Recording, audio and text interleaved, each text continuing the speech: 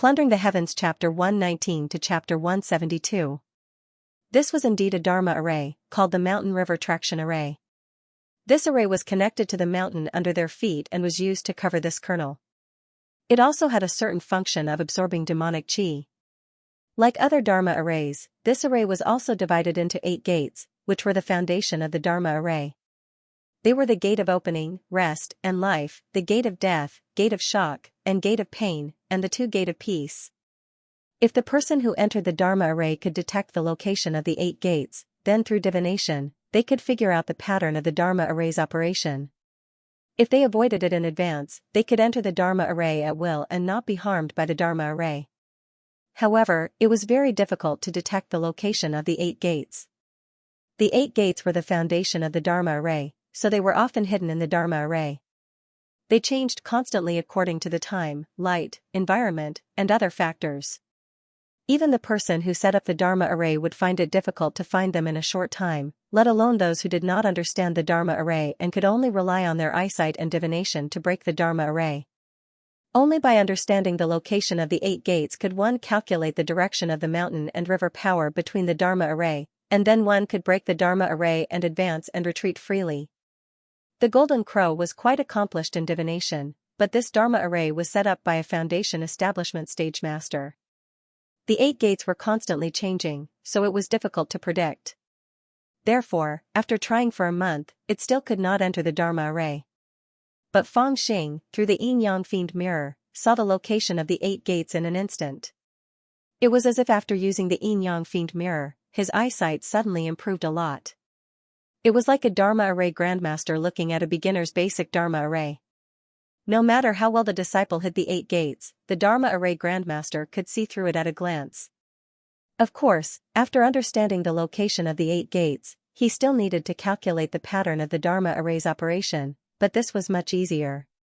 At first, Feng Xing wasn't sure if he had seen it correctly, so he threw the Jinwu in to test it out. After kicking it 7 or 8 times, he was finally sure that his judgment with the yin-yang fiend god mirror was correct, so he pulled the Jinwu back. At this time, the Jinwu was no longer screaming and cursing.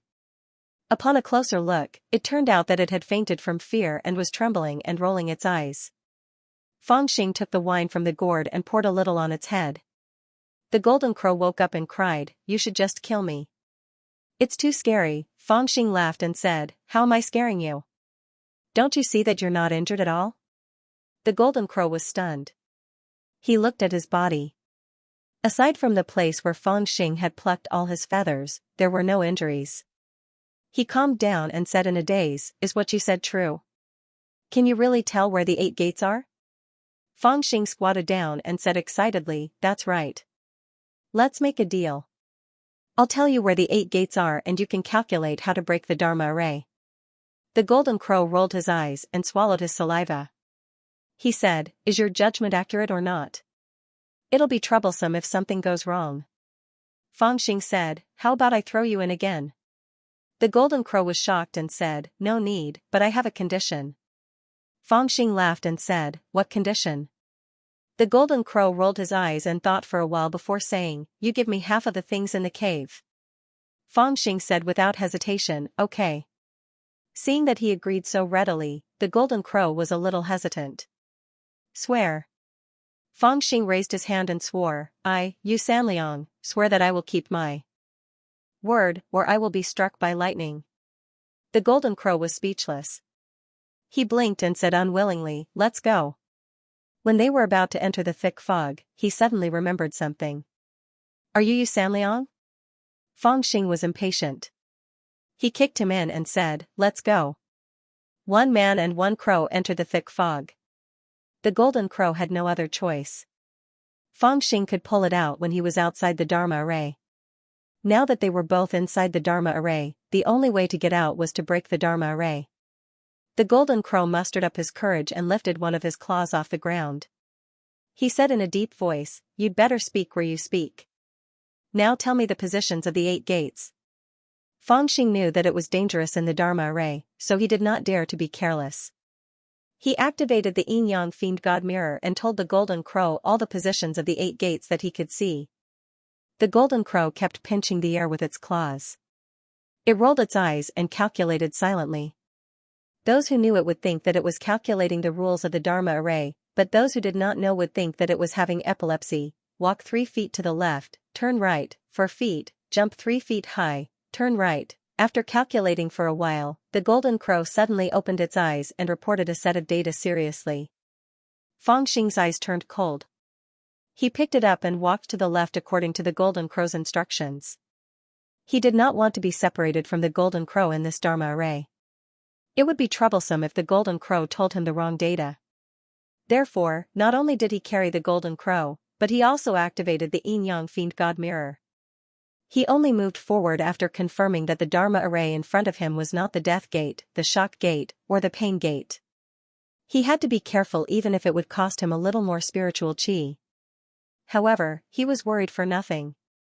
Although the golden crow was slippery, it did not dare to play any tricks. After all, both of them were in the Dharma array. It still needed Fangxing to confirm the positions of the 8 gates. If something happened to Fangxing, it would not be able to escape. The man and the golden crow moved forward while breaking the Dharma array. The result was surprisingly smooth. After half an hour, both of them were deep in the Dharma array. The thick fog in front of them dissipated, and they were in front of a cave. This is where the view gate is. The spiritual chi is most likely in this cave. The golden crow heaved a long sigh of relief and said with its eyes shining.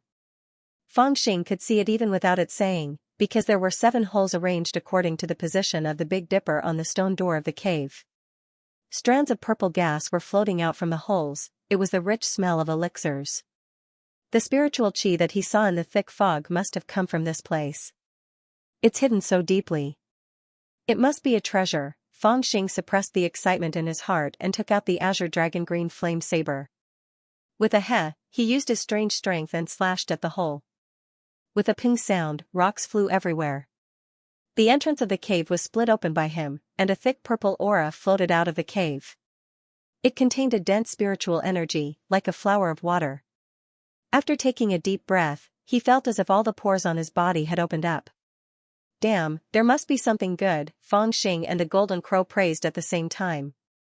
They looked into the cave with stars in their eyes. After breaking the stone door, they immediately found that there was a stone staircase that extended down the cave. Wisps of medicinal fragrance came from this cave. After observing for a while and seeing that there was no Dharma formation in the cave, Fangxing and the golden crow immediately rushed in. The golden crow seemed to be more anxious than Fangxing. After descending the stone stairs and turning left, they passed through a passage that was about 10 feet long and saw a stone room. Then, both Fangxing and the golden crow were stunned. No one knew which one of them was the one who swallowed his saliva. Oh my god, I'm rich this time, the golden crow suddenly screamed and rushed into the stone room. Suddenly, something tightened around its neck. It was Fangxing holding the immortal binding rope and pulling it back. That was not all. The immortal binding rope wrapped around its body 7 or 8 times and tied it up like a dumpling. It could not even move its neck, let alone its claws and wings. Fangxing then clapped his hands and laughed in relief. Why did you tie me up? Do you want to keep it to yourself? The golden crow screamed for a while and struggled desperately. Fangxing said with a smile, don't doubt my character. I'm just going to take a look first. As he spoke, he ignored the golden crow and walked forward to take a look. He saw that there was an altar made of jade in the stone room. It was in the shape of a mound, and at the top was something that looked like a flower pot. The pot was filled with a black, extremely fine, and seemingly very thick soil. In the soil, there was a purple spirit herb that was more than a foot tall. It had 3 small flowers and 7 leaves. The purple smoke was coming from this plant. There was no doubt that this herb was the treasure of this place. Taking a deep breath, Fangxing immediately focused his attention on the herb and activated the yin-yang fiend god mirror. After cultivating with Bai Qianzhang at the foot of the mountain for 3 years, he had secretly activated the yin-yang fiend god mirror very freely. Not long after, he felt that nearly 10% of the spiritual chi in his body had been consumed, and the information of the herb had already appeared in his mind, purple mist orchid. 1 flower is medium grade, 2 flowers are high grade, 3 flowers are high grade, and 3 flowers are high grade. It can be used to refine foundation building pill, upper spirit pill, purple spirit earth pill. After digesting the information given by the yin-yang fiend god mirror, Fang Xing's eyes immediately widened. This was actually a high-grade herb that could be used to refine foundation building pill. Foundation building dan is also a type of rank-breaking dan, but it is used by spirit movement stage cultivators to break through to the foundation building realm. Every kind of spirit medicine used is extremely precious, easily selling for tens of thousands of mid-grade spirit stones. Fang Xing is a spirit movement middle stage disciple, but he doesn't even dare to think about the preciousness of this spirit medicine. And the one in front of him is impressively the material used to refine the foundation building dan, moreover it is of the highest quality. Fang Xing did not dare to imagine how much the spirit herb could be sold for. But it was a pity that this purple mist orchid was not fully mature yet. Only 2 of the 3 flowers had bloomed, and the last one was half bloomed. If all 3 flowers bloomed, then this spirit herb would be at its strongest. Of course, this kind of spirit herb's growth cycle was hundreds of years. Fang Xing could not afford to wait, he had to pick it first even if it was not mature yet. In addition, Fang Xing felt that the place where the purple mist orchid grew was very strange.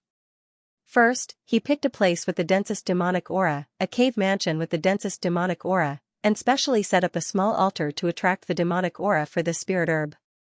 In other words, the demonic aura that leaked out from the sealed area, at least 30% of it went to this valley, and at least 10% to this cave mansion. Using 10% of a gold core stage demon king's demonic aura to cultivate the spirit herb, how big of a deal was this? Ha ha ha, it was not in vain that I took such a big risk. Fang Xing laughed, picked up the jade altar and the pot with the azure dragon jade flame blade, and put it into his storage bag. He was very excited. You Sanliang, you bastard, you don't keep your word. Jingwu was still struggling on the ground, shouting and cursing.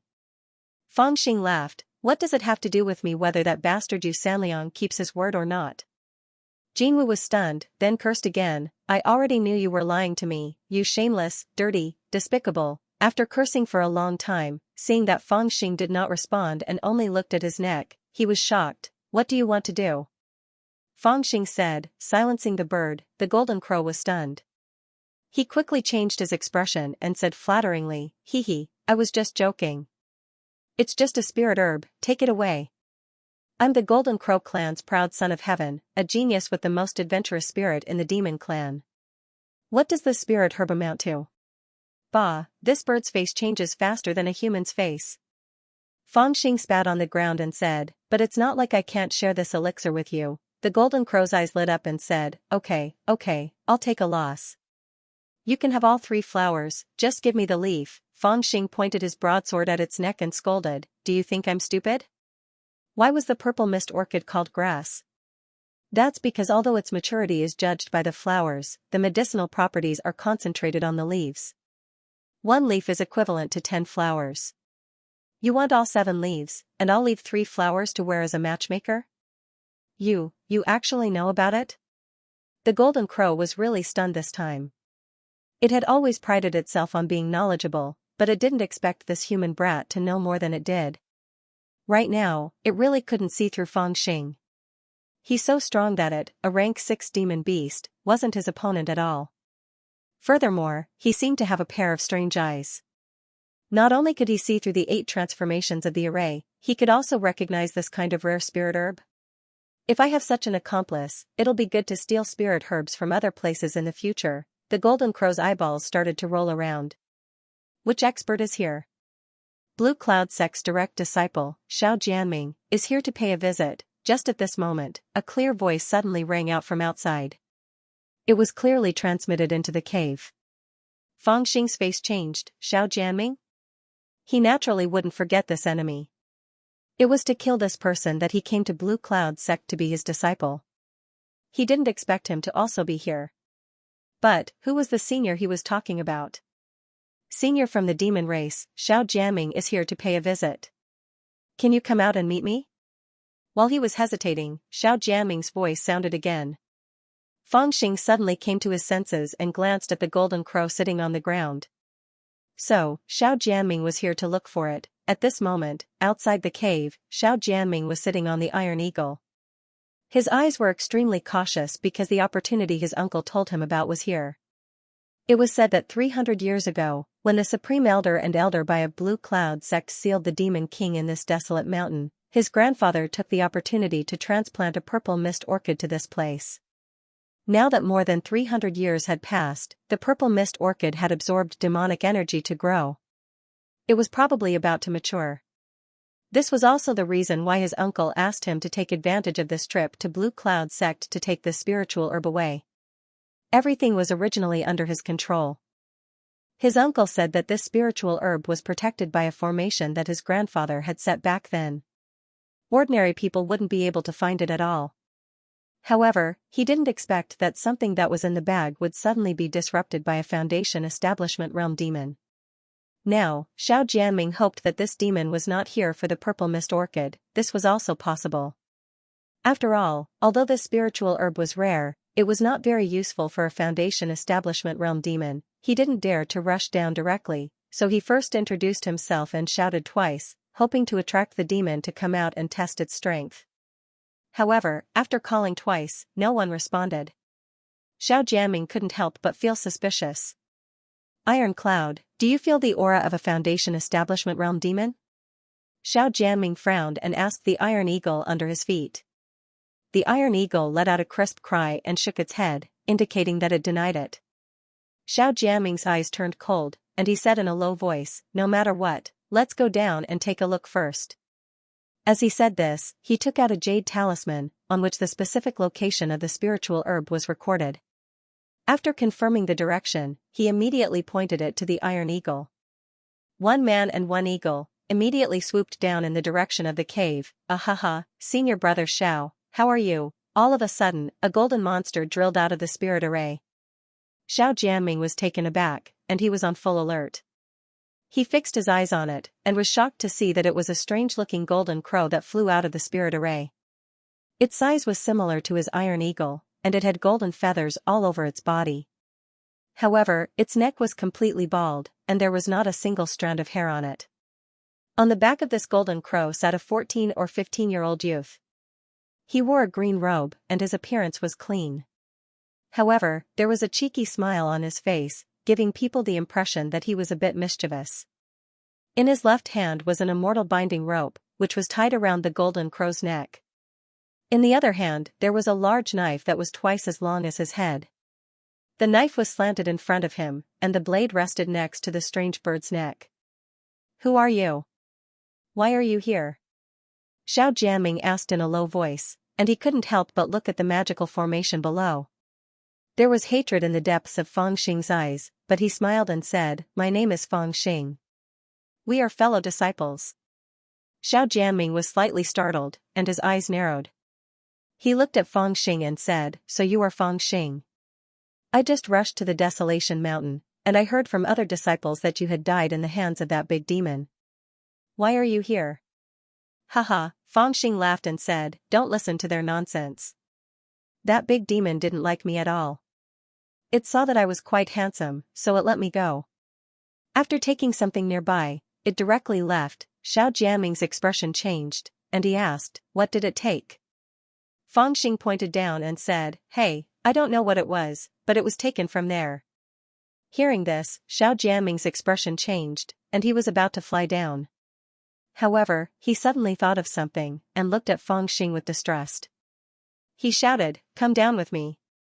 As he said this, he pressed his palm on the back of the Iron Eagle. The Iron Eagle immediately understood, and with a crisp cry, it rushed down to the magical formation below.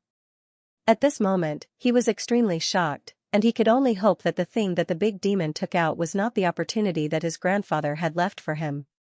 Fang Xing was helpless, and he could only dawdle and follow behind him. He was also a little depressed. He didn't expect that just as he took out the spiritual medicine, he would be blocked below, and he couldn't even slip away. He could only adapt to the situation. Fang Xing followed Xiao Jianming to the magical formation. Xiao Jianming let the Iron Eagle look after Fang Xing, and he took out a magical formation map. After studying it for a while, he hurriedly rushed into the magical formation. However, when he arrived at the magical formation, he saw that although the thick fog was still there, the magical formation had been destroyed. His heart immediately turned cold, and he rushed in with big strides, his forehead sweating. Fangxing didn't land on the ground. He was floating 10 meters above the ground. When he saw that Xiao Jianming had entered the formation, he said in a low voice, "You better cooperate with me later. If I say run, then run. This young master guarantees that you'll benefit from it. You'll be able to eat, drink, and sleep with a phoenix. But, if you don't cooperate, at worst, I'll just return this spirit herb to him.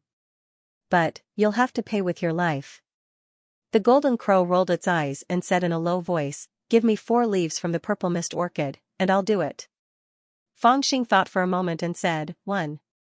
The golden crow immediately said, 3. Fangxing said, 2. The golden crow screamed, "I won't do anything less than 3. With a schwa sound, Fangxing placed the broadsword on its hairless neck and said, 2.5 pieces. The golden crow rolled its eyes and said, "Can you give me something else?" Fangxing was annoyed. How could he run into a scoundrel? If it was not for the fact that he wanted to make the golden crow his mount, he would have killed it. Although he could not bear to kill it, he was willing to pluck its feathers. Fangxing felt that he was addicted to plucking, so he reached out and plucked a handful of its feathers. The golden crow immediately screamed. The iron eagle, who was not far away, was startled and looked at the two of them with bright eyes. "What are you looking at? I'm going to blind you." Fangxing cursed at the iron eagle. Suddenly, he thought of something and jumped to the ground, grabbing a handful of soil. The iron eagle stared at him with hostility. Although it did not understand what Fangxing was saying, it could feel that it was not something good.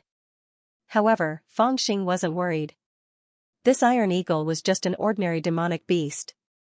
Even though it had a certain level of intelligence, it wasn't like the golden crow, which was fully intelligent. Not only could it speak, but it could also negotiate with humans. It was similar to Su Lingyun's white crane. Just when Fangxing and Jin Wu were almost done discussing the conditions, Xiao Jianming's angry roar suddenly came from below. "Thief, how dare you!" Fangxing sneered. He put his saber on the golden crow's neck and tightened the immortal binding rope. The golden crow could not help but swallow. It did not dare to do anything at this moment. Fangxing's words did not seem to be fake. He was not joking when he said he would chop it. A figure rushed out of the magic formation. Xiao Jianming's eyes were burning with anger. He was holding an altar made of jade in his hand. It was the altar where the purple mist orchid was planted. When Fangxing saw Xiao Jianming, he changed his mind. He threw the altar down, pulled out the purple mist orchid, and put it into the heavenly ring on his ponytail. His heavenly ring was really a good thing. It was easy to hide, but the space was a little small, so he could not put the altar in. After that, he destroyed the magic formation and secretly observed Xiao Jianming's position. Seeing that there was no chance for him to sneak away, Xiao Jianming's iron eagle chased after him. He might not be able to escape. Therefore, he came out to meet him openly. When the iron eagle saw Xiao Jianming, it immediately flew over and carried him. It flew to Fangxing and asked, "Which direction did he go?" Fangxing pointed to the southwest very seriously and said, "I only saw a cloud flying in that direction." Xiao Jianming shouted, "Come with me." Then he drove the iron eagle straight to the southwest. Fangxing also followed him helplessly. However, the sky was clear and the clouds were indistinct. There were no great demons to begin with. Even if he could catch up, what could he do? Xiao Jianming flew straight for about half an hour. Then, he finally stopped. The iron eagle was flying in the air.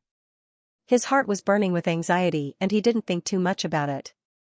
In reality, he understood that even if a Foundation establishment stage great demon escaped in this direction and he caught up to it, he probably wouldn't have the ability to ask for it back. In addition, he was also somewhat suspicious of Fangxing. He deliberately took Fangxing far away from the valley so that it would be easier for him to act. Although what Fangxing said matched up with what Su Lingyun and the others said, he faintly felt that something wasn't quite right in his heart. If a foundation-building demon had really come, how could it have allowed this kid to survive? Besides, the purple mist orchid was useful for people who were about to reach the foundation establishment stage, but it was not very useful for demons who had already reached the foundation establishment stage. Why did it want it? Haha, you're not going to chase it anymore? Fangxing sat on the golden crow's back and slowly flew up. He held a gourd in his hand and drank wine leisurely. Xiao Jianming turned his head and his face was as gloomy as water. He asked coldly, what did that big demon look like? Fangxing said, its body was dazzling, I couldn't see its appearance clearly. After asking a few questions, Fangxing impatiently answered them one by one. For a time, Xiao Jianming was unable to find any flaws in it. After pondering for a while, he suddenly said, Junior brother Fang, can you open your storage bag for me to see? Fangxing looked very displeased, but under Xiao Jianming's scrutinizing gaze, he seemed to have no choice but to take out the storage bags from his arms and open them one by one. There were 7 or 8 of them. Seeing that he had so many storage bags, Xiao Jianming was also slightly surprised, but he did not ask much. He just observed carefully. After all the storage bags were opened, there was no purple chi coming out. Xiao Jianming frowned even more and said coldly, don't you have any other storage bags? Fangxing clapped his hands and said, no, who can have so many? Xiao Jianming was a little speechless, thinking that he already had a lot. However, his eyes were sharp, and he kept staring at Fangxing's movements. He found that there was indeed no place on Fangxing's body to put the storage bag, so what he said should be true. However, he was naturally suspicious, and he still did not give up on his suspicions about Fangxing. His sharp eyes swept over Fangxing's body, and after a while, he secretly made a decision and suddenly said, come here, let me search you. Fangxing said with a smile, men should not touch each other, let's not search you. Xiao Jianming's eyes darkened. Before he came, his uncle had told him that Fangxing had followed Bai Qianzhong for 3 years, and Bai Qianzhong's life was uncertain at this time. In order to avoid angering this Jingdan stage Taoist master, it was better not to go too far in front of Fangxing and try to be as tactful as possible. However, now that his hope of reaching foundation establishment was related to Fangxing, he could not care so much. Even if there was a trace of suspicion, he would investigate it to the end. Come here and let me search you. If there is nothing, I will reward you handsomely. If not, Xiao Jianming was silent for a while and said in a low voice, his voice already contained a hint of murderous intent. Fangxing also calculated in his heart and then said with a helpless expression, if that's the case, then there is no other way. As he said this, he pulled the immortal binding rope in his hand and said, let's land first. Seeing the golden crow fly to the ground, Xiao Jianming also issued an order to the iron eagle to land. The golden crow landed a little earlier, so it was naturally a little lower than the iron eagle. Fangxing's body was parallel to the iron eagle. Fangxing turned around and looked at the iron eagle, clicking his tongue in praise, you are really handsome, let me feed you something delicious. As he said this, he reached into his clothes as if to take something to eat. The black cloud does not eat other people's food, you don't have to spend money. Xiao Jianming said lightly. This was the first time he had met Fangxing, so he was not at ease to let the iron eagle eat his food. However, at this moment, Fangxing suddenly grabbed a handful of soil from his bosom and abruptly sprinkled it on the eagle's eyes. Then, he laughed loudly and pulled the immortal binding rope in his hand. The golden crow under his feet understood and turned around as fast as lightning, fleeing into the distance. The eyes of the iron eagle under Xiao Jianming's feet were blinded. It let out a series of screeches, flapping its wings wildly as it flipped in the air. Xiao Jianming was greatly shocked when he saw this, and he shouted with a grim voice. You want to flee? He pinched his fingers together and the iron sword in his hand slashed at Fangxing. Fangxing laughed mischievously and suddenly turned around. Countless flying swords flew out from his storage pouch and slashed at the black sword light at the same time. With a crackling sound, all the flying swords were shattered like firecrackers by this sword light. Then, this sword light turned into thousands of sword lights in the blink of an eye and slashed at him from all directions like a bolt of black lightning. Fangxing let out a low roar and activated the barrier technique with a thought. Then, he held the saber with one arm and channeled all of his strength. The saber spun like a windmill and pa, blocking the sword shadows coming at him. Even so, there were still a few swords that came at him from strange angles. They all collided with the barrier that he had created. After 3 or 4 swords, the barrier actually shattered. Qingyun 9 Swords art is so strong. With a casual slash of his sword, I actually used all of my strength to block it. Fang Xing's heart was a little scared. The current him was not the same as before. Although he was only a spirit formation 4th layer, when he unleashed his might, even a spirit formation 7th layer cultivator might be cut down by his saber. However, this Xiao Jianming just casually slashed and he almost couldn't block it. More importantly, this sword was just a casual slash from Xiao Jianming. Obviously, he didn't use his true strength. Quickly go, Fang Xing shouted. Without needing his reminder, the golden crow had already turned into a golden light and flew away. Good little dog, to actually be able to block my sword, you're quite capable. Xiao Jianming scolded fiercely and immediately wanted to slash a second time. However, he felt his feet shaking and he couldn't stand steadily. Iron Eagle's eyes were blurred by the soil and became more and more uncomfortable. Unable to hold on any longer, he screamed and fell to the ground. Damn it, this little demon actually used such a despicable method, Xiao Jianming cursed angrily, his voice echoing in the mountains. This brat ran away just like that. He must be hiding something.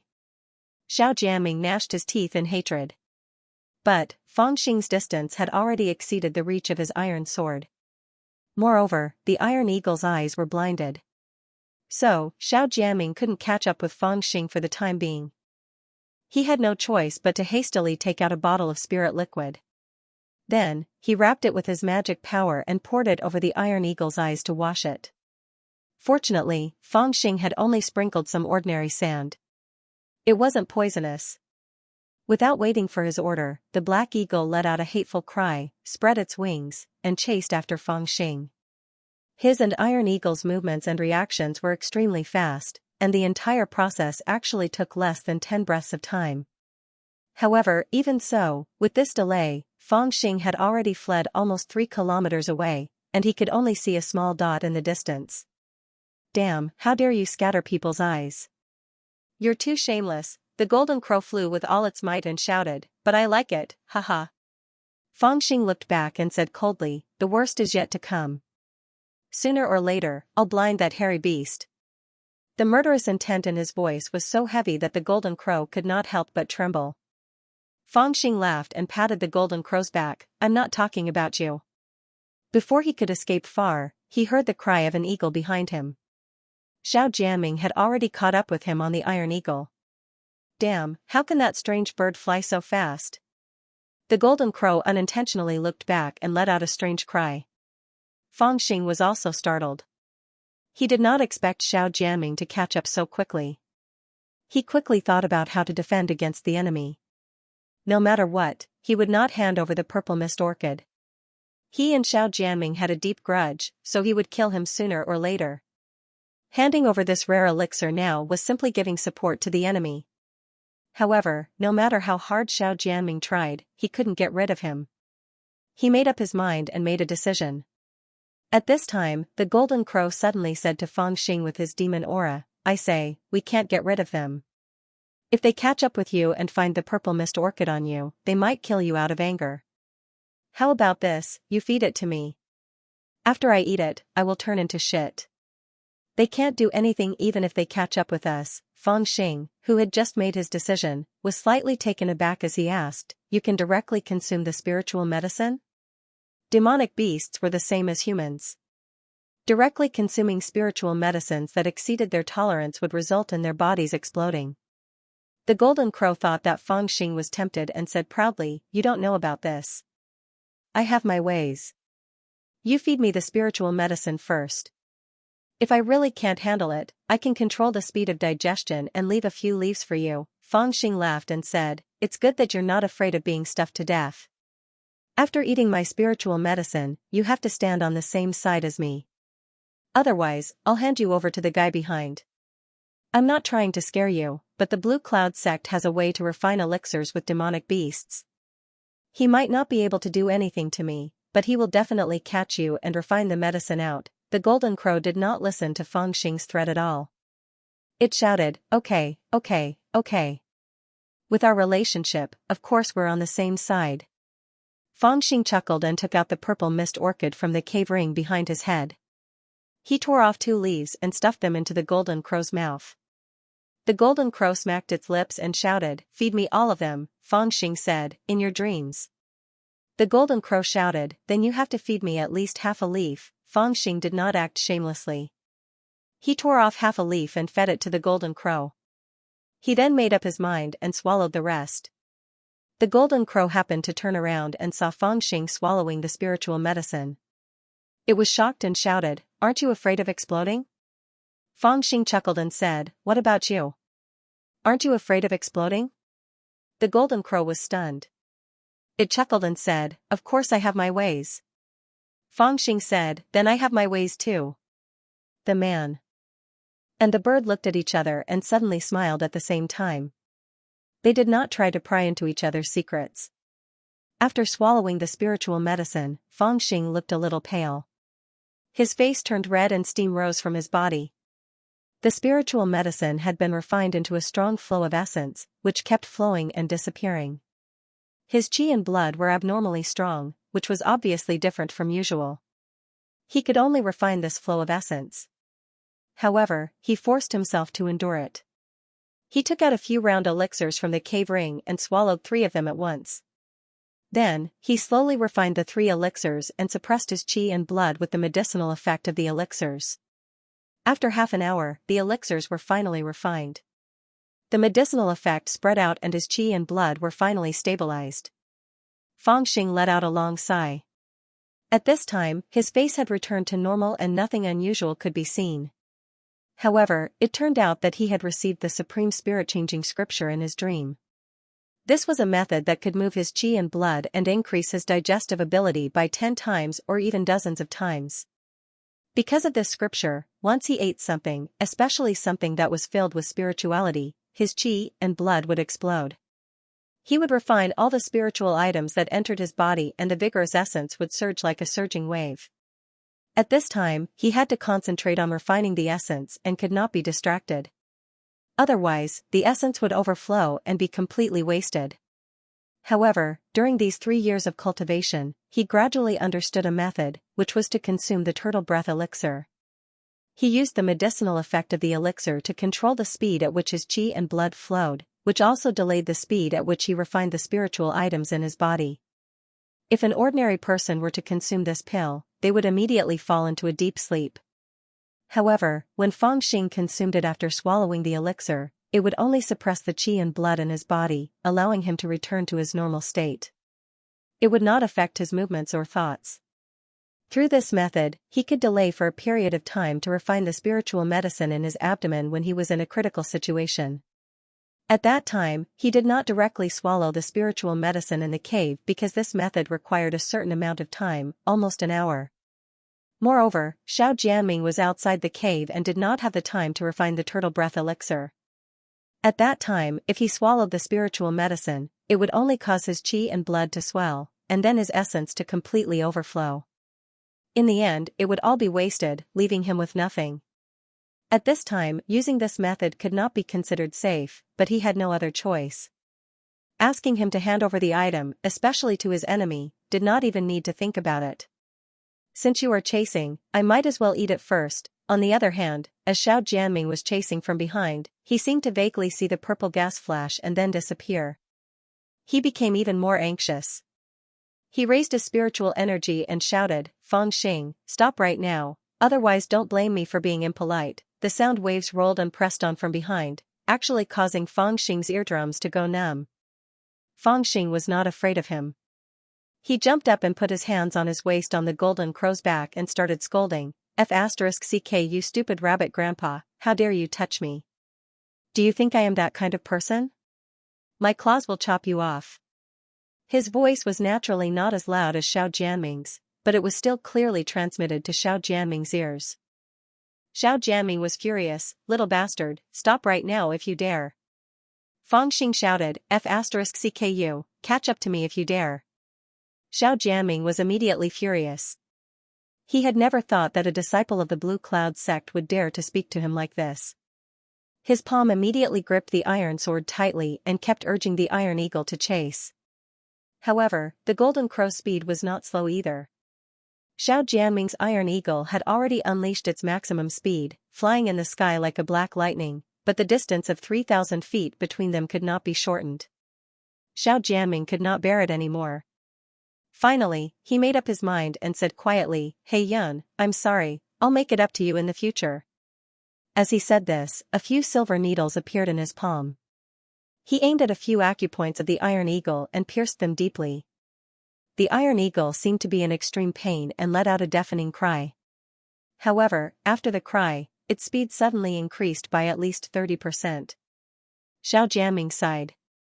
He had used a technique that used acupuncture to stimulate the iron eagle's qi and blood, which could stimulate the iron eagle's potential and increase its speed. However, doing so would burn the iron eagle's lifespan, and there were various side effects.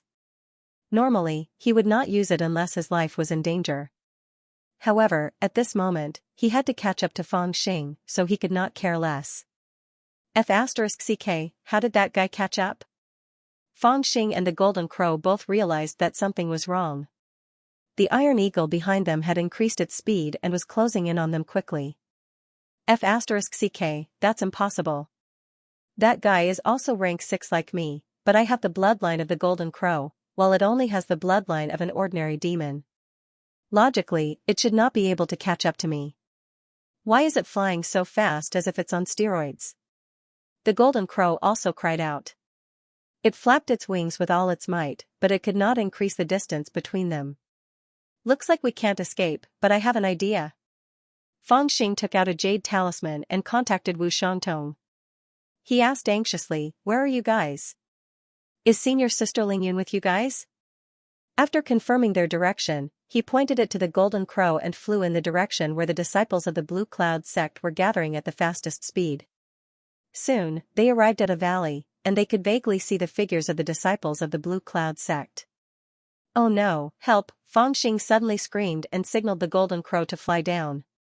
At this moment, Xiao Jianming was less than 300 meters away from him. Meanwhile, in the valley, the Blue Cloud sect disciples were all gathered together to rest. Some were discussing in confusion, "Senior brother Xiao is in such a hurry. Could it be that he heard that senior brother Fang is in trouble and wants to save him?" Some who were saved by Fang Xing prayed, "I hope that senior brother Xiao Jianming will succeed." There were also some people who harbored enmity towards Fang Xing who thought to themselves, "So much time has passed, that little demon must have died."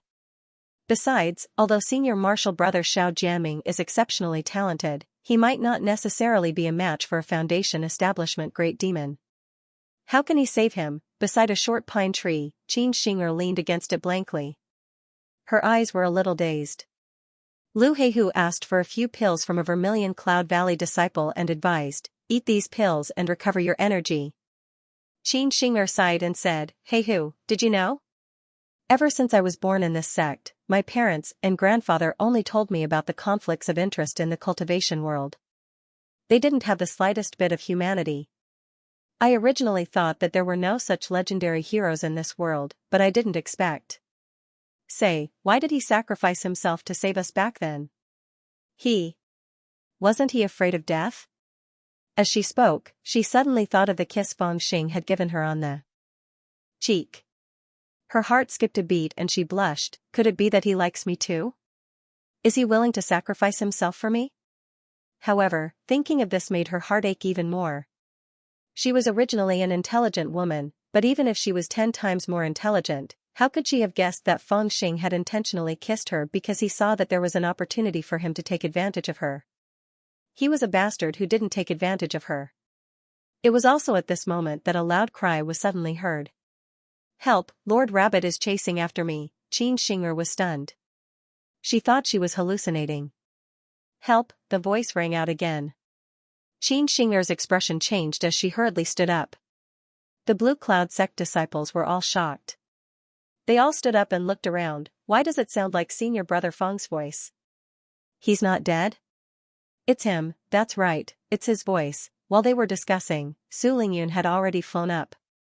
The white crane flew over from afar and directly carried her up into the sky. Just as they reached the treetops, they saw a golden shadow flying over from afar. It was a huge golden crow, and on the back of the golden crow, a young man was shouting loudly. One hand was holding the immortal binding rope as he steered the golden crow, while the other hand was holding a broadsword. who else could it be but Feng Xing? Senior brother Feng, is it really you? Xianxia and the other disciples of the Maxin Valley were extremely excited as they flew out. The golden crow circled in the air and quickly descended. Su Lingyun had already drawn her sword and shouted, "Who's chasing you?" Feng Xing jumped down from the golden crow's back and kicked away a Maxin Valley disciple who rushed to hug him with snot and tears all over his face. Feng Xing wiped the sweat off his face and said, "Xiao Jianming." The Blue Cloud sect disciples were instantly stunned. They looked extremely surprised. Even Su Lingyun was confused for a moment. Feng Xing said anxiously, "F***ck, that Xiao Jianming is actually a rabbit. He insisted on touching me, I'm so disgusted." Everyone was instantly stunned. The words that came out of Feng Xing's mouth were too shocking. What nonsense are you talking about?" A woman shouted with a flushed face. It was the leader of the Mountain Valley sect, Feng Qingwei. "What exactly happened? Why did he chase you?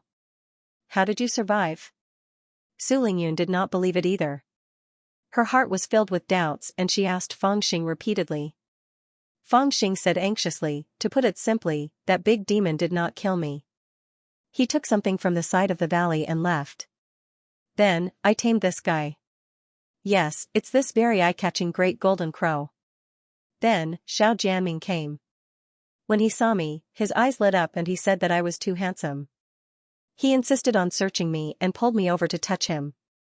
I quickly ran away." The Blue Cloud sect disciples could not help but swallow their saliva when they heard this. It was too unbelievable. Although this little brat spoke very seriously, it didn't seem very trustworthy no matter how one listened. At this moment, an eagle's cry came from the sky. Xiao Jianming had arrived. "Feng Xing, come here quickly.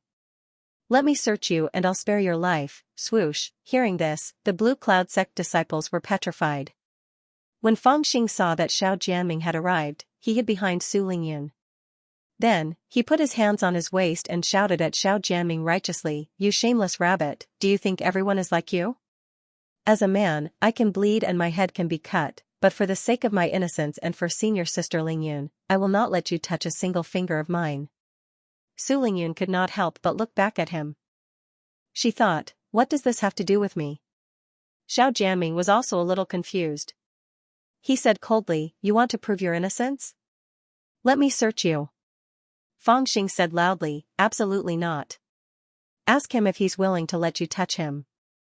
Xiao Jianming's eyes were bright. He looked to the side and immediately scared away a group of Blue Cloud sect disciples. Whoever met his gaze felt their hair stand on end.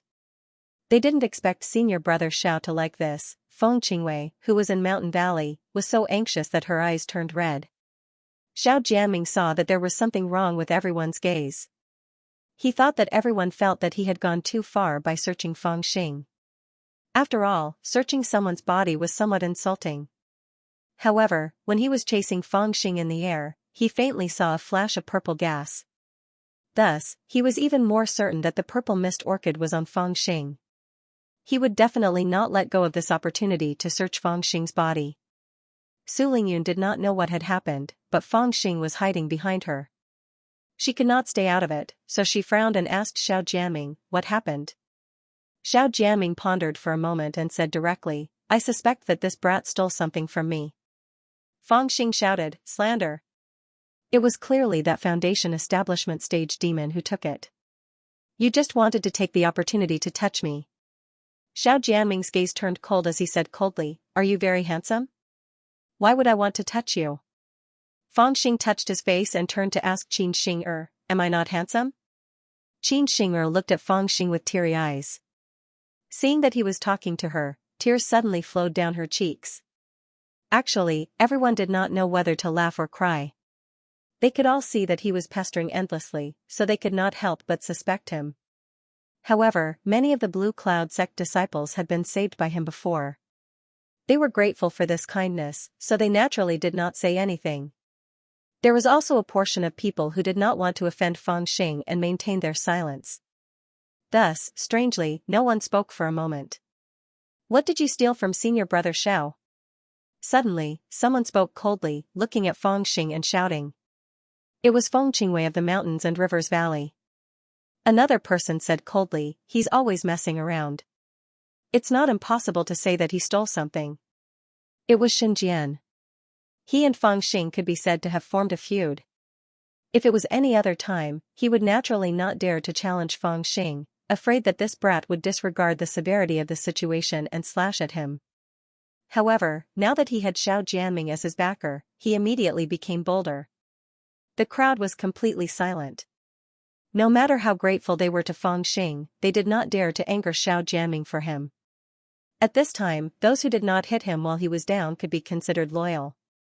You bastard, I'm telling you clearly, sooner or later I'll slash you to death. No one will be able to protect you. Feng Xing turned his head and said to Xinjian very seriously.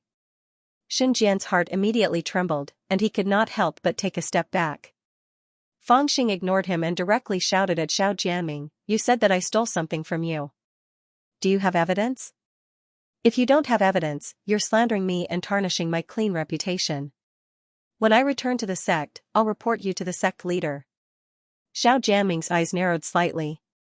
He knew that this brat was personally taught by Elder Bai Qianzhong and was considered a special person in the Blue Cloud sect. If he told him, the sect leader would probably not ignore it. In addition, his uncle had once said to let him get some information from this brat to see if he had secretly received some inheritance from Elder Bai Qianzhong. Therefore, unless it was absolutely necessary, he really did not want to completely offend him. However, the purple mist orchid was of great significance, and he could not let go of any clues. Thinking of this, he softened his tone and said indifferently, whether I'm slandering you or not, you'll know after a search. Feng Qingwei interrupted, that's right. If you're clean, what's wrong with a search? Feng Xing turned his head and scolded, bitch, I suspect that you stole my underwear. Let me search you, alright? You, Feng Qingwei's face turned red from anger. She glared at Feng Xing with a poisonous gaze.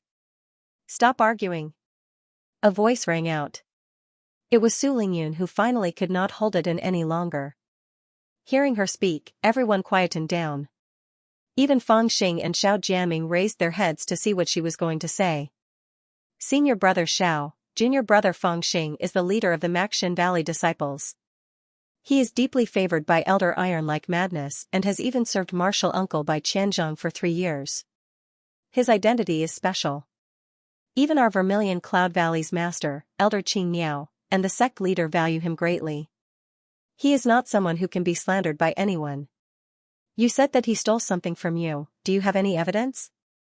These words were obviously helping Feng Xing. Su Lingyun's words were hinting to Xiao Jianming that although he was the #1 true disciple with a special identity and a high position, this kid was not as weak and easy to bully as he imagined. From this sentence, it could be seen that Su Lingyun was still on Feng Xing's side.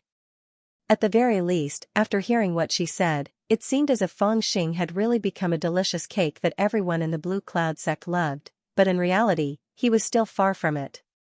Xiao Jianming slowly sighed and said, I can feel the aura of the stolen item on him.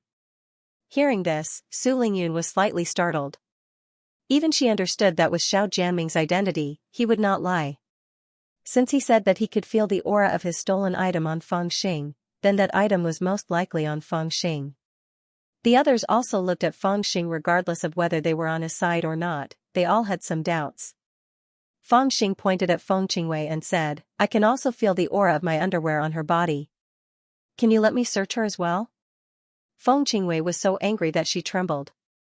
She had only interjected a few words, but this brat was already arguing with her. Damn it. I'm a virgin girl, and I'm guarding senior brother Xiao Jianming, yet this little demon keeps talking about me and his underwear. Isn't he intentionally ruining my reputation? At this time, the great golden crow, who had been hiding at the side and pretending to be a low-intelligence demon beast, could not help but snicker. When it first met Feng Xing, it only saw this brat's fierceness, but it did not expect him to have such a crafty side, which was really to its liking. Su Lingyun said, forget it, junior brother Feng, in order to prove your innocence, I think it's better for you to let him search you. Feng Xing crossed his arms and pretended to be in a difficult position. He suddenly said, it's not impossible if you want to touch me, but you have to promise me 3 conditions. Xiao Jianming's eyes turned cold as he asked, what conditions? Fangxing pointed at his nose and said, "First, you slandered me for stealing your things. It's fine if they find it, but if they don't, you have to compensate me for the psychological damage, the damage to my reputation, and the damage to my soul." Xiao Jianming smiled coldly. When he was in the air, he vaguely saw a flash of purple qi. He was sure that the purple mist orchid was on Fangxing's body. Moreover, he had been closely following him. This brat had no chance to throw it away or transfer it to someone else. As long as he was careful, he would definitely be able to find it. So he casually agreed and said, "Okay, if you don't have it on you, I will compensate you."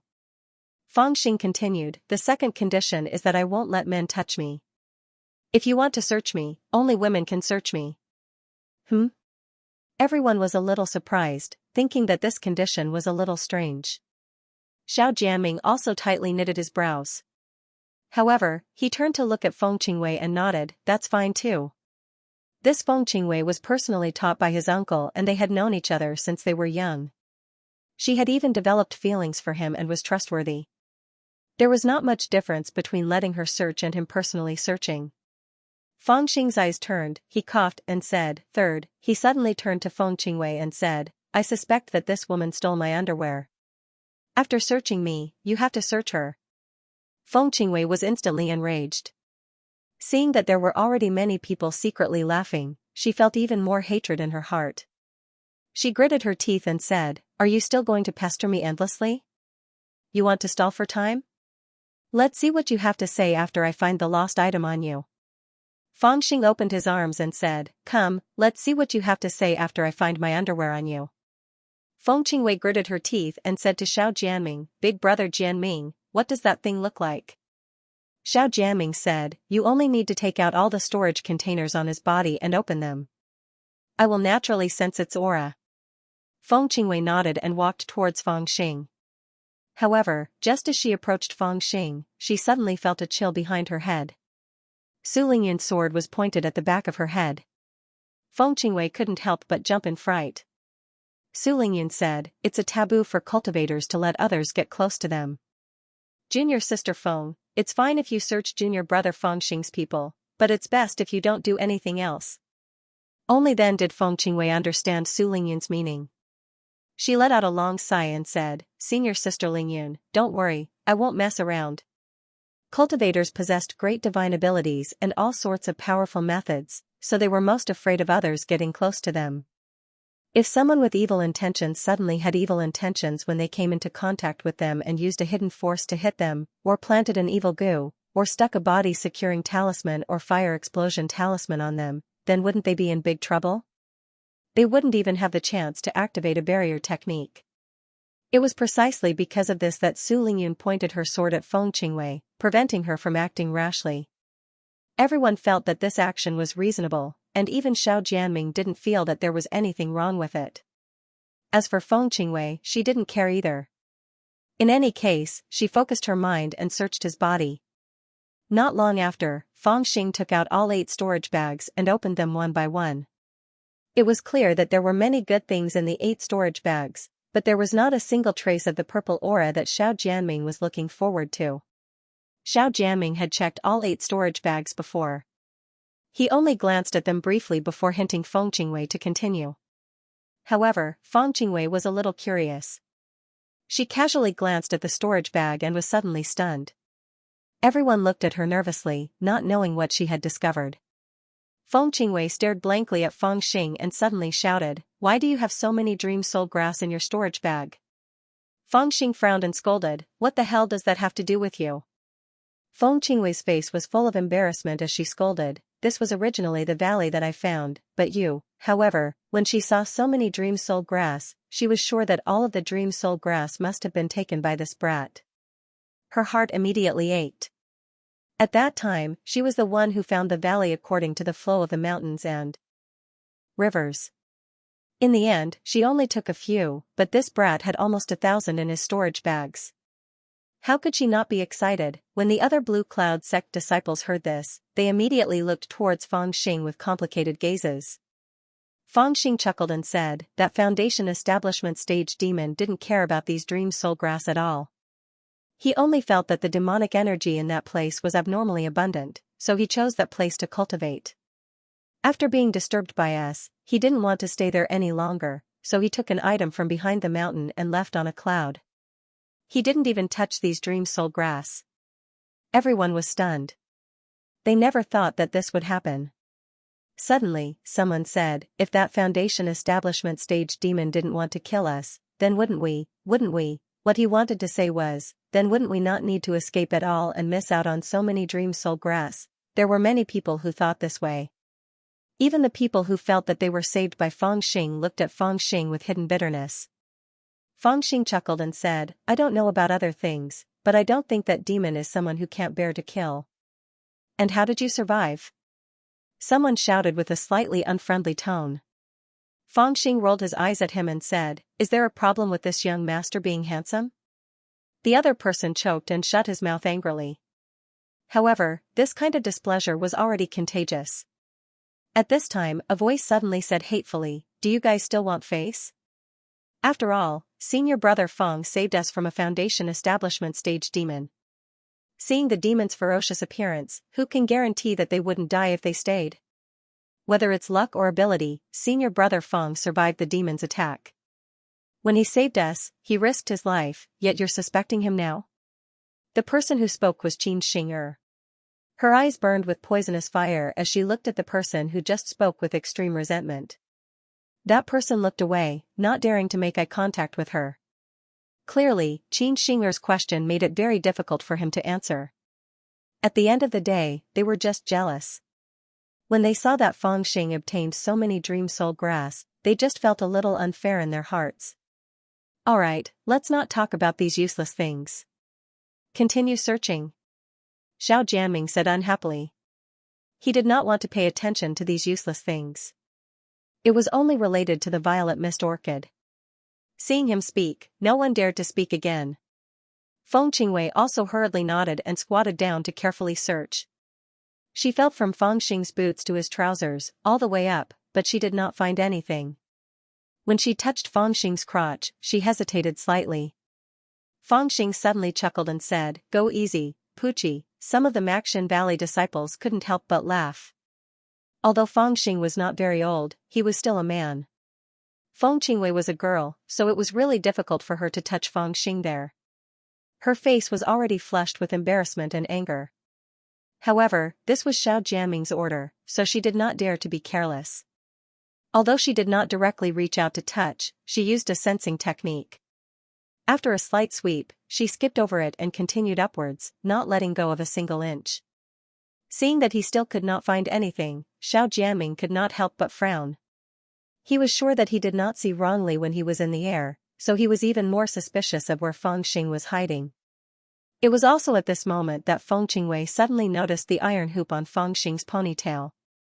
She exclaimed softly and a strange light flashed in her eyes. She said, show me that iron hoop of yours.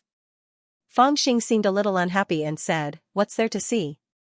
Feng Qingwei sneered and nodded towards Xiao Jianming. Then, she said proudly, I'm about to be exposed. Are you worried? The fact that Feng Xing had hidden the iron hoop so well and his slightly unnatural expression made Feng Qingwei very suspicious. She was almost certain that the thing that senior brother Xiao Jianming was looking for was in the iron hoop and her heart immediately relaxed. When Feng Xing heard this, he immediately rolled his eyes and said, if there isn't, then what are you going to do? Feng Qingwei looked at Xiao Jianming and saw him lightly nodding his head. She sneered, if there isn't, then I've really wronged you. But if there is? No matter how big the Blue Cloud sect is, it won't be able to contain you. Feng Xing's gaze turned cold as he looked at her and said, even if you have a sharp tongue now, when it's my turn to search you later. As he spoke, he chuckled and his threat was obvious. Feng Qingwei was a little disdainful. She had already confirmed that the iron hoop that the little demon used was a heavenly abode ring. Since senior brother Xiao was so sure that it was on this little demon, then the only possibility was that it was hidden in the iron hoop. If she found that thing, how would this little demon have the chance to search her body? She would probably be immediately locked up and sent back to the Dao sect to be dealt with. I'll give you the chance to search me, but I'm afraid you don't have the guts. Feng Qingwei sneered and stretched out her hand. Fangxing reluctantly took off the heavenly abode ring and placed it in her hand. After receiving the iron hoop, Feng Qingwei was even more certain that it was a heavenly abode ring. Her heart relaxed and she waved it towards Xiao Jiaming as if she was showing off. Xiao Jiaming's expression was also tense and his concern was obvious. He nodded and signaled Feng Qingwei to open it. The Blue Cloud sect disciples couldn't help but move forward. From Xiao Jiaming's cold and stern expression and Feng Qingwei's proud expression, they all believed that Xiao Jiaming's lost item was inside. At that moment, they all wanted to confirm if Fangxing had really stolen Xiao Jiaming's treasure and wanted to see what it was. Hee, you've been exposed, haven't you? Xin Jian had a cold smile on his face as he looked at Fangxing with a sharp gaze. Qin Xing'er, Lu Heihu, Wu Xiangtong, and the other disciples of the Maxin Valley wore solemn expressions. Su Lingyun didn't say a word. She frowned and looked at the grotto heaven ring. You little rascal, you're really good at hiding. I've checked twice and almost missed it. Feng Qingwei sneered and poured her spiritual energy into the heavenly grotto ring to open it. Immediately, a black space appeared above the heavenly grotto ring. This was the entrance to the heavenly grotto ring. If one placed their eyes above the black spatial crack, they would be able to see what was inside. If there really was a treasure inside the heavenly grotto ring, their auras would be revealed. However, something unexpected happened. When the grotto heaven ring was opened, no aura could be sensed from within. Xiao Jiaming's expression immediately changed. Feng Qingwei had been observing Xiao Jiaming's expression the entire time. Seeing this, she panicked and hurriedly pulled down the heavenly grotto ring. The things stored inside were immediately poured out. Clatter clatter. Surprisingly, there were more than 10 beast cores, 4 or 5 high-quality flying swords, a few jars of unopened wine, and a few bottles of pills. One of the bottles was tilted and the word spirit was engraved at the bottom. Feng Qingwei looked at Xiao Jiaming again, but she couldn't see any smile on his face. She became even more shocked and hurriedly crouched down to rummage through these things. Bam! It was also at this moment that she was suddenly kicked in the butt. A delicate beauty like her almost fell flat on her face. Feng Qingwei immediately became anxious and shouted, "You dare to kick me? Are you courting death?" With her status and beauty, she had never been beaten in her entire life, let alone being kicked in the butt. The one who kicked her was naturally Fangxing. His gaze was ice cold as he shouted, "These are all my treasures, and you're just going to throw them on the ground like this? If you break them, can you afford to pay for them?" Su Lingyun couldn't help but blink. She saw a pill bottle with her name engraved at the bottom. She still remembered that back in the Spirit Cloud Valley, Fangxing said that his but was injured and extorted it from her. Who would have thought that after 3 years, this brat was no longer the same as before? That bottle of pills was still there, and it was placed together with his most important things. Feng Qingwei was embarrassed and angry at the same time. Her face was completely red as she shouted, "Since you want to investigate, then investigate clearly." Fangxing coldly looked at Xiao Jiaming and said, "All right, go ahead and investigate. Is there anything that belongs to you?" The others couldn't help but look at Xiao Jiaming. Xiao Jiaming didn't even need to look carefully to know that there were no purple mist orchids inside. Otherwise, with the characteristics of the spirit medicine, when the heavenly passage ring was opened, purple chi would soar into the sky and he would be able to see everything clearly. However, he was still shocked in his heart. He stared at the pile of things without blinking, trying to see what was inside. How did this brat get so many beast cores? Could it be that he stole them from senior brother Xiao Jianming? A person said in a low voice. It was Xin Jian. After he finished speaking, he suddenly realized that the people around him were a bit far away from him. He raised his head and his heart immediately trembled. Fangxing was looking at him with a smile that was not a smile. There was no anger in his eyes, but it was terrifying. He understood why the others were distancing themselves from him. This brat's gaze was too terrifying. In order to flatter Xiao Jianming, he had offended this brat to death. He definitely wouldn't let it go. There were benefits to having a bad reputation. Fangxing's reputation wasn't good, but it gave others the impression that he wasn't someone to be trifled with. Unless they were determined to fight to the death with him, no one would be willing to provoke him even if they had to suffer a small loss. This was because everyone knew that once they offended this brat, they would basically end up fighting to the death. Most importantly, he was very powerful. Because of this, Xianxia suddenly regretted it. How did he end up in a deadlock with this brat step by step? Initially, he had only wanted to stand up for the Vermilion Cloud Valley disciples and gain a good impression. After all, befriending them would make it much easier for him to refine pills in the future. Later on, he wanted to flatter Xiao Jianming. However, looking at it now, the Vermilion Cloud Valley disciples were also looking at him as if they were looking at an idiot, while Xiao Jianming didn't even look at him. What was he trying to achieve? For a moment, Xianxia was so anxious that he was sweating profusely. He hurriedly averted his gaze as his heart trembled slightly. Fangxing did not pay attention to this clown. He was only thinking about when he would find an opportunity to chop him up. He looked at Xiao Jianming and said with a grin, "Senior brother Xiao, have you found it?" Xiao Jianming retracted his gaze. With a dark expression, he said coldly, "Where exactly are you hiding?" This sentence was undoubtedly admitting that he didn't find what he wanted.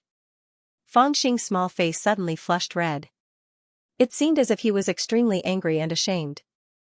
He brandished his broadsword with a schwa sound, and shouted, "Xiao Jianming, you turtle bastard! Do you really think that I'm afraid of you? I clearly already told you that your item was taken by that Foundation establishment stage great demon, but you didn't dare to chase after that great demon, yet you insisted on suspecting me. Now that I've let you search, you can't find the item, yet you still dare to blame me? F***ck you're 18 generations of ancestors. Do you think I'm easy to bully?" Swoosh, the Blue Cloud sect disciples were so scared that they almost peed their pants. They all retreated 4 to 5 feet, afraid that the blood would splatter on them. Who was Xiao Jianming? He was the eldest senior brother of the Divine Hall, the head of the true disciples of the Blue Cloud sect, and the nephew of the Mountain River Valley's elder Xiao Shanhe.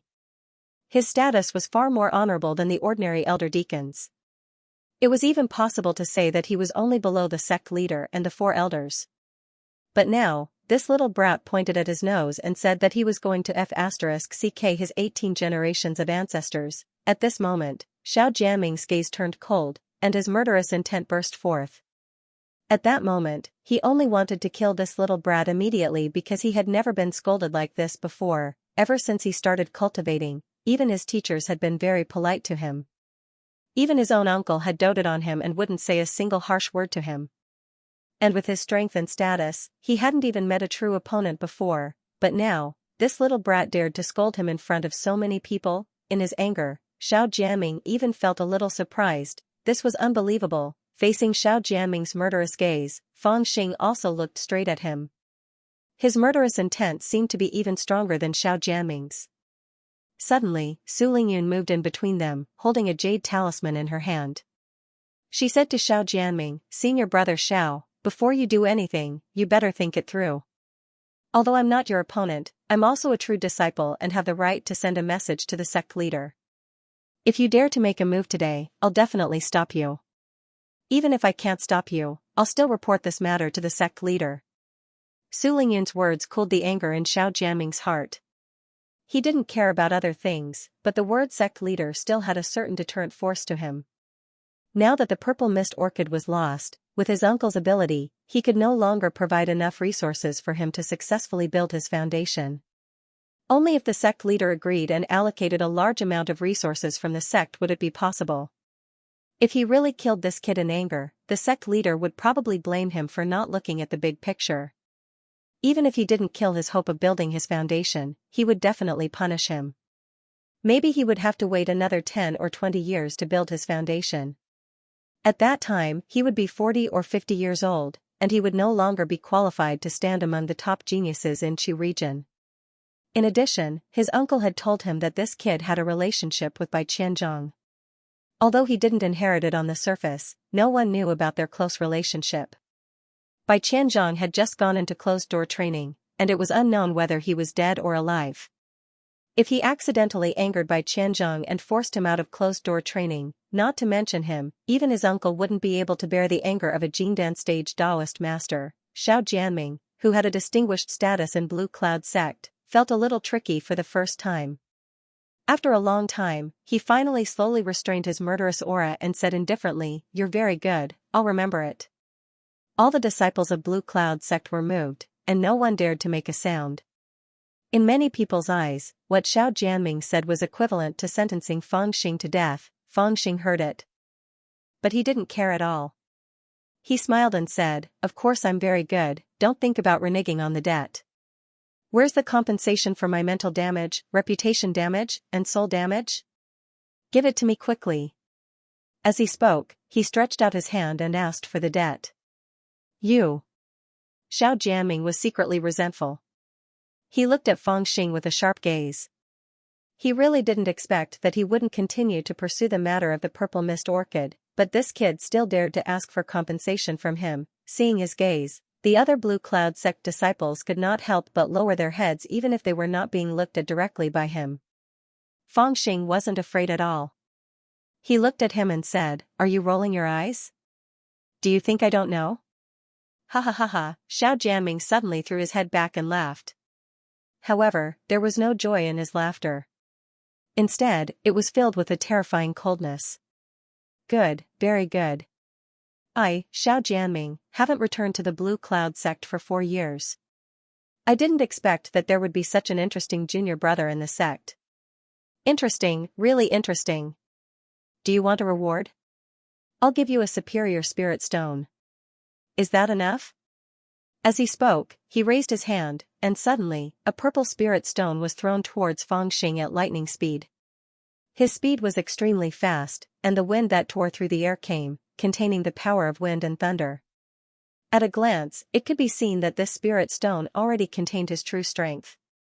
It was even more terrifying than a Dharma spell. It was Xiao Jianming's anger. "Even if I have to give this spirit stone to you, I will make you suffer under it. Or, if this kid doesn't catch it, the spirit stone will crash into the stone wall and shatter into pieces. You still won't be able to take it."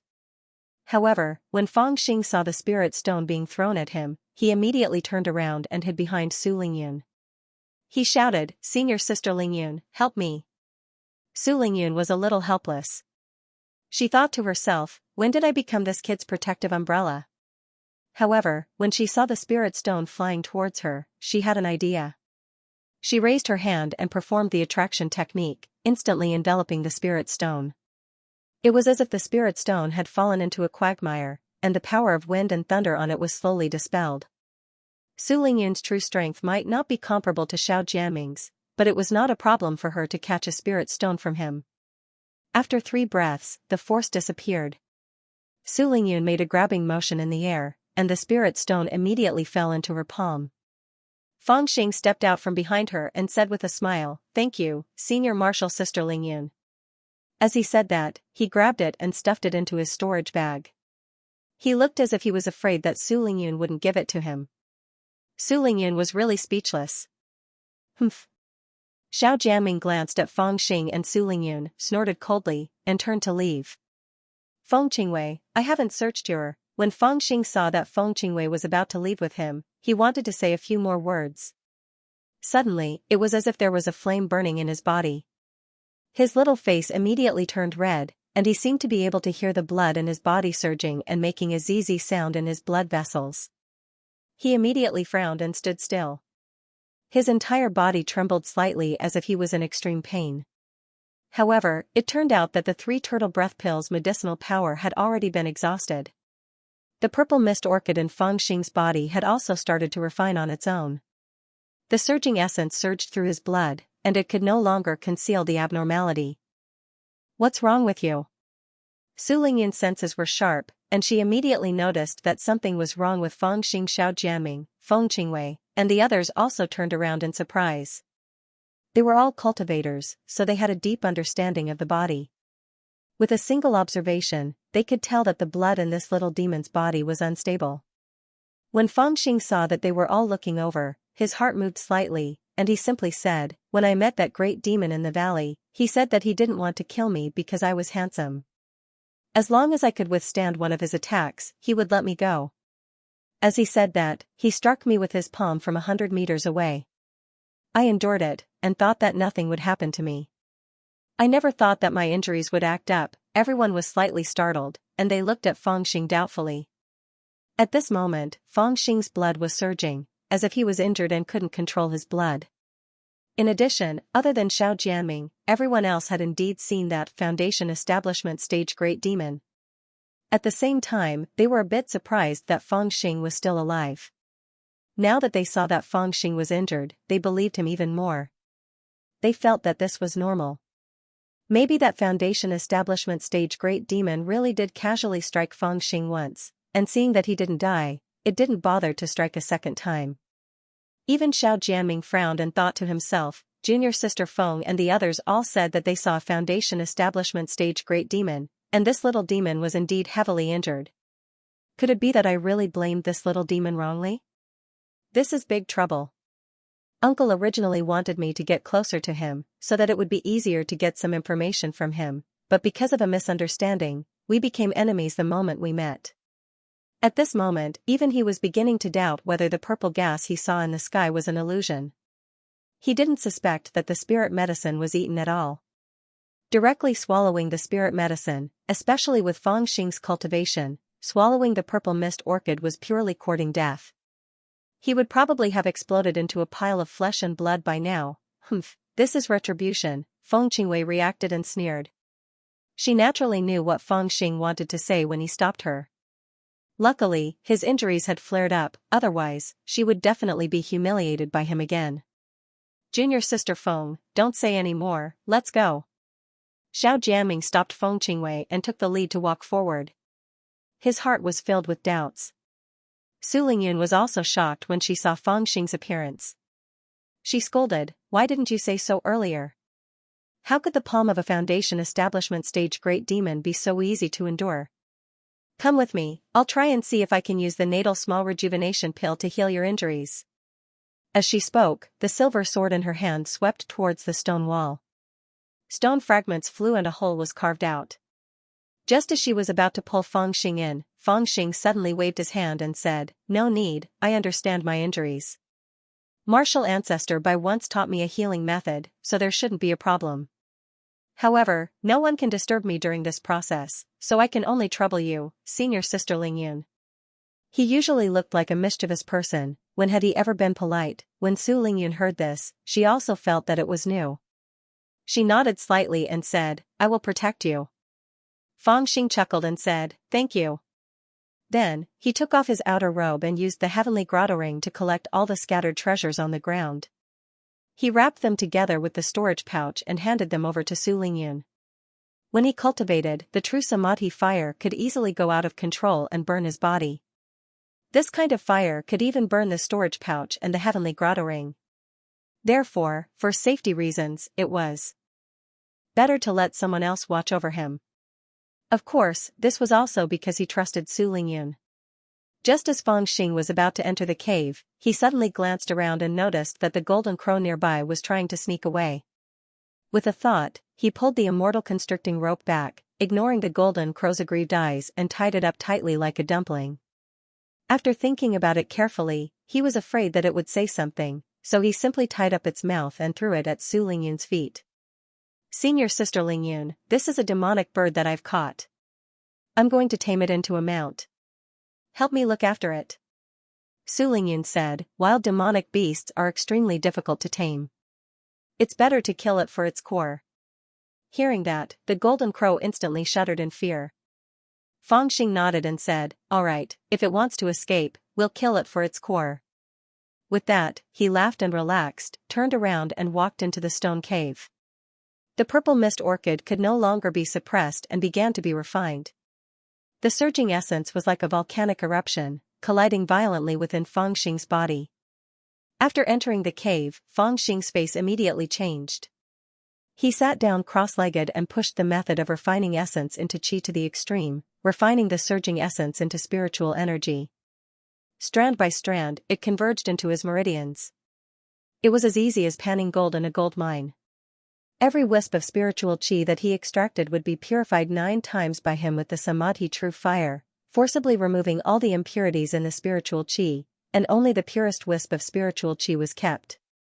This was an extremely wasteful method of cultivation. Ordinary people could not wait to have more spiritual energy within their body. If they could break through a stage, they would do so. They would never be so picky.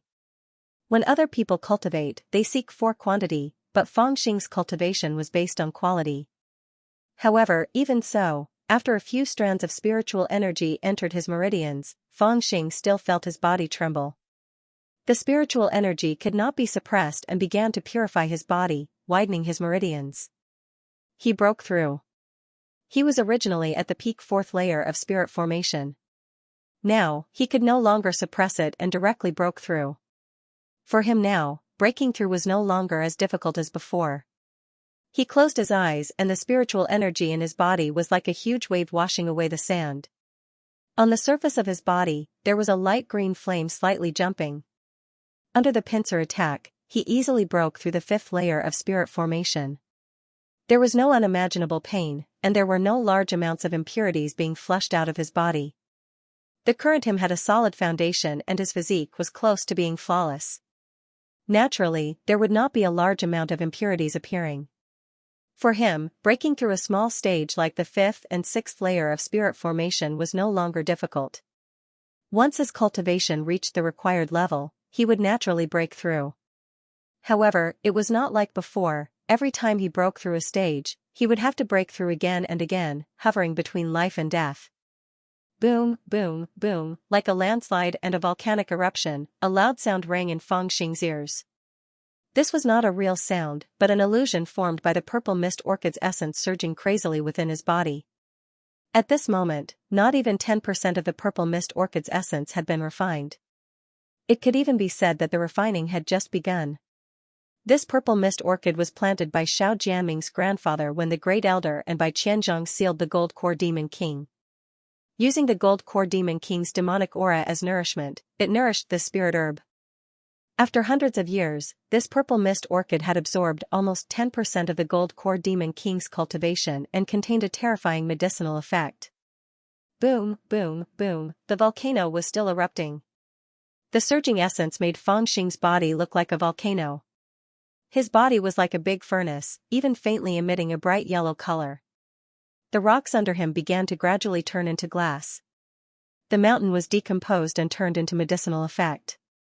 Then, it was refined by Fangxing into his own essence. Within the essence, spiritual qi was refined.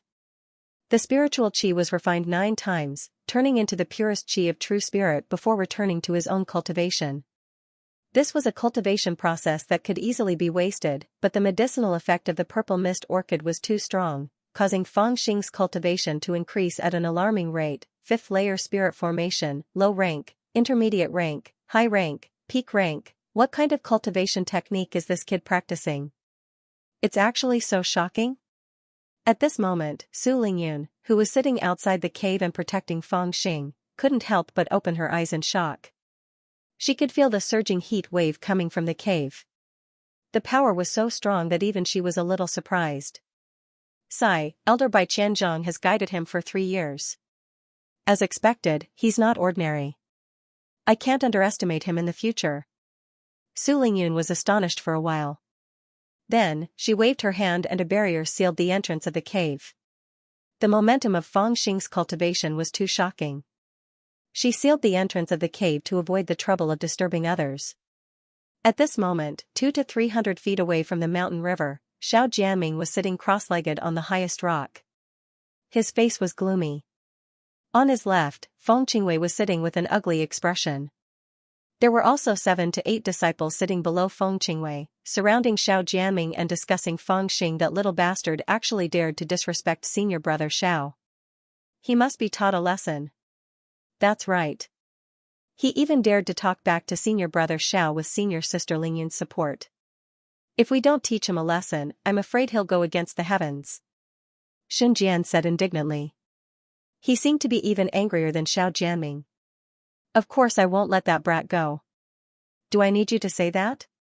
Feng Qingwei angrily rebuked Sun Jian. Although she also hated Fangxing, she also looked down on Sun Jian. She only felt that this person was clearly a disciple of the Literature Valley, but he still came here to curse, which made her unhappy. Sun Jian was stunned, but he didn't dare to say anything. He could also see that Feng Qingwei and Xiao Jianming had a close relationship. Big brother Jianming, what did that brat steal from you? Could he have hidden it somewhere else? Feng Qingwei turned her head and asked Xiao Jianming. She didn't find anything on Feng Xing, so she faintly felt guilty. Xiao Jianming let out a soft sigh and said, "It's nothing. If I can't find it, then I can't find it." In reality, Xiao Jianming's heart was bleeding. That was the purple mist orchid, a fortuitous encounter left behind by his grandfather. If it wasn't for the fact that his uncle had a fortuitous encounter and succeeded in building his foundation, the purple mist orchid wouldn't have fallen into his hands. With it, he could smoothly build his foundation and wouldn't need to worry about sect master Xianxia. However, he had rushed back for 4 to 5 days just for this spiritual herb, yet he couldn't find it. The frustration and disappointment he felt could not be described with words. However, he couldn't tell Feng Qingwei and the others exactly what he had lost. The purple mist orchid was actually secretly planted by his grandfather when he was building the ceiling platform. The demonic aura of a golden core beast king was originally used to accelerate the growth of the demonic beasts in the entire Stony Mountain for the disciples of the Blue Cloud sect to train. In other words, everything in the Stony Mountain was public property. However, his grandfather had secretly moved the purple mist orchid over. Not only did it attract a large amount of demonic aura to accelerate the growth of the spiritual herb, he also set up a concealment formation. Only his family could find it. This was already considered abusing his power. If this matter was blown up, the valley masters of the other 3 valleys might express their dissatisfaction and bring trouble to his uncle. Therefore, although he was extremely suspicious of Feng Xing, he couldn't search with great fanfare. In addition, after searching Feng Xing's back, he was actually a little shaken. Could it be that the purple mist he saw in the sky was an illusion? After all, he had been following him all the way and didn't see Feng Xing leave anything behind. Furthermore, such a big purple mist orchid, he couldn't have hidden it in a subtle place, let alone eat it directly, unless his body exploded and he died. The more he thought about it, the more his head hurt. Xiao Jianming's heart was in a mess. Could it be like what that kid said, that senior brother Zhao's item was taken away by the Foundation Establishment Realm Beast? Someone said doubtfully. The others also raised their heads at the same time. They were more concerned about the whereabouts of the Foundation Establishment Realm Beast. After all, they had seen the beast with their own eyes. Even now, they were still panicking. That's right. That brat's injury suddenly flared up. His qi and blood were unstable, and his essence flow was in disorder. It looked like he was injured by someone with an extremely high cultivation. This proves that what he said might be true. Everyone spoke up one after another, causing Xiao Jianming to be unsure if there really was a Foundation Establishment Realm Beast. Forget it, there's no need to mention this anymore. Xiao Jianming calmed down for a while and decided not to think about this problem for now. He decided to first understand Feng Xing. After all, his uncle had asked him to try and find out if he had any powerful cultivation techniques passed down by Qianzhong. He originally wanted to get along with this kid peacefully, but he didn't expect that they would end up in a deadlock because of this misunderstanding. There wasn't even much room for reconciliation, so he could only use other methods. Only by knowing yourself and knowing your enemy can you be sure. That's right, big brother Jianming, before we came out, Master told me to bring back first place in the 4 valleys. Before you weren't here, I couldn't compete with Su Lingyun.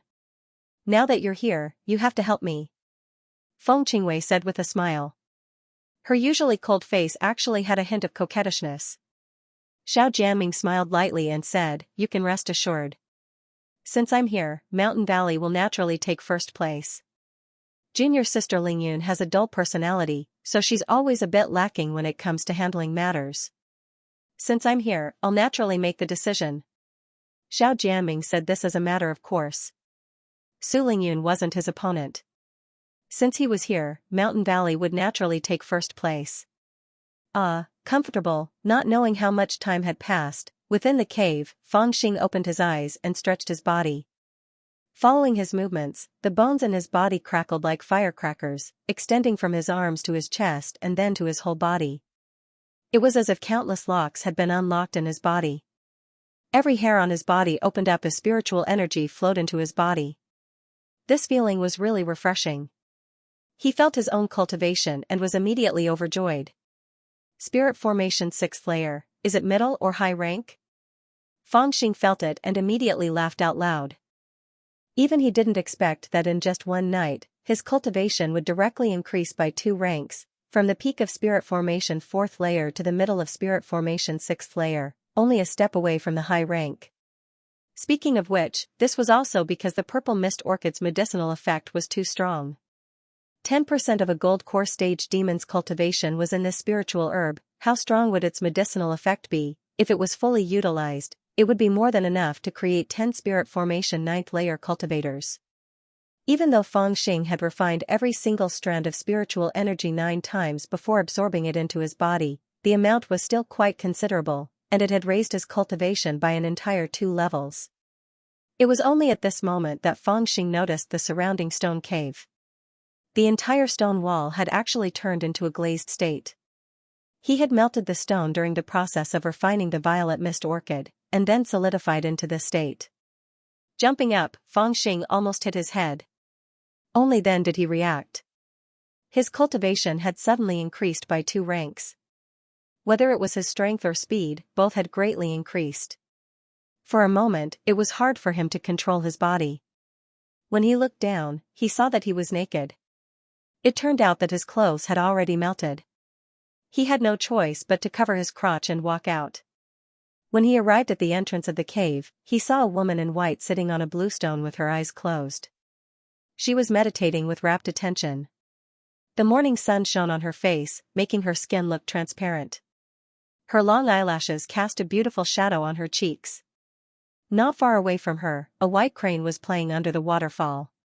With its long legs and slender neck, it made her look like a fairy. Your injuries have healed? Hearing the footsteps, Su Lingyun opened her eyes and looked over. Suddenly, her face changed and her cheeks turned red. Turning her head, she shouted, "What are you doing?" However, when she turned around, what she saw was Fangxing's naked body. If not for his hands covering his crotch area, she would really have seen everything. Fangxing also felt very wronged. He said, "I circulated my arts too hastily, and my clothes were all burnt. Senior Sister Lingyun, where are the grotto heaven ring and storage bag that I asked you to keep safe for me?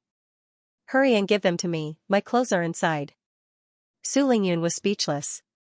With a wave of her hand, a heavenly abode ring and 8 storage bags flew towards Fangxing. Fangxing stretched out his hand and grabbed them. However, he didn't return to his cave abode. Instead, he ran towards the waterfall. Su Lingyun still didn't dare to open her eyes and shouted, "Why are you not going back to your clothes?" Fangxing said, "Wait, let me take a shower first." Although he didn't have many refined items on him, he still had some. He could change his clothes after washing them. Plop! He jumped into the water, splashing the white crane beside him with water. Seeing that the white crane was staring at him, Fangxing scolded, "Peeking at me bathing? Do you believe that I won't pluck out all my feathers?" The white crane was a little embarrassed and carefully turned its head away. 3 years ago, it had been tortured by Fangxing. Even now, it was still a little afraid of this little bandit. "Crane, come here. Don't be afraid of him." Su Lingyun called from afar. The white crane quickly ran to her side and hid. Fangxing giggled and dived into the water. He swam 2 laps and scrubbed himself clean. Only then did he start to pick through the storage bag that was specially used to store his clothes. Suddenly, he saw the robe that he had snatched from Shinhujuan. His heart was itching. He climbed ashore and dried the water on his body. Then, he took out the robe and put it on his body. He was a little worried at first, but when the robe was put on, it immediately absorbed some of his spiritual energy and began to change. Gradually, the robe became smaller and thinner, but it was actually very fitting. Done. Fangxing returned to Su Lingyun and called out with a smile.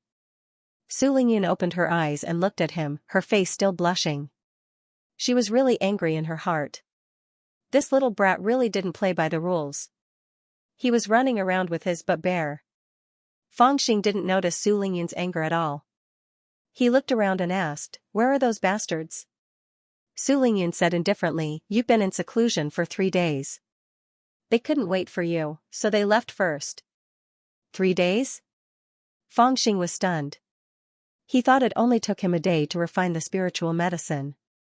He didn't expect that 3 days had passed in the blink of an eye. Even those bastards from the Maxin Valley left. How disloyal. Fangxing came to his senses and cursed angrily. Su Lingyun sighed and said, I can't blame them. I was the one who let them go. They decided to rush to the sealed area first. If there are no Maxin Valley disciples, many problems can't be solved. Moreover, entering the Desolation Mountains is for training and to obtain resources. They're just wasting their time guarding you here. It's better to let them follow others to hunt for resources. Fangxing said disdainfully, what resources can those blacksmiths earn? It's good enough that they don't get sold. He then turned around and looked at Su Lingyun. Hee, senior sister Lingyun, you've been waiting for me? Thank you so much. Su Lingyun was expressionless and said indifferently, I promised to protect you, so I naturally won't go back on my word. Forget it, we have to catch up as soon as possible. They've probably already reached the sealed area after 3 days of delay. Fangxing smiled and said, all right. Then he asked, by the way, where's my mount? Su Lingyun was slightly startled and seemed to have just remembered. She pointed to a cave hidden in the weeds and said, it kept croaking nonstop, and I got annoyed listening to it, so I threw it into that cave.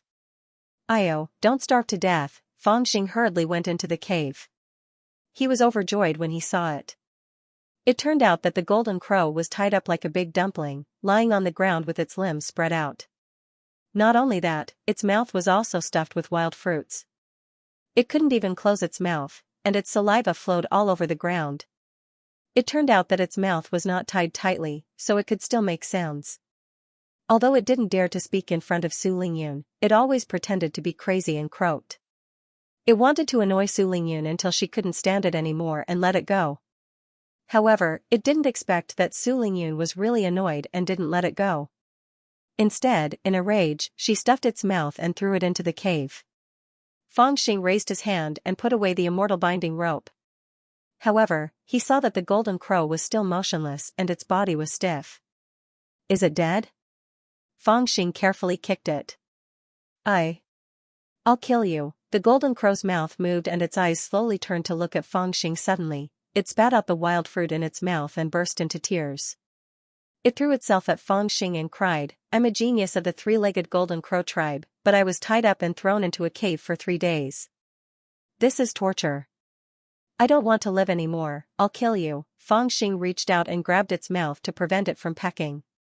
He smiled and said, I didn't expect it to be so long. The golden crow flapped its wings wildly and scratched with its claws.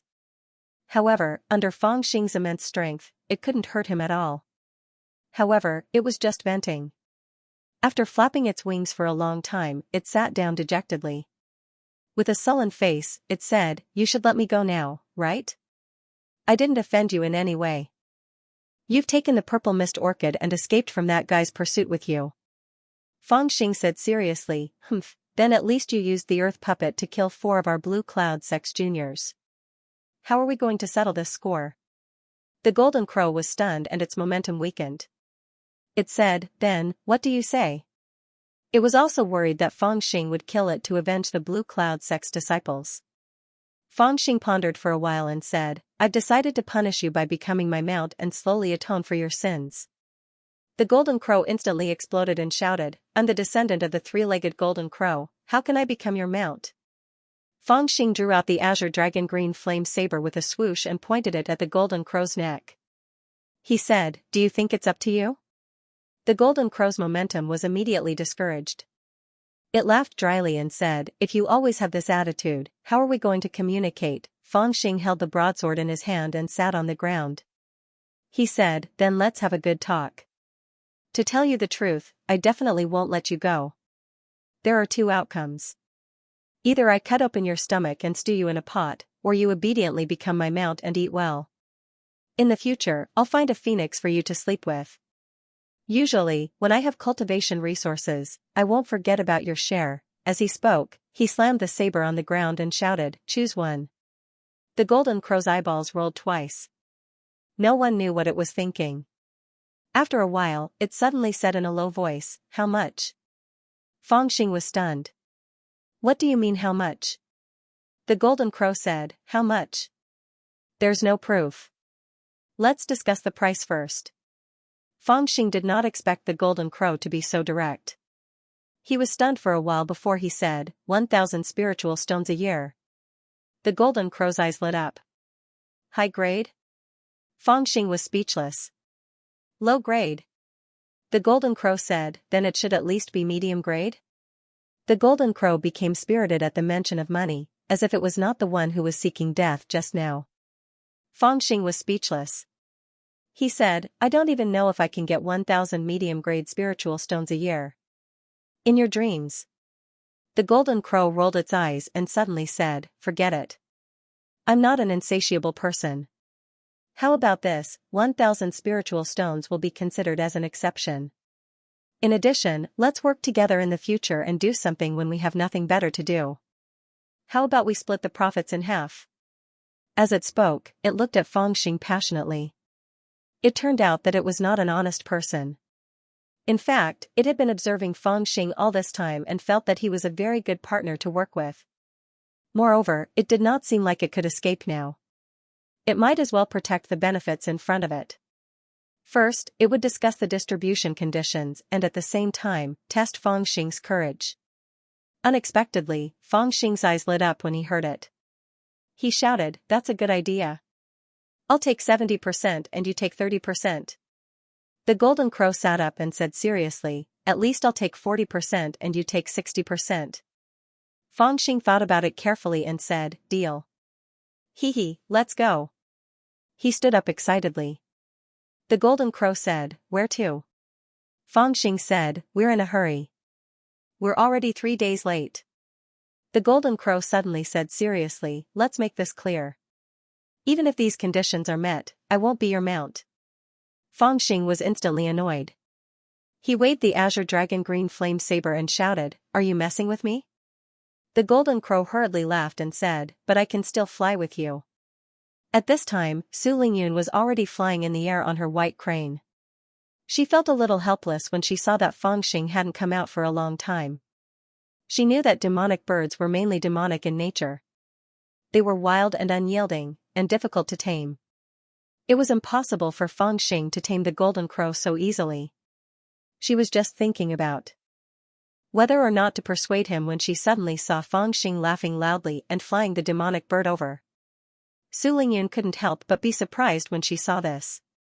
Did he really manage to tame it? She didn't know that ordinary demon birds were full of demon nature and had low intelligence, so they were hard to tame. However, the golden crow was good at playing tricks and was smarter than humans. It didn't need to be tamed at all.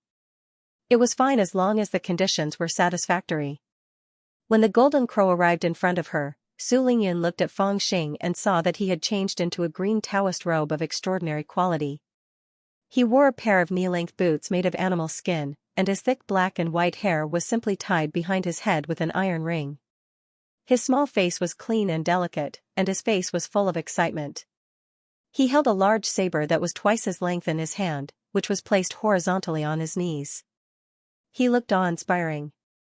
The golden crow was covered with golden feathers. It was beautiful, but most of its body was hairless, which looked very strange. You didn't tie it up with the immortal binding rope. Did you really tame it? Su Lingyun asked curiously. Fangxing laughed and said, of course, I touched it with love. The golden crow immediately turned around and looked at him with disdain. Fangxing also rolled his eyes. Let's go. I've already asked where they are. Su Lingyun was surprised and didn't ask any more questions. The white crane under her feet screeched and flew forward quickly. Fangxing was also very excited. When he first rode the golden crow, he was running for his life. He didn't have the chance to experience it carefully. Now, he felt that the feeling was very different. Seeing that Su Lingyun had flown hundreds of feet away, he slapped the golden crow's butt with his saber and shouted, go. The golden crow was anxious and shouted, I'm not your horse. Fangxing hurriedly comforted him. Yes, I'm really sorry. You're my bird. The golden crow was enraged and shouted, F***ck, I'll fight it out with you. He flipped in the air and was about to turn around and scratch Fang Xing. You want to rebel? Fang Xing was also furious. He waved his fists and fought with it. A man and a crow fought in the air. Su Lingyun had already flown a few hundred feet away when she noticed that Fang Xing was not following her. She turned around and saw that he was fighting with the golden crow. She shook her head and said, I told you it's not that easy to tame a demon bird. At this time, the disciples of the Blue Cloud sect did not go directly to the sealed area. Instead, they wandered around the disorderly mountains and hunted demon beasts everywhere. It couldn't be helped. Before they came out, the imparting elders of each valley said that although the trip to the disorderly mountains was for training, it was also a chance for them to collect resources. All the demon pills and spiritual medicines would not be taken away by the sect and would be kept for themselves. In other words, the sect had given them a great opportunity, but the amount of resources they could get depended on themselves. On top of a short mountain, a manticore with scarlet scales, a lion's head, and a scorpion's tail lazily walked out. Its body was 30 feet long, like a giant elephant. This was a 7th-level demonic beast. Looking at the blood at the corner of its mouth, it seemed that it had just eaten. Just as it was about to lazily return to its cave, all of a sudden, the fur on its neck stood up like needles. It was also at this moment that someone suddenly shouted, Sacrifice the swords. Whoosh whoosh whoosh, in the disorderly mountains, more than 10 sword rays flew out and interweaved into a net, blocking the retreat of the demon beast. Demon sealing chain. That voice rang out again, and immediately, 4 figures rushed out. They held 2 scarlet chains and quickly circled around the manticore, immediately binding it. A red light appeared on the chains, and the hard scales of the manticore immediately sizzled as if they were being roasted. It roared in pain, and in a fit of rage, it swung its scorpion tail towards the person on the left. Godly mechanized crossbow, that voice shouted urgently. Whoosh whoosh whoosh. 3 white lights flew out from behind the rocks and instantly nailed into the body of the demon beast. The manticore let out a roar and struggled for a moment before collapsing to the ground. However, at this moment, the disciple on the left also let out a blood-curdling scream. A black hole had appeared on his right arm, and black blood continuously gushed out from it. Even his sleeve was soaked. His face was full of panic as he screamed incessantly. The manticore's stab had injured him before it was struck by the arrow. Behind the rocks, a person quickly jumped out. His honest face showed anxiety and nervousness. He came in front of the disciple and pressed his hand on the disciple's right shoulder. Then, with a flash of sword light, the disciple's right arm was cut off. He quickly applied medicine to the disciple and said guiltily, Brother Liu, it's my fault, it's all my fault. The other disciples' excitement of successfully killing the demon beast instantly faded as they looked at this scene in a daze. This group of people were the disciples of the Maxin Valley, and the one who gave the order was Wu Xiangtong. Fang Xing had not recovered from his injuries and was in closed-door training under the protection of Su Lingyun. Wu Xiangtong had intended to lead the Maxin Valley disciples to wait for Fang Xing to come out of closed-door training. However, he was gently reprimanded by Xiao Jianming. He said that they should not delay the entire mission because of one person. Right now, they should rush to the sealed area and strengthen the seal of the Demon King. Therefore, the disciples of the Maxin Valley had to continue with the majority of the people. However, Xiao Jianming and the others did not rush directly to the fief. Instead, they hunted monsters along the way and moved forward slowly. The disciples of the Maxin Valley had no objection to this. If they wanted to hunt, they would do it. Anyway, the disciples of the Maxin Valley were not rich. However, because of the matter with Fang Xing, a group of people who followed Xiao Jianming's lead, openly and secretly excluded the disciples of the Maxin Valley. Usually, when they teamed up to hunt monsters, even if the disciples of the Maxin Valley contributed, they could not get anything in the end. After suffering several losses, Wu Xiangtong could not stand it even if he was a muddy person. He simply took the disciples of the Maxin Valley to hunt monsters alone. However, he did not have the strength of Fang Xing, so he chose the monster hunting method that the disciples of the Maxin Valley were best at. Fang Xing's method was to ambush, and then kill the monster before it could react with the help of celestial devices. However, even though he was extremely cautious, casualties were inevitable. This disciple with a broken arm was the third person to be injured. Yesterday, another person died because of the monster's counterattack. If only senior brother Feng was here. Wu Xiangtong bandaged the wound of the disciple with a broken arm and could not help but sigh in his heart. At this time, the role of having a master who was good at killing and fighting was reflected. If Feng Xing was here, with his reaction and strength, it was very likely that he could save the disciple's arm. It could even be said that once he saw the monster in danger, he might jump out and take a knife to kill it. After all, his strength to kill a rank 6 monster like cutting grass was not just for show. The manticore had already been seriously injured and was gasping for breath. After Wu Xiangtong bandaged the injured disciple's arm, he was about to order the others to kill the monster and take its core when he suddenly saw a figure walking over from not far away. The sword light flashed and in an instant, it slashed the manticore's throat, causing it to lose its last breath. At the same time, he laughed loudly, "Haha, I've earned another rank 7 monster core." Wu Xiangtong turned his head and saw that the person who had summoned the flying sword was Xinjian. At this moment, Xinjian had a proud look on his face and a spirited smile on his face. He looked provocatively at Wu Xiangtong and waved his hand to call back the flying sword. Wu Xiangtong's face was filled with anger and he shouted, "Xinjian, senior brother Xin, what is the meaning of this?" Xinjian laughed, "When we meet a monster, naturally everyone has the right to kill it. Everyone has to rely on their own ability. Whoever kills it, the monster core belongs to them." Wu Xiangtong was so angry that he was almost speechless. After a pause, he shouted, "But it was obviously us who injured it." Xinjian laughed coldly, "So many of our Blue Cloud sect disciples have come to this rocky mountain and worked together to kill the monster. How can we clearly distinguish who did and who didn't? Senior brother Xiao Jianming has already set the rules and exempted us from fighting. The ownership of the monster will be based on who kills it last. I don't know anything else, but I know that the last sword of this rank 7 monster was slashed by me, Xinjian." Hearing him say the 3 words Xiao Jianming, Wu Xiangtong suddenly burned with anger. In the past few days, Xiao Jianming respected his identity and did not directly target the Maxin Valley. On the contrary, a few disciples led by Xinjian had often used his name to bully and exclude the Maxin Valley disciples. However, Xiao Jianming did not directly target them. When the Maxin Valley disciples complained about the injustice, he would just say a few words of "think of the overall situation," and the Maxin Valley disciples were also oppressed and bullied for nothing. In the past few times, Wu Xiangtong had given in.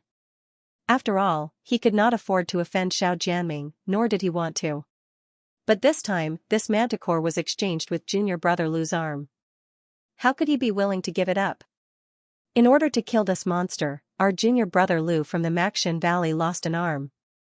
Please don't push us too hard. Wu Xiangtong finally suppressed his anger and said coldly, hoping that Xinjian would take a step back. Xinjian was taken aback, and a look of hesitation appeared on his face. However, just at this moment, junior brother Lu, whose arm was injured, could no longer contain his anger. He shouted, "Xinjian, you're bullying us like this. Aren't you afraid that junior brother Feng will come and demand justice for us?" Junior brother Feng? A trace of hatred suddenly appeared on Xinjian's face. He said in a gloomy voice, "He hasn't caught up in 3 days. I don't know how badly injured he is. Plus, he has offended senior brother Xiao Jianming. How can he have a good ending? Humph, you still don't know how to repent. Since you regard that little devil as a life-saving straw, then this monster is mine. If he has the ability, let him come to me." As he said this, he strode towards the manticore. "Xinjian, you dare. Even an honest person couldn't endure it." Wu Xiangtong roared and a fishing rod appeared in his hand. His eyes were filled with fire as he stared at Xinjian. Since Feng Xing wasn't here, he was the leader of the Maxin Valley. No matter what, he wouldn't allow Xinjian to snatch the monster away. Furthermore, he was also in the 6th layer of spirit formation, while Xinjian was only in the peak of the 5th layer. Furthermore, with the high-grade magic tool in his hand, he wasn't afraid of him. Xinjian was also shocked. His face showed a cowardly expression. Based on true strength, he wasn't Wu Xiangtong's opponent. But thinking about it, he still had a backer behind him. His aura grew stronger and he sneered, "Wu Xiangtong, Are you going to disobey senior brother Xiao Jianming's orders? Wu Xiangtong's face sank. Just when he was about to reply, he heard someone say, "Who wants to disobey senior brother Xiao Jianming?" 10 feet away, a group of Blue Cloud Sect's disciples walked over. Leading them were the Literary Valley's disciples, Pai Junzi, and Mountain River Valley's disciples, Feng Qingwei. When Pai Junzi saw Shen Jian, he frowned and said, "Junior brother Shen, senior brother Xiao Jianming said he found traces of a rank 9 monster nearby and asked us to set up an ambush to lure the monster out. Why aren't you here to help? What are you doing here?" Shen Jian was a Literary Valley's disciple, but he didn't listen to his orders. This made him unhappy. Seeing this, Wu Xiangtong took a step forward and said, "Senior brother Pai, I was just about to look for you. Just now, my Maxshan Valley's disciples joined hands to kill the manticore, but your junior brother interfered and snatched our monster. Please understand." Pai Junzi's face instantly became unhappy and he looked at Shen Jian. At this moment, Feng Qingwei suddenly said, "How can he snatch so many of your monster? Didn't senior brother Xiao Jianming say that whoever kills the demonic beast in the end will get the demonic core? What's the point of fighting?" Shen Jian's face lit up, and he hurriedly said to Feng Qingwei, "Senior sister Feng is right, senior brother Xiao Jianming did indeed have such an order, and I did exactly as senior brother Xiao Jianming had instructed. Just now, I was the one who dealt the fatal blow, and killed the scorpion tail beast, but the disciples of the Maxshan Valley actually refused to hand over the demonic beast, and kept saying that they would wait for Feng Xing to make the decision, but where does this place senior brother Xiao Jianming?" Wu Xiangtong also said anxiously, "Junior martial sister Feng, don't believe his nonsense. It's obvious that he wants to steal our demonic beasts." Feng Qingwei's gaze swept across, and she saw the resentment of the Maxshan Valley disciples, as well as Shen Jian's complacency. How could she not guess what had happened? However, when Shen Jian mentioned Feng Xing, it immediately made her think of how hateful that brat was. Even the disciples of the Maxshan Valley were not pleasing to the eye. Furthermore, Xiao Jianming had indeed said that whoever killed the demonic beast would get the demonic core, so she made a decision in her heart. "Senior brother Pai, what do you think about this?" Pai Junzi smiled, and said, "Since junior martial sister Feng is here, we'll just follow your orders." Feng Qingwei was startled. She never thought that Shen Jian, who was clearly a disciple of the Literary Valley, would push all the blame away from Pai Junzi. However, she did not know that Pai Junzi was a smart person. Seeing that one side had brought up Xiao Jianming, and the other had brought up Feng Xing, he did not want to offend either of them, so he decided to push all the blame to Feng Qingwei. No matter what she decided, he would not offend anyone. Feng Qingwei did not think too much about it. She smiled coldly, and looked towards Wu Xiangtong. "Senior brother Wu, senior brother Xiao did indeed say that. We cannot go against his words, so you should hand over the demonic beast. Next time you catch a demonic beast, it's best if you act quickly, you've gone too far." Wu Xiangtong's expression changed greatly when he heard this. The disciples of the Maxshan Valley even began to cry out in anger, and some of them even took out their magic weapons. Even Qin Xing'er, who was standing in the crowd, furrowed her brows and wanted to say something. Suddenly, someone tugged on her sleeve. It was Lu Heihu, and he shook his head slightly at her. The two of them were originally extremely grateful to Feng Xing for saving their lives, but when they saw that Feng Xing did not die, their gratitude faded a little. Then, when they saw that Xiao Jianming and Feng Xing had a grudge, their gratitude immediately faded a little. Furthermore, Feng Xing was injured, and no one knew when he would recover. Furthermore, he was not here, and Xiao Jianming was nearby, so he would not stand up for the disciples of the Maxshan Valley. After all, the two of them were smart people, so they would always make choices that they believed to be correct. Shen Jian's expression could not help but change when he saw the disciples of the Maxshan Valley getting agitated, and he could not help but take a step back. Feng Qingwei's expression also changed slightly, but she took a step forward and shouted, "Do you want to rebel? Disciples of the Maxshan Valley, put away your magic weapons." Wu Xiangtong suddenly shouted sternly, and the disciples of the Maxshan Valley immediately looked at each other in dismay. However, Wu Xiangtong's dignity was still there, so they reluctantly put away their magic weapons. Wu Xiangtong turned to Feng Qingwei and said, "Little sister Feng Qing, you are not the leader of our Maxshan Valley, so there is no need to talk about rebellion. We naturally do not dare to object to senior brother Xiao Jianming's words.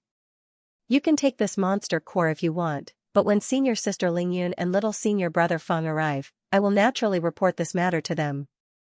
Senior brother Lu's arm will not be thrown away for nothing. Feng Qingwei saw that Wu Shengtong had backed down, and there was some pride on her face. However, when she heard the latter part of his words, she felt a little uncomfortable in her heart. She said coldly, "Wait for them? Are you saying that senior brother Xiao Jianming handled this unfairly?" Wu Shengtong did not answer. He turned around and said to the disciples of the Maxin Valley, "Take the magic weapons, let's go." The disciples of the Maxin Valley all had some resentment on their faces. After being in the sect for so many years, they had long understood the rules of the law of the jungle in the sect. However, this was the first time that all the disciples of the valley had been bullied like this, so they were all burning with anger. Haha, a 7th-rank demonic beast like this can be sold for at least 4,000 low-grade spirit stones. Shenjian laughed out loud and went forward to take the monster core proudly. When Feng Qingwei saw the expressions of the disciples of the Maxin Valley, she also felt that this matter was a little too big. It seemed like it was no longer just a problem of a demonic beast, but also involved the dignity of the disciples of the Maxin Valley. Although she hated Feng Xing, she did not want to offend all the disciples of the Maxin Valley. She felt a little regretful in her heart, but since things had already come to this, it was impossible for her to apologize, so she snorted coldly and kept her mouth shut. "Isn't this a little too much?" someone muttered in a low voice. It was the disciples of the Vermilion Cloud Valley. They were a group of special existences. Due to their relationship with Su Lingyun, even Xiao Jianming had to be polite to them. In addition, the Vermilion Cloud Valley's ancestral master, Elder Qing Niao, was famous for being protective of his disciples, so they had developed a bold personality. "It's a little too much. That senior brother Lu's arm even fell off.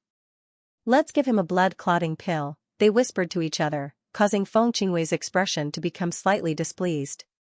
"Let's set up an ambush here. That 9th-rank demonic beast should be the strongest demonic beast in the desolate mountains. There won't be any Foundation establishment great demonic beasts appearing in a place like this. Even if they did appear and gained intelligence, they should have left long ago. This 9th-rank demonic beast's monster core is worth at least 30,000 spirit stones. It can be considered a great harvest, but everyone needs to be careful." Pai Zhenzi and Feng Qingwei were nearby. They chose a suitable location and said softly. Feng Qingwei nodded, then ordered the disciples of the Mountain Valley to set up a formation according to the terrain. The disciples of the Literary Valley also inscribed runes into the formation, increasing its power and giving it the ability to bind. After that, Feng Qingwei took out a cauldron in the middle of the formation. Then, she placed the blood of the demonic beast that she had prepared beforehand into the cauldron and a black pill. With this black pill, not only will that 9th-rank demonic beast be lured over, but many other monster cores will also be lured over. Everyone needs to be careful. After harvesting this wave of demonic beasts, we can rush to the sealed area, complete the mission, and then return to the mountain. After Feng Qingwei finished her preparations, she let out a light sigh and said. Pai Zhenzi nodded and said, "It's a pity that we don't have the help of the Maxin Valley's magic tools. Its power is still a little weak." Feng Qingwei sneered, "With senior brother Xiao Jianming here, what's the use of that group of trash?" Pai Zhenzi smiled and didn't say anything. He turned around and led the disciples of the Literary Valley to hide. The Feng Qingwei that he knew usually had great attainments in formations and a clear mind. However, at this moment, it was as if she had become a completely different person. It was as if with Xiao Jianming around, all of her soul was tied to him, and she wasn't even willing to use her brain. In the end, Feng Qingwei had the disciples of the Vermilion Cloud Valley throw a few catalyst pills into the cauldron, then hid together with them. Not long after, the blood of the demonic beasts in the cauldron suddenly began to boil. The smell of blood, along with the unique fragrance of spiritual medicine, wafted out. This smell condensed and did not dissipate. Even though it had drifted for several dozen kilometers, it was still very thick. When the demonic beasts in the mountain smelled this smell, they immediately became a little excited. It was as if they were addicted to smoking when they smelled smoke. They became restless, eager to make a move. Close to 100 demonic beasts surged into this valley, ranging from rank 4 to rank 7. They were currently biting and killing each other in the cauldron, all for the sake of getting closer and sniffing the scent of blood inside the cauldron. Meanwhile, the disciples of the Blue Cloud sect were patiently hiding at the side, allowing these demonic beasts to kill each other. They were happy to wait for these demonic beasts to finish killing each other before going out to pick up the Yao cores. Of course, the most important thing was that the main character they were waiting for had yet to appear. Moo, halfway through this battle, an impassioned roar suddenly reverberated through the forest in the distance. All the demonic beasts in the field suddenly stopped fighting and trembled in fear. Meanwhile, the expressions of the disciples of the Blue Cloud sect who were hiding nearby all turned cold. Their heartbeats sped up and they became even more cautious. Xiao Jianming was sitting cross-legged on a mountain peak 4 or 5 kilometers away from this place. Taiying was standing beside him. With his status, he naturally wouldn't hide among the rocks like an ordinary disciple. That would be beneath his status. Thus, he waited here, waiting for the 9th-rank demonic beast to enter the encirclement. Then, he would rush over and give it a fatal blow. Boom, boom, boom, boom. Suddenly, in the mountain forest far away from the valley where the Blue Cloud sect disciples were lying in ambush, there was a series of sounds of mountain stones bursting. In the mountain forest, towering giant trees fell one after another, and smoke filled the air. It was earth-shattering.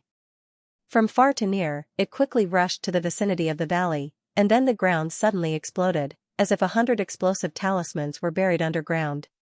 Flying stones flew everywhere, like falling rain. There were even a few Blue Cloud sect disciples who were close to the ground that were injured, but they didn't dare to move. Under the ground, there was a clanking sound. A monster that looked like a strange tree came out. It was completely black and had a metallic luster. Its body was wide and broad, and there were blade-like limbs on both sides. Its mouth was wriggling, looking disgusting and terrifying. It was a giant centipede that was 30 meters long and 1 meter wide. It was the king of the beasts in the desolate mountain range, the mountain-moving grasshopper. Moo, the grasshopper came out of the ground and raised its body into the air. Its body was pushed up bit by bit, and when the air passed through its body, it immediately let out a terrifying howl. All the beasts in the valley suddenly crouched down at the same time and didn't dare to move. The grasshopper swung its body and picked up a golden-haired ape. Its limbs moved, and it swam over, swallowing the ape in one gulp. The golden-haired ape squeaked, but it didn't dare to resist at all. The surrounding beasts were the same. They were trembling, but they didn't dare to move. They were like bloody buns that were waiting for the grasshopper to swallow them. After swallowing the golden-haired ape, the grasshopper seemed to feel that it didn't taste right. Its body made cracking sounds and it swam towards the blood pill cauldron in the middle. Then, its mouth wriggled and 2 sausage-like tentacles reached out. It first probed the cauldron, and when it didn't find anything strange, it rolled up the blood pill cauldron and poured the entire thing into its mouth. Its body trembled in excitement and made rustling sounds. However, when it drank the blood pill, it clearly didn't notice that there were a few glowing jade talismans inside the cauldron. It probably thought that they were broken bones in the blood and directly swallowed them. Right at this moment, Feng Qingwei suddenly shouted in a low voice, "Attack!" Whoosh whoosh, 4 or 5 disciples jumped out and each took out a magic weapon and nailed it to the rock. Boom, suddenly, a spiritual light flickered within the entire valley. Then, streams of invisible yet powerful energy surged up from the ground, connecting with each other and forming a giant invisible net that enveloped the entire valley. After that, Pai Junzi gave the order, and the disciples of the Literary Valley unleashed their talismans one after another. Multicolored lights flashed and descended from the sky. Spiritual light crisscrossed, trapping the green grasshopper within. At the same time, the 5th segment of Grasshopper's body suddenly exploded, and black water splashed everywhere. Those jade talismans were explosion talismans, and they had already exploded within its body, causing it to be seriously injured in an instant. Moo, green grasshopper was in pain. It straightened its body and let out a long howl. The entire demonic beast panicked and ran in all directions. However, under the encirclement of the formation, there was no way for them to escape. All of them were bound by the formation. Haha, success in one fell swoop. It's not a big problem. The disciples of Blue Cloud sect appeared, each casting their spells to maintain the operation of the formation. Feng Qingwei and Pai Junzi looked at each other, and a hint of relief appeared on their faces. It was also at this moment that the cry of an eagle came from afar. Xiao Jianming had already arrived on the eagle, and his sword qi was already brewing. However, at this moment, the green grasshopper suddenly let out another long howl. The lower half of its body plunged into the ground and quickly sank. Senior brother Pai, it's trying to burrow into the ground to escape. Feng Qingwei shouted. It can't escape. Pai Junzi shouted coldly, disciples of the Literary Valley, heed my command. Activate the earth-sealing talismans. Swoosh swoosh swoosh, the disciples of the Literary Valley all jumped out, each holding a yellow talisman. They quickly stuck it to the ground, and then poured their spiritual energy into it. In an instant, the ground became as hard as iron. The green grasshopper's burrowing technique could no longer be used. The green grasshopper let out a long howl in anger. Suddenly, its body shrunk, then spread out, and a faint black light seeped into the ground. 3 breaths later, the ground suddenly shook violently, as if a pot was boiling. Immediately, spikes over 3 meters tall shot out from the ground. Countless demonic beasts were pierced by the spikes, and the terrain had changed. Even 3 of the 8 gates of the formation's foundations were destroyed. It's actually an earth-type demonic beast, Feng Qingwei shouted. She was both shocked and pleasantly surprised. Since the green grasshopper was an earth-type demonic beast, its beast core's value would be doubled. Correspondingly, its strength would also increase by a lot. Moo, the green grasshopper let out another long howl. The demonic beasts in the valley suddenly took advantage of the destruction of the formation and charged towards the disciples of the Blue Cloud sect. Meanwhile, the green grasshopper quickly fled in the direction it came from. Its hundreds of legs moved in unison, and its speed was extraordinarily fast. Hurry and stop it. Feng Qingwei shouted anxiously. She was a little regretful now. If the disciples of the Maxian Valley had set up an ambush together and added the power of their artifacts, even if the green grasshopper was an earth-type demonic beast, it wouldn't have been able to escape. The ones facing the green grasshopper were the disciples of the Vermilion Cloud sect. When they saw the green grasshopper charging over, they immediately screamed in fear and scattered like birds and beasts. The green grasshopper actually escaped without any effort. Feng Qingwei shouted angrily, but it was impossible for the female disciples to risk their lives to stop it. Just as the green grasshopper was about to charge into the forest, a group of stunned disciples of the Blue Cloud sect suddenly appeared in the valley. Feng Qingwei focused her gaze and saw that they were the disciples of the Maxian Valley. It turned out that they were excluded from the group, but she was dispirited. She didn't want to continue hunting demonic beasts, so she rested nearby. However, she didn't expect to hear a rumble. When she got up, she saw the green grasshopper charging over. Disciples of the Maxian Valley, you must stop that green grasshopper. Feng Qingwei immediately shouted with all her might. Her voice spread far and wide. When the disciples of the Maxian Valley heard her and saw that the green grasshopper was extremely fast, their expressions immediately changed. Quick, stop that green grasshopper. On this side, the people of the Mountain River Valley, Literary Valley, and Vermilion Cloud sect all shouted. The expressions of the disciples of the Maxian Valley instantly became extremely strange. This green grasshopper was so powerful, how could they stop it? Or perhaps, even if they could stop it, half of the disciples of the Maxian Valley would die. Disciples of the Maxian Valley, listen up. At this moment, Wu Xiangtong suddenly shouted in a deep voice. Everyone's hearts couldn't help but tighten as they gripped their magic tools tightly. As long as Wu Xiangtong gave the order, they had to attack no matter what. At this juncture, they couldn't not listen to orders. However, at this moment, the second half of Wu Xiangtong's sentence came out. Little senior brother Feng said that saving our lives is more important. After saying that, he took the lead and jumped 10 meters away with a swoosh. F***ck, you scared me, the other disciples of the Maxian Valley shouted at the same time and quickly fled. Trash. At this time, Xiao Jianming also rushed over on his eagle. Seeing that the green grasshopper was about to escape into the forest, he immediately shouted angrily, cursing Feng Qingwei as well. Without thinking, he let out a long howl and leaped up from the back of the iron eagle. The iron sword in his hand struck out angrily, and streams of black light fell down like rain, hitting the back of the green centipede, causing sparks to fly in all directions.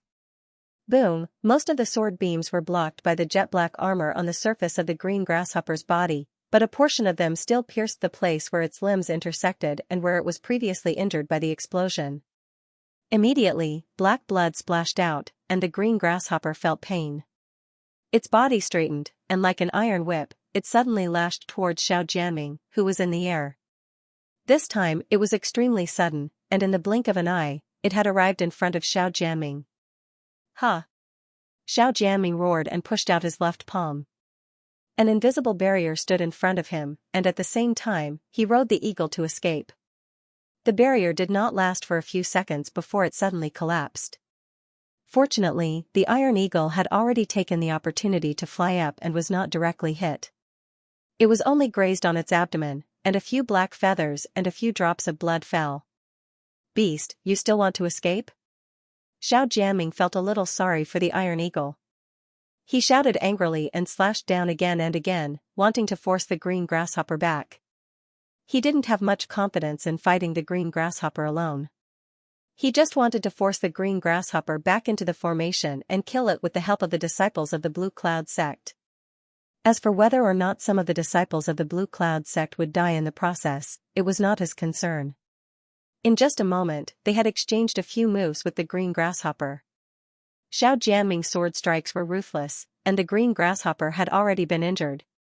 However, the green grasshopper's counterattacks were also very powerful.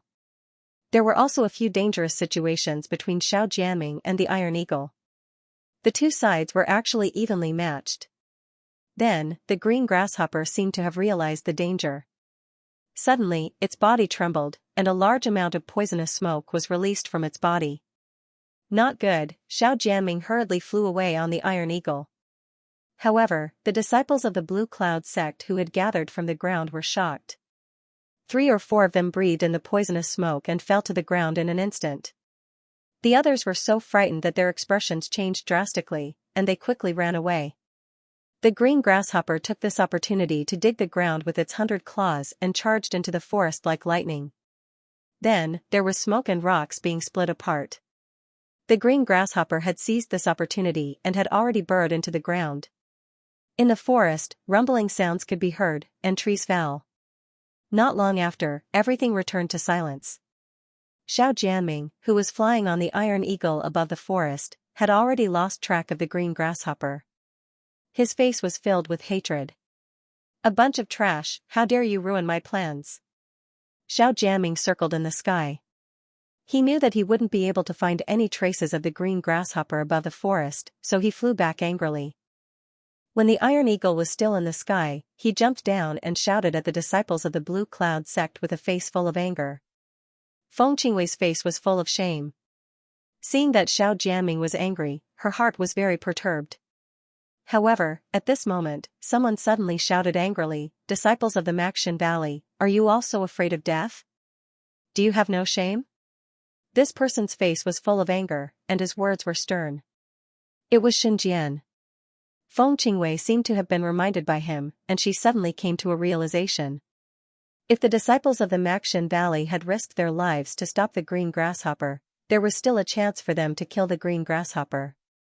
However, they were afraid of death, and that was why their ambush failed. The hatred in her heart immediately rose, and she rushed forward and shouted, "That's right, Wu Xiangtong, how can you disciples of the Maxin Valley be so afraid of death and battle?" The others were a little stunned, and they looked at the disciples of the Maxin Valley with different expressions. Even Xiao Jianming looked at Wu Xiangtong coldly, and his eyes were burning with anger. Wu Xiangtong's face was pale, and he opened his mouth, but he couldn't say anything. At that time, he did give the order for the disciples of the Maxin Valley to hide, but now that he was faced with the anger of Xiao Jianming and the others, it was hard for him to explain. Fortunately, at this moment, a crane's cry rang out in the distant sky. It was 2 figures, one white and one gold, flying over rapidly.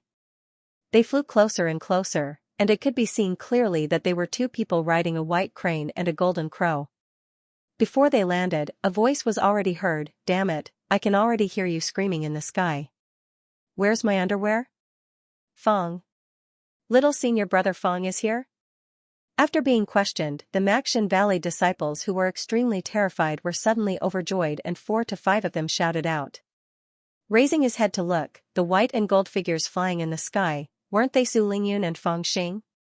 They saw Fong Xing sitting cross-legged on the back of a huge golden crow. He wore a Taoist robe of water and fire with a gourd tied around his waist.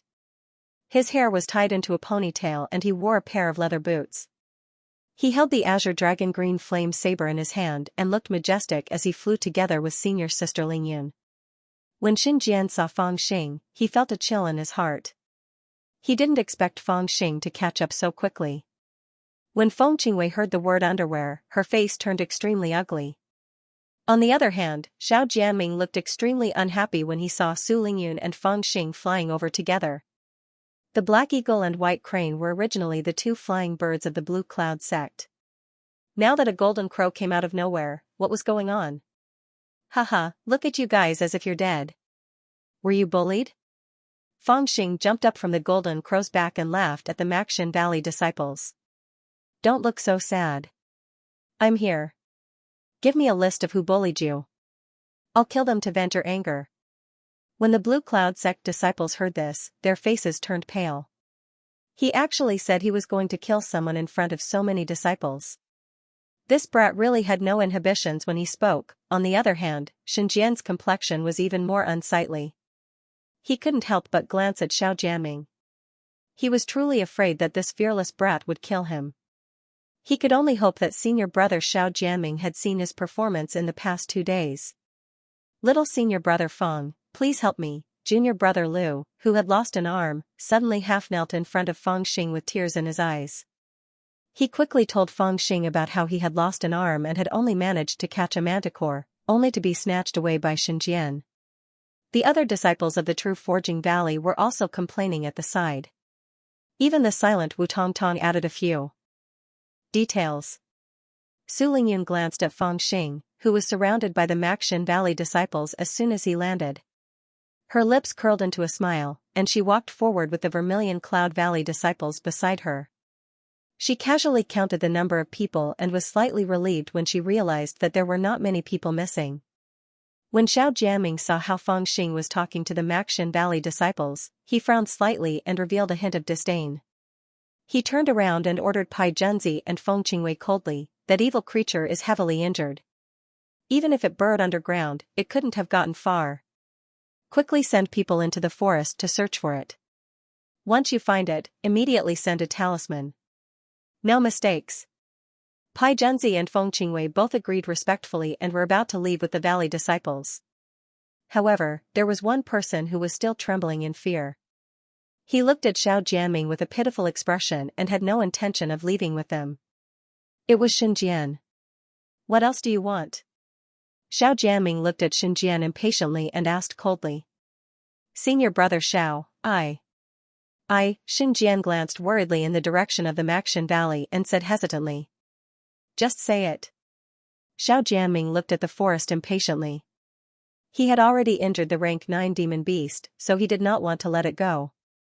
Big brother Jianming, it's like this. Feng Qingwei took a glance and walked over while stammering. Seeing that Fong Xing had arrived, she knew that things were not going to end well. She did not dare to hide this from Xiao Jianming, so she took the initiative to walk over and quickly explain the situation. This was the first time Xiao Jianming had heard of this as well, so he was a little displeased. He glanced at Feng Qingwei and Xinjian coldly. The two of them immediately lowered their heads in fear as cold sweat dripped down their foreheads. Hey? Xinjian, you bastard, are you looking to die? Hand over the demon core. At this moment, Fong Xing suddenly shouted. He had finished listening to the Maxian Valley disciples' explanation and was instantly enraged. He raised the azure dragon jade flame saber and walked towards Xinjian as if he wanted to hack him in half. Xinjian's expression changed drastically as he hurriedly took 2 steps back. He guarded against Fong Xing while looking at Xiao Jianming as if he was asking for help. Xiao Jianming frowned and suddenly turned to Fong Xing and scolded, Fong Xing, what are you doing? Fangxing rolled his eyes at him and shouted, I'm messing around? Whoever kills the demon beast in the end will get the demon core. Who came up with this idea? Xiao Jianming said coldly, I came up with it. What do you want? Fangxing met his gaze fearlessly and said with a smirk, let me ask you something. Does your rule still stand? Xiao Jianming was slightly startled and said, of course Xiao Jianming, keep my word. Fangxing chuckled and said, good. I've always felt that you were too cowardly before this, and the difference between you and senior sister Lingyun is simply too great. But after hearing what you said, I feel that you still have the air of a true disciple. Brothers and sisters of Blue Cloud Sect, listen up. Xiao Jianming said that whoever kills the demon beast in the end will get the demon core. You saw it just now, the 9th rank green centipede is already seriously injured. Damn it, that's a 9th rank earth attribute demon core. A 9th rank demon core is worth about 40,000 spiritual stones. If it's an earth attribute demon core, its value will double to 80,000 spiritual stones. If it's refined into a pill and sold, its value will double again. That'll be more than 200,000 spiritual stones. Damn it. Let's hurry up and go treasure hunting. Xiao Jianming's expression changed drastically when he heard that. His gaze fell on Fangxing's face fiercely. This little rascal is trying to instigate the disciples of Blue Cloud Sect to betray me. How audacious of him, however. Xiao Jianming couldn't be sure if there would really be someone brave enough to betray him for 200,000 spiritual stones. As he swept his gaze across, he realized that many people's expressions changed after Fangxing calculated the value of the 9th rank demon core. Previously, this group of people might not have considered the idea of taking the Yaodan as their own. However, after Fangxing reiterated his rule and settled the score for the Yaodan in front of everyone, there would probably be people who would be tempted to make a move. Little rascal, what nonsense are you talking about? This green centipede was injured by senior brother Xiao Jianming, so it should naturally belong to senior brother Xiao Jianming. Feng Qingwei was furious and shouted at Fangxing. Fangxing scolded, Bullsh T. Which son of AB TCH said that the demon core belongs to whoever kills the demon beast? You. Feng Qingwei's face instantly turned red. She sneaked a glance at Xiao Jianming. The surrounding disciples of the Blue Cloud Sect immediately became nervous. They could not believe their ears. They were convinced by Fangxing. He actually dared to scold senior brother Xiao Jianming, which son of AB TCH came up with the idea. Was he really not afraid of death? Even Su Lingyun sighed helplessly. She clenched her fists and prepared to help. On the other hand, Xiao Jianming's eyes were filled with coldness. Although his uncle had repeatedly instructed him to use tactful means to get the secret technique that Bai Qianzhang had passed on to him from this little brat, and that he absolutely couldn't use force unless it was absolutely necessary for fear of angering Bai Qianzhang, who had just entered closed-door cultivation, he still couldn't suppress the anger in his heart. No one had ever dared to scold him like this. He could not help but wonder if his prestige in the sect had really fallen to such an extent after not returning for 4 years. He had already decided that no matter what, he had to teach this little bastard a lesson. Senior brother Xiao, is the rule you mentioned really accurate? At this moment, a faint voice sounded. It was actually Su Lingyun. Xiao Jianming was so angry that his heart trembled. He thought to himself, I don't know why junior sister Lingyun is so close to this brat. If I insist on making a move on this brat, I'm afraid she will definitely stop me. Damn it, although she might not be able to stop me, if I forcefully make a move, not only will I offend Martial Uncle Bai Qianzhang and Martial Uncle Iron like madness, but I will also offend this future cultivation companion. As he thought of this, the anger in his heart strangely subsided. Xiao Jianming, who had always been calm and arrogant in the Chu region, felt for the first time that it was so difficult to teach someone a lesson. A gentleman's words are more important than 1,000 cauldrons. Since I said it, I will naturally keep my word. Xiao Jianming said coldly. At the same time, he coldly glanced at the disciples of the Blue Cloud Sect. His eyes were cold and contained a hint of coercion. Pride rose in his heart. He did not believe that anyone would dare to disobey him for the sake of this demon core. Moreover, he had so many people to help him search for the demon core. Once they found traces of the green grasshopper, they would immediately go over and kill it. no matter what, the demon core would still fall into his hands. This brat was not qualified to fight with him for it. Although Su Lingyun was qualified, her strength was not comparable to his. Therefore, he would silently agree to this rule. So what, when the disciples of the Blue Cloud sect saw the look in his eyes, they immediately panicked. Even those who had been scheming immediately put an end to this idea. Not everyone was like Feng Xing, who dared to directly anger the true disciple of the Blue Cloud sect, Xiao Jianming. You guys go. Once you find traces of that evil creature, use the flying talisman as a signal. Xiao Jianming was very satisfied with the reaction of the disciples of the Blue Cloud sect and coldly ordered them. Just as they were about to enter the forest to search, Feng Xing suddenly chuckled and shouted, I know you guys don't dare to offend someone, but don't be afraid.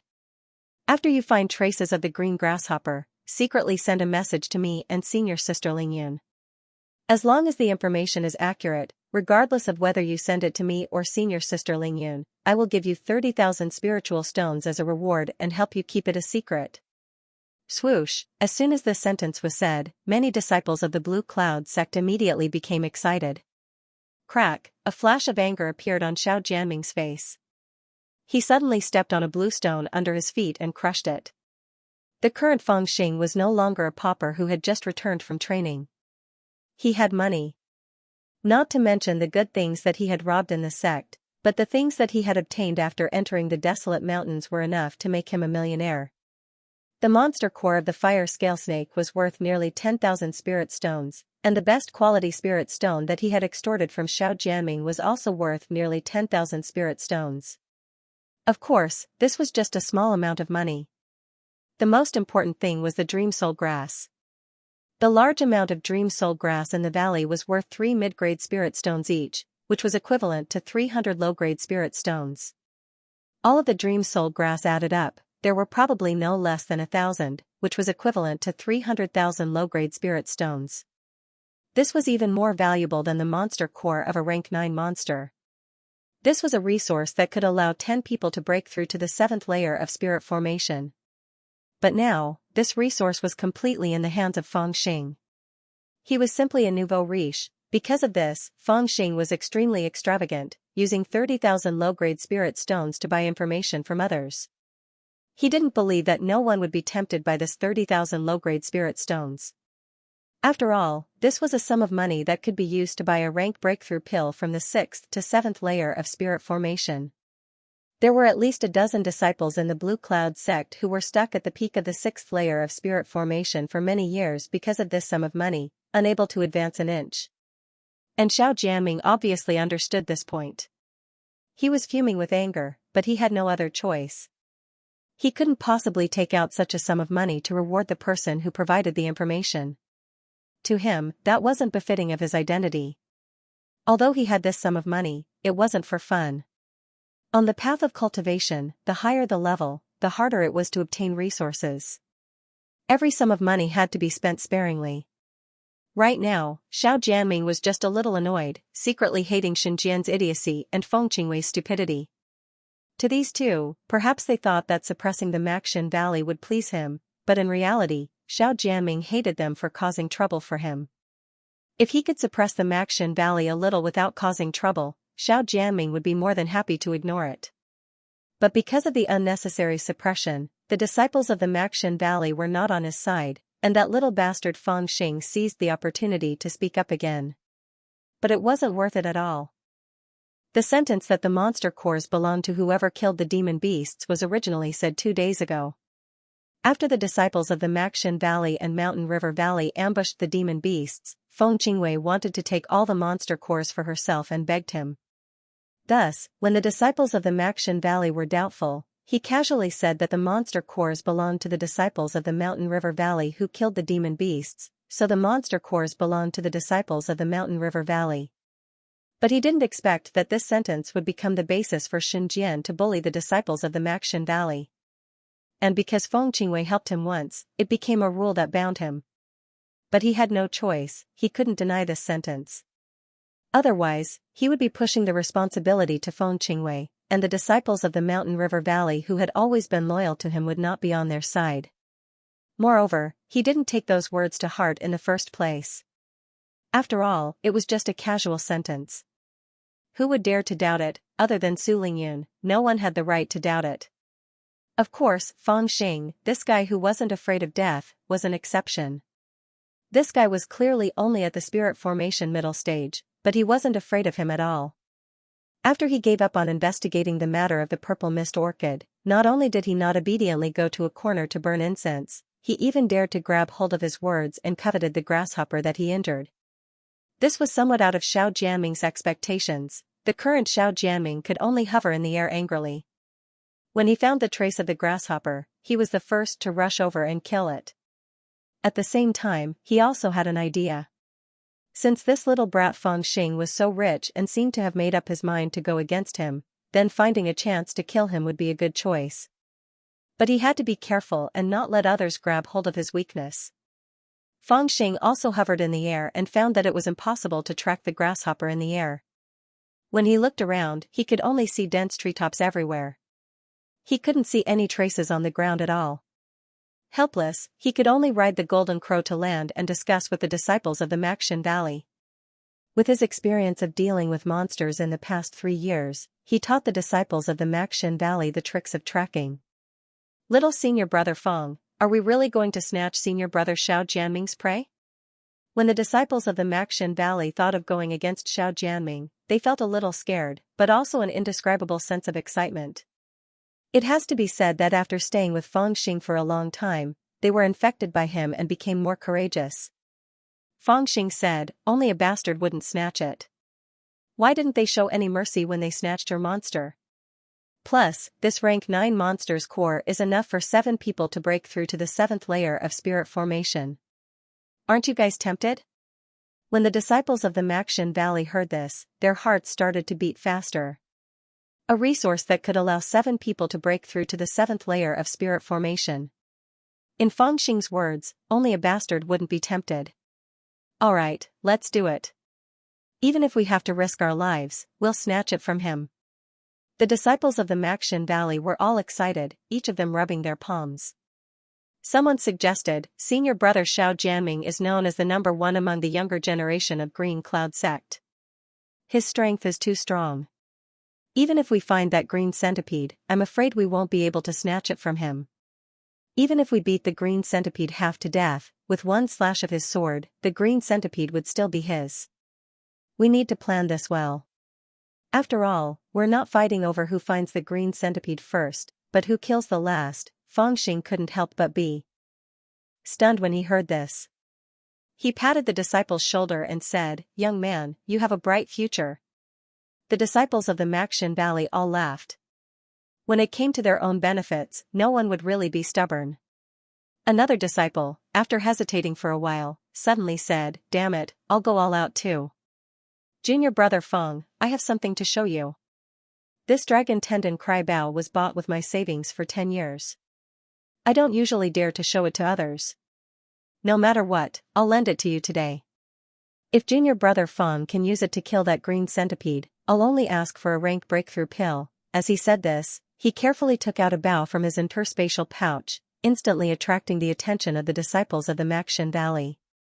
As it turned out, this disciple's surname was Cui, and his name was Cui Baifeng. He was also an old disciple of the Maxin Valley. All the disciples of the Maxin Valley aimed to have an upper-grade magic weapon, and this disciple was no exception. He had saved up for 10 years to buy such an upper-grade magic bow. However, his cultivation was a little lacking, so he couldn't use the bow to its full potential. Therefore, he usually used his flying sword to fend off enemies. The most common practice in Taoism was the survival of the fittest. Although he had the bow, he couldn't use its full potential. Naturally, he didn't have enough power to protect himself. He was afraid that others would rob him of it, so he kept it a secret. Now that he had been provoked by Feng Xing, he was a little excited and wanted to lend the bow to Feng Xing to help him kill that green centipede. At the same time, he could also fight for a rank breakthrough pill for himself. Of course, what he was most worried about was that others would rob him of the bow. At this time, he felt an inexplicable sense of trust in Feng Xing, so he was willing to take it out. Feng Xing's eyes lit up as soon as he saw the bow. The bow was 10 feet long, the back of the bow was made of fine black iron, and the bowstring was made of the tendons of the flood dragon. There were fine and simple runes engraved on the body of the bow, and there were also 3 demon bone arrows that formed a set with the bow. Feng Xing reached out his hand to take the bow, and his finger lightly pulled on the bowstring. Immediately, there was a sound that sounded like the low roar of a hidden dragon, faint and unending. Good stuff. Feng Xing pulled the bowstring twice and praised it. Suddenly, he looked at Cui Baifeng and said, "Give it to me." Cui Baifeng was stunned, and his face showed a crying expression. He said, "Little brother Feng, you must be joking, right?" Feng Xing laughed and said, "Of course I'm joking." But in his heart, he was thinking, should I really think of a way to trick him into not giving me the bow? With the dragon tendon cry bow, Feng Xing's confidence increased. He immediately flew into the air with the golden crow and hovered at a low altitude like Xiao Jianming. If he saw any traces of the grasshopper, he would take the opportunity to shoot it dead. If he managed to get the last shot, in front of so many Blue Cloud sect disciples, even Xiao Jianming would not be able to go back on his words. More than 20 Blue Cloud sect disciples had already scattered into the forest. They used all kinds of methods to carefully search for the grasshopper. Old Jean put in more effort later. If you find any traces of the demon beast, immediately rush over. Feng Xing and the golden crow hovered in the air and discussed with the golden crow in a low voice. In the air, the golden crow was not afraid that others would hear them. It rolled its eyes and said, "If we get the demon core, will I get a share?" Feng Xing pondered for a moment. This was not the time to be stingy, so he immediately agreed and said, 40%. The golden crow laughed and said, "If you promise me 60%, I'll help you find it." Feng Xing was stunned and asked in surprise, "You can find it?" The golden crow smiled mysteriously and said, "Don't underestimate Uncle Jin's methods. I can order all the demon beasts in the disorderly mountains below the 8th rank. Although I can't order those above the 8th rank, it's not a problem to find them." Only then did Feng Xing remember that when the Blue Cloud sect disciples first entered the forest, it was this bad bird that had ordered the demon beasts to attack them. Also, in the valley where the dreamy soul grass grew, it had also ordered a group of demon beasts to attack him. It was obvious that this bird had the ability to order demon beasts. He immediately said, "Find it. If we get the demon core, we'll split it 50-50. The golden crow pondered for a moment and said, "Deal." As he spoke, he circled around and rushed to the back of a mountain peak not far away. After arriving at the mountain peak, he looked around suspiciously. After which, he opened his mouth and spat out a tattered bronze object. It was a small bronze cauldron that was 3 feet tall, 3 feet wide, and 3 feet long. It had 4 faces and 2 handles, and it continuously spun in the air. Its aura was simple and strange. After spitting out the small bronze cauldron, the golden crow squinted at Feng Xing to see if he would be tempted. Feng Xing's eyes lit up and he asked excitedly, "What is this?" The golden crow waved its hand in disdain and said, "It's just a broken cauldron. I borrowed it from somewhere else. It's nothing." Feng Xing laughed and said, "It looks good. Hurry up and find it. Don't let anyone see it." Seeing that Feng Xing had no intention of snatching the cauldron, the golden crow was relieved. It chuckled and said, "It'll be done soon." As the golden crow spoke, it sprinkled a few drops of blood into the cauldron. Then, it activated its demonic chi and the small cauldron immediately began to spin. Not long after, an aura that ordinary people would not be able to detect spread out in all directions. In the mountain forest, the demonic beasts began to panic. As for the golden crow, it closed its eyes and silently chanted an ancient incantation, as if it was secretly controlling this power. After about 7 breaths, it opened its eyes and swallowed the small cauldron. "It's about time, let's go." As it spoke, it spread its wings and flew in the southwest direction. Feng Xing pondered for a moment, then chuckled and said, "What's the hurry? Let's lure them there first." As he spoke, he transmitted a message to Wu Shangtong and explained the situation to him. Then, he returned to the forest and circled around, not in a hurry to search. After the time it took for an incense stick to burn, Xiao Jianming noticed that the disciples of the Mountain River Valley and the Literary Valley had all rushed towards the southeast direction. Xiao Jianming, who was flying in the sky, also glanced at Feng Xing from afar, before riding his iron eagle and flying in that direction. Seeing that most of the people had turned in that direction, Fangxing also leisurely flew over on the golden crow. After hearing the golden crow's words, he took the initiative to let Wu Xiangtong leak the news that Grasshopper might be in the southeast direction. He believed that the other disciples of the Blue Cloud sect would go over to take a look regardless of whether they believed it or not.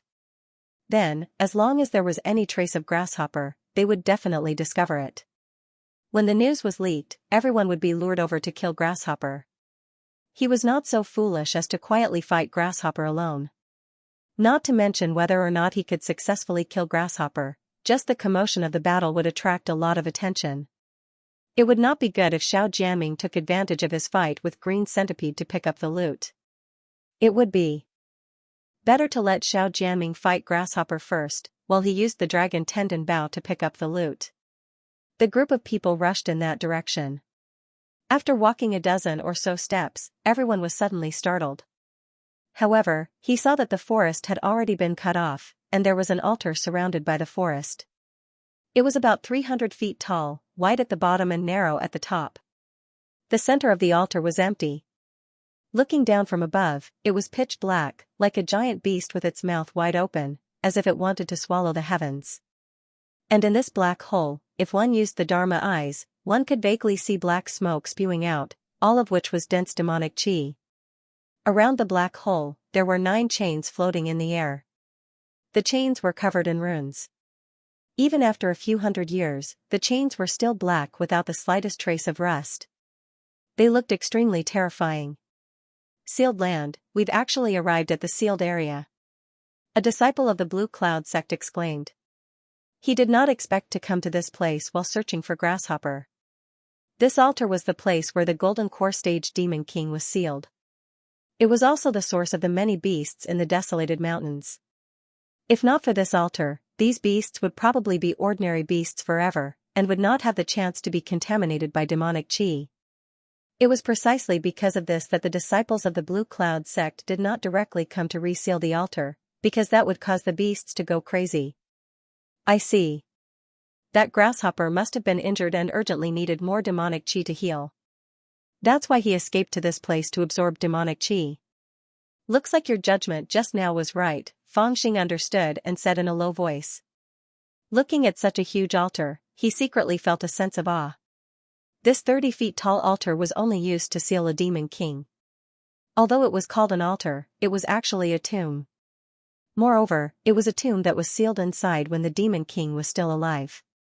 Not only was it sealed, it was also continuously releasing its demonic chi for hundreds of years.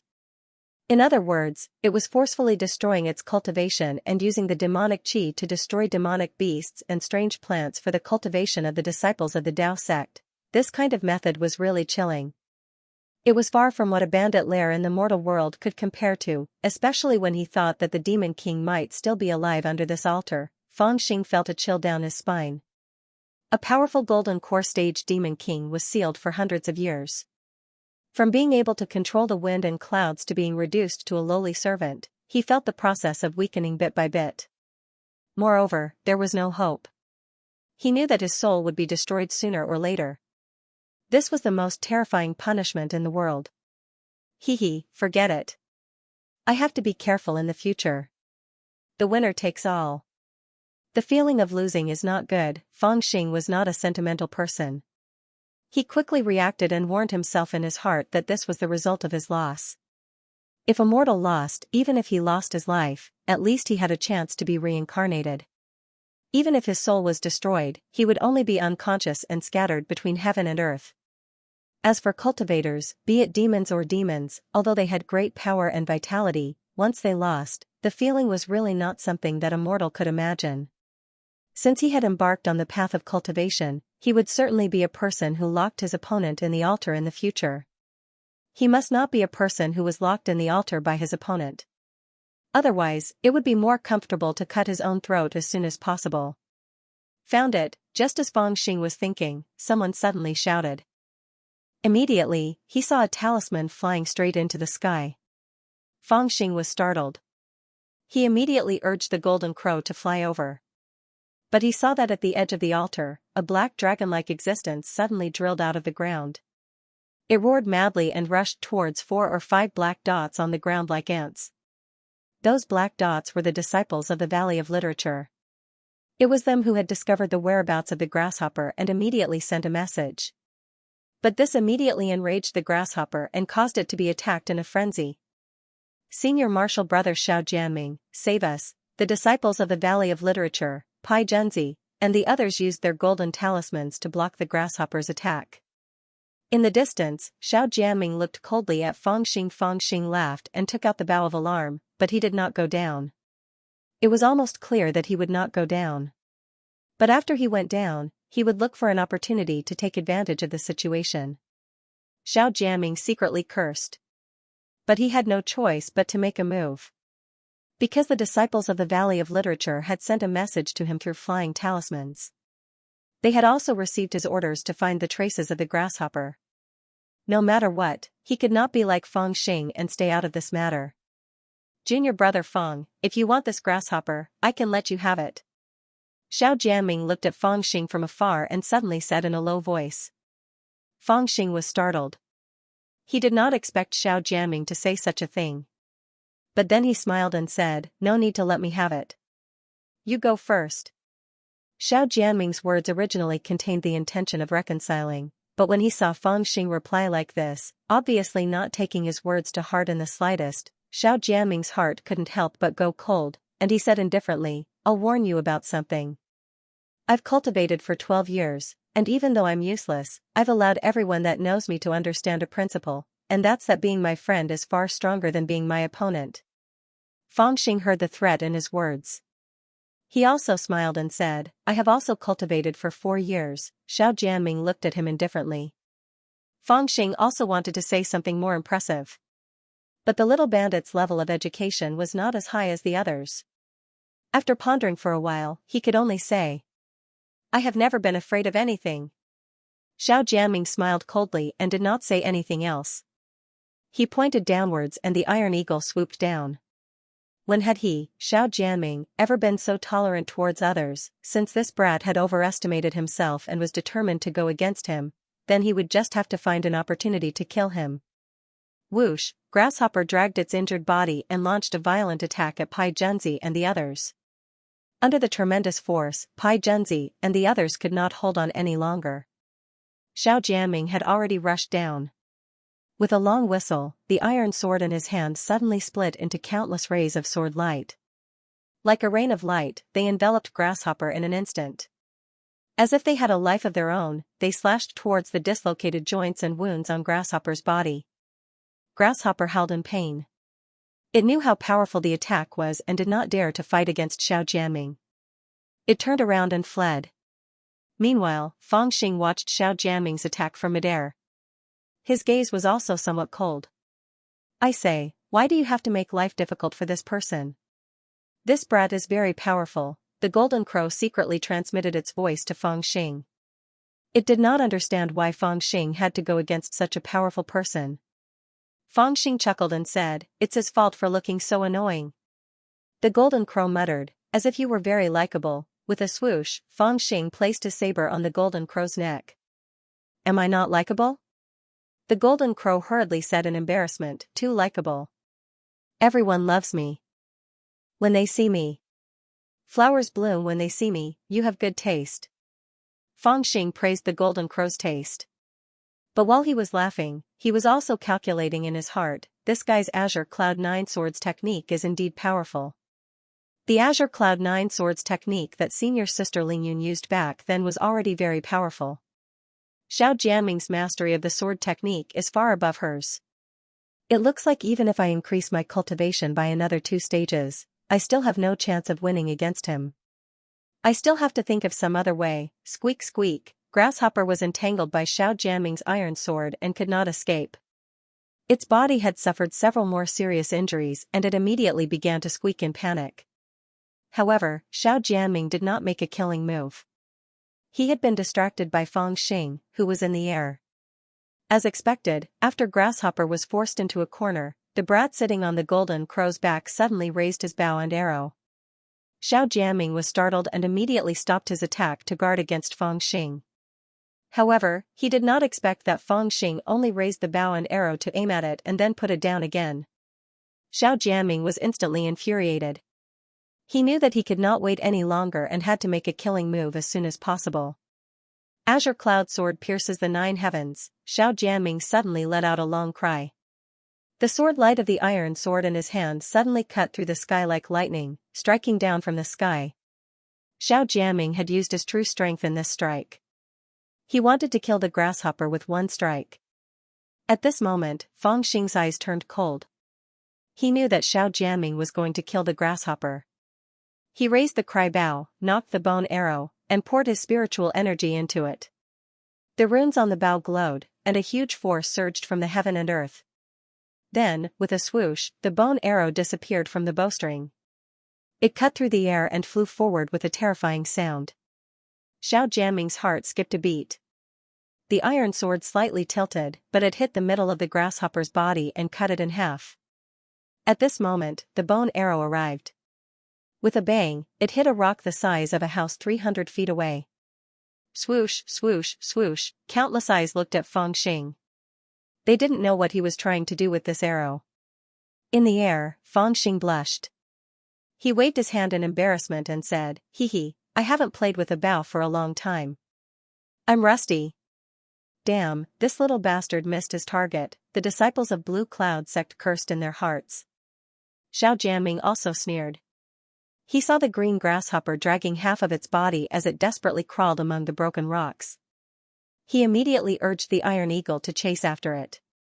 This time, he was ready to truly kill it.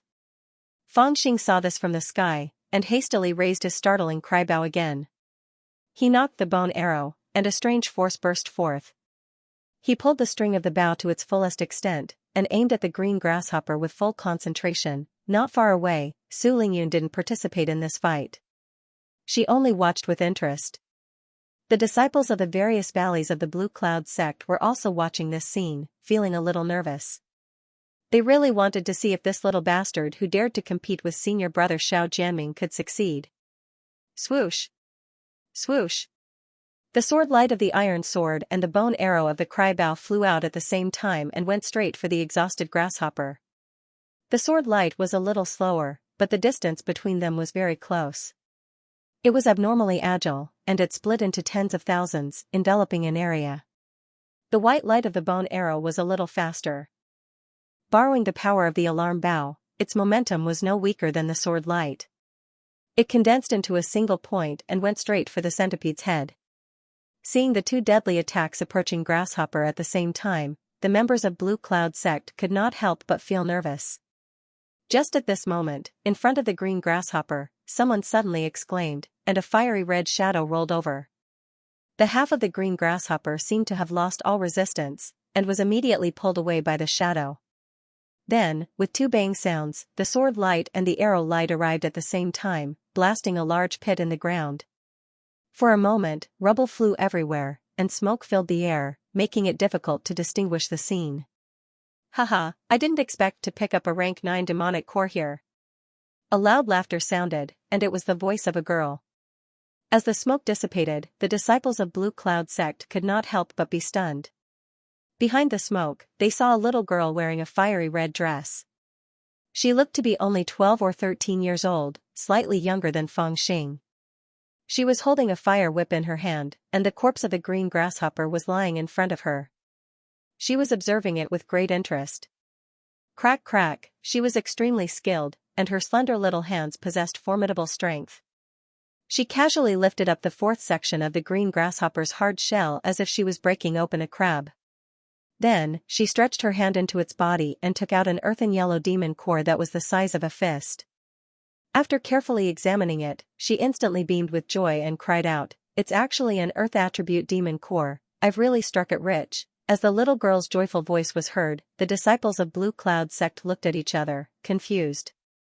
What was going on? Why was there a wild girl who came out of nowhere and actually snatched the demonic core? At this moment, the Jingwu under Feng Xing suddenly shivered and whispered, F***ck, why is she here? Feng Xing was surprised and asked, "What's wrong? Who is this girl?" The Jinwu seemed to be a little nervous and whispered, "Someone from the 100 Beasts sect of Bohai Nation.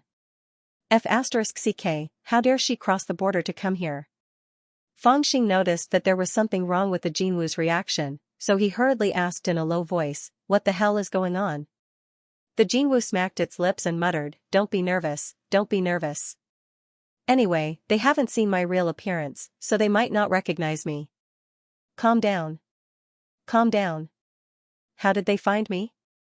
F***ck, could it be that they sensed my aura when I activated the Beast King Cauldron? It must be, we have to quickly think of a way to conceal their aura." Fangxing pounded the Jinwu's back twice and whispered, "What the hell is going on? Tell me." The Jinwu complained, "A month ago, I stole the Beast King Cauldron of the 100 Beasts sect in Bohai Nation, then I hid in the deep mountains and fled all the way to the Chu region. I originally thought that the cultivators of Bohai Nation would not dare to cross the border to chase after me, but I didn't expect that this girl would appear here. It must be the other masters of the 100 Beasts sect. She couldn't have come alone." Fangxing hurriedly asked a few more questions and realized that it was the Jinwu who had caused the trouble. The girl in red was the little aunt of the 100 Beasts sect, who was similar to the young master. She probably followed the Jinwu all the way into the Chu region in order to recover the Beast King Cauldron that the Jinwu had stolen. It was reasonable to say that it would not be so easy to find the Jinwu in this huge mountain range. However, the Jinwu had used the Beast King Cauldron twice in a row in the past few days, so the other party must have sensed the aura of the Beast King Cauldron and came all the way here. "I didn't know that you were so good at doing things. You stole the Beast King Cauldron. And said it was a broken cauldron." Fangxing was a little speechless. The Jinwu said anxiously, "Is this the time to talk about this? Hurry up and think about how to help me." Fangxing smiled and said, "It's just concealing my aura. It's not a problem for me." As he spoke, he took out a mask from the Dongtian ring and quietly handed it to the Jinwu. He quickly explained its use, and the Jinwu was immediately overjoyed. While the two of them were whispering behind the altar, Xiao Jianming and the others had already made contact with the girl. Sun Jian was the first to jump out. He was scared out of his wits by Fangxing and spared no effort to flatter Xiao Jianming. Seeing that the other party was a little girl, he directly jumped out and shouted, "How dare you? Who are you? Get back senior brother Zhao's monster elixir." The girl giggled and said, "What senior brother or senior brother? I killed the demonic beast, so the monster elixir is mine." "Bullshit. This demonic beast has been killed by senior brother Xiao. How can you take it from me? Give it to me now." Sun Jian shouted sternly. He took a step forward and raised his right hand. The girl rolled her eyes and said with a faint smile, "What if I don't give it to you?" Sun Jian was stunned.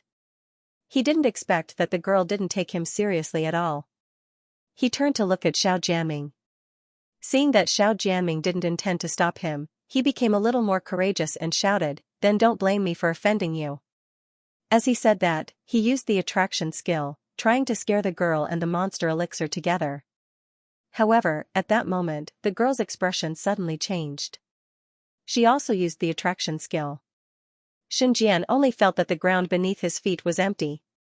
His whole body was pulled by a strong invisible force and flew directly towards the girl. For a moment, he was scared out of his wits.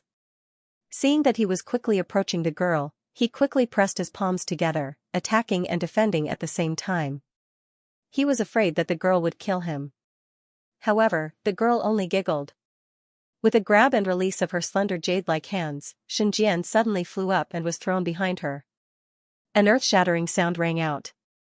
Suddenly, a burly man over 10 feet walked out from the forest and happened to meet Sun Jian, who was flying over. His two large hands grabbed the air and grabbed Sun Jian like he was grabbing a little chick. No matter how hard he struggled, he couldn't move at all. The people of Blue Cloud sect were shocked. Xiao Jianming had already pressed down on his iron sword. However, seeing that the man was only grabbing Sun Jian and didn't kill him, Xiao Jianming forced himself to hold back. His eyes were like an eagle's, staring coldly at the man, trying to guess his background. He didn't act rashly because he could already see that the girl's strength wasn't ordinary. The moment the girl used the attraction skill, he could already see that although the girl seemed to be using it lightly, she was actually using her full strength.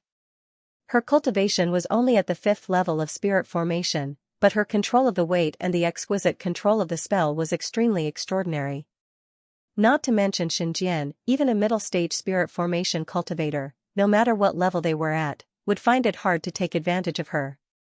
Of course, he wasn't afraid. However, he was sure that this girl wouldn't come here alone. Plus, he didn't know if she was a friend or foe. Therefore, he didn't directly make a move. He planned to see what the other party's purpose was before making a decision. Hee, it's good now. The little girl clapped her hands and said, all of you don't move. Don't bully me because my cultivation is low. You guys aren't my opponent. As she said that, she turned to the giant man and said, Fierce slave, where is brother Zhao Yang and the others? The giant man made 2 hee sounds and pointed to the northwest direction. He seemed to be mute. The little girl nodded and said, Call them over. The clue should be here. The giant man nodded and took out a jade talisman to send a message to the people in the distance. Miss, may I know where you are from?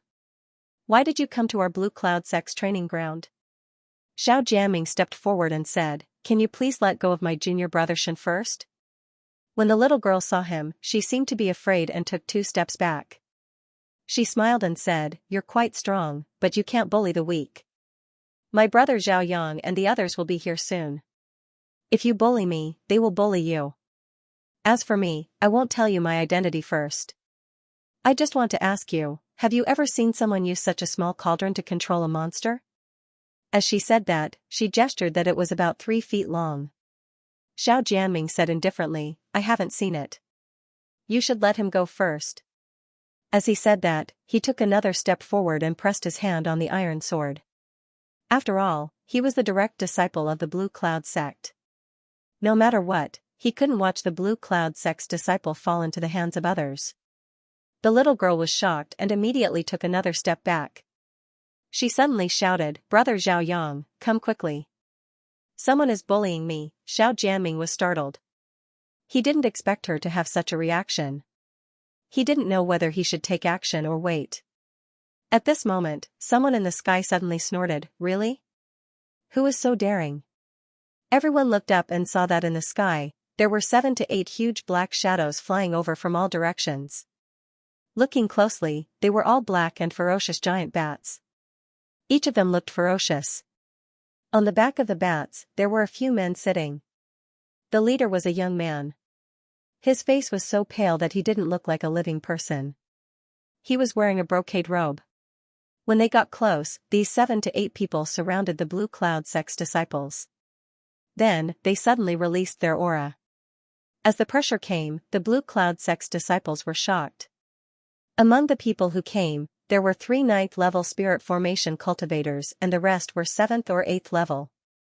With 3 spirit formation 9th-layer cultivators, the Blue Cloud sect disciples no longer dared to move. Most of the Blue Cloud sect disciples were in the middle stage of spirit formation. Only Xiao Jianming and Su Lingyun were in the late stage of spirit formation. Furthermore, Su Lingyun was only in the 8th layer of spirit formation. It could be said that the disparity in strength between them was too great. Even the only girl who seemed to be only in the 5th layer of spirit formation showed her strength far beyond that of an ordinary middle-stage cultivator. There was no need for the 3 spirit formation 9th layer cultivators to make a move. Just the people below were enough to defeat the Blue Cloud sect disciples. Facing these people's unfriendly gazes, Xiao Jianming's expression turned cold. He took a step back while Su Lingyun slowly took a step forward. The 2 of them stood side by side in front of the Blue Cloud sect disciples and looked at each other with a serious expression. At this time, Fang Xing also came over. He jumped off the golden crow and squeezed into the crowd. Everyone, where are you cultivators from? What are you doing in my Blue Cloud sect's training ground? Xiao Jianming took a deep breath and asked in a deep voice. The youth in brocade robe did not answer and directly asked, Who was the one driving the demon beast just now? Xiao Jianming was startled. He frowned and did not say a word. The girl in red smiled and said, When Brother Zhao Yang asks you a question, you better answer quickly. His temper isn't good and he kills a few people every day. Then she added, We are here to look for something. Just now, we sensed the aura of that thing, so we came over. You must have seen it before. Xiao Jianming frowned and slowly said, we don't have anyone driving the demon beast here. The youth in brocade robe rolled his eyes and coldly said, are you courting death? Xiao Jianming's face turned pale. His cultivation was the same as the other party, but he was scolded like this. His heart immediately burned with anger. The red-clothed little girl clapped her hands to attract everyone's attention. She smiled and said, then you guys better think about it. Our senses can't be wrong. Just now, there was indeed a kind of aura that could control a demonic beast. Otherwise, we wouldn't have come here. Xiao Jianming stopped talking and frowned. The disciples of the Blue Cloud sect were also in a panic. Who knew where this group of experts had come from? How could they ask their own people such a question? Commanding demonic beasts? How would they know what the hell was that thing that could control the demonic beast? However, the other party's killing intent was extremely strong. If he didn't give a satisfactory answer, the other party might really make a move. Su Lingyun, on the other hand, seemed to have thought of something and subconsciously looked in Feng Xing's direction. Feng Xing also looked at her, knowing that she had thought of something. He shook his head lightly, moved his lips slightly, and said something. This sentence was, the less trouble, the better. Su Lingyun naturally remembered. When the Blue Cloud sect disciples were attacked by a group of demonic beasts by the lake, both she and Feng Xing could tell that someone had purposely controlled the demonic beasts. It was somewhat similar to what these people were looking for. Of course, she would never have guessed that the person who had driven the demonic beasts was actually hiding behind Feng Xing. Feng Xing's words also made Su Lingyun give up on the idea of revealing this matter. That's right, the less trouble, the better. Even if she told this group of people about the demonic beast attack, so what? These people might even force her to go there to look for clues. She might as well pretend that she knew nothing and send them on their way. Of course, looking at these people, they didn't seem to be that easy to send away. She could only act according to the circumstances. Just as the atmosphere became extremely tense, the leader of the Literary Valley's disciples, Pai Zhenzi, suddenly stammered, everyone. Fellow Taoists, the aura you're talking about, is it this thing? As he spoke, he turned around and walked to the back. He pulled the lower half of the viper's body over and shook it forcefully. Immediately, many stinking things fell to the ground. They were all pieces of demonic beast corpses that the viper had swallowed and hadn't fully digested. Inside, there was a small cauldron that had been blown out of shape. It was tattered and covered in blood. If one looked closely, they could even see some runes on the cauldron. When the youth in embroidered clothes saw this, he flipped his palm and took the cauldron over. He didn't mind that it was dirty and held it in his hand to examine it. His expression was slightly disappointed as he casually threw it to the ground and coldly said, "This is your item?" Xiao Jianming glanced at Feng Qingwei. Feng Qingwei could only bite the bullet and said, "That's right, this is a low-rank magic tool. After pouring in demonic beast blood, catalysis pills, and spiritual medicine powder, it can emit an aura that attracts demonic beasts through this cauldron. Furthermore, it can ensure that the aura of blood and qi won't disperse and will drift for hundreds of miles." As she spoke, the expressions of the youth in embroidered clothes and the others became more and more unsightly. "Xianxia, what do you think?" Suddenly, the youth in embroidered clothes turned around and looked at an old man in a black robe behind him. His cultivation was at the 8th level of spirit formation. The old man hurriedly closed his eyes and carefully sensed. A layer of sweat seeped out of his forehead. After a long time, he opened his eyes and said with some hesitation, "It seems that there really isn't a beast, there isn't the aura of the cauldron. I can only sense the aura of this low-rank magic tool." A trace of anger flashed across the youth's face as he coldly shouted, "Weren't you very sure that you felt its aura earlier?" The old man in black robe, Xianxia, was drenched in cold sweat as he said with difficulty, "The distance just now was a bit too far, and this magic tool has the same principle as our treasure. Although the structure is very rough, the aura is somewhat similar." This way of saying it was undoubtedly admitting that he had made a mistake in sensing it earlier. Sigh, the youth in embroidered clothes let out a long sigh. Their expressions were somewhat unsightly. As for the Blue Cloud sect disciples, they all let out a sigh of relief. It's good that it was a misunderstanding. At least they didn't need to fight. Among them, the happiest was Jin Wu, who was hiding in the crowd. It felt as if it was simply a dream. Its current partner was simply too remarkable. Just by taking out a mask, he had the ability to change one's aura. It also relied on this mask to change its aura. With the cauldron inside its body, its aura would naturally be concealed. Brother Zhao Yang, I already said that the evil thief escaped towards the southern desolate swamp. You guys insisted that it was purposely creating a diversion, but in reality, it escaped to the Chu region. This time, it can prove that I was right, right? Why don't we turn around and chase after it in the south? The red-clothed little girl giggled. She was different from the others and was completely not afraid of the youth in embroidered clothes. The anger of the youth in embroidered clothes had yet to dissipate. He slowly nodded his head. He did not say anything, but it was as if he had acquiesced. The red-clothed little girl giggled and said to Xiao Jianming, "Let's go. I won't return this demon core to you."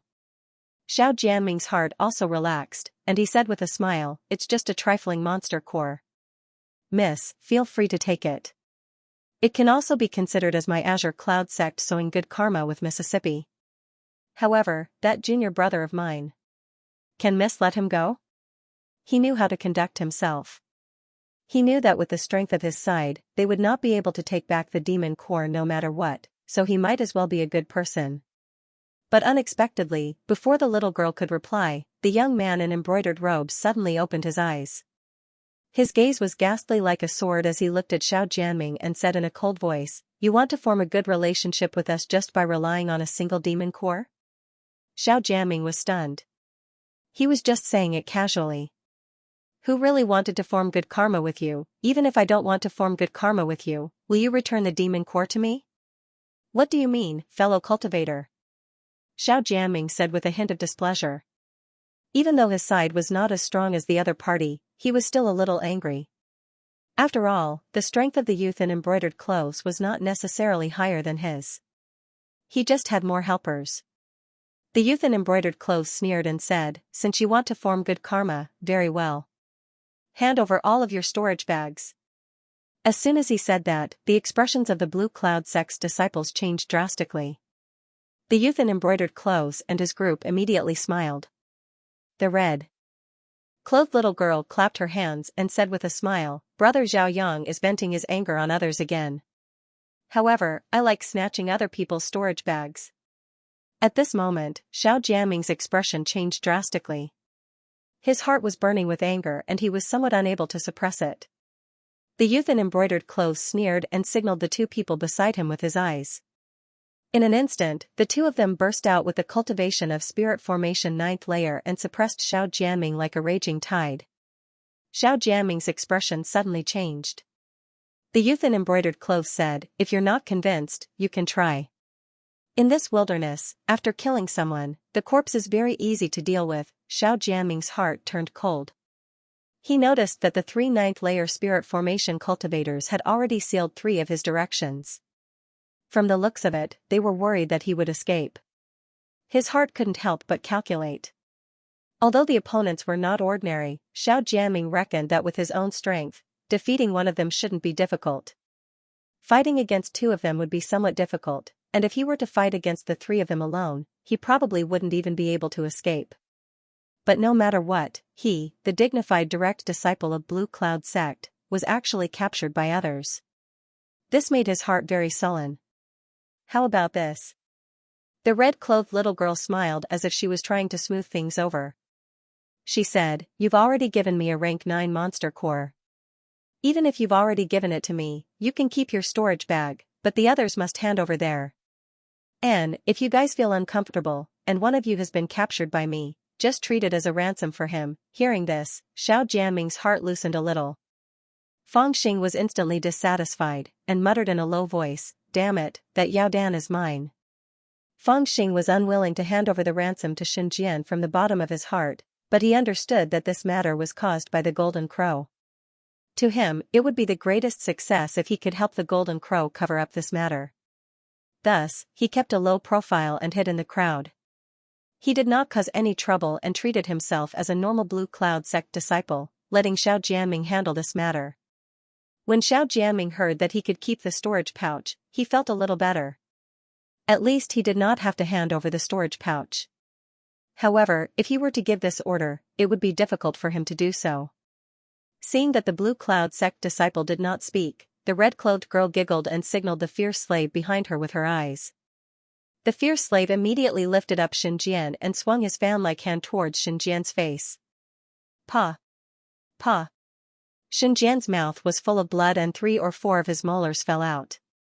He immediately shouted with all his might, "Senior brother Xiao! Senior brother Xiao! Senior brothers, I beg you, please save me, sigh, hand it over." Pai Junzi of the Book Literature Valley suddenly sighed and threw out his storage pouch. No matter what, Xinjian was still a disciple of the Book Literature Valley. As the leader, he could not ignore it.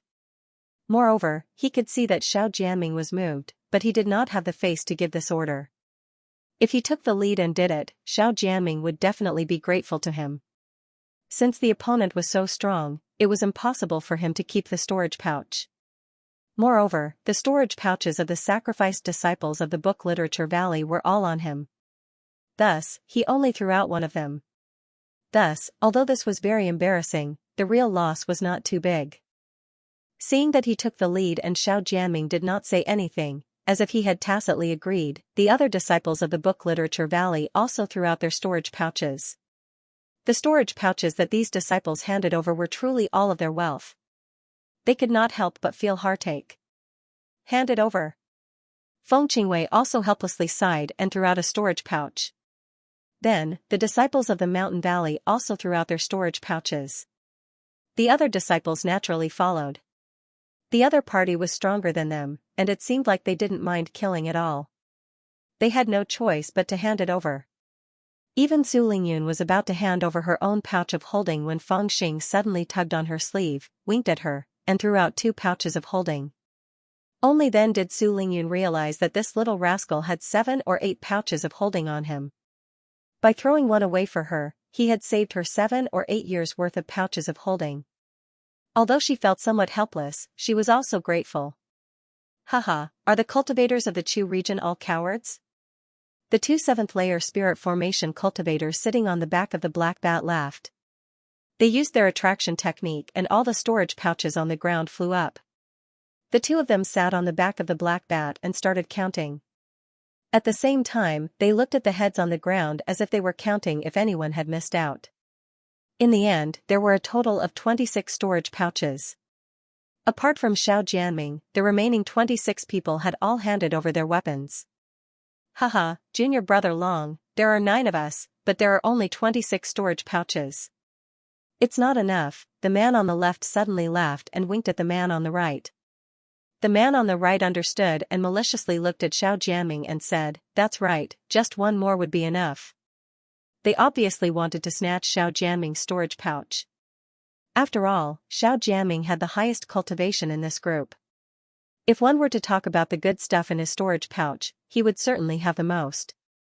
Perhaps, one of his storage pouches was equivalent to 10 of the others. Xiao Jianming's face was ashen. He didn't say a word. At this time, he naturally wouldn't ask for trouble. Seeing that Xiao Jianming didn't reply, the man on the right purposely said, "Since it's a ransom, then we need 27 storage pouches to redeem a complete person. If 1 storage pouch is missing, then we can't give them a complete person. It's good to be fair when doing business. Fierce slave, tear off that guy's thigh and treat it as dinner. Return the rest to them." Hearing that, the fierce slave laughed. His eyes were filled with cruelty as he grabbed Xinjian's thigh. Xinjian was scared out of his wits. He could endure 2 slaps, but losing a thigh would be bad luck. He hastily shouted, "Senior Xiao! Senior Xiao, save me!" As he struggled, he looked at Xiao Jianming. Suddenly, he saw Xiao Jianming's cold eyes looking at him. Xinjian's heart immediately turned cold. He knew that Xiao Jianming hated him. However, he could clearly feel that the fierce slave was grabbing his left leg as if it was really going to tear it off. The fear in his heart couldn't be any greater. In despair, he suddenly had a flash of inspiration and immediately shouted, "There's storage pouches, there's still." As he said that, he suddenly pointed at Fangxing in the crowd and shouted, there's still 7 or 8, The group of people immediately looked at Fangxing in the crowd, scaring the people around Fangxing so much that they immediately moved out of the way. Such a little demon, how could he have 7 or 8 storage pouches? On the black bat, the big man on the right looked at Fangxing in confusion. Xianxia anxiously shouted, that's right, and his storage pouch is full of treasures. There are thousands of dream soul grass, swoosh, the eyes of the 2 big men on the black bat flashed. They fixed their eyes on Fangxing and laughed sinisterly, little demon, quickly hand it over. None of the Blue Cloud sect disciples dared to speak up for Fangxing. They all looked at Fangxing with complicated gazes. There were even some people who were gloating, thinking that it was fortunate that Xianxia shouted like that. Otherwise, if they handed over all their storage pouches and this little demon still had so many, wouldn't they suffer a great loss? At this moment, Fangxing was also fuming with anger. Not using the fastest speed to kill Xianxia, this bastard, was definitely the biggest mistake he had ever made in his life. Seeing that everyone's eyes were focused on him, it was obvious that the number of thousands of dream soul grass had aroused their greed. They definitely wouldn't let him go. Fangxing was a little unwilling. Suddenly, his eyes turned, and with a swoosh, he dashed out and used the gravity spell. His whole body flew up and rushed toward the huge altar at the side. Trying to escape? This group of people obviously didn't care. They had the black bat as a mount, so they weren't afraid of Fangxing escaping. He slowly drove the black bat and chased after him at a moderate pace. When Fangxing climbed to the top of the 30-feet-high altar, there were already 3 or 4 black bats closing in on him. However, Fangxing wasn't thinking about escaping. He pulled the robe at his chest and immediately took out 7 or 8 storage pouches, 2 full handfuls. Then, he moved closer to the mouth of the altar and shouted, don't come any closer, if you come any closer, I'll throw all of them down. None of you will be left. The people of the 100 Beasts sect were stunned. They didn't expect this little demon to do this. Was he trying to cut off all means of retreat? Little demon, don't mention throwing all of them down. Even if you throw one down, I'll make you wish you were dead. The big man on the left black bat sneered. His voice was cruel, and it was obvious that he wasn't joking. Fangxing thought for a moment. Indeed, he wouldn't be able to scare them. His mind moved, and suddenly, he took out a yellow book from one of the storage pouches.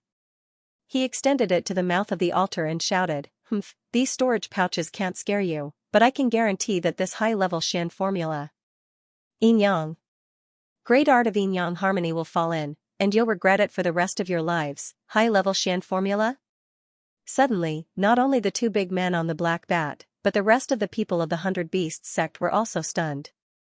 The eyes of the young man in embroidered robe even emitted 2 rays of light. As for the disciples of the Blue Cloud sect, they were a little confused. Great art of Yin Yang harmony. What is it? Fangxing angrily said to Xiao Jianming, brother Xiao, don't blame me. Xianxia is a bastard, he actually wanted to sell me out. I had no choice but to come up with this method to scare them. This great art of Yin Yang harmony is the most precious thing in our sect. I don't believe that they won't be tempted.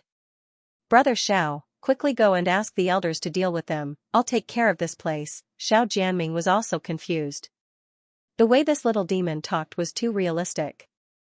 Little demon, do you really have a high-level Xian formula? Let me see it.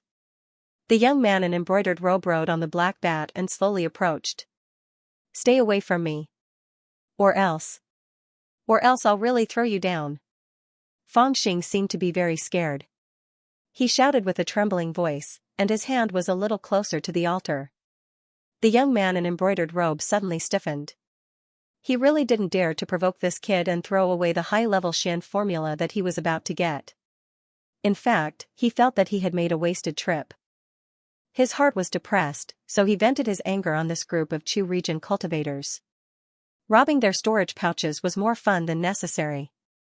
However, he didn't expect that things would suddenly take a turn for the worse. He accidentally saw a high-level Xian formula. If this was true, then he had made a big profit. It didn't matter if he couldn't find the Beast King Cauldron. Because of this, although he still had some doubts in his heart, he didn't dare to be careless. Little demon, give me this Xian formula. No, let me make a copy of it. Then I'll let you go and return all your storage pouches to you. The young man in embroidered robe said. I won't give it to you. I don't trust you. Let my brothers go first. Fangxing had a look of awe-inspiring righteousness.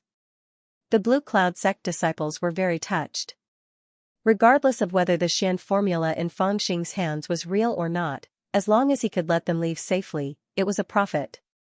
If they could take the storage pouches and leave, that would be even better. Naturally, the youth in embroidered clothes would not let the Blue Cloud sect disciples leave.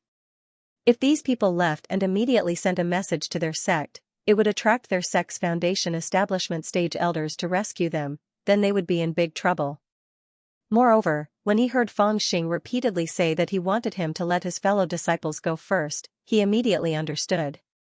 It seemed that this brat had a good relationship with his fellow disciples. Brat, if you let me take a look at this spell, then I'll let it go. Otherwise, you and your fellow disciples will all die, the youth in embroidered clothes said coldly. His voice was filled with bloody killing intent.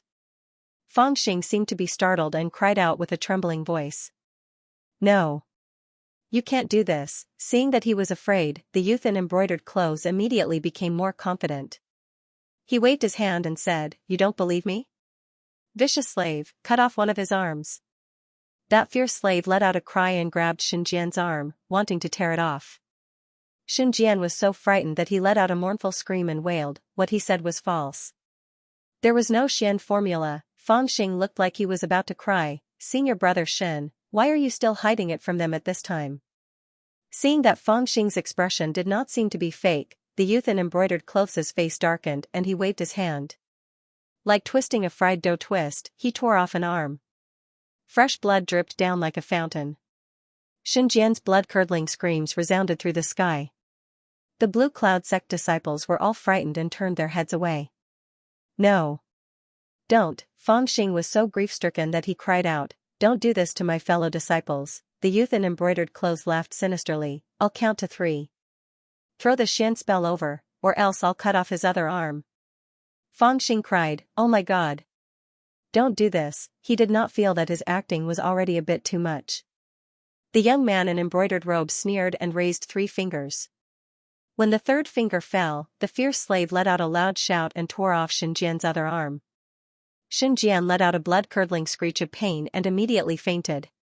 Throughout the entire process, the disciples of Blue Cloud sect watched in silence. None of them dared to stop him. Seeing that Fangxing was already trembling, the embroidered-clothed youth grinned evilly and said, Are you still unwilling to hand it over? Fangxing shouted, Oh my God. How can you do this? You can't treat senior brother Shen like this. The young man in embroidered robes was speechless. He turned to the fierce slave and said, Tear this person apart and then catch another one.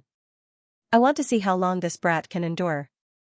The fierce slave laughed and brought Xinjian's neck close to his mouth. He was about to bite down on it. Junior brother Feng. Suddenly, a clear shout rang out. Su Lingyan frowned slightly and looked toward Fangxing. Although she did not say anything, her meaning was very clear. She faintly felt that Fangxing was deliberately letting the fierce slave torture Xinjian. However, at this juncture, she could not expose Fangxing's scheme. Otherwise, it would be putting him in danger.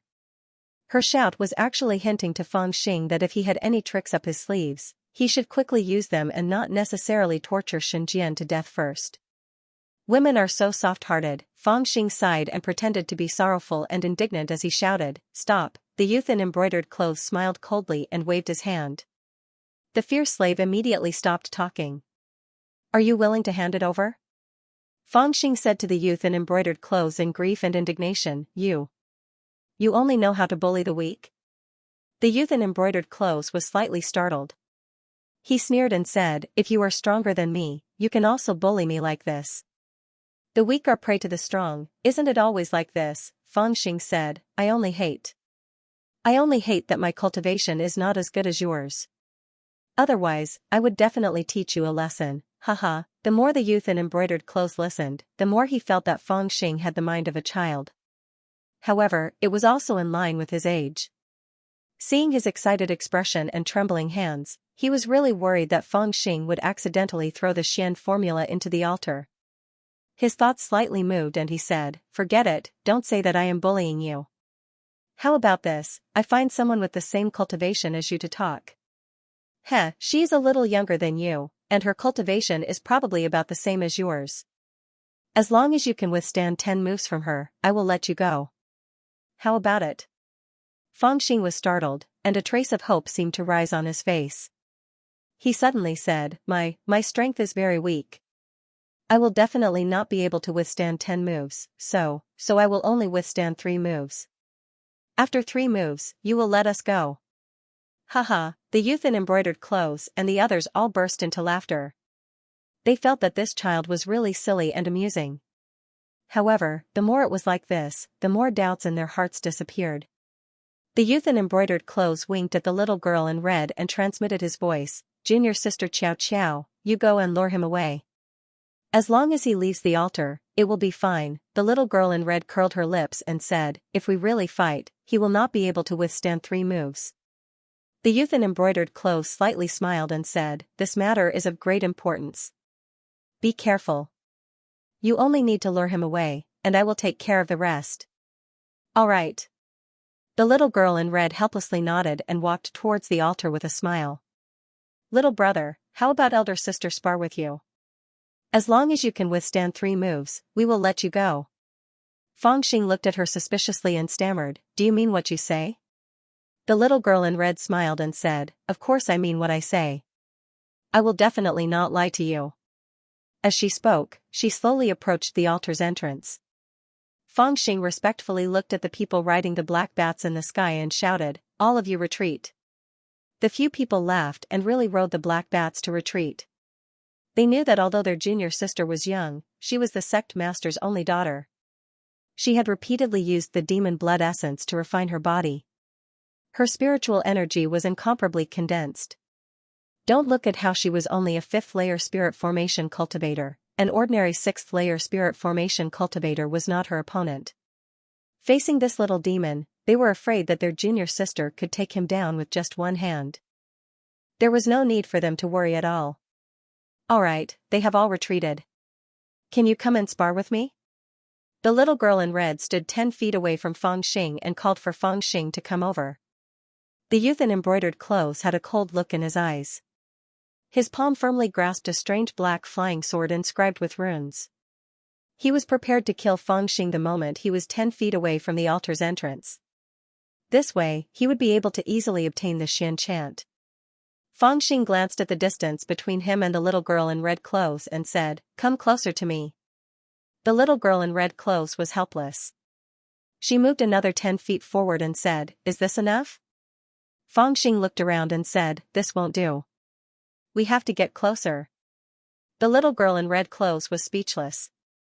She moved another 10 feet forward and was only 10 feet away from Feng Xing. She said, "What are you trying to do?" Feng Xing said, "I see that you are quite pretty. This Xian chant is for you." After saying that, he actually threw the scroll in his hand towards the little girl in red clothes. The little girl was taken aback and hurriedly reached out to catch it. Even the people of 100 Beast sect felt that it was somewhat inconceivable. However, at this moment, Feng Xing's figure suddenly turned into a line and rushed towards the little girl in red clothes like lightning. The little girl in red clothes grabbed the Xian chant. Before she could look at it carefully, she only felt a strong wind in front of her. She immediately laughed and said, "You are quite smart." As she said that, she stretched out her palm and used the gravitational force. A huge invisible force swam like a dragon and wanted to capture Feng Xing in one fell swoop. However, unexpectedly, when the huge gravitational force arrived in front of Feng Xing, it was actually dispersed by a strong force. Feng Xing's body was almost not affected at all. He directly rushed to her side and heavily punched with his right fist. With a bang sound, it hit her lower abdomen. The flow of spiritual energy in her body became chaotic and reversed. Then, he grabbed her neck and used her to block in front of him. This time, whether it was the disciples of Blue Cloud sect or the 100 Beast sect, none of them could react in time. The young man in embroidered clothes tightly held the black flying sword in his hand and did not have the time to take it out. Moreover, he'd never imagined that this seemingly cowardly kid would actually attack so swiftly and possess such formidable strength. This junior sister of his that was practically invincible amongst her peers actually couldn't even withstand a single strike from him. Let go of little junior sister. After a long while, the disciples of Hundred Beast sect finally reacted and immediately shouted in unison. They rode on the black bats and pressed forward. The little girl in red clothes also reacted at this time. Her face was flushed and she struggled and said, "Let go of me." Fangxing chuckled and pinched her face, and said, "Behave, or else I will beat you up." The little girl in red clothes never thought that she would be defeated by such a kid. She was even caught by him. She was ashamed and angry at the same time. She felt that her body was tightly pressed against his, which made her feel very uncomfortable. She did not listen to Fangxing's threats at all. She struggled with all her might and kept shouting, "Let go of me, you cheated, let's fight again." At the same time, the few disciples of Hundred Beast sect on the black bats silently approached at the same time, trying to find a chance to save the little girl. Fangxing watched coldly from the sidelines, and when he noticed the other party's intentions, he instantly became bold and ruthless. He suddenly lifted up the little girl with one hand, and with a wave of his hand, he gave her 2 slaps. Asterisk slap. Asterisk slap. Asterisk blood seeped out from the corners of the little girl's mouth, and 2 swollen palm prints appeared on her face. That was pure white like porcelain. Moreover, she seemed to have been slapped silly, and she instantly quietened down. Fangxing pulled her into his arms again and the short knife in his right hand directly pierced into her neck. Blood flowed down her neck like a small stream. He coldly looked at the disciples of Hundred Beast sect and said, "You really think I won't kill people?" 2 crisp sounds, as if it was a spell, scared the Hundred Beast sect disciples to the point that they did not dare to move. The little girl in red was being held by the neck by Fangxing. Fangxing used the short knife to stab into her neck. As long as he flicked it lightly, he would be able to cut off her throat. When that happened, even an immortal would not be able to save her. At this moment, no one dared to act blindly without thinking. Even a spirit formation 9th layer cultivator did not have the confidence to save the little girl in this situation. As for the little girl, she seemed to be stunned by the 2 slaps and scared by the dagger in her neck. She stood in front of Fangxing in a daze, not daring to move at all. The book in her hand had already fallen to the ground. On the title page, there was a row of big words, "Erotic picture, Yang engraving." So this was the so-called yin-yang harmony technique. If they were to really compare, it was indeed not wrong. However, the Hundred Beast sect disciples were completely stunned. Who would have thought that with so many of them, they would be fooled by an inconspicuous little brat with a book of erotic pictures, and even captured their junior sister? Let go of junior sister, or else I will swear that I will dismember all of you into 1,000 pieces. The embroidered clothed youth's face was ashen, and his words were squeezed out from the gaps of his teeth. Let go your grandpa, if you have the ability, then break one for me to see? Fangxing sneered, wearing a padded jacket in the middle of summer like an idiot, do you think you're very powerful? You. The embroidered clothed youth clenched his teeth, and his eyes were burning with hatred. This brat actually dared to call me an idiot. The embroidered clothed youth never thought that if he did not cultivate anger, only a ghost would dress like this. Brat, do you really think I don't dare to kill? The embroidered clothed youth said coldly, and at the same time, he looked at the Blue Cloud sect disciples with an unfriendly gaze. He also wanted to capture a hostage so that he could negotiate with Fangxing. Fangxing laughed and said, "All right, go ahead. Other than senior sister Feng Qingwei, I'm not worried about anyone else." A few gazes suddenly turned towards Feng Qingwei from the crowd of Blue Cloud sect disciples. Feng Qingwei was so frightened that her heart jumped. She hurriedly hid behind Xiao Jianming and said with a trembling voice, Don't speak nonsense." On the other hand, Xiao Jianming's eyes turned cold. He placed his hand on his iron sword and took a step forward. Su Lingyun also stood beside him. The 2 of them had obviously discovered an opportunity. Since they had hostages in their hands, they didn't have to be restrained by the other party. "Junior brother Feng, get behind me," Su Lingyun whispered to Fangxing with her sword in hand. Fangxing laughed and said, "Senior sister Lingyun is more interesting." As he spoke, He picked up the red-clothed girl and slowly walked forward. The 100 Beast sect disciples knew that the Blue Cloud sect people wanted to protect Feng Xing, who was holding the hostage, so they naturally did not want him to go over. They stood in front of him without saying a word. Feng Xing laughed coldly. Suddenly, he made 2 cuts on the red-clothed girl's face with his short knife. Immediately, a bloody cross appeared on her left cheek. It was a ghastly sight. A good dog doesn't block the way. Get out of my way, or else I'll cut out her eyeballs. Feng Xing said coldly. He did not seem to be joking at all. The 100 Beast sect disciples in front of him were shocked and quickly moved to the side. The wound on the face could be healed, but if her eyeballs were cut out, it would be troublesome. The red-clothed little girl only felt her face burning. She also knew that she was disfigured. In addition, the fear in her heart grew stronger and stronger. Suddenly, she burst into tears. She was usually bold because of her skills, so she naturally appeared to be very cunning. However, no matter how bold she was, when she met a little devil like Feng Xing, who was cruel and merciless, she was frightened out of her timid nature. Hee. The fierce slave heard the little girl's cry and suddenly went crazy. He rushed towards Feng Xing. Fierce slave, don't act rashly. 200 Beast sect disciples hurriedly stopped the fierce slave, afraid that he would anger Feng Xing. Although the little girl was their junior sister in name, her status was extremely noble. She was equivalent to the master of the sect. If anything happened to her, none of the 100 Beast sect disciples present would survive. This was something Feng Xing already knew when he was talking to Jin Wu. The fierce slave was stopped, but he was still shouting, hee. And was extremely fierce. Feng Xing sneered and quickly approached the Blue Cloud sect disciple. He then shouted to the 200 Beast sect disciples, let him come here. Huh? The 200 Beast sect disciples who stopped the fierce slave were stunned. Feng Xing pointed the knife in his hand at the red-clothed girl's eyeballs and shouted, let him come here. The 200 Beast sect disciples didn't know what Feng Xing was going to do, but they were afraid that he would really stab the little girl's eyes.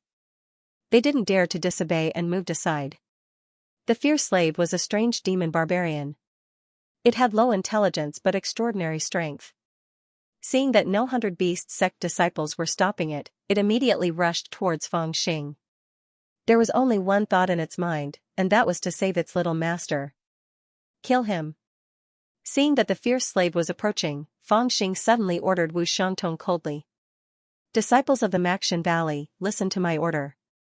Take out the godly mechanized crossbow and the red copper chain. Follow my senior's order, kill. Wu Xiangtong was startled for a moment before he suddenly reacted. He didn't dare to disobey Feng Xing's order. With a loud shout, all the Maxian Valley disciples immediately jumped out. 4 of them held the red copper chain and rolled on the ground, tripping the fierce slave. Then, they entangled him. Another Maxian Valley disciple held the godly mechanized crossbow and crouched down. The other 2 guarded him and aimed at the fierce slave's head. At this moment, the fierce slave was staring at the red-clothed little girl and shouting loudly. However, it was also at this moment that the godly mechanized crossbow rumbled and a fierce brilliance shot out. Bang! The fierce slave's head, which was as big as a wash basin, exploded like a rotten watermelon. Blood, brain matter, and broken bones splattered all over the ground. This time, not only were the 100 Beast sect disciples shocked, even a few of the Blue Cloud sect disciples trembled. Fierce slave, the red-clothed little girl weakly stretched out her hand towards the fierce slave that had lost its head but was still reaching out to her. Her voice was filled with grief and was as thin as a mosquito's buzz. Haha, Feng Xing laughed out loud.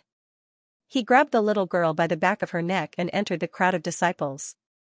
He smiled at the youth in embroidered clothes in the distance and said, a life for a life. Now that we're even, we can discuss how to solve the problem. The youth in embroidered clothes said coldly, let go of junior sister Xiao. Everyone disperse and mind their own business. Feng Xing giggled and said, damn you, your abacus is really good. The youth in embroidered clothes looked like a sword, what do you want? Feng Xing said, come.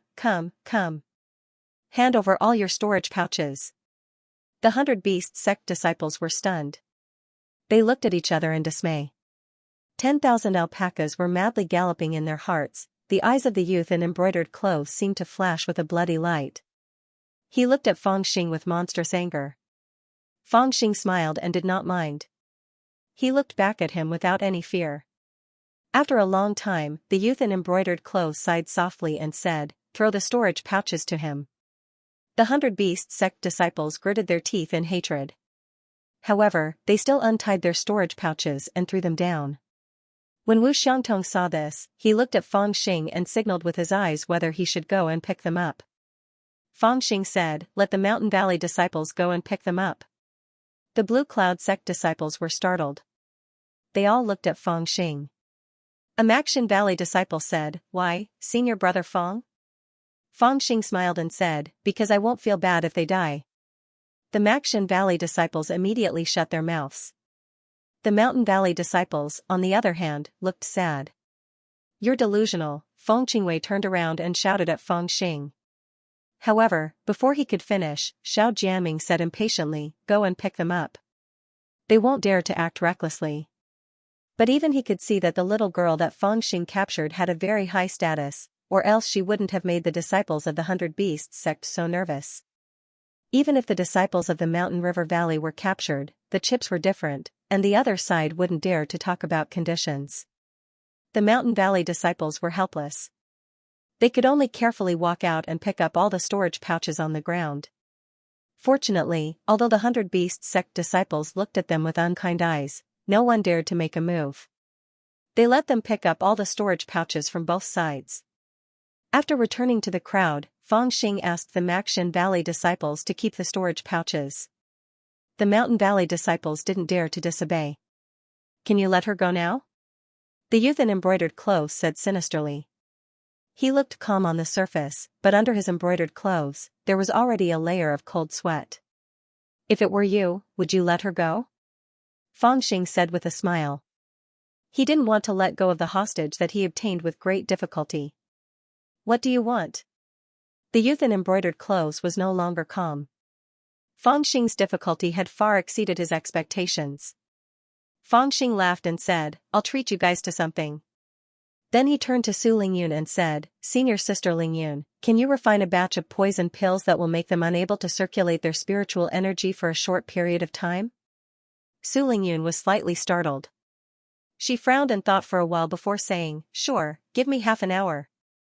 "You want to force us to take poison pills?" The youth in embroidered clothes' face changed. He couldn't help but shout at Feng Xing. Feng Xing stabbed the knife into the little girl's neck and sneered, "Of course. Otherwise, how would I know if you guys will cooperate after I let her go? But don't worry. I only want you guys to take the poison pills and be unable to circulate your spiritual energy for a short period of time. There's no need for too many people to take it. You, the other 2 9th-layer spirit formation cultivators, and the remaining half will be enough." The brocade-cloaked youth frowned. Of course, he wanted to save the little girl and then kill all of them to vent his anger. However, once Feng Xing came up with this idea, it blocked the possibility of them making a move. After all, on his side, he and the other 2 spirit formation 3rd-layer cultivators were the strongest. If they couldn't make a move, then the rest wouldn't have enough confidence. Moreover, the situation was stronger than the person. Even if they didn't want to take the poison pill, there was no other way. After all, the method that Feng Xing gave didn't eliminate all of their fighting strength. It was obviously giving them the ability to protect themselves. "Hee, if you don't agree, then I can only invite you to Blue Cloud sect as guests." Feng Xing stretched out his hand and pulled the little girl's hair, kissed her on the cheek, and said with a smile. The brocade-clothed youth was so angry that his liver was trembling. After staying silent for a long time, he let out a long sigh and said, "Fine, up to you." His junior sister was in the hands of the other party, which was equivalent to holding his lifeline. Although that brat was young, he was obviously a ruthless person. Other than agreeing, he had no other choice. When Su Lingyun saw this, she immediately got the Vermilion Cloud Valley disciples to refine the pills. She personally prepared the spiritual medicine and checked the medicinal properties of each pill one by one. In about an hour, 5 poisonous pills were refined. They were not pills that could poison people to death. In fact, there were no abnormalities at all after consumption. However, the poison would act up within 3 days if they circulated their spiritual qi slightly, and they would suffer a fate worse than death. To a certain extent, every pill refiner was also an expert in using poison. Thus, refining this pill wasn't difficult for Su Lingyun. The 100 Beast sect also had people who understood pills. After some investigation, they confirmed that this pill was the same as what the Blue Cloud sect disciple said. Then, they looked at each other and chose 5 people to consume the poison pills. 3 Spirit Formation 9th layer cultivators naturally had to consume it. The other 2 were Spirit Formation 8th layer cultivators selected by Feng Xing. After consuming the poison pills, they immediately rode their bats away and didn't dare to come close. Now that they could no longer fight with others, it was their turn to be afraid that the disciples of Blue Cloud sect would harbor evil intentions. Feng Xing watched coldly from the side, and only after he confirmed that he hadn't missed anything during this process did he relax. He patted the little girl's face and said with a smile, "Let's go, little girl. If you don't apply medicine quickly on your face, then I'm afraid there'll be a cut on it." As he spoke, he pushed her out and giggled, not the slightest bit worried that she would retaliate. The red-clothed little girl's expression was somewhat dull. It seemed that after a while, she realized that she had been released. She lowered her head to look at the headless corpse of the fierce slave, her eyes filled with sorrow. She suddenly turned around and shouted, "I'm going to kill you." At this moment, an astonishing amount of spiritual energy suddenly rushed out of her body and turned into the shape of a single-horned dragon in the air. It wriggled and twisted, carrying traces of indescribable ferocity as it rushed straight toward Feng Xing. The disciples of Blue Cloud sect were all shocked and instantly fled far away from this area, while the disciples of Maxin Valley shouted in unison and launched all kinds of magical instruments. At this time, Su Lingyun also held the hilt of her sword. She didn't make a move because she found that Feng Xing was very calm. Sure enough, seeing that the single-horned dragon was about to pounce in front of him, Feng Xing suddenly spread his 5 fingers, and the green dragon green flame saber appeared in his hand. He turned his body and slashed down with a whoosh. The green dragon evil chi was almost exerted to the extreme in an instant, like a real dragon, and it dispersed the transformed single-horned dragon. Then, the saber slashed down on the little girl's head without any delay. "Stop," the disciples of 100 Beasts sect shouted in horror. They wanted to rush forward to help, but it was already too late. Buzz, the saber slashed a finger away from the forehead of the little girl and read and paused. Because of this slash and pause, the power was so fierce that the saber blade was buzzing and constantly changing. With this level of skill, you still have the nerve to show off in front of people. Go back and practice for a few more years. Feng Xing said disdainfully. The green dragon green flame saber suddenly shook and directly slapped the little girl away. In the distance, the disciples of 100 Beasts sect rushed over and caught the little girl in red. They examined her in horror and found that although Feng Xing's slap seemed heavy, he did not use any spiritual power. He only slapped the little girl away, and she was not seriously injured. "Little junior sister, let's go. Today, we have completely lost," one person whispered and sat on the back of the black bat while holding the stiff-looking little girl in red. "But the road of cultivation is incomparably long. Next time, we will come back to get back at you." Another person also advised, and his heart was full of anger. The black bat had already flown away, and the little girl in red slowly came to her senses. Suddenly, she coldly shouted at Feng Xing, "What is your name? Do you want revenge?" "I will not change my name or my surname." Feng Xing laughed and said heroically, "I am Blue Cloud Sect's Xu Sanliang." Swoosh, a group of Blue Cloud Sect's disciples almost fell, and the little girl in red looked at Feng Xing's figure on the ground becoming smaller and smaller, and said quietly, "Yu Sanliang. I will remember you. Junior brother Feng, it's all thanks to you this time." The 100 Beasts Sect's disciples had already retreated. Su Lingyun turned around and said to Feng Xing with a smile.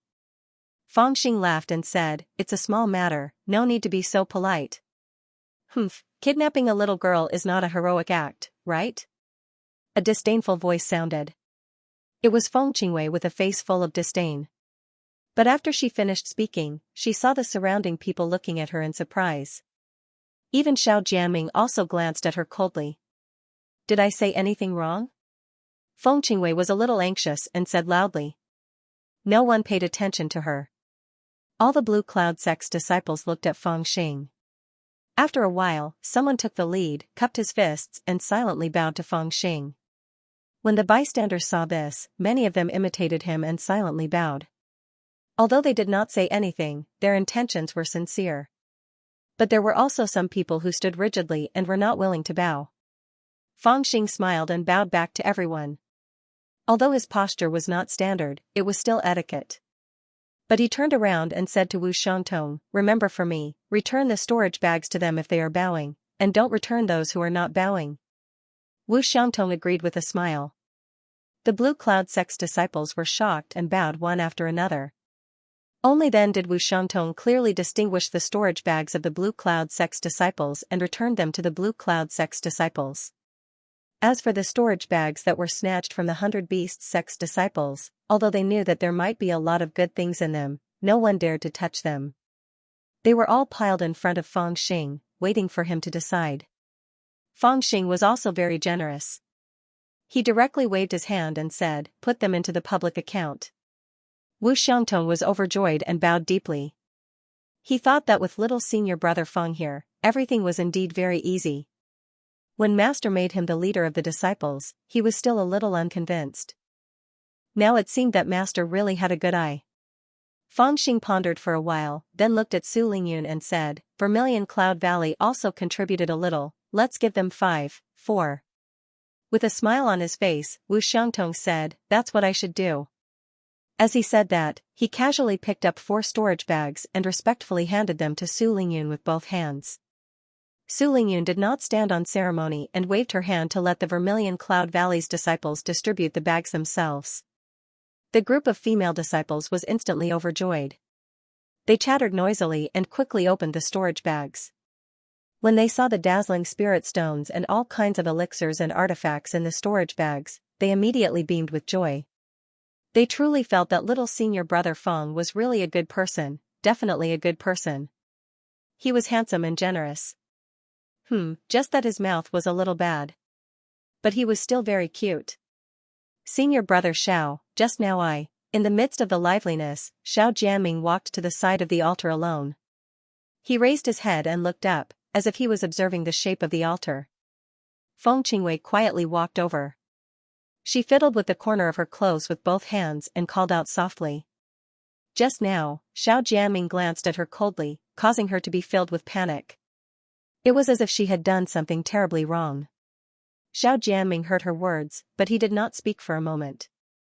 Just when Feng Qingwei's panic reached its peak, she suddenly heard Xiao Jianming let out a long sigh and said softly, "If this brat grows up, what will I amount to?" This voice was very soft and indifferent, but it contained a chilling killing intent. Feng Qingwei was startled and hurriedly said, "Senior brother Xiao, you mean?" Xiao Jianming turned around with a calm expression and said, "Don't say any more. Survey the terrain, prepare to add another seal, and then return to the mountain." Seeing Xiao Jianming's calm expression, Feng Qingwei faintly felt a chill in her heart. She hurriedly agreed and returned to the mountain to summon the disciples of the mountain valley to survey the terrain.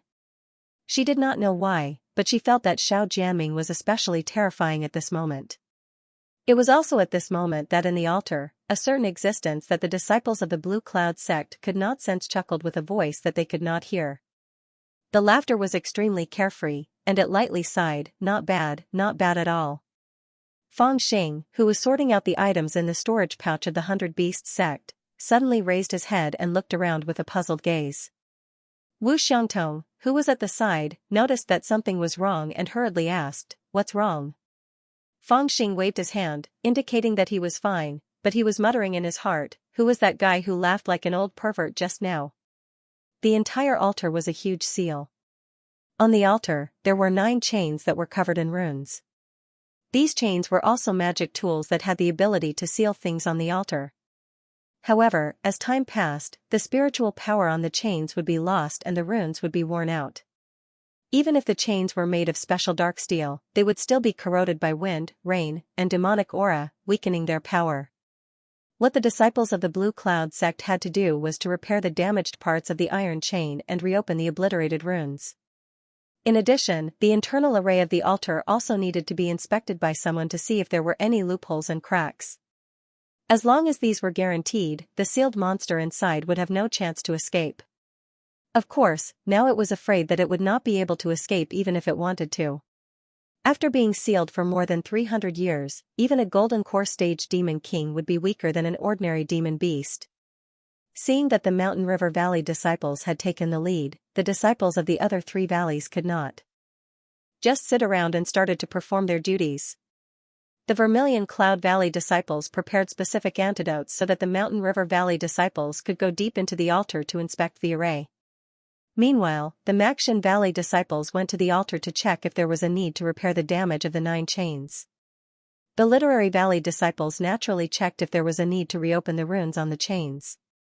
In an instant, the disciples of the 4 valleys were busy. Wu Xiangtong commanded the Maxian Valley disciples, Feng Qingwei commanded the Mountain River Valley disciples, Pai Zhenzi commanded the Literary Valley disciples, and Su Lingyun's junior brother, the male pill apprentice Lv Yamin, who was good at identifying various medicinal properties, was in charge of the Vermilion Cloud Valley disciples. The only ones who did not need to interfere were Feng Xing, Su Lingyun, and Xiao Jianming. Seeing that the Blue Cloud sect disciples were working in an orderly manner, Feng Xing looked around and faintly felt that something was wrong. Just now, he faintly heard an old man's laughter. It was very strange and it was hard to tell if it was real or not. Junior brother Feng, I will recommend you as a true disciple when we return to the mountain. Su Lingyun walked over slowly and said casually to Feng Xing. It turned out that Su Lingyun had the responsibility of evaluating the disciples' performance from the sect master. After she returned, she would recommend to the sect master and the sect master would consider it seriously. Feng Xing raised his head and smiled. I want to enter the divine worship hall. Su Lingyun smiled and said, after becoming a true disciple, you can enter the divine worship hall freely. Feng Xing was startled and thought that to be true. Su Lingyun smiled faintly and said, but since you're a true disciple, you can't be too jumpy. I saw that you just took the storage pouches of a few disciples from the mountain valley. You should return them to them. It's necessary to gain a good reputation. Black lines appeared on Feng Xing's forehead, and he said, I was wondering why you came over to tell me all this. So you were waiting for me here. Those Mountain River Valley disciples were so arrogant. I took their storage pouches, but they didn't even say thank you. Why should I return them? Although the things in these storage bags aren't worth much, I can still throw them around and play with them. But it turned out that because the Mountain Valley disciples had a special relationship with Xiao Jianming, they didn't have much respect for Feng Xing. Starting from Feng Qingwei, all the disciples in the valley didn't bother to talk or laugh. After Feng Xing chased away the 100 Beast sect disciples, all the disciples bowed to Feng Xing to show their respect. However, the Mountain Valley disciples left without saying a word, so Feng Xing was naturally angry and took away their storage bags. Su Lingyun smiled and said, You're a paragon of the Dao sect, why do you have to be angry with them? Feng Xing's eyes lit up. Am I considered a Dao sect's paragon? Su Lingyun was speechless at his reaction. Feng Xing thought about it and said, Then all the more I can't return it to them. Su Lingyun asked curiously, Why? Feng Xing said, I, a dignified paragon of the Dao sect, saved their lives, but I don't even have a word of thanks. Isn't that just asking for trouble? Su Lingyun was completely speechless and her eyebrows lightly knitted together. She came to persuade Feng Xing this time because she was acting as a lobbyist for Xiao Jianming.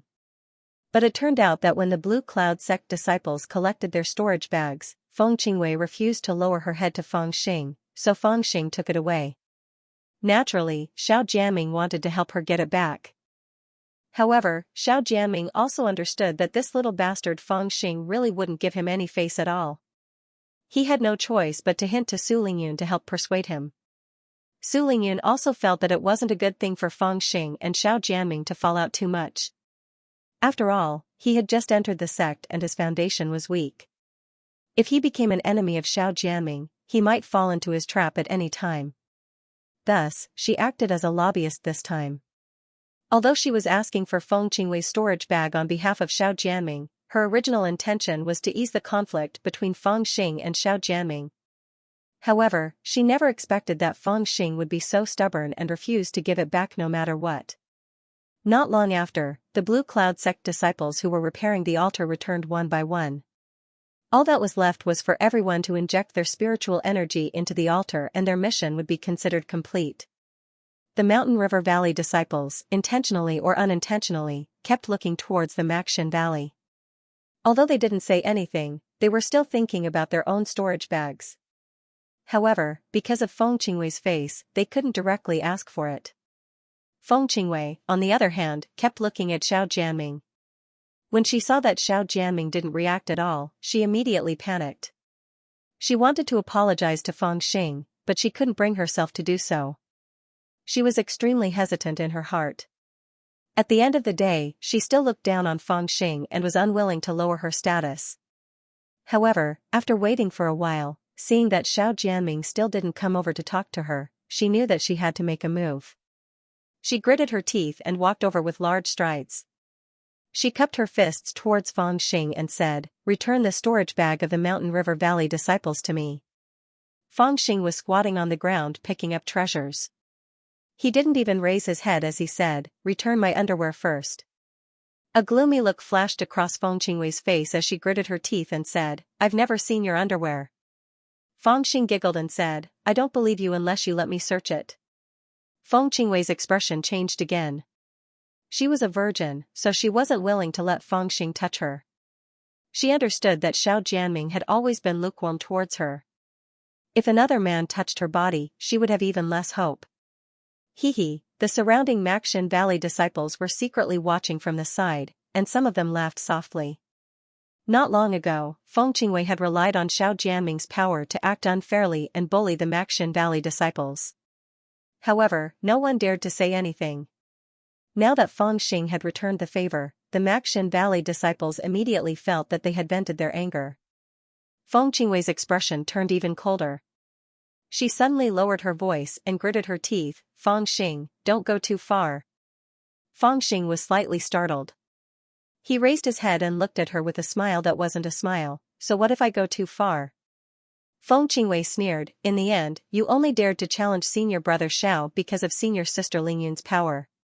However, senior sister Lingyun won't always protect you. When you return to the sect, be careful not to." Hearing the threat in her words, Feng Xing suddenly became silent. When Feng Qingwei saw his dark expression, she immediately panicked and subconsciously took a few steps back. However, Feng Xing didn't get angry. After a moment of silence, he suddenly said very seriously, "It's not impossible if you want the storage bag." Feng Qingwei was startled, and a trace of joy appeared on her face. She thought that she had scared Feng Xing, so she hurriedly said, "Speak." Feng Xing thought for a moment, then said in a deep voice, "First, return the Manticore's beast core to junior brother Liu." Feng Qingwei was startled, then hurriedly nodded, "Sure." Junior brother Liu, who wasn't far from Feng Xing, curled his lips. He had received 100 beast sex storage bag, so he didn't lack the beast core. Feng Xing said again, "Second, apologize to junior brother Liu personally." Feng Qingwei's expression changed slightly. She was a little unwilling, but after a moment of hesitation, she still said, "Sure." The storage bag she had thrown out was only one left behind by the disciples who had lost their lives, so she didn't feel any heartache. However, the storage bags that the other disciples of the Mountain Valley had thrown out were truly accumulated over many years, so they couldn't bear to give them up just like that. Thus, as the leader, she had to get it back for them. Otherwise, as the leader of the Mountain Valley disciples, she would lose all her prestige. Because of this, although Feng Qingwei felt that she had to apologize to an ordinary disciple of the Maxian Valley, she still gritted her teeth and accepted it. Third, Feng Xing muttered to himself. Feng Qingwei asked nervously, "What's the third?"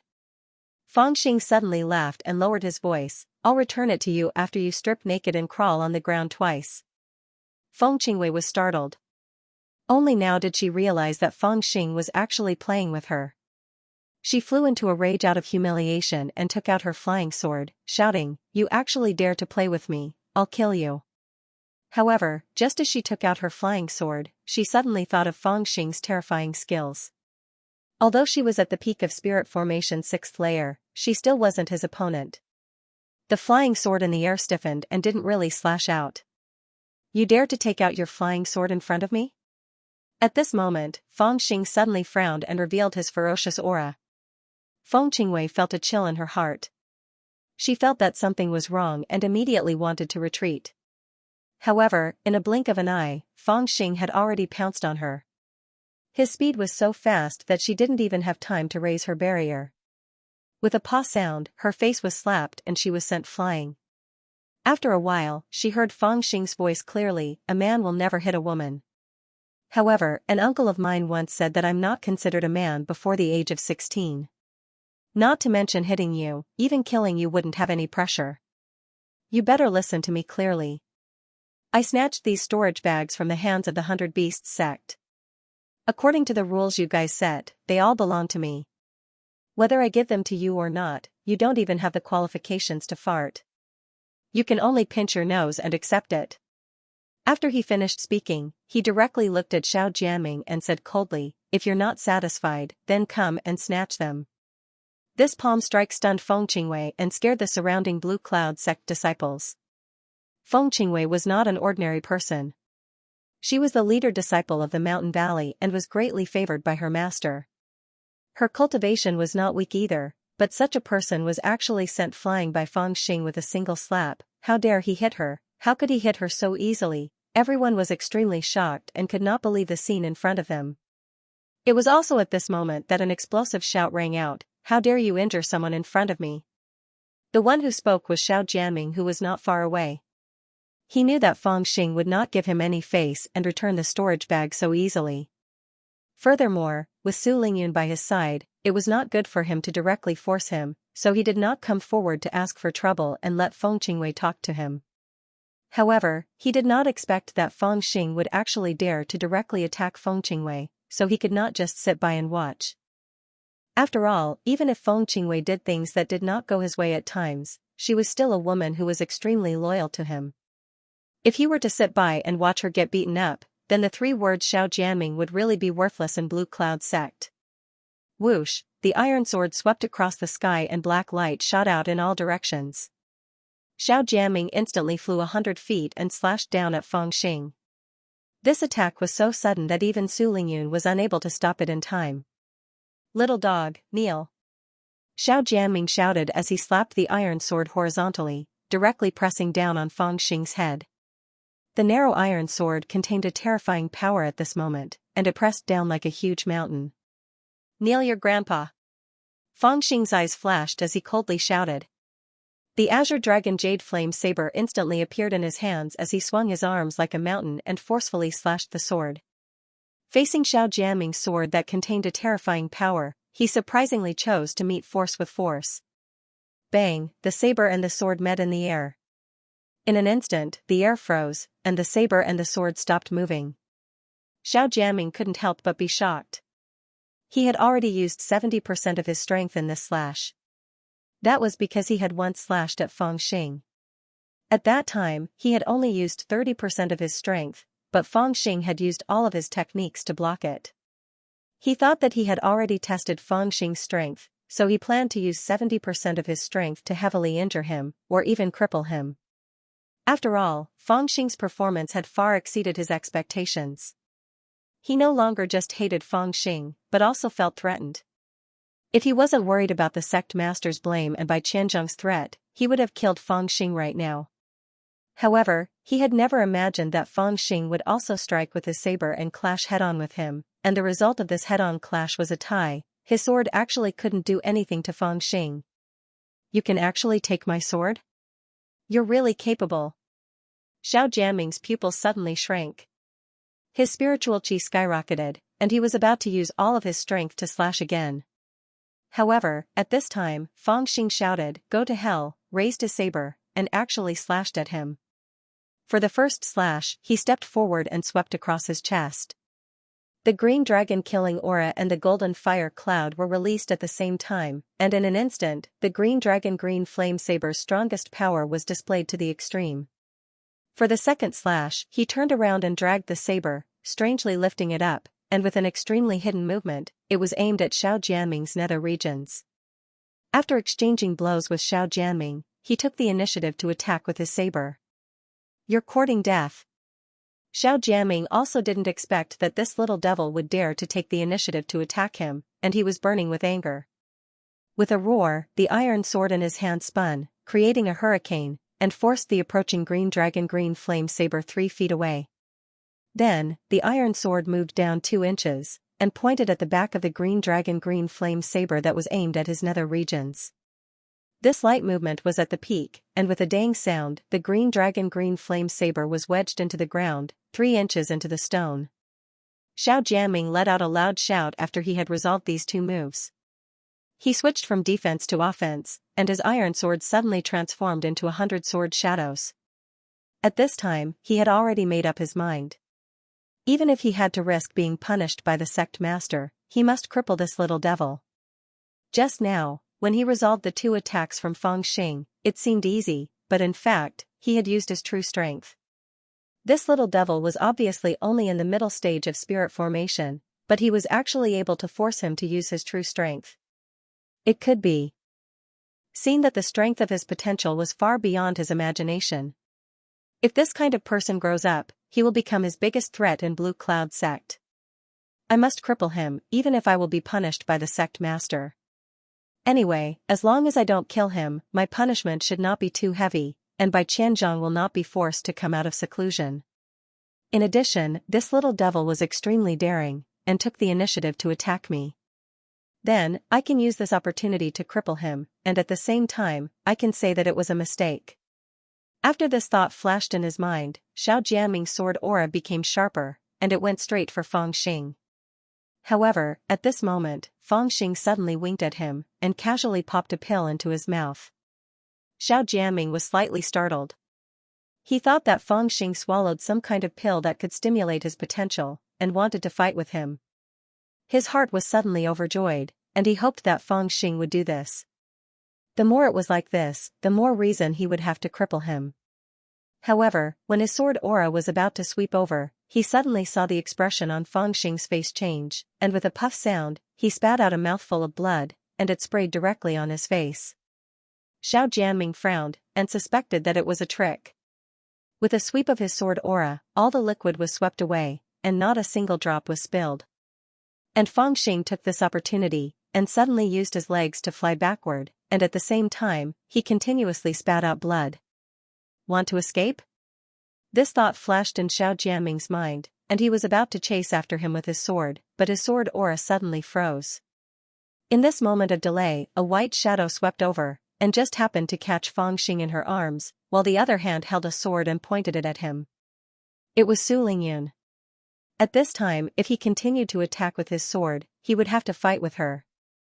Xiao Jianming, don't you think you are too shameless to bully the weak? Su Lingyun saw that Feng Xing had been shaken to the point that he had spat out blood, and she was very anxious, and she shouted at Xiao Jianming. Xiao Jianming was slightly stunned, and he only smelled the smell of blood in the air.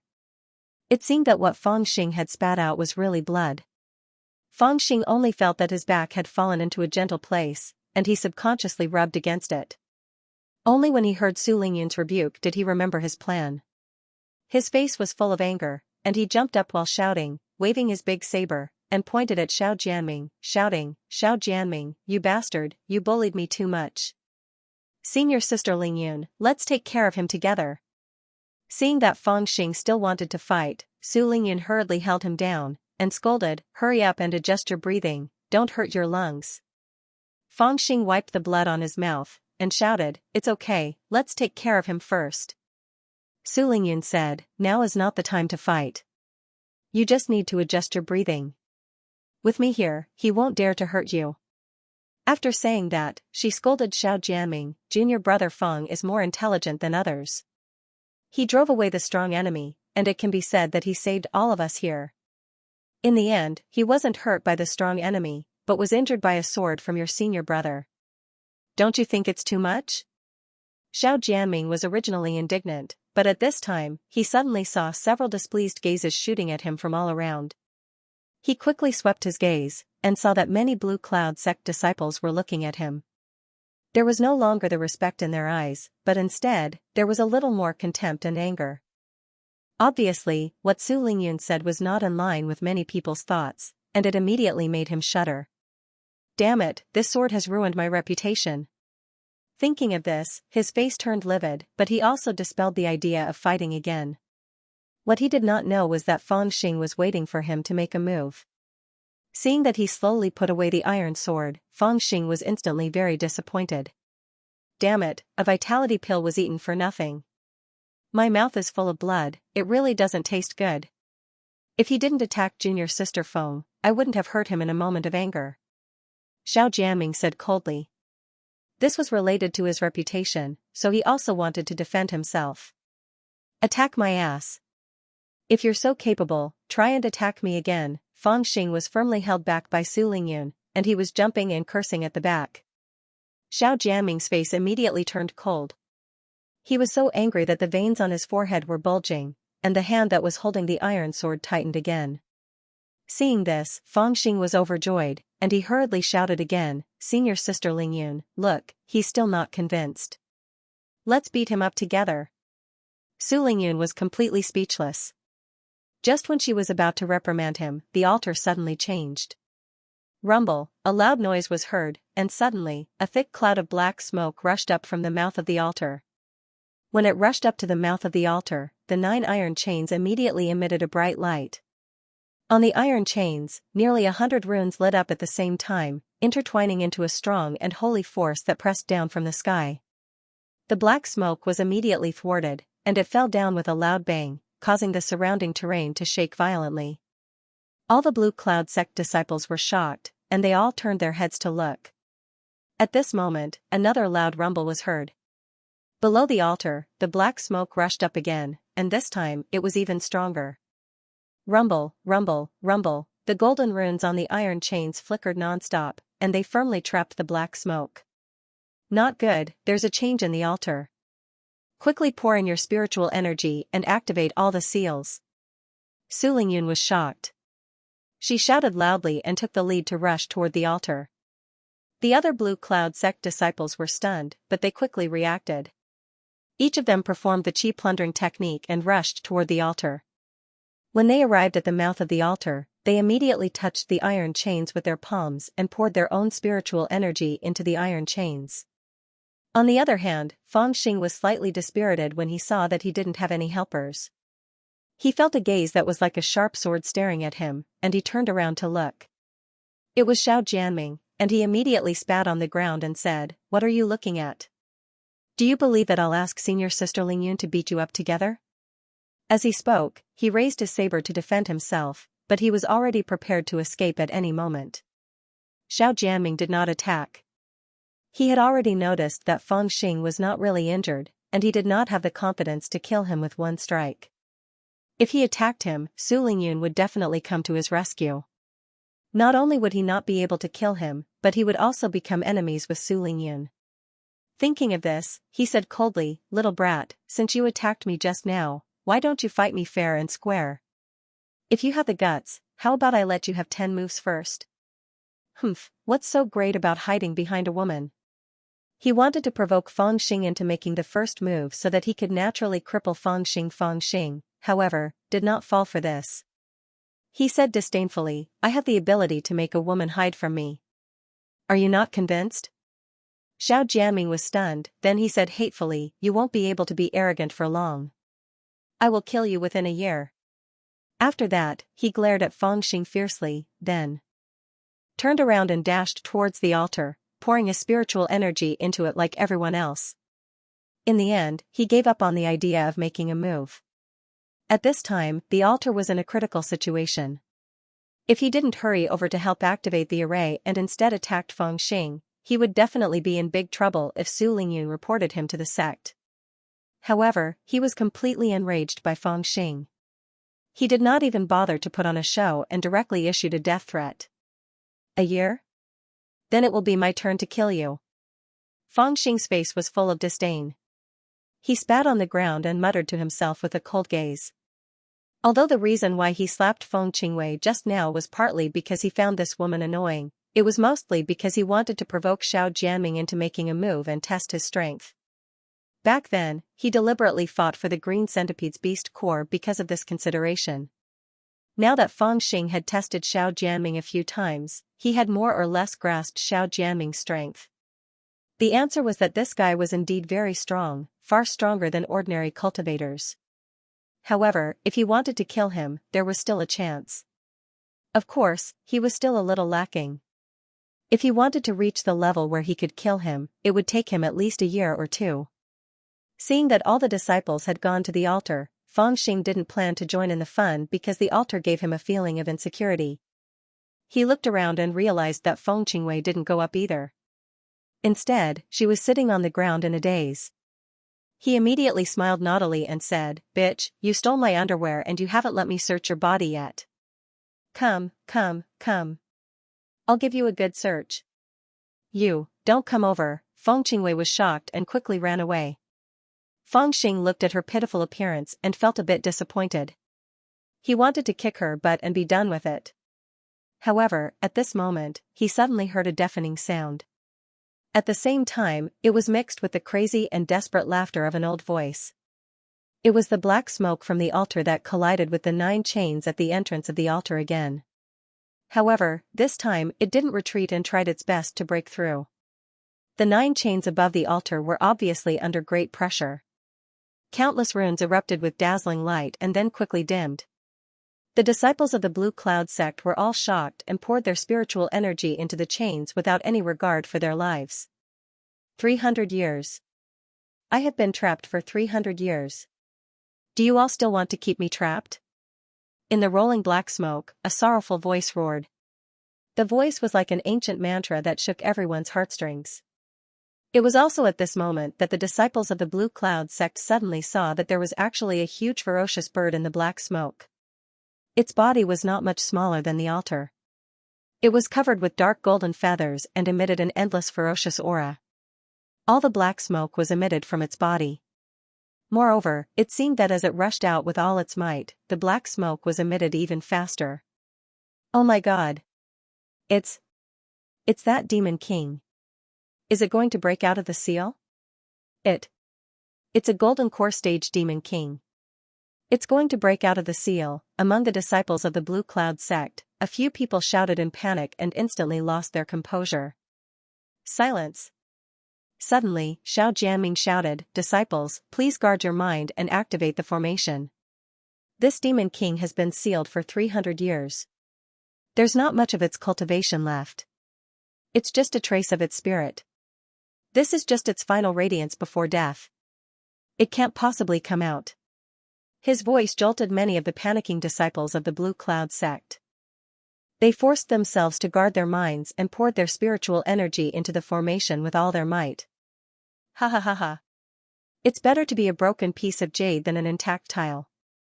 Even if I die today, I want to regain my freedom, the demon king roared in anger. The black smoke emitted from its body instantly became 10 times thicker. It retreated slightly and then used all its strength to collide with the 9 chains with a loud bang. The violent impact caused the disciples of the Blue Cloud sect who had a weaker cultivation base to spit out mouthfuls of blood. The faces of the others were also pale. They watched as the 9 chains were pushed up by the demon king as if they had reached their limit and would break in the next second. "Junior sister Lingyun, let's work together."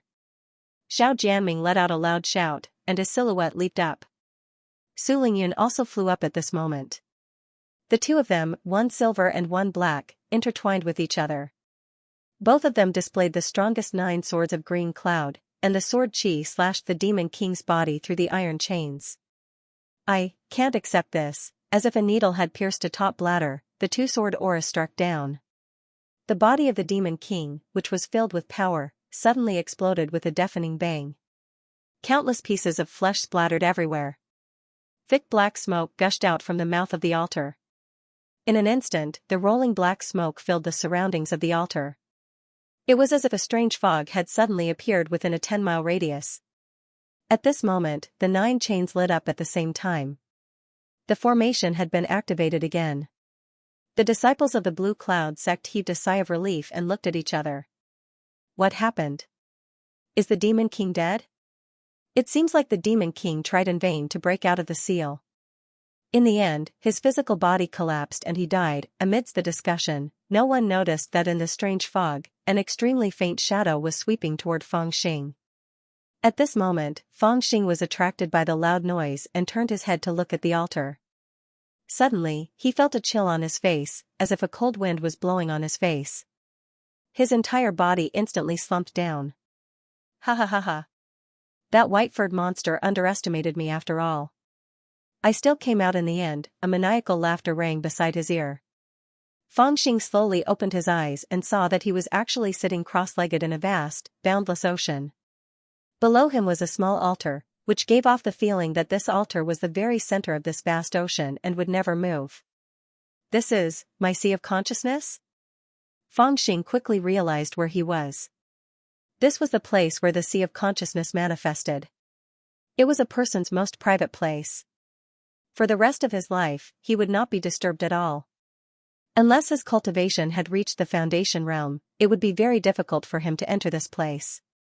Unless he was coincidentally guided in by a powerful cultivator's divine sense, or his divine sense encountered danger and entered on its own.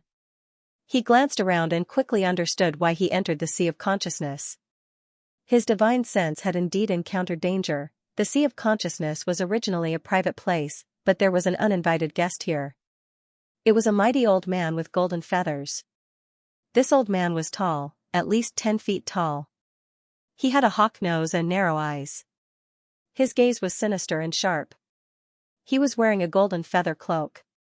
He stood in the air above the sea of consciousness and laughed loudly. His laughter was filled with the joy of regaining hope. "Who are you?" Fangxing asked. He looked at this old man in surprise, but there was not a trace of fear on his face. Ha ha ha ha, the old man laughed loudly. His voice was mixed with an earth-shattering pressure, shaking the sea of consciousness to the point that it showed signs of collapsing. "I'm the Flying Daphne. I've been sealed for 321 years. Today, I've risked the destruction of my physical body in exchange for a trace of my true spirit to escape the seal. Little devil, you're very lucky. I've taken a fancy to your physical body. Give it to me. Before you perish, you can tell me your wish. If it's not too difficult, I'll help you fulfill it in the future," the old man said coldly. He leaned forward and looked down at Fangxing. Compared to him, Fangxing's body was like an ant facing a mountain. Fangxing blinked. He finally understood what the Monster King wanted to do. He sneered in his heart. "You're the bird that was sealed by our Blue Cloud Sect's Supreme Elder?" he asked bluntly. The old man flew into a rage and shouted, "Nonsense. I'm the Flying Daphne. What bird?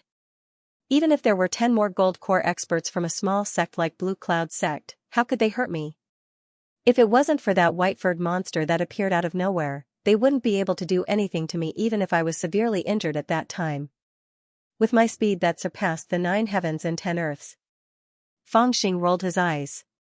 "You've been sealed anyway. What's there to brag about?" "Whyaya. I'm so angry." The old man was so angry that he could not stop howling. "After being sealed for 300 years, even an ant like Little Devil dares to look down on me?" As he howled, he waved his hand and grabbed at Fangxing. He wanted to suck him in and swallow him. This was a space manifested from the sea of consciousness. Fangxing here was the true spirit of the original body. If he was swallowed, the old man's true spirit could take over Fangxing's body.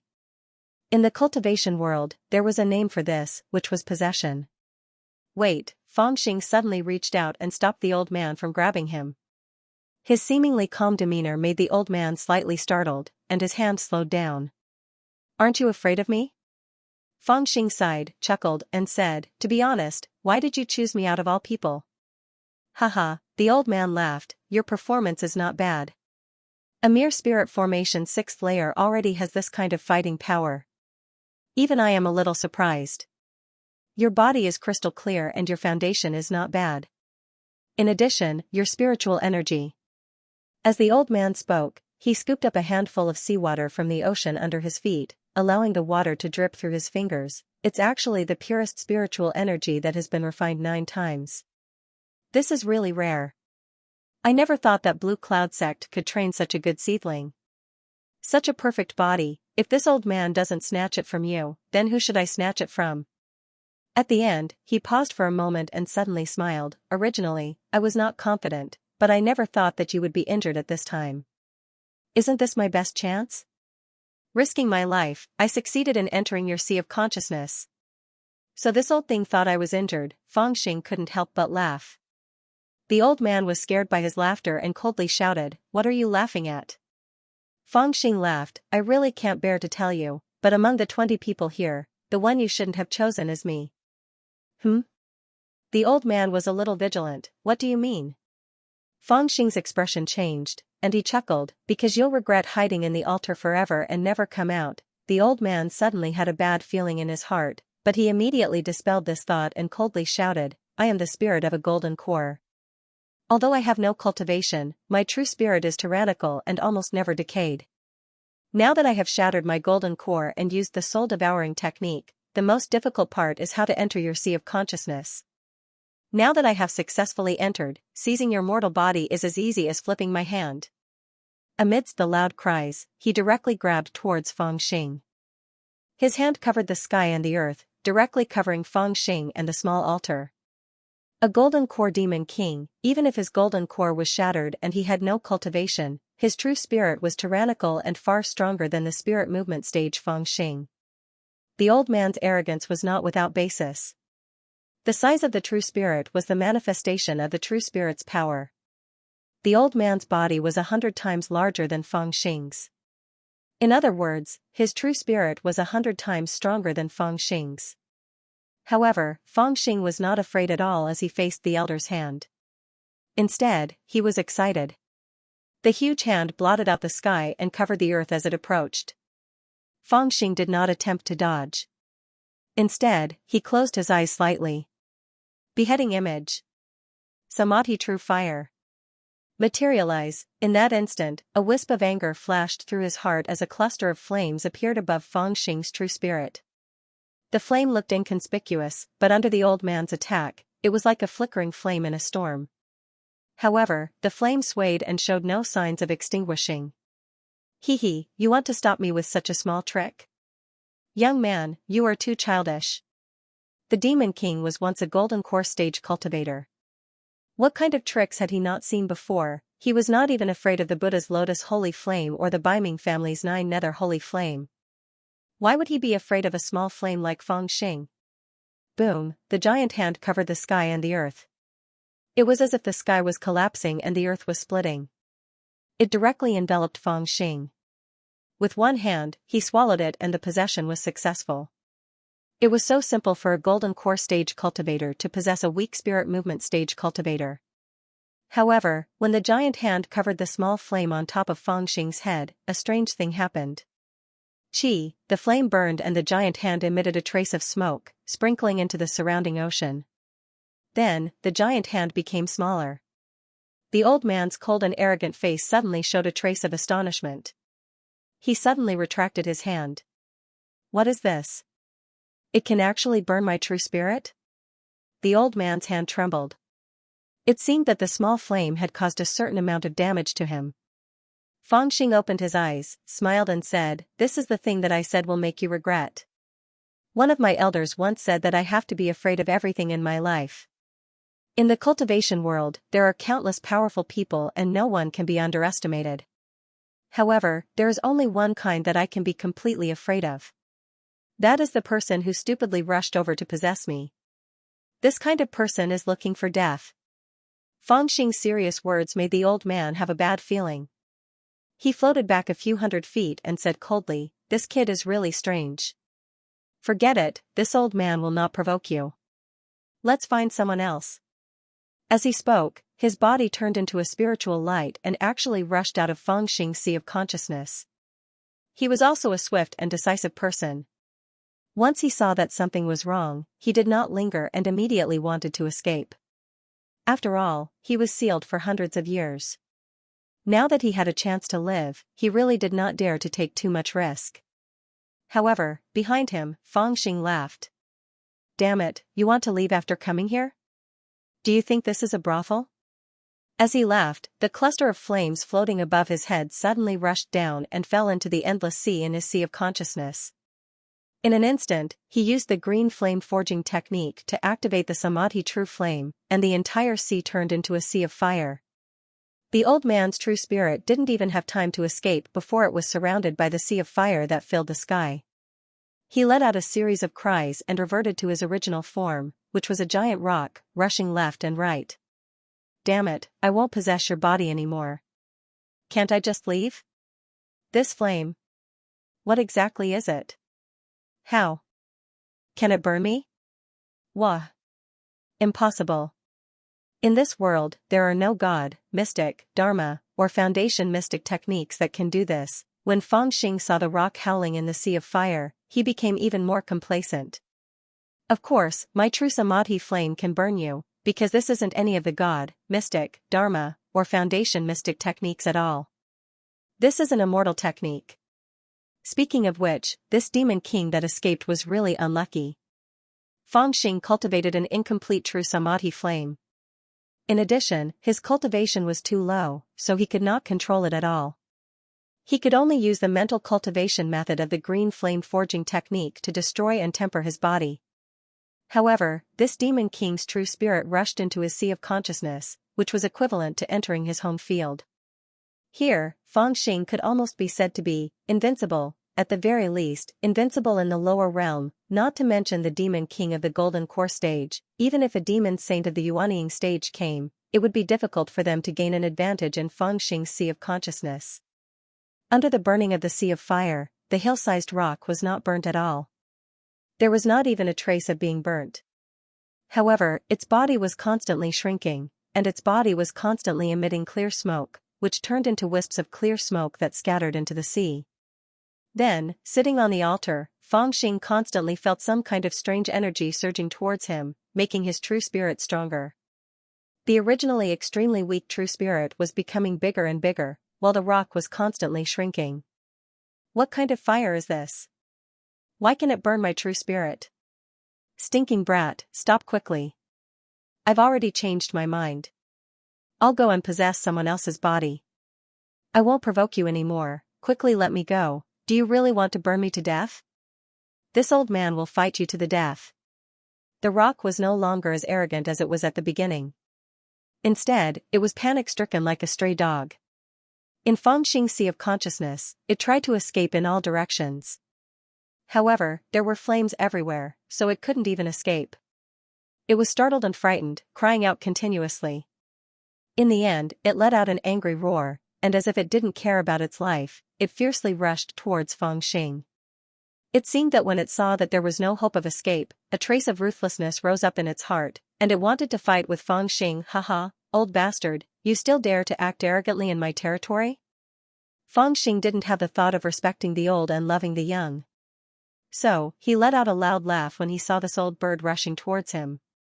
He then jumped up from the altar, and punched with a bang. The raging flames in the surroundings converged like a vast ocean, and transformed into a huge fist that pounded on the body of the rock. The rock let out a mournful cry, and its body shrank by a large margin. Then, it was sent flying away like a kite with a broken string. Whoosh, Fangxing jumped out, his body in the air, and stomped down. The flames formed a huge foot, and directly stepped down. Ga, the rock was trampled and cried miserably. Who asked you to take over? Ga, you're arrogant. Ga, you're calling me. Ga, you're a bird. Ga, enough, don't step. When the rock was punched or stepped on by Fangxing, its body would shrink. Even if Fangxing didn't do anything and just let the Samadhi true fire burn it, its body would shrink a lot. It was not that the strength of the Jindan realm demon king was not good. After being sealed for 300 years, he still had such a powerful soul sense, broke the seal, and broke into Fangxing's sea of consciousness, which had already proved his strength. It was just that, as Fangxing said, he was really too unlucky. No matter who it took over, even if it was Xiao Jianming or Su Lingyun, it was much better than taking over Fangxing's body. Because Fangxing, who practiced the Samadhi true fire body refining method, could completely restrain this kind of soul sense taking over the body. It would have been better if Daphne had passed the heavenly tribulation, but if he had not passed the heavenly tribulation and encountered the Samadhi true fire, he would be courting death. Now, after a round of beating, Evil Rock King had already transformed into his human form, and his body that was like a small mountain had been forcefully reduced to the size of a small house. He lay sprawled on the ground with his brows slanted and eyes slanted, and he looked extremely pitiful. You really want to kill me? Evil King Dapeng's voice trembled as he cried out miserably, and his voice was on the verge of tears. Of course, Fangxing didn't really want to kill it. Otherwise, he could have burned it as soon as it broke into his sea of consciousness. He just considered that although this guy had been sealed for more than 300 years, it was still a great master in the Jindan stage, so he wanted to see if he could squeeze some benefits out of it. Of course, it was better to let it say it himself than to interrogate it himself. Thinking of this, Fangxing stepped on it again and scolded, "You want to take my body, if I don't kill you, why should I keep you alive?" Daphne screamed and hurriedly shouted, "Spare my life, and there will be benefits for you." Fangxing slapped it dozens of feet away, then continued to step on it, and scolded, "You are so poor that you only have a wisp of soul left, what can you give me? It is better to refine you and provide some nourishment for me." He was ruthless, but he was paying attention to Daphne's words in his heart. Daphne had been sealed for hundreds of years, and it was not easy for him to exchange his cultivation for a chance of survival and escape the seal. How could he have thought that just out of the wolf's den, he would fall into the tiger's mouth? His desire to live had been brewed for more than 300 years, and it was already extremely strong. Seeing that this little brat really wanted to refine him to death so that he could provide nourishment for him, the fear in his heart could not be any greater. You little bastard, do you know how to calculate? I have already lost my cultivation, and I only have this wisp of real spirit. How much nourishment can you get if you refine all of it? It is better to leave me to guide your cultivation, Daphne shouted. In the cultivation world, there were many legends of failed possession, and the remnant soul and the consciousness of the original body cooperated with each other. Daphne wanted to persuade Fangxing to do the same. He could not only keep his life, but also get some respect. However, he did not expect that when Fangxing heard this, he stepped even harder and scolded at the same time, "You are such a big idiot who has been sealed for hundreds of years, what qualification do you have to guide me? Even if I learn all your skills, you can't escape the fate of being sealed." His tone showed that he looked down on Daphne and felt that it was beneath him to learn from him. Every time he stomped, Daphne's body would shrink a little, and he would be one step closer to death. He was so frightened that he hastily shouted again, "That was an accident. Back then, I, Daphne, was unstoppable in Nanzhan. How many Jindan stage cultivators were worthy of my attention? Although I was severely injured at that time, if it wasn't for that white-haired monster's sudden attack, I wouldn't care even if there were 10 more of me, given the strength of that gold core from the Blue Cloud sect." You're still bragging? I'll stomp you to death, ow. I had a few hiding places in the past, and some of the treasures in them are for you, this young master doesn't care. I'll stomp on it. This old man has the knowledge of a gold core cultivator, and countless divine arts and mysterious arts. I can teach you all of them, pfft. I'm a human. How can I learn your demon clan's cultivation technique? I'll stomp. I can learn it. I can learn it. All the skills in the world have something in common. I can learn it with a little modification, this young master doesn't care. I'll stomp, This old man has the biggest secret, and I can tell you, I don't believe you, I'll stomp you to death, It's true, it's related to the 9 heaven-hanging coffins, 9 coffins? I've never heard of it. I'll stomp. Daphne almost cried. In order to save his life, he had even revealed his biggest secret, but he didn't expect that this little bastard didn't even know what the 9 heaven-hanging coffins were and didn't seem to be tempted at all. Seeing his body getting smaller and smaller, and his true spirit weakening at an alarming speed, he suddenly felt sad and almost despaired. He lowered his head to the ground and didn't make a sound. Unexpectedly, when it stopped talking, Fangxing stopped moving and said, "Why don't you save me?" Daphne whined, "If I beg for mercy, can you spare my life?" Fangxing said, "Not necessarily." The great rock evil king let out another mournful wail. He shut his eyes and waited for his death. Fangxing calculated in his heart and felt that he should have forced out all the secrets in this old guy's heart, so he didn't step on it anymore and said with a smile, "If you want to live, it's not completely impossible." Daphne's eyes widened and he said in surprise, "You'll spare me?" Fangxing said with a smile, "I wanted to refine it directly, but looking at your pitiful appearance, I don't have the heart to beat you." forget it, I'll give you a chance. I'll exchange some benefits for your time to live. Daphne was stunned and said, What do you mean? He knew he was going to die, but he didn't expect to suddenly have a chance to live, so he naturally wouldn't let it go. Fangxing said, It's very simple. Just tell me what treasures you said, what martial arts, of course, it has to be useful to me. For everything you say, I'll allow you to live for a few days. The higher the value, the longer I'll allow you to live. But if you say something that I'm not satisfied with, or if you don't have any new benefits to give me, then there's nothing else to say and I'll trample you to death immediately. This is not fair, Daphne yelled. If the things he said could be exchanged for his freedom, then so be it. But it could only be exchanged for a few days. What was the use of that?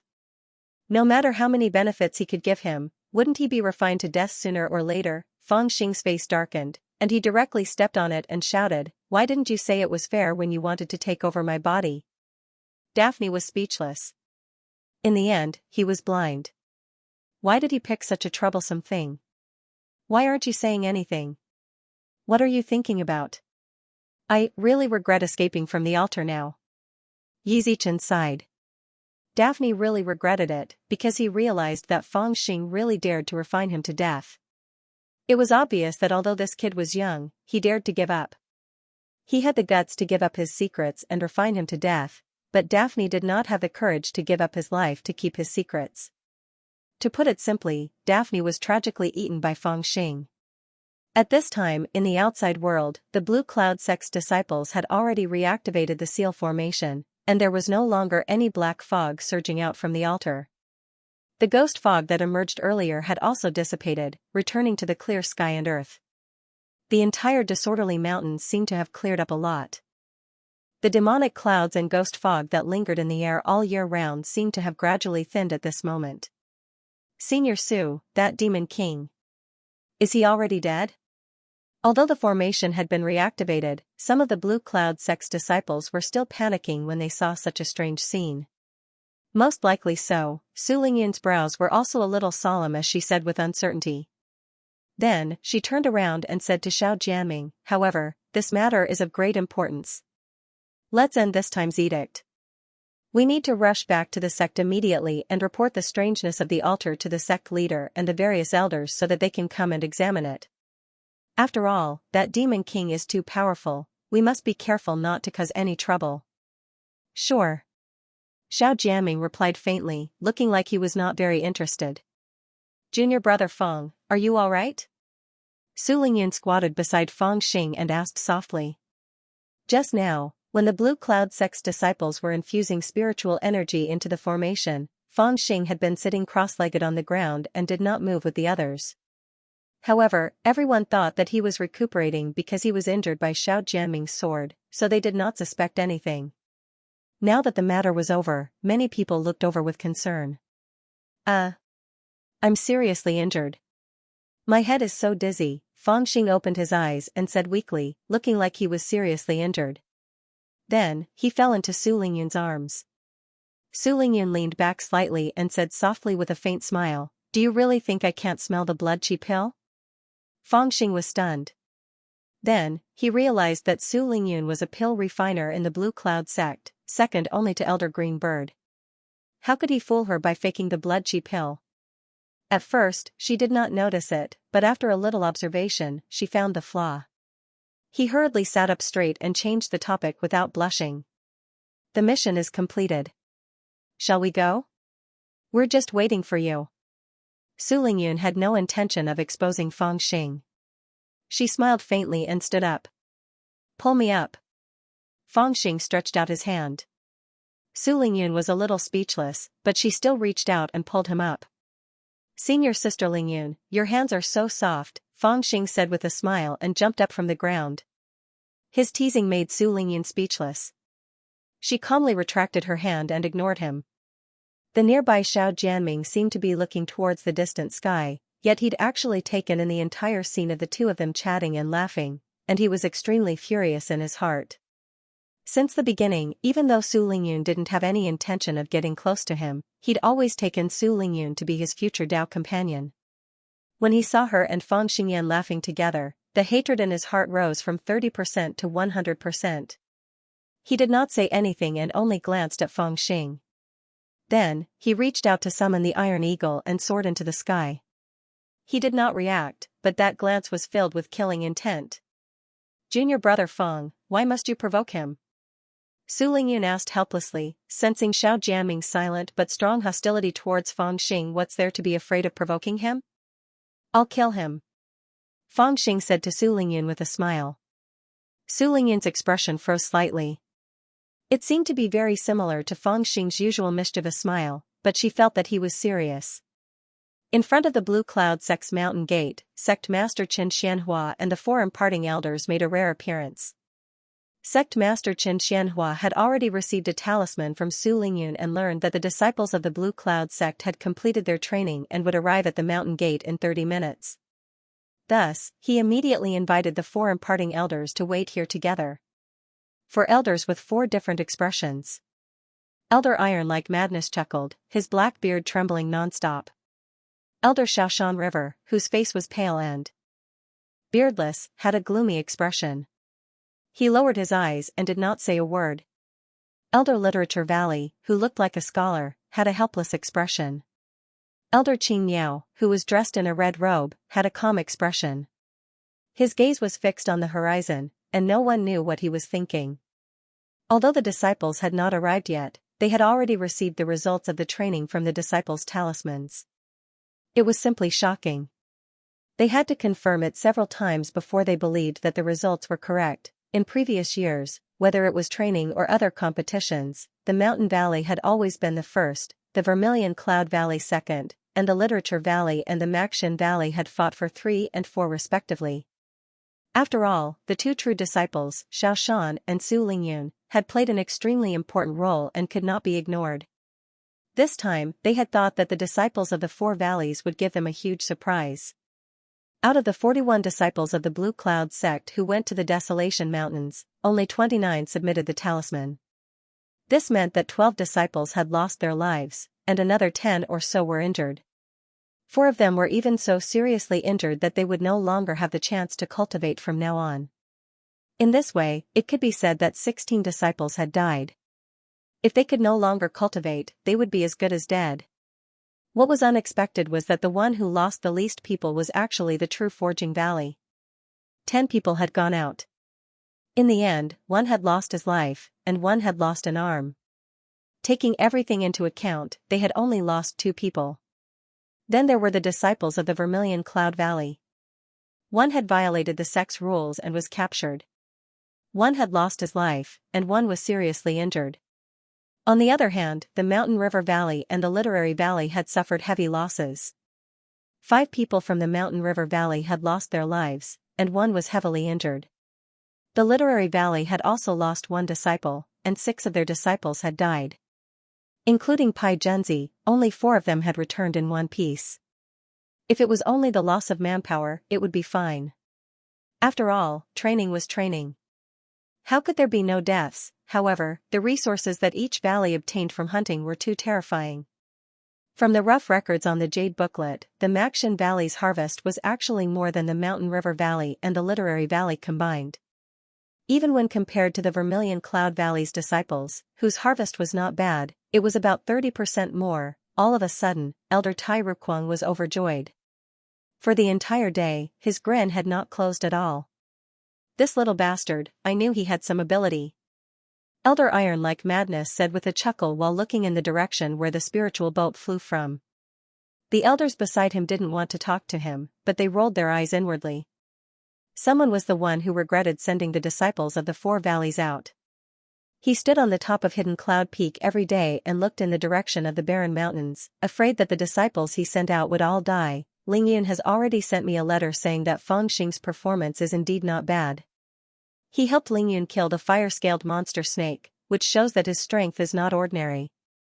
He saved people under the threat of a Foundation establishment stage great demon, which shows that he cares about his fellow sect members. He used a scheme to force the foreign experts to leave, which shows that he is wise and resourceful. This time's experiential learning will undoubtedly be his merit. Elders, I would like to recommend him as a successor disciple. What do you all think?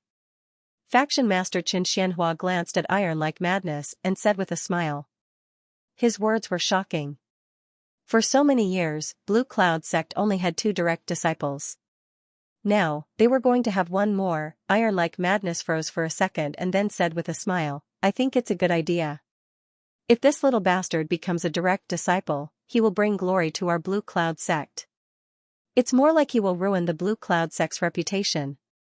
Xiaoshan, he suddenly said in a gloomy tone, this little bastard did make some contributions, but he cut open the Vermilion Cloud Valley disciple's stomach and took the elixir, took the dream soul grass that belonged to the disciples of the 4 valleys, and kept the storage bags of the Mountain River Valley disciples. Even when he forced away the foreign cultivators with mysterious origins, he kidnapped them. Don't we need to punish him for these things? For a moment, the atmosphere was a little awkward. Faction Master Chen Xuanhua's expression didn't change. He smiled and asked the other 2 elders, what do you think? The elder of Scripture Valley sighed and said, we must reward him for his contributions and punish him for his mistakes. Faction Master, you can think about it.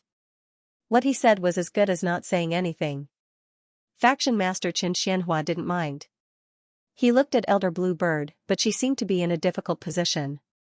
After a while, she said, I heard that this little bastard helped many of our Vermilion Cloud Valley disciples, but he also cut open the stomach of one of our disciples and took the elixir. He really is a little reckless. I don't know if I should punish him or reward him, so I can only ignore him for now. Faction Master, you can deal with this matter as you see fit. Faction Master Chen Xianhua smiled helplessly when he heard that. He said, if that's the case, I also have an idea. He said he had an idea, but he didn't say what it was. Xiaoshan's expression was indifferent. He suddenly said, the origin of that Foundation Establishment Realm demon is unknown, so we can't find any clues about it. However, we found some clues from the foreign cultivators' storage pouches.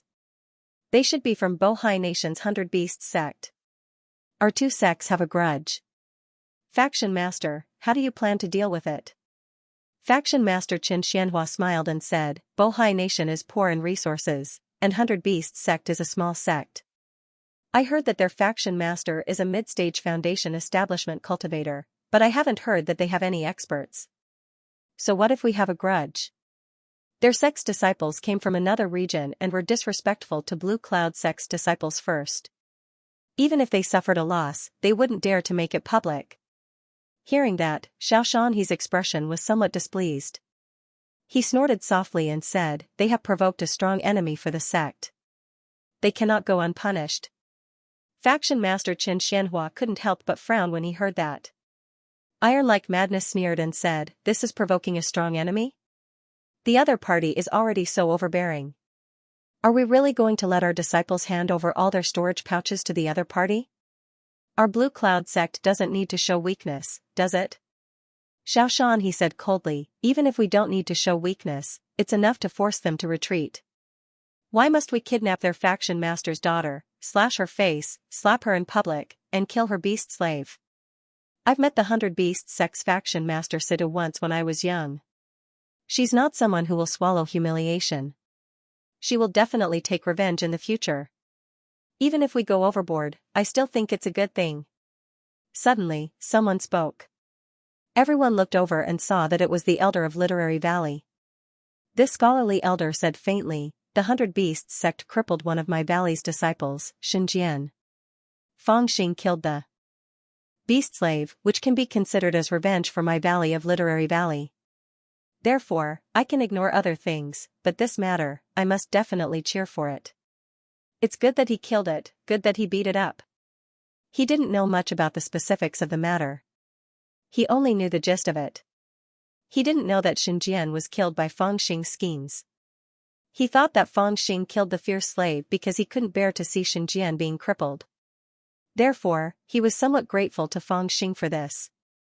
However, he didn't know if Xinjian, who had become a cripple, would vomit blood in anger after knowing his master's thoughts. Xiaoshan River looked uncertain.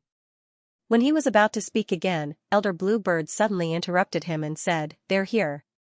He looked up and saw a huge spiritual boat suddenly appearing on the horizon. Around the spiritual boat, a black eagle, a golden crow, and a white crane flew around the boat. It was a beautiful sight. When the spiritual boat landed in front of the mountain gate, the disciples of the Blue Cloud sect swarmed out. 3 people with flying mounts also landed. The disciples of the 4 valleys stood in front of the 4 elders and bowed in unison. Disciple has returned after completing the talisman.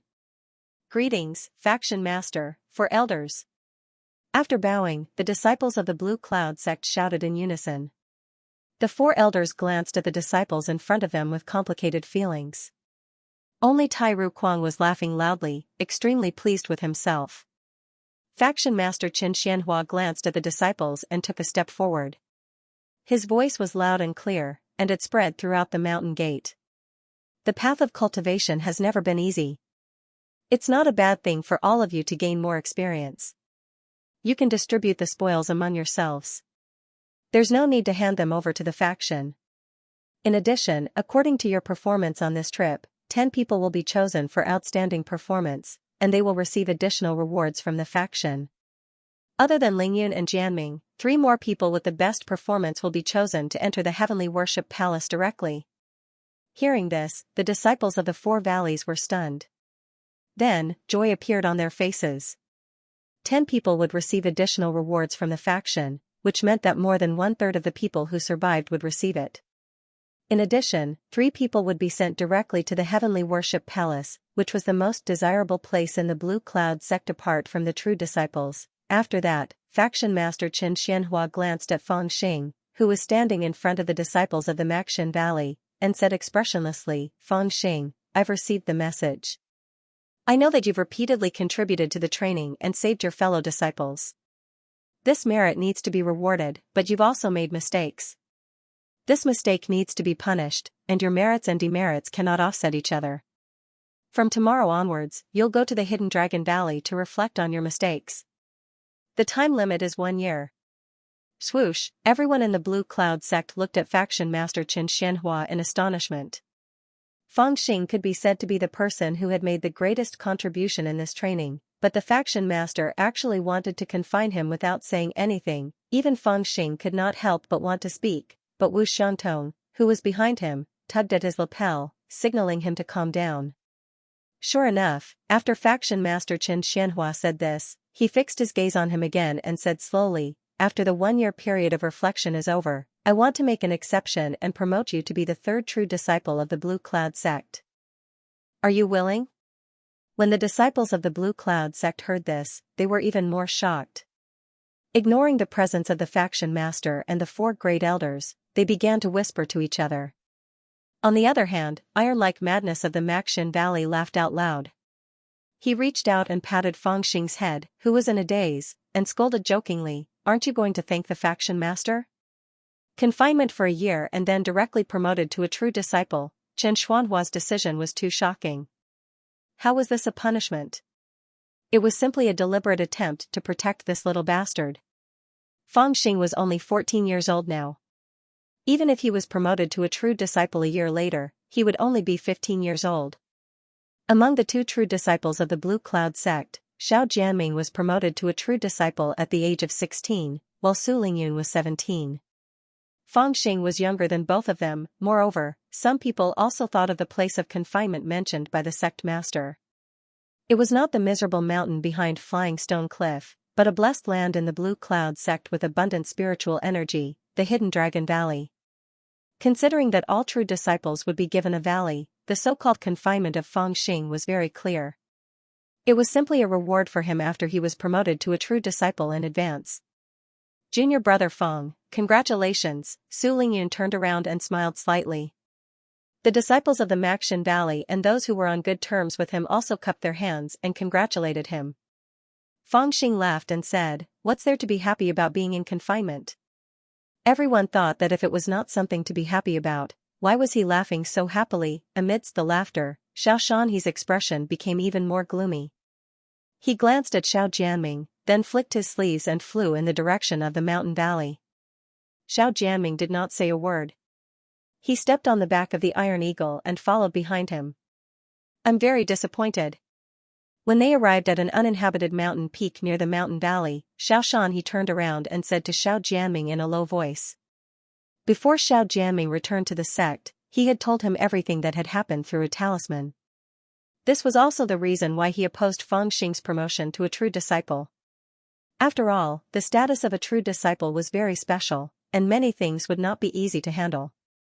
It was just that he hadn't expected sect master Qin Xianhua to have made up his mind to protect this brat and promote him to a direct disciple. The so-called confinement was nothing more than a joke. This brat is very hateful. I didn't even have the chance to get anything out of him. Instead, I become his sworn enemy.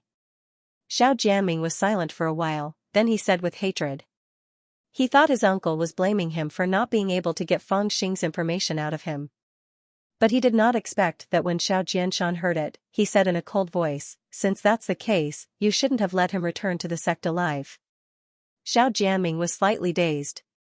He explained, Bai Qianzhong has just finished his closed-door training. I'm afraid, since he has gone into closed-door seclusion, the possibility of him breaking out of seclusion is very small. The possibility of him coming out of seclusion because of this little brat is less than 10%. You actually let this little brat, who has already become your mortal enemy, off just because of this less than 10% danger. Jianming, it seems that in these 4 years of training outside, your courage has not grown, but has shrunk. Xiao Jianming was suddenly stunned. His 5 fingers tightly gripped his iron sword. 1 more year. Xiao Jianming suddenly said in a deep voice, this little brat still has 1 more year to become a direct disciple. Within 1 year, I will definitely kill him. You're wrong again. Xiao Shan, he said indifferently, since you didn't seize the opportunity to kill him. In the desolate mountains, wouldn't it be stupid to kill him after returning to the sect? This little brat won't be able to threaten you in 3 or 4 years. If you succeed in building your foundation this year, he will be even more of a person on a different level from you. At that time, so what if he becomes a direct disciple? 2 foundation establishment cultivators won't be able to kill a direct disciple? Succeed in building my foundation this year? Xiao Jianming was shocked. The purple mist orchid had already been lost. How could his uncle help him build his foundation? Xiao Shan, he let out a long sigh and said, I have to say, you're very lucky. Just half a month ago, people from Fuyao Palace appeared in the world. They've already gone to Ice Tune Palace as guests. Ice Tune Palace Master asked the disciples to practice martial arts to please Fuyao Palace. Finally, on that night, the champion was rewarded with a foundation establishment pill from Fuyao Palace. That pill is personally refined by a Pill King-level alchemist. There's a 70% chance of helping people build their foundation successfully. 70% chance? Xiao Jianming couldn't help but gulp. He knew that the foundation establishment pills of Blue Cloud sect were all refined by Elder Qing Miao of Vermilion Cloud Valley. The most effective one only had a 30% chance of building their foundation successfully. If they failed, they might even damage their Dao foundation and lose all hope of building their foundation. This was also the reason why it was so difficult for Blue Cloud sect cultivators to build their foundation. He didn't expect to see hope today. He could get a foundation establishment pill with a 70% chance of success. After hearing the news, the sect master, Elder Blue Bird, and I went to visit them that night. Although we didn't get to see the people from the Fuyao Palace, we were told by their servants that the people from the Fuyao Palace will be staying at the Ice Sound Palace for 3 months. After 3 months, they will go to the Butterfly Illusion Valley, and 3 months later, they will come to our Azure Sky sect. If you want to succeed in reaching the foundation establishment stage, you must perform well at that time. Okay, I'll definitely grab this opportunity. Xiao Jianming clenched his teeth and said in a low voice. His eyes flickered with hope. Since the confinement would start tomorrow, he could spend the first day in the Maxin Valley. After a good celebration, Iron Like Madness also officially announced that Feng Xing would be the eldest disciple of the Maxin Valley. Although the move was shocking, it was still far from the sect master's decision. Everyone felt that it was reasonable. No one objected and they all presented their gifts. Even Yi Tianlong, who was cultivating in seclusion, and Mu Yongyang, who was healing, heard the news. Both of them were quite frightened. They had been thinking of revenge for the humiliation they suffered that day, but they didn't expect this little brat to soar to the sky. Not to mention revenge, it would be good if this little brat could let go of the old scores and not cause trouble for them. Because of this thought, both of them put in a lot of effort to prepare a congratulatory gift as an apology. Fortunately, Fangxing didn't even look at it before he accepted it. It was also on this night that Iron Like Madness decided to reward Fangxing. He let Fangxing choose his various celestial implements and cultivation methods. Without any hesitation, Fangxing said that he wanted the 9 swords of green cloud. When Iron Like Madness heard this, he knew that this little brat was still the same as before, lacking interest in the path of cultivation and only thinking about how to improve his combat strength. According to common sense, the 9 swords of green cloud can't be imparted unless it enters the celestial worship hall or becomes a true disciple.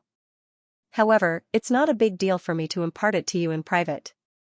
I just want to tell you in advance that although the 9 swords of green cloud is powerful, its characteristic is that the sword is agile and has 100 variations. You have condensed spiritual energy and a good foundation, but practicing this method may not be able to comprehend the truth of the sword. Seeing that Iron Like Madness was serious, Fangxing was stunned and said, "Is it possible to defeat Xiao Jianming?" Iron Like Madness looked at Fangxing strangely. In the eyes of most disciples of Blue Cloud sect, Xiao Jianming was like a god. It was rare to see someone like this little jerk who set surpassing him as his main goal from the start. However, he still thought about it seriously and shook his head. Xiao Jianming is a genius of Blue Cloud sect. He's even stronger than I was when I was young. His attainments in the path of the sword are extraordinary. It won't be easy for you to surpass him. Besides, he might succeed in building his foundation in half a year. It's not possible for you to defeat him.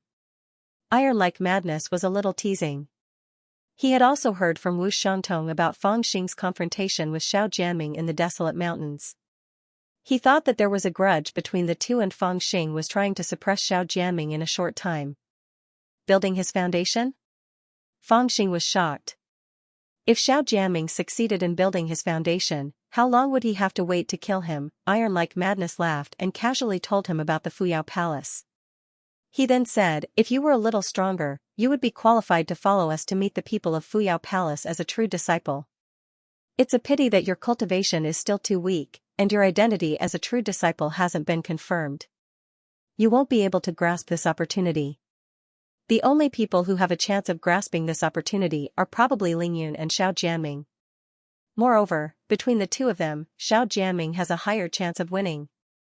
F***CK, what kind of lousy Fuyao Palace is this? Giving out elixirs everywhere. Is it very rich? Fangxing was furious and cursed fiercely. The appearance of this Fuyao Palace had disrupted his plans. It was really too annoying. However, Iron Like Madness was shocked. He hurriedly covered Fangxing's mouth and shouted in a low voice, "Little jerk, do you want to die? Is Fuyao Palace something you can scold? That's the founder of the Jade Lake Fairy Society. Among the powerhouses in the world, who wouldn't be respectful when they see someone from Fuyao Palace? If your words were heard by the people outside, who knows how many people would chop off your head to show goodwill to Fuyao Palace?" Fangxing kept scolding, but Iron Like Madness was so frightened that he covered his mouth tightly and refused to let go. After a while, Fangxing finished scolding and let go. Fangxing was still panting with anger. Iron Like Madness wiped his cold sweat and said, "Sooner or later I'll be killed by you, you little jerk. Trouble comes from the mouth. Didn't Uncle Bai teach you that?" Fangxing said, "Uncle 11 never taught me such nonsense." Iron Like Madness kicked him angrily and scolded, "Go to Hidden Dragon Valley and be confined. I'm not going to talk to you anymore." Fangxing was also panting with anger. He rode on the Golden Crow and rushed to Hidden Dragon Valley in the middle of the night. However, he saw that the deacon disciples had already cleaned up the pavilion in the valley. Everything was ready. It didn't look like a place for seclusion, but a place to enjoy life. He didn't care about these things. He took out a handful of spirit stones and smashed away those outer sect disciples who were waiting to ask him for a reward. Then, he entered the pavilion angrily. When it was late at night, he entered his sea of consciousness and took out Daphne. He shouted, "I want to kill a 9th layer spirit formation combat cultivator within half a year. I'm cultivating the high-rank martial arts of Blue Cloud sect, Blue Cloud 9 Swords Art. Is it possible?" Daphne didn't even think and shook his head, "Impossible. Feng Xing didn't say anything and directly stepped on Daphne, causing Daphne to cry out in pain. Didn't you say that you have many powerful martial arts? If you can't even kill a 9th-layer spirit formation cultivator, what's the use of keeping you? Ouch, is this related to martial arts? No matter how powerful a martial art is, it still requires time to study and cultivate. I don't have time, ouch, what does that have to do with me? I'll burn you to death. Fine, I'll think of a way, I'll definitely think of a way, I'll give you one day. If you don't have a way before I wake up tomorrow, you're dead. Feng Xing finished the last pass and left his sea of consciousness, leaving Daphne crying alone. After venting his anger on Daphne for a while, Feng Xing himself was also depressed and unhappy. He took out the spiritual wine gourd from the heavenly abode ring and scolded the Fuyao Palace for scattering elixirs everywhere as he drank. He swore that if he had the chance in the future, he would definitely rob them of everything. After drinking half a gourd of spiritual wine, he didn't refine it. He let the alcohol take over and just lay on the bed dizzily and fell asleep. Early the next morning, before Feng Xing woke up, he felt his nostrils itch. He opened his eyes and was shocked to see an incomparably beautiful little girl lying on the side of his bed. She was using grass to tickle his nostrils. This girl was wearing an ordinary green dress and didn't put on any makeup. However, her skin was as white as porcelain, her eyes were like lacquer, and there was a mischievous smile on her face. She was incomparably beautiful, like a fairy from a dream. Feng Xing was stunned. He thought that he was still in a daze and didn't wake up. He directly pulled the fairy over and turned over to continue sleeping. Although this fairy was in a dream, he still had to take advantage of her in a dream. Being hugged by him, the fairy only giggled and didn't resist. His nose only smelled a nice light fragrance. Feng Xing gradually became more awake and opened his eyes again. F***ck, Xiao Man, you bastard, why are you here? Feng Xing suddenly cried out and jumped up from the bed. That fairy fell on the bed and giggled. She couldn't straighten her back, but Feng Xing could see clearly that this girl was none other than that little girl, Xiao Man. Although 4 years had passed and she had grown a lot taller, her appearance had also become more beautiful, whether it was her eyebrows, her laughter, or the faint but enchanting fragrance on her body when he hugged her. It was definitely unique to Xiao Man as a cultivator. Junior brother Feng was actually approached by someone and didn't notice at all. Aren't you too careless? Another faint voice sounded. Feng Xing turned his head and saw another person standing by the door. Her dress was white as snow, her hair was like a waterfall, her expression was tranquil, and there was a trace of a smile at the corner of her mouth. It was Su Lingyun. If someone hostile comes near me, I will wake up when they are more than 300 feet away, Feng Xing muttered. He glanced at Xiao Man on the bed and then at Su Lingyun by the door and asked, "What's going on?" Xiao Man sat up from the bed, her little hands on her waist, and said angrily, "You still dare to ask? What kind of young master is this? You clearly entered the Blue Cloud sect, why didn't you come to find me after so many years? If senior sister Lingyun hadn't told me." As she spoke, she fixed her gaze on Feng Xing, as if she wanted an explanation from him. Feng Xing was stunned and turned his head to look at Su Lingyun. Su Lingyun's face showed a trace of guilt, and her red lips moved slightly as she said, "This matter is strange." Looking at her, it seemed that she wanted to explain this matter. Feng Xing waved his hand and interrupted Su Lingyun. He turned back and scolded Xiao Man, "I'm the young master, and you're the maidservant.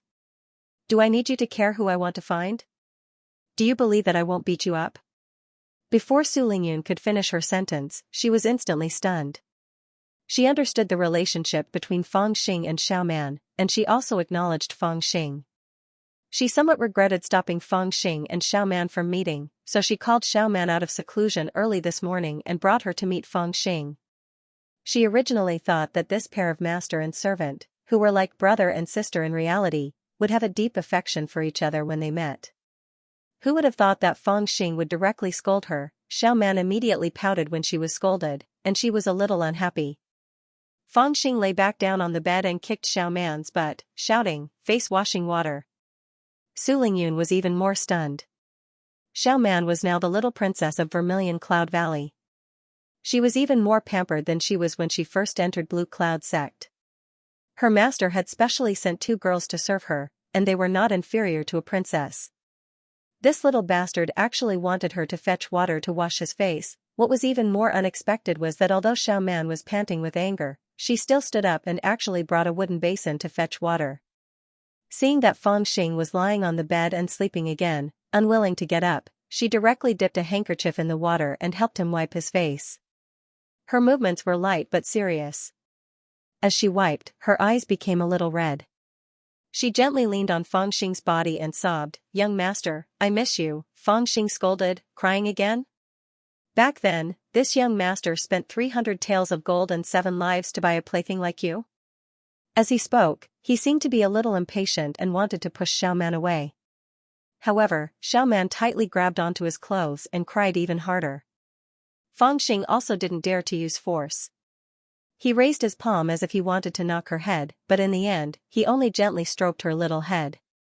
Su Lingyun looked at this scene and sighed softly in her heart. She slowly turned around and went downstairs. The room was quiet. Fang Xing stared at the ceiling, and only the sound of Xiao Man's soft sobs could be heard. "Alright, don't cry. Do you know how difficult it was to send you into Blue Cloud sect back then? How can you face me if you don't cultivate properly? Come, let this young master examine your body. See if your development, oh no, have you improved?" Fang Xing chuckled and flipped Xiao Man over on the bed, making a lecherous gesture. Xiao Man immediately stopped crying and laughed. She slightly closed her eyes and released her spiritual aura, letting Fang Xing examine her. Fang Xing was shocked and shouted, "Damn, how can your cultivation be so high?" He was shocked to find that Xiao Man was also in the 6th level of spirit formation. It was only 4 years. Thinking about how he had done all kinds of evil in these 4 years, he was only able to reach the 6th level of spirit formation. And unknowingly, Xiao Man also had the same cultivation as him. How could he not be shocked? Xiao Man giggled and sat up from the bed, saying, "Master always said that I'm slow." Fang Xing blinked his eyes and said, "What do you usually use to cultivate?" Xiao Man took out a few elixirs from the heavenly cave ring hanging on her chest and showed them to Fang Xing. Fang Xing's eyes immediately widened and he immediately cursed. Comparing oneself to others is infuriating. Back then, how hard was it for him to get a monster spirit elixir? Now, the elixirs that Xiao Man took out were all good grade 7 monster spirit elixirs. One must know that these monster spirit elixirs are not only expensive, but their effects are also much better than those that have not been refined. "So young, what are you going to do with such a good monster spirit elixir?" "I'll keep it for you." Fang Xing cursed and kept the monster spirit elixir into his heavenly cave ring. Xiao Man giggled and said, "This is still not good enough. I'll steal a few better ones for you another day." Fang Xing praised, "Good girl." Seeing that Su Lingyun had already left the room, Xiao Man lowered her voice and said, "Young master, how are your preparations?" Fang Xing knew what she was talking about. Back then, Xiao Man also knew the reason why he joined the Blue Cloud sect. She also lowered her voice and said, "Soon. I must chop that bastard to death within half a year. Otherwise, he might succeed in building his foundation, and the one to be chopped to death will be me." Xiao Man nodded and said, "I'll help you chop it when the time comes." Fang Xing scolded, "Get lost. Do I need your help?" Xiao Man smiled and said, "I'm afraid that if I don't help you, you won't bring me along when you escape." Fang Xing smiled and said, "You are now the little princess of the Vermilion Cloud Valley. Are you still willing to leave with a poor young master like me?" Xiao Man pouted and angrily looked at Fang Xing. Fang Xing was speechless. He waved his hand and said, Fine.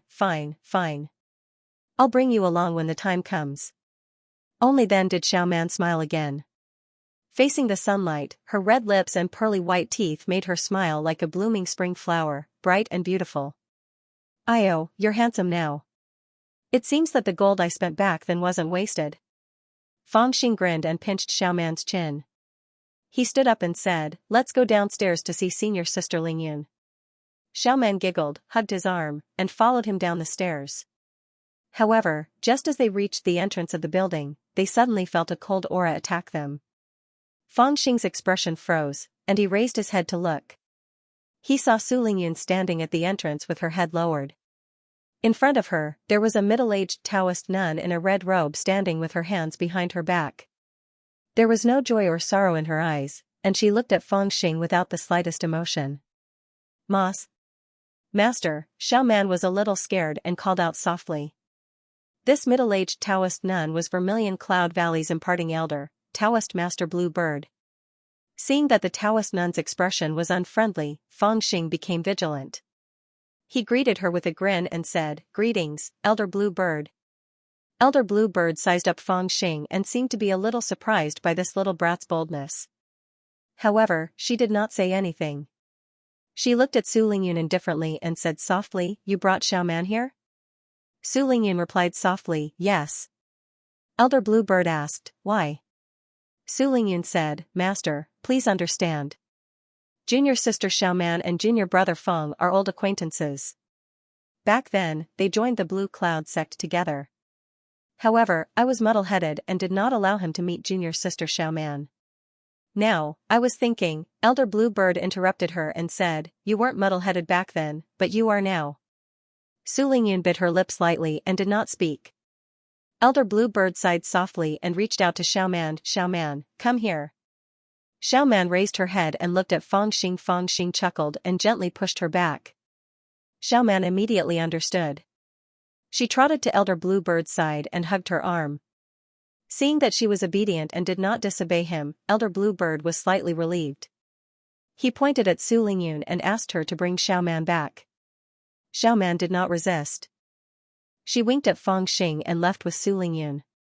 However, Elder Blue Bird did not leave. He looked at Feng Xing expressionlessly. "You're very bold." After a while, Elder Blue Bird spoke softly and coldly. Feng Xing already had a plan in his heart. He was not afraid. He directly extended his hand and said, "Give me the money." Elder Blue Bird was slightly stunned. "What?" Feng Xing said matter-of-factly, "Give me the money. It's nothing more than not letting me see Xiaoman. If I don't want to see her, so be it. Give me the money." Elder Blue Bird was stunned for a moment before she reacted. She was a little surprised. She had her own plans. She had wanted to use the Xiaoman's matter to control Feng Xing so that she could carry out her plan. However, she was unwilling to agree when this brat took the initiative to ask for money. Various thoughts flashed through her mind, but her expression did not change. She said indifferently, "Who said that I won't let you see her?" This time, it was Feng Xing's turn to be stunned. He thought to himself, "If it wasn't because you were unhappy that senior sister Lingyun brought Xiaoman to see me, who are you showing that deadpan face to?" It was obvious that even senior sister Lingyun was reprimanded. However, he could not ask this question. If Elder Blue Bird did not think that he was not worthy of Xiaoman and was unwilling to let him meet Xiaoman, it would be fine. He asked, "Then what do you think I'm bold about?" Elder Blue Bird said, "Since you're in confinement, you still casually meet others. Isn't that bold?" Feng Xing was stunned. He smiled and said, "You said that I can't go out, but you didn't say that others can't come in. Aren't you here now?" Elder Blue Bird was slightly stunned. She had not directly interacted with Feng Xing before, so she really did not understand his reckless personality. After a while, she shook her head speechlessly and said, "Since you and Xiaoman are old acquaintances, it's fine to meet occasionally. As long as it doesn't affect her cultivation, it's fine. However, I'm here to ask you, how did Lingyun treat you during your trip to the Desolation Mountains?" "Senior sister Lingyun?" Feng Xing frowned and said, "I haven't seen many good people, but she's one of them." Elder Blue Bird was satisfied with this answer. She smiled and said, "That's good. Then let me ask you, if Lingyun is in trouble, will you help her without hesitation?" Feng Xing did not understand what this old woman was trying to do. He frowned and said, "Of course I'll help her." Elder Blue Bird smiled gently and said, "Very good. I wonder if you've heard that Fuyao Palace will come to Blue Cloud sect in half a year." Fuyao Palace again. After returning to the sect, Feng Xing had heard this name twice. He looked at Elder Green Bird in confusion. Elder Blue Bird heaved a sigh of relief and said, "I won't beat around the bush. Half a month ago, when the Fuyao Palace visited the Ice Tune Palace as a guest, they were rewarded with a Foundation establishment pill. According to their rule of treating everyone equally, those who come to the Butterfly Fantasy Valley 3 months later and our Blue Cloud sect half a year later will be rewarded with such a Foundation establishment pill. Those who are qualified to receive this pill are either Xiao Jianming or Lingyun. Senior sister Lingyun probably can't beat Xiao Jianming, Fang Xing was slightly startled and said hesitantly. She also did not expect that Elder Bluebird would actually want Su Lingyun to snatch this foundation establishment pill. However, Su Lingyun was only at the 8th stage of spirit formation and majored in alchemy. No matter what, she shouldn't have the strength to fight with Xiao Jianming for this foundation establishment pill, right? From the looks of it now, she can't beat him. Lingyun is only at the 8th stage of spirit formation, but this is not a big problem. I've given her a few foundation establishment pills that can raise her cultivation to the 9th stage of spirit formation within half a year. It's just that she majored in alchemy and has only slightly studied the green Cloud 9 swords art. At that time, if she fights with Xiao Jianming, then her chances of winning is less than 30%. 30% is too high. Fang Xing said directly. He did not know what Elder Bluebird wanted to do, but he understood that Su Lingyun's attainments in swordsmanship was not Xiao Jianming's opponent. You're right. Even if it's 30%, it's still a bit too high. Elder Bluebird nodded, looked at Fang Xing and said, if he has your ability, being able to easily defeat a 6th stage cultivator at the 4th stage of spirit formation, then at that time, he might have the strength to fight. Fang Xing suddenly understood. So Elder Bluebird went in such a big circle to find out his secret. When Bai Qianzhong was in seclusion, although he had clearly said that Fang Xing did not receive his inheritance, the few old fellows in the sect obviously did not believe it. Xiao Shan he did not believe it, so he wanted to let Xiao Jianming test Fang Xing. But Bluebird also did not believe it, so he chose such an opportunity to use Su Lingyun's predicament to test Fang Xing's strength. Haha, isn't the green flame training method already listed as compulsory in Heavenly Worship Hall? Fang Xing scratched his head and said with a smile, his expression unchanged. Heh, Elder Bluebird turned around and said indifferently, half a year later, I will definitely arrange for Lingyun to compete with Xiao Jianming. Life or death, success or failure, all depends on her fate. Oh right, Xiao Man is a good child, I love her very much. After that, he did not say anything else, formed a cloud under his feet, and soared into the sky. And Fang Xing's face darkened. He waved his sleeves and entered the attic. This old woman was not a good person. Not only did she use Su Lingyun to move him, she even used Xiao Man to threaten him. Entering his sea of consciousness, Fang Xing immediately shouted, Old Niao, come out right now. Daphne flew over with a face full of joy and smiled. I have researched for a night, there is still a way. Fang Xing interrupted him. Can you let me kill a foundation establishment cultivator within half a year? Daphne was stunned and said angrily, you better kill me. Alright. Seeing that the old man was about to go on strike, Fang Xing waved his hand helplessly and said, let's not talk about killing a foundation establishment cultivator for now. You said you came up with a method, tell me about it. Daphne was a little arrogant and said, this is a talent of my rock clan. Originally, human cultivators cannot practice it, but I can modify it a little so that you human cultivators can also practice it. Of course, you can only practice it. If you want to unleash its true power, the requirements for you are also very high. At the very least, you need to break through to the 7th layer of spirit formation. Fang Xing thought about the resources he had on hand and nodded. No problem. Evil Rock King continued. Besides that, this profound technique is an innate divine ability of our rock clan in the end. Even though its might is formidable, you must comprehend its profundities in order to bring forth its might. Whether you're able to accomplish it within half a year will depend on yourself. Fang Xing's eyes darkened and he sneered. What I am least afraid of is a challenge. If that's the case, Daphne nodded and said, how much time can it be exchanged for? Fang Xing said, half a year. Daphne was a little dissatisfied and said, listen carefully, this is a talent, how can it only be exchanged for half a year? Fang Xing smiled and said, after half a year, if I can kill that guy, then it's fine. If I can't, then the one who dies will be me. At that time, if I die, do you think you can still live? Daphne was stunned and sighed. Forget it, who asked this old man to be unlucky? Fang Xing suddenly thought of something and said, can other demon birds cultivate the talent of the rock clan? Daphne frowned and said, it's much simpler than humans. Fang Xing nodded and said, then find me another talent that can increase the speed of a demon bird to the extreme. He paused and said, "It can also be exchanged for 3 months, and I promise I won't bully you." Daphne was startled and immediately became ecstatic. No problem. For the time that could be exchanged, this kid's promise not to bully him was even more valuable. Speaking of which, he was a dignified golden core stage demon king, but after falling into the hands of this kid, he didn't get the slightest bit of respect. Every day, he was either scolded, beaten, or grilled.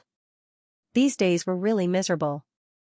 Now that this kid finally promised not to bully him in the future, this was a great thing, allowing him to retain the last bit of dignity of a golden core stage expert. Imparting skills by true spirits was very simple, especially in this kind of knowledge sea. 2 true spirits directly imparted skills face to face, only a matter of a moment. Daphne operated his divine sense, and immediately 2 golden lights flew into Fangxing's true spirit body. After carefully feeling it, 2 incantations immediately appeared in his mind. It was a divine ability mysterious skill 108,000 swords, and the other was about how demon birds could temper their flesh, refine their blood, and increase their flying speed. Fangxing recalled the contents of these 2 techniques in his mind, and then he utilized the yin-yang fiend god mirror to appraise them. Very quickly, he confirmed the authenticity of these 2 techniques, and only then did he nod his head in satisfaction. He said to Great Peng, "Old fellow, you're very kind. You didn't tamper with the techniques. Not bad, I'm very satisfied. I won't bully you in the future." After saying that, he laughed and left the knowledge sea. These words made the evil king a little uneasy. Logically speaking, this little bastard shouldn't be able to distinguish the authenticity of my skills, right? Why do I feel that he seems to understand? Although he did not have much freedom after being confined, it was also a good opportunity to cultivate. The time left for Fangxing was not much, only around half a year. Within this half a year, not only did he have to break through from spirit formation's 6th to 7th layer, he also had to comprehend the demon race's 108,000 swords and at the very least cultivate it to small success. Only by reaching this realm would he have the hope to fight against Xiao Jianming and take revenge for the 9 uncles in Ghost Smoke Valley before Xiao Jianming succeeds in building his foundation. After a few tests in the desolate mountains, he had a very deep understanding of Xiao Jianming's strength. He was not an ordinary cultivator, but a combat cultivator, a 9th layer spirit formation cultivator. His attainment in the green cloud 9 swords was very deep. This kind of guy would be very scary once he succeeds in building his foundation. If he and his uncles, 2 Foundation Realm cultivators, wanted to deal with him, Fangxing felt that unless he escaped from Blue Cloud sect, his little life would be in danger. You want to cultivate a mysterious art to small success in half a year? After hearing Fangxing's plan, the golden crow's eyes widened and it quickly shook its head. That's impossible. Even the most talented geniuses in the Chu region can't do that. Furthermore, you don't look like a genius. Jinwu's words were very certain and very close to reality. Mysterious arts were powerful and mysterious, this was a fact that everyone knew. But it was also because of the power and mysteriousness of Xian spells that it was much harder to practice than spells. If it was an ordinary person, even if it was a Foundation Realm cultivator, to practice a Xian spell to the small success stage, it would take at least 1 to 3 years. But Fangxing was only a spirit formation middle stage cultivator, yet he wanted to practice it to the small success stage within half a year. This was practically impossible. Nothing is impossible, the courageous will die, the cowardly will die. Fangxing was full of confidence. Jinwu rolled his eyes. What does this have to do with being courageous or cowardly? Fangxing placed his sword on Jinwu's neck. If this young master says it has to do with it, then it has to do with it. Alright, up to you. After staying in Hidden Dragon Valley for a few days, Fangxing meditated all day long. To others, he seemed to be meditating seriously, but in fact, he had already entered his sea of consciousness and patiently asked Daphne about the meaning of the 108,000 swords. At this time, he seemed very serious, which scared Daphne quite a bit. He had a feeling that this little bastard would kill him the moment he learned it. 7 days later, Fangxing no longer entered his sea of consciousness.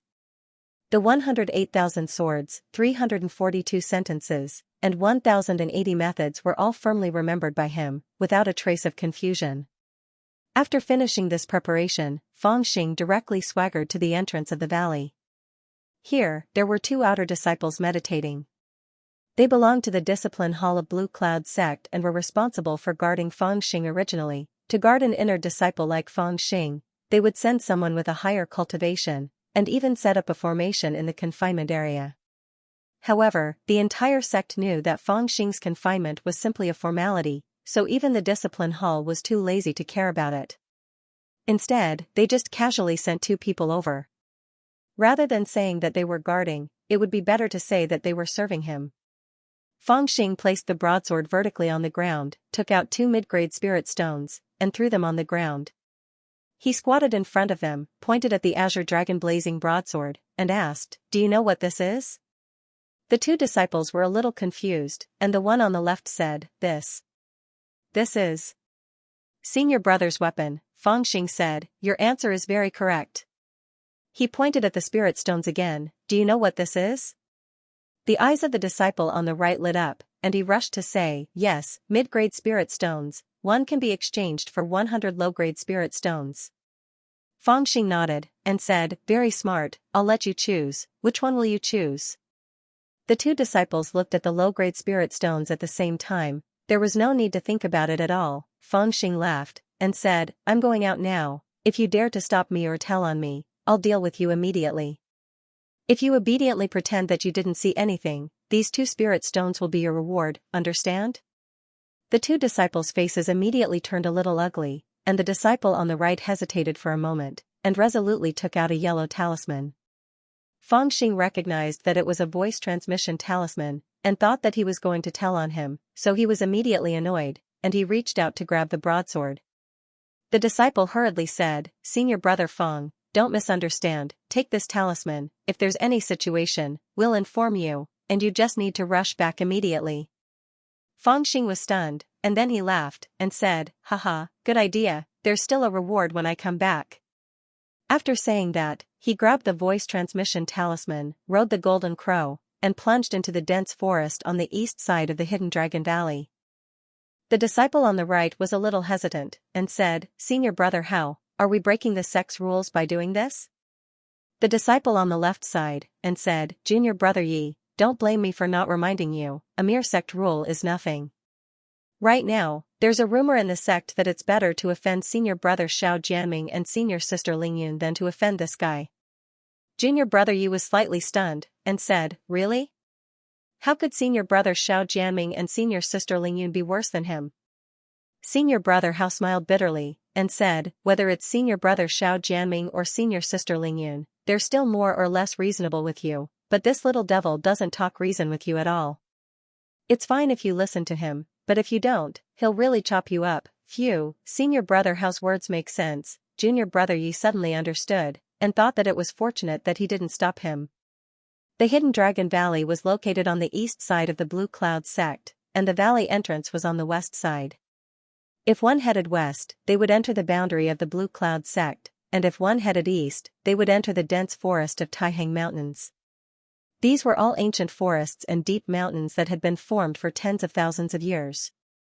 Apart from the occasional cultivators flying across the sky, for tens of thousands of years, there were few traces of people here, and at most, there were strange peaks. However, because the spiritual energy was all drawn to the Blue Cloud sect, there were no demonic beasts. And this time, Fangxing didn't come for demonic beasts, but to find a suitable place to cultivate. After wandering in the forest for 3 to 4 days, they finally found a huge waterfall about 100 miles away from the mountain gate of the Blue Cloud sect. It was 30 feet wide and up to 100 feet high. The silver flower-like water seemed to fall from the 9 heavens, pouring down with a loud rumble, and washing the hard blue stone below the waterfall into a horrifying deep pit. It was abnormally violent, and ordinary people would be in awe at the sight of it. "This is it. Old Jean, go down and carry the rock." Fangxing made up his mind, and pointed at a huge rock that weighed 1,000 taels of gold nearby, and asked the golden crow to carry it up. "Are you kidding me? Do you think Lord Jean is the kind of demonic beast that will carry bluestone? You dare not to carry it?" As soon as Fangxing opened his eyes, he immediately drew out the azure dragon bluestone saber. The golden crow shouted angrily, "I strongly object to your violent way of talking." Fang Xing chuckled and said, "This is the best way to deal with a scoundrel like you. But don't misunderstand, this young master isn't intentionally forcing you to do hard labor. The secret flying technique of the Great Pung race that I passed on to you is focused on tempering. Although you've learned it, you won't be able to increase your speed with your lazy attitude. This young master is helping you cultivate. You'll thank me in the future. But now, I just want to curse you." The golden crow was still unwilling, and Fang Xing had no choice but to whisper a few words to it. The golden crow's eyes lit up. "Really?" Fang Xing promised, "Absolutely." The golden crow made up its mind and said resolutely, "All right, I didn't choose you in vain. I'll carry this bluestone." As it spoke, it really flew over, flapped its wings, and carried the bluestone camel on its back. It placed it at the edge of the waterfall, and then, under Fang Xing's instructions, it placed 7 to 8 large bluestone camels that weighed 3 to 4,000 kilograms on top of the waterfall in a row. It was as tired as a dog, squatting by the waterfall with its tongue hanging out halfway. It panted heavily, determined not to do it again. Seeing that it was about time, Fang Xing took off his robe and slowly walked down the waterfall with his bare upper body. The bluestone was washed by the water, and as he approached the waterfall, he was immediately shocked by the Milky Way that fell from the sky. The waterfall fell from a height of hundreds of meters, and the force was at least tens of thousands of kilograms. Even the water droplets that splashed on the bluestone and bounced off were as painful as hidden weapons when they hit the body. However, Fang Xing ignored it and was silent for a while. Suddenly, he took a step forward. Boom, he directly went under the waterfall, and the heavy water rushed down, almost smashing him into meat paste. His skin and bones, under the terrifying waterfall, seemed to be torn apart and separated from his body. However, this was after all, an illusion. Fang Xing's spiritual energy was condensed, and his physique was strong, so he could barely withstand the power of the waterfall. Under the waterfall, it was impossible to breathe. After a few breaths of time, Fang Xing adapted to the impact of the waterfall. Suddenly, he gathered his spiritual energy and shouted at the golden crow at the top of the waterfall, "Now, push that 1,000-kilogram bluestone down for me." The golden crow, who was panting heavily at the top of the waterfall, was stunned. "What kind of joke is this? Just this 100-zhang-high waterfall was scary enough, and you still want to push the bluestone down, a 1,000-kilogram boulder mixed with a 100-zhang-high waterfall. What kind of power was this? Even a spirit formation 9th layer expert's attack would not be able to do this." At this moment, it even thought that it had gone crazy and was hallucinating, wanting to smash Fang Xing to death. "Faster," a urging voice came from below, telling the golden crow that this was not an illusion. After hesitating for a moment, the golden crow shouted, "Are you sure? Lord Jean still wants to cooperate with you for a big ticket, don't take things too hard. F***ck, if you don't push it, I'll go up and chop you, F***ck, go and die." The golden crow was furious. With a flap of its wings, the 1,000-kilogram boulder mixed with the torrent of the waterfall and fell.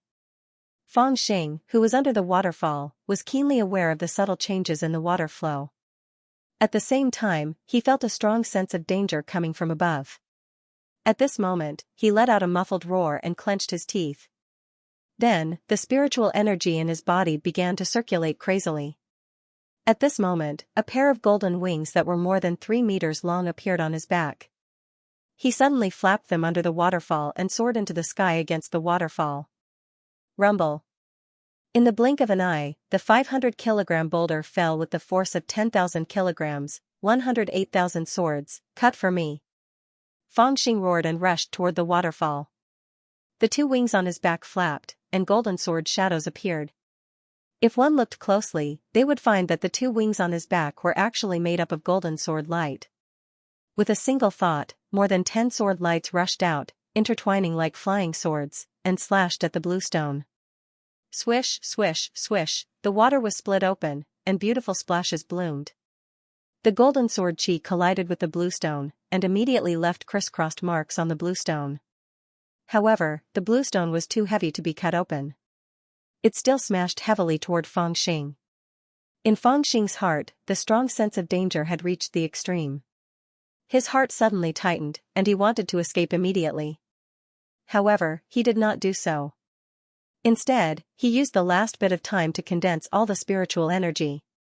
Swish, on the two golden wings, another sword light flew up. This time, there was only one, but it was unusually real, as if it was a real high-grade flying sword. The sword light rose against the current, with a resolute aura. Bang, the bluestone fell, and the sword light slashed at the bluestone when it was only 10 meters away from Fangxing. With a loud bang, the bluestone exploded into two halves. It brushed past Fangxing's body and fell into the clear pool under the waterfall, causing two splashes of water that were more than 10 meters high. Then, it crashed into the bottom of the pool and broke into pieces. It was obvious how powerful the force was. At this moment, Fangxing was also exhausted. The golden wings completely disappeared, and his whole body fell along with the water. Swish, at that moment, the golden crow flew down and grabbed Fangxing's arm with its claws, pulling him out of the range of the waterfall. The golden crow looked down at Fangxing and sighed, "How is this cultivation? It's clearly playing with your life." Fangxing's face was deathly pale, and his smile was somewhat forced. "Haha, this is called the bold die from overeating, the timid die from starvation." The golden crow smacked his lips and didn't say anything, but he was also a little impressed. Although its cultivation level was not high, it had a wild temperament. In the past 7 or 8 years, it had traveled around the 4 regions and met all kinds of people, but it was rare to see someone like this little brat. Especially after seeing his cultivation method, it had a glimmer of hope in its heart. Perhaps if it wanted to find a true ally to help it accomplish that great thing in the future, it really had to have someone like him. The golden crow was not stupid, and it did not really want to be a human's mount for the rest of its life. During this period of time, it stayed in the Blue Cloud sect because it knew that the 100 Beasts sect had guessed that it might sneak into the Chu territory. It was afraid that it would be caught once it went out. Originally, it planned to hide for a while and then escape. But just as it was about to move, Fangxing gave it a secret cultivation method of the Great Ping clan. It was a good thing that could greatly enhance its flying speed. With this item, the golden crow decided not to run away for the time being. It wanted to see what other good stuff the little brat had. At this moment, after witnessing the little brat's ferocious cultivation, the golden crow was impressed. Although this little brat's cultivation level was still very low, in the future, he might really be able to soar into the sky. Gradually, the golden crow's mentality changed from that of having to escape to the mentality of staying and observing. Of course, Fangxing did not know that the golden crow was blindly thinking about it, and he had already started to think about a complete cultivation plan. In these 3 years, Bai Qianzhong had laid the most solid foundation for him and taught him the most useful principles. Fangxing didn't care about some goals that ordinary people thought were impossible to achieve. He had to research it himself. Although the profound formula given by Daphne, in the eyes of ordinary people, would be difficult to achieve in half a year, but Fangxing felt that there was great hope. Those who were bold would be stuffed to death, while those who were timid would starve to death. Between life and death, there was great potential. Therefore, Fangxing chose this method to hone his cultivation of the 108,000 swords. This formula was born from the innate divine ability of the Great Ping clan. Thus, it had the shadow of the Great Ping clan. Once it was activated, 2 golden wings would appear on his back. For the Great Ping clan, using their feathers as swords, they would be able to use this technique to its fullest potential. But for Fangxing, because the 2 golden wings were formed from spiritual energy, the difficulty was much higher. He had to use spiritual energy to achieve the true effect of the sword qi.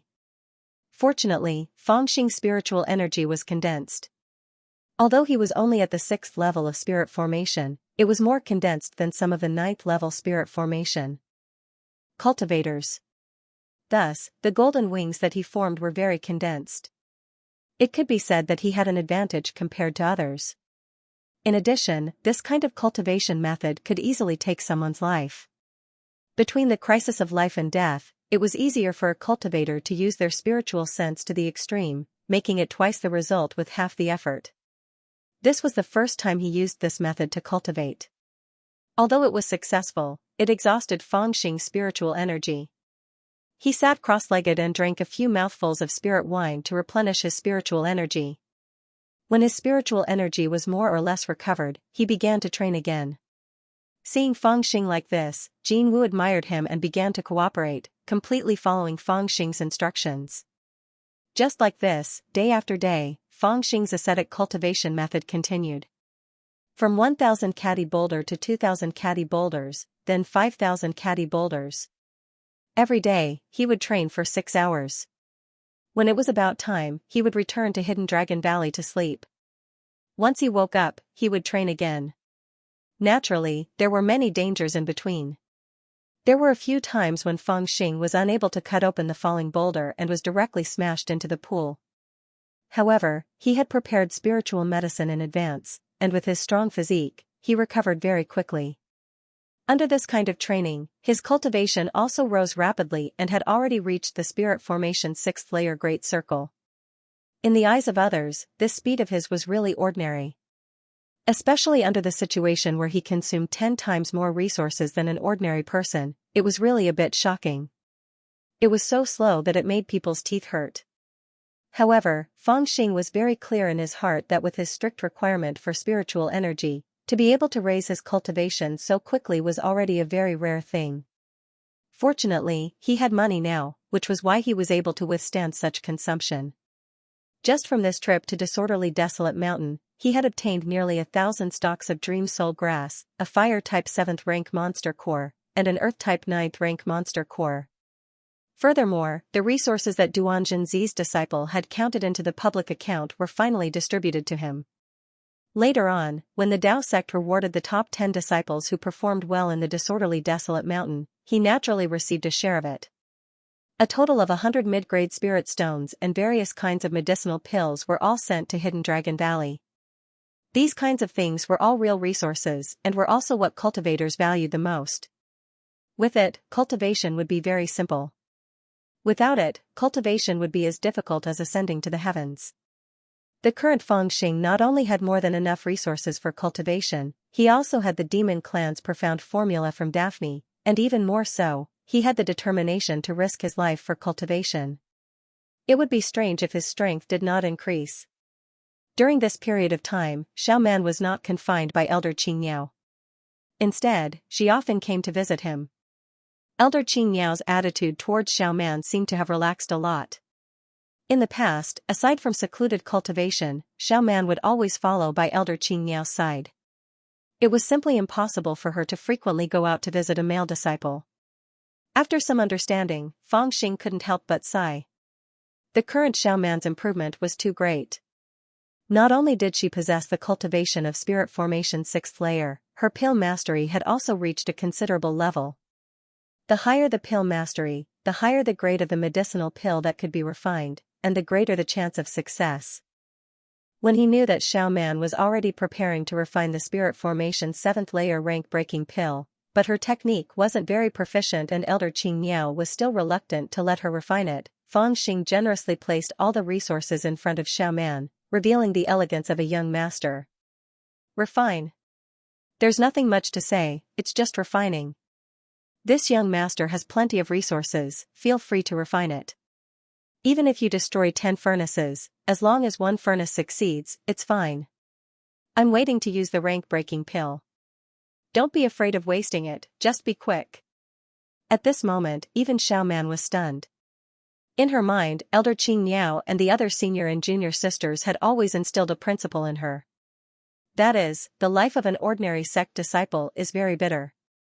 The reason why she could have such a good condition was purely because her master doted on her. That's why she was rewarded with a lot of resources, allowing her to cultivate all the way to spirit formation 6th layer without worrying about resources. She even learned profound pill mastery. It was also because of this thought that when she came to visit Feng Xing previously, she would secretly give him some high-rank monster spirit pills. But now, it seems that this young master of hers was not poorer than her. Xiaoman was also not polite. To her and Feng Xing, there was no concept of politeness between the two of them. She happily took 50 stalks of Dream Soul Grass and 300 mid-grade spirit stones and left. With these things, she would be able to buy enough materials to refine 5 rank 7 spirit formation breaking pills and try to refine them without any worries. And from Xiaoman's mouth, Feng Xing also found out that Su Lingyun had indeed obtained 3 high rank 9 monster spirit pills from Elder Qingniao. Furthermore, he used his own spiritual energy to help her refine them. Now, her cultivation had already reached spirit formation 9th layer. Furthermore, she cultivated the azure flame forging art that was improved by Qianzhong. Now, she was in seclusion to refine her spiritual energy even more. That's right, young master. Master hinted me to find out what kind of cultivation art martial uncle by passed down to you. Do you have any way to deal with it? Before leaving, Xiaoman suddenly thought of something and worriedly told Feng Xing. This was what Elder Qing Miao had secretly told Xiaoman to inquire about it, but she directly told it to Feng Xing. When Feng Xing found out that Elder Qing Miao didn't really ground Xiaoman, he had already guessed it. Seeing this old woman's painstaking efforts, using Su Lingyun's safety as a threat, and hinting Xiaoman to be a spy, he couldn't help but sneer in his heart. If she asks, tell her that you do have it, and ask her to reward you. When you've taken enough, I'll give it to her. What's there to guard against? Hearing this, Xiaoman smiled. That's good, but young master, you won't be put in a difficult position, right? Feng Xing sighed, patted Xiaoman's little head, and said, who asked you to be in his hands? Bear with it for the time being. After I kill Xiao Jianming, I'll immediately go far away, and then I won't have to bear with this sullenness anymore. A look of anticipation appeared in Xiaoman's eyes, and after a while, she said, you must take me with you when the time comes. Feng Xing laughed, don't worry, I'll take you with me. Hearing this, Xiaoman nodded slightly, and left with the elixirs to refine the 7-fold rank-breaking pill. However, in less than the time it took for an incense stick to burn, she came back again, holding the ear of a man. The man was fat, about 150 kilograms, and almost turned into a ball. His Taoist robe was bulging, and he didn't dare to resist when he was held by Xiaoman, and he kept screaming in pain. Young master, I just went out and saw this man loitering outside the valley. I don't know what he's up to. Xiaoman said angrily. This fat man always hid when he saw her, so she thought he was not a good person. Seeing this, Feng Xing laughed, and said, damn fatty, why are you here? It turned out that this fat man was none other than the fat Taoist whom he hadn't seen for 4 years, Yu Sanliang. Young master, do you know him? Xiaoman was a little surprised. Feng Xing smiled and said, of course, this is Brother Zhu, my good friend. Xiaoman hurriedly let go of her hand, bowed respectfully and said, young master Zhu. Xiaoman was rude. The fat Taoist was startled and did not know what to do. He hurriedly waved his hands but did not dare to touch the Xiaoman. He was so anxious that he scratched his ears and cheeks. Aya, there's no need for that. I can't accept this. My surname is Yu, not Zhu. You are the prodigy of Vermilion Cloud Valley. I saw you once during Elder Qing Miao's sermon, but you actually bowed to me. This is too rude. Xiaoman giggled and said, you are young master's friend and I am young master's maid. It is only right for me to greet you. The fat Taoist was even more embarrassed. He looked at Feng Xing as if he was asking for help. Feng Xing giggled and said, I only have this one friend in the sect. You don't have to be so courteous. Damn fatty, tell me honestly, why were you hiding outside the valley just now? Or I will beat you up first. Seeing that Feng Xing was laughing and scolding as usual, the fat Taoist was finally relieved. He sighed and said, don't I feel that you becoming the third true disciple is a little. Junior brother Feng, it's good that you don't put on airs as a true disciple. It turned out that when Feng Xing first returned, the fat Taoist was cultivating in seclusion. He did not know that when he came out of seclusion and heard about Feng Xing's matter, Feng Xing had already gone to the desolate mountains. When Feng Xing returned, although he had the chance to visit, Feng Xing had become the third true disciple of the Blue Cloud sect.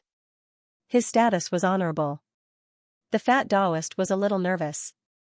He was afraid that he would embarrass himself, so he did not dare to come. Now that he was forced to come, he was still a little worried. He lingered at the entrance of the valley for half a day and did not dare to enter the valley. It was only when he was seen by Xiaoman that she pulled his ear and dragged him in. Actually, Xiaoman also remembered him. He had kicked Feng Xing at the entrance of the mountain. That was why she knew that he was not a good person. We are brothers. Why are you putting on airs? Do you have something to say? Feng Xing could see that the fat Taoist was hesitating. He seemed to have something he could not say, so he asked directly. When the fat Taoist heard Feng Xing's question, his face turned even redder. He looked at Xiaoman awkwardly. Xiaoman was also smart. Seeing this, she smiled and left, leaving the two brothers some space to talk. The fat Taoist heaved a sigh of relief. He looked at Feng Xing with a sad face and said, "Junior brother Feng, I did not come here just for this matter, although I do have something to say." Feng Xing waved his hand and said, "Come in and talk." As he said this, he called over the two disciplined department outer sect disciples who were guarding him and threw them a piece of spirit stone, telling them to buy some wine and meat. The two outer sect disciples were naturally overjoyed, and they jogged off as if they were servants. When the fat Taoist saw that Feng Xing treated him the same as before, his heart relaxed, and his reservations were gone. He followed Feng Xing into the pavilion and sat down. As Feng Xing observed from the side, he noticed that the fat Taoist's cultivation had already reached the initial fourth layer of spirit formation. With his aptitude, he could be considered to be not bad. It seems like the resources he left for him back then were not wasted. Junior brother Feng, after what you did, you Sanliang, have become a celebrity in the sect. After the fat Taoist sat down, he sighed. Celebrity? What happened? Feng Xing smiled. The fat Taoist smiled bitterly. You still don't know? Right now, the two most famous people in the sect, one is the underwear thief Feng Qingwei and the other is the kidnapper Yu Sanliang. When Feng Xing heard this, he immediately held his stomach and laughed. After asking, he found out that the sect's experiential training had ended. Naturally, there were many disciples who talked about the experiential training. When the news spread, the most popular topic was Feng Qingwei who stole Feng Xing's underwear and Feng Xing who kidnapped 100 Beast Sect's junior sister. Feng Qingwei was so embarrassed that she did not step out of the valley for half a month. As for Yu Sanliang, he became a celebrity. If it's just like that, then it's fine. The key is, Junior brother Feng, you have to save me. When Yu Sanliang said this, his face became bitter again. Someone bullied you? Feng Xing raised his eyebrows and looked a little angry. Yu Sanliang hurriedly waved his hand and said, "That's not true. It's just that I'm unlucky." Now, junior brother Feng, you and senior brother Xiao Jianming have a grudge against each other.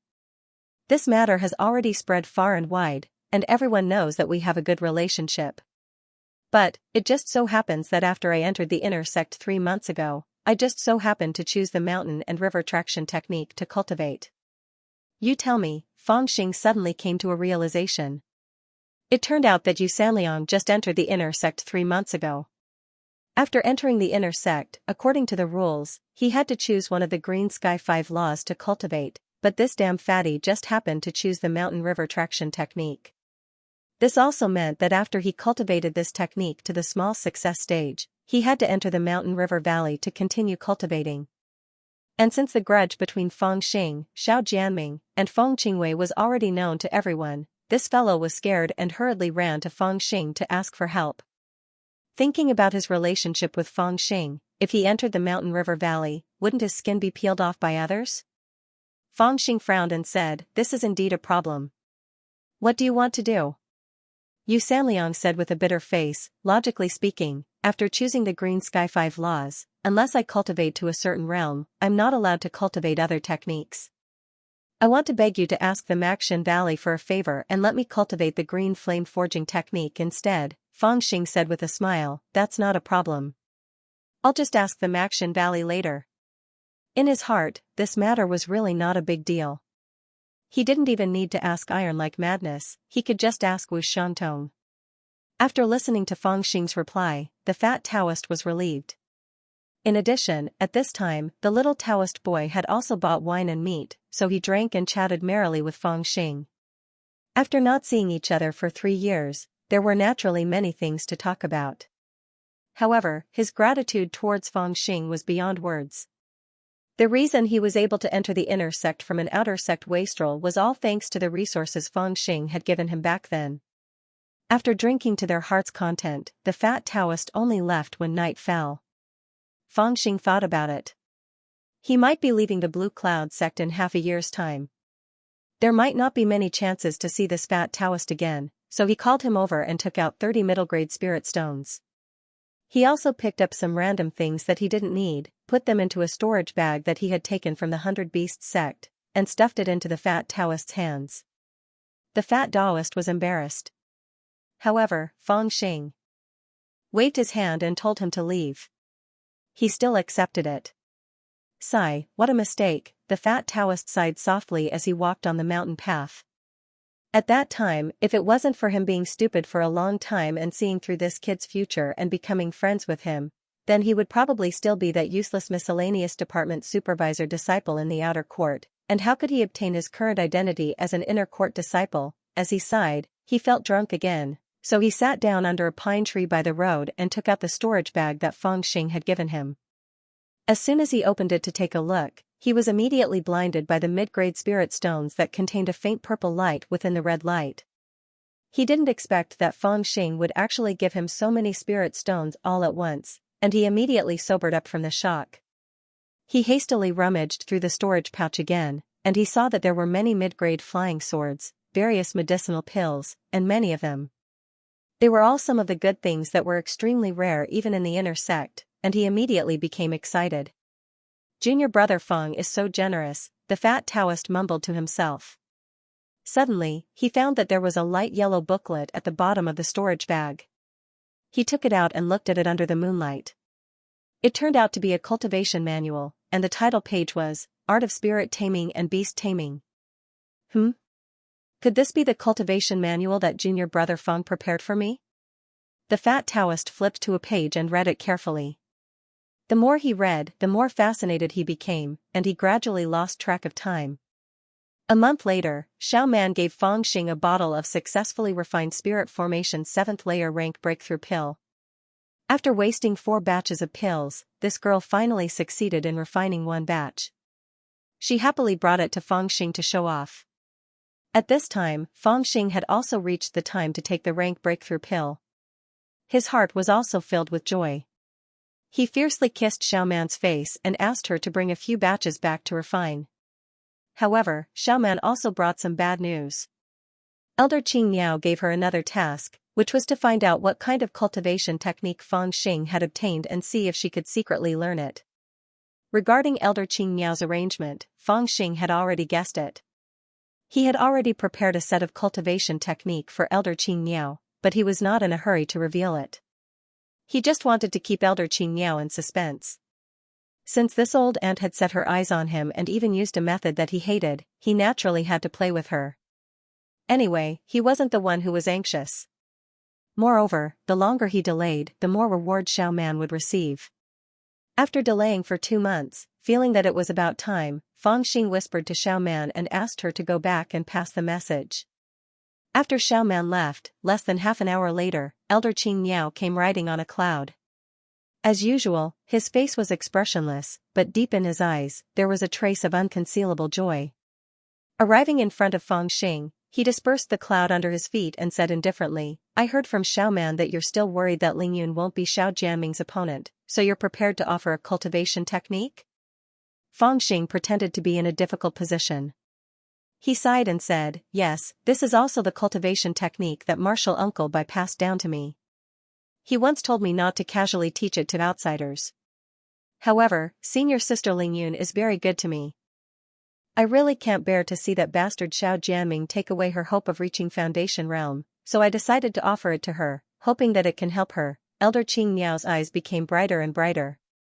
With a smile, he said, since you're willing to offer this cultivation technique, she will naturally be more confident.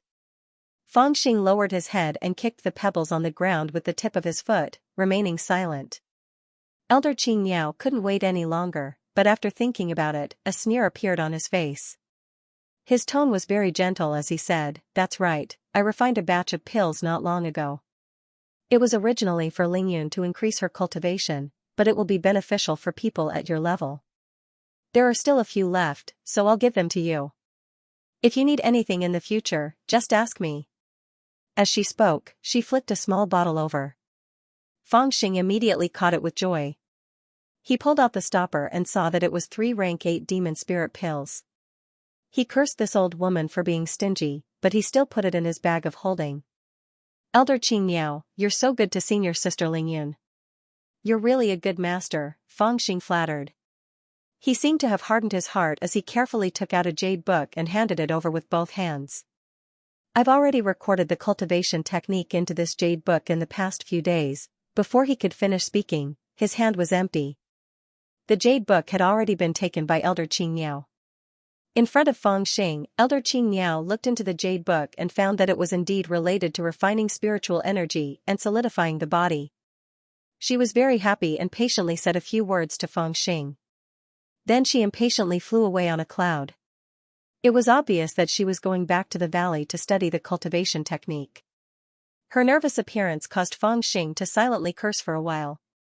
His respect for this foundation establishment cultivator had completely disappeared. Humph, didn't you use the pretense of being good to senior sister Ling Yun to force me to hand over the cultivation technique? Take your time to read it. This is the most suitable cultivation technique for you that I've thought about for 3 days and 3 nights. With a chuckle, Feng Xing spat in the direction that Elder Qing Miao flew off to and entered the pavilion. He believed that after this incident, Elder Qing Miao wouldn't bother him anymore. He also believed that the sanctimonious Qing Miao would definitely be ruthlessly slapped in the face by this cultivation technique to vent her anger. Things were indeed as Feng Xing thought. After Elder Qing Miao returned to Vermilion Cloud Valley, she immediately went into seclusion and took out the jade talisman to study it carefully. At first, she suspected that it was a trick, so she first analyzed the authenticity of this cultivation technique. Very quickly, she discovered that this cultivation technique was definitely real. Furthermore, its profoundness was far greater than that of a cultivation technique. It was definitely a cultivation technique. Her suspicions were immediately dispelled, and she began to study it with a face full of joy. However, after 3 days of seclusion, when she completely understood the use of this cultivation technique, her expression immediately became dejected. Her joy was gone, and her heart was filled with dejection. This was because she had already discovered that this cultivation technique was a type of bridal cloak technique. As the name suggests, it was a cultivation technique that would make a bridal cloak for others. To put it simply, this cultivation technique was not for one's own cultivation. It was a method to purify spiritual energy for people at the spiritual movement realm. The requirement to use this cultivation technique was that a cultivator with a deep cultivation had to cultivate this cultivation technique when their lifespan was almost up. Then, they would pick a younger generation and consume their own cultivation in order to purify spiritual energy for the younger generation and temper their crystal Tao body. No wonder Martial Uncle Bai went into seclusion so quickly. It turns out that he used the bridal cloak technique for this brat. Elder Qing Miao's expression was dejected. Her heart was filled with disappointment, but she was also a bit angry. After plotting for a full 3 months, she actually only obtained a profound technique that was useless to her. This really made her depressed. This cultivation technique was indeed useful for Su Lingyun. As long as she was willing to consume her cultivation and use this cultivation technique to purify Su Lingyun's spiritual energy, then Su Lingyun could indeed reach the level of Feng Xing's foundation. It wasn't like she had no chance of winning against Xiao Jianming.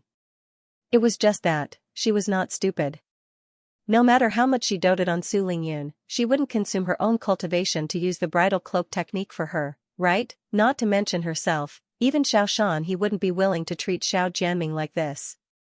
After all, she and Xiao Shan he belonged to the category of people who still had hope of forming their core. Using this cultivation technique would destroy their hope of forming their core. Apart from being disappointed, Elder Qing Miao was also a bit embarrassed. She kept saying to that brat Feng Xing that she wanted this cultivation technique to help Su Lingyun. In the end, this brat really gave it to her. If she didn't use it, wouldn't she be going back on her words in front of this brat? Thinking of this, Elder Qing Miao suddenly didn't want to see Feng Xing anymore. I push it. At the edge of the waterfall, the golden crow spread its wings and flew in the air. At the edge of the waterfall, there was a large row of huge rocks that ranged from 1,000 to 7,000 kilograms. There were probably no less than 30 of them, and they were all carefully piled up by the waterfall. As the golden crow and Feng Xing talked, the golden crow flapped its wings. With a whoosh, the force of one flap actually formed 2 terrifying tornadoes. Rumble. Dozens of huge green rocks were pushed by the wind and rolled down along with the waterfall. 108,000 swords. Feng Xing let out a shrill howl, and the two seemingly solid golden wings on his back unfurled with a puff, dazzling golden light under the sunlight. Then, with a flap of his wings, he had already gone against the flow of the waterfall, splitting it into dazzling splashes. His speed of ascension was very fast, and in the blink of an eye, he had rushed to a height of more than 300 feet. Above his head, the rumbling bluestones were mixed with the waterfall and tumbled down. Swoosh, swoosh, swoosh, Feng Xing suddenly began to spin, and his two golden wings curled up above his head. It was like a shield with golden sword shadows flashing on it. Countless sword lights whizzed out from the shield, and the sound of them tearing through the air did not stop. Every single sword light clashed with a huge bluestone, and the bluestone was split into two almost without any resistance, turning into an endless rain of gravel that rained down. The wings on top of Feng Xing's head twisted into a ball, and all the gravel was crushed even more and swept away at the same time.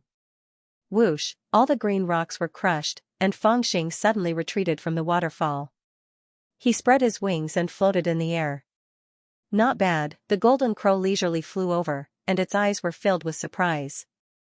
Even though it had been accompanying Feng Xing for the past 3 months, it was still surprised by Feng Xing's rapid progress. Hee, 2 days ago, I swallowed the 7-stage breakthrough made by Xiaoman, and my cultivation broke through to the 7th level of spirit formation. My spiritual energy increased by 3 times, and I can practice this 108,000 swords with ease. However, I can't even be considered as a small success. According to the records in the mysterious formula, I need to control 99 sword lights at the same time to be considered as a small success, and 100,000 sword lights at the same time to be considered as a large success. Feng Xing flapped his golden wings and landed on the back of the golden crow while muttering to himself. The mysterious formula that he practiced could not only attack and defend, it could also allow him to fly in the air for a short period of time. However, it consumed a lot of spiritual energy. With his current cultivation, he could only fly for the time it takes to burn a stick of incense. 100,000 sword lights? That's something that can only be achieved in the Golden Core realm, right? The golden crow smacked its lips and felt that Feng Xing's requirements were too high. From only being able to control 1 solid sword light to being able to control 36 sword lights at the same time, it was already an amazing improvement. Strength is something that can never be too high. I'm preparing to reach 99 sword lights by the end of half a year. Feng Xing opened the gourd, drank a mouthful of spirit wine, and said proudly. 99? Not easy. Are you drinking again? Give me a mouthful. The golden crow turned its head and opened its mouth wide to let Feng Xing feed it a mouthful. Feng Xing was a little speechless. Ever since the golden crow discovered the spirit wine in his gourd 2 months ago, it had become addicted to it. As long as he drank it, it would shamelessly ask for it. He really didn't know how it digested it. Thinking of the fact that it had swallowed 2.5 pieces of purple mist orchid, it must have some secrets, most of which were related to the Beast King tripod. After practicing, the golden crow felt hungry because of the lack of spiritual energy, so it went into the forest and caught a gazelle. Feng Xing squatted by the waterfall, slaughtered the gazelle, cut its belly, peeled its skin into pieces, and roasted it over the fire.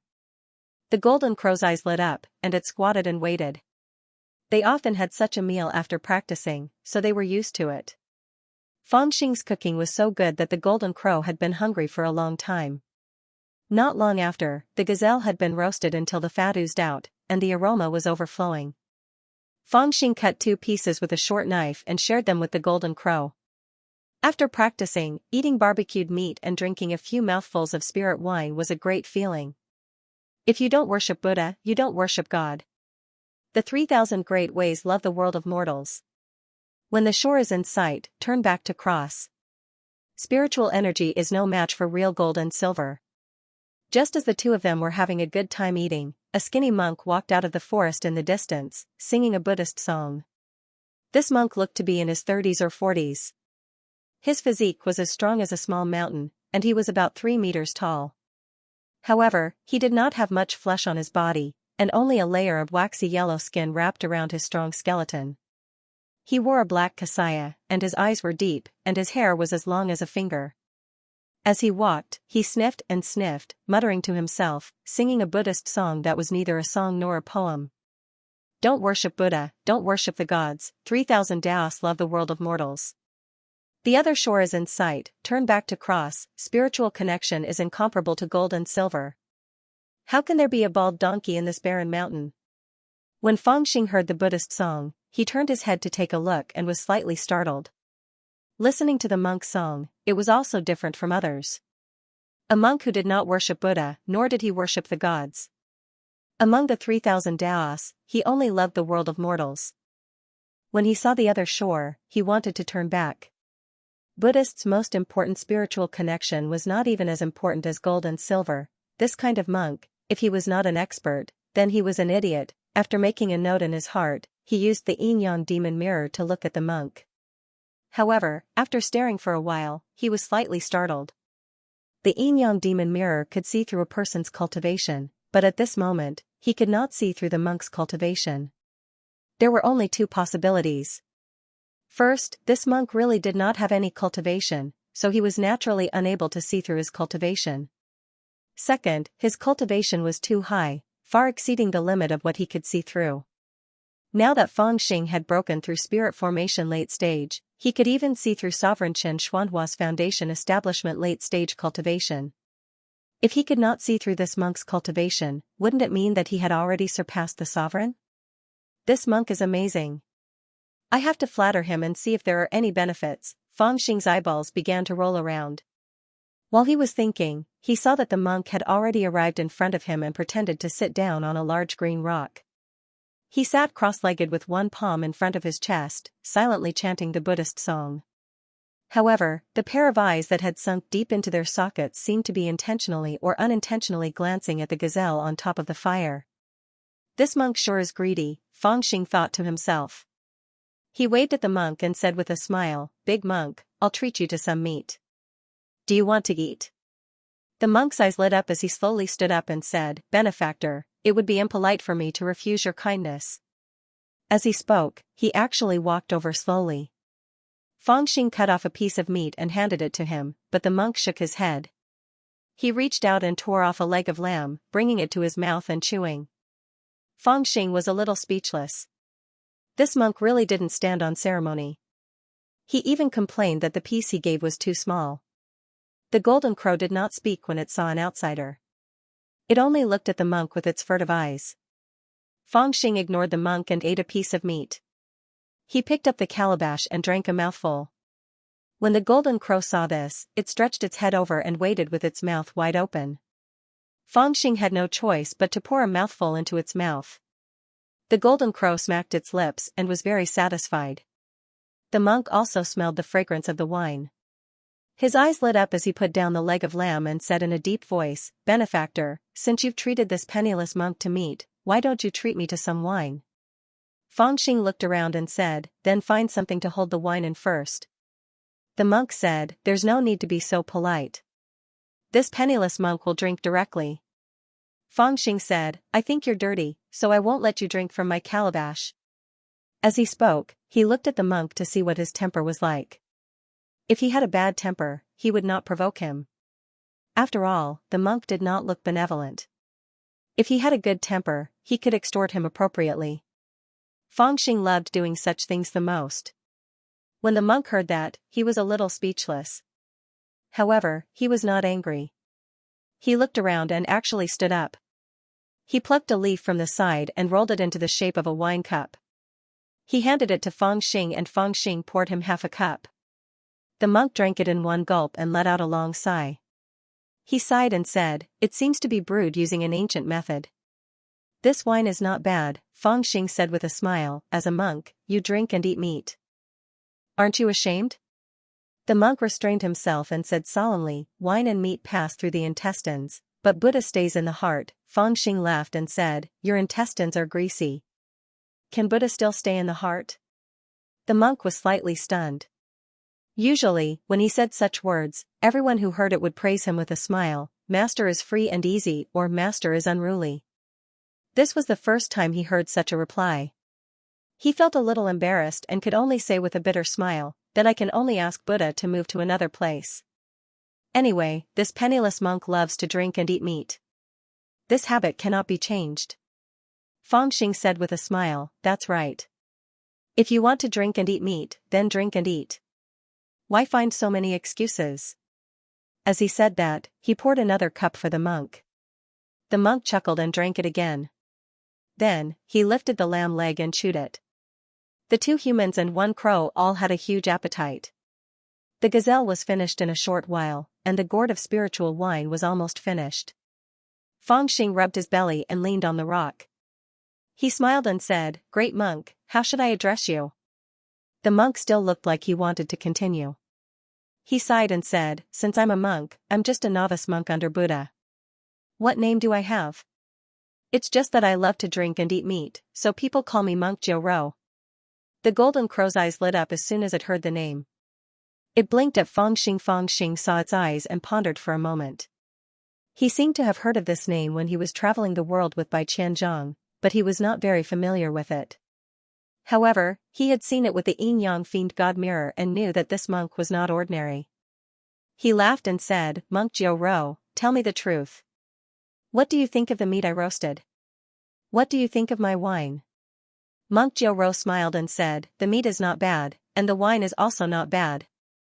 Fangxing nodded and sneakily stretched out his hand, saying, Give it to me. Monk Jiu Ro was stunned and asked, Give what? Fangxing said, A reward. I'm treating you to wine and meat, you still don't have anything to say? Monk Jiu Ro was speechless and said, You said you wanted to treat me. Fangxing rolled his eyes and said, It's polite of me to treat you. You eat and give me some benefits, isn't that also polite? Monk Jiu Ro was completely speechless. He stood up and patted his body, saying, Do I look like I have money? Fangxing smiled and said, I know you don't have money. A big character like you usually doesn't carry money on you, but I didn't ask for your money. Buddhist pills, manuals, magic treasures, anything is fine, I'm not picky. Monk Jiu Ro said, How do you know I'm a big character? Fangxing said, Normal monks don't have the time to go to this forest. Monk Jiu Ro was speechless. After a while, he finally said, I really don't have money, and I don't usually use pills. As for manuals and magic treasures, I don't need them. How about I recite a sutra for you? Fangxing's eyes brightened and said, Is there a cultivation manual inside? Monk Jiu Ro shook his head and said, It's just an ordinary diamond sutra. Fangxing sighed and said, Fine, I'll just take it as I've suffered a loss. I won't ask for it from you. Monk Jiu Ro found it interesting to see his disappointed expression and said with a smile, Then I'll really be leaving? Fangxing waved his hand and said, Go. While saying this, he squatted down to tidy up his things and mumbled, I thought I would get some benefits if I accidentally met a big character and invited him to eat meat and drink wine. Fourth uncle's adventure stories are all like this. I didn't expect to meet such a stingy monk. I'm not a monk, why would I listen to a ghost sutra? Monk Jiu Ro felt a bit awkward and hesitated for a moment before saying, How about I owe you and pay you next time? Fangxing said, Is there interest next time? Monk Jiu Ro was startled and said with a wry smile, Then forget it.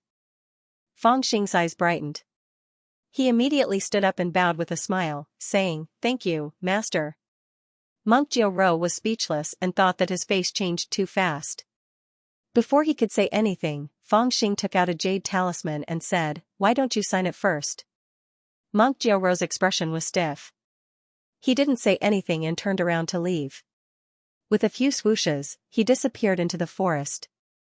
Fangxing and the golden crow were dumbfounded. This monk was really free and easy to escape. After a while, Fangxing said angrily, This monk is too mean. He ran away after eating and drinking. The golden crow rolled its eyes and said, Anyone would run when they meet someone like you. Fangxing said, Weren't you the one who signaled me to ask for benefits?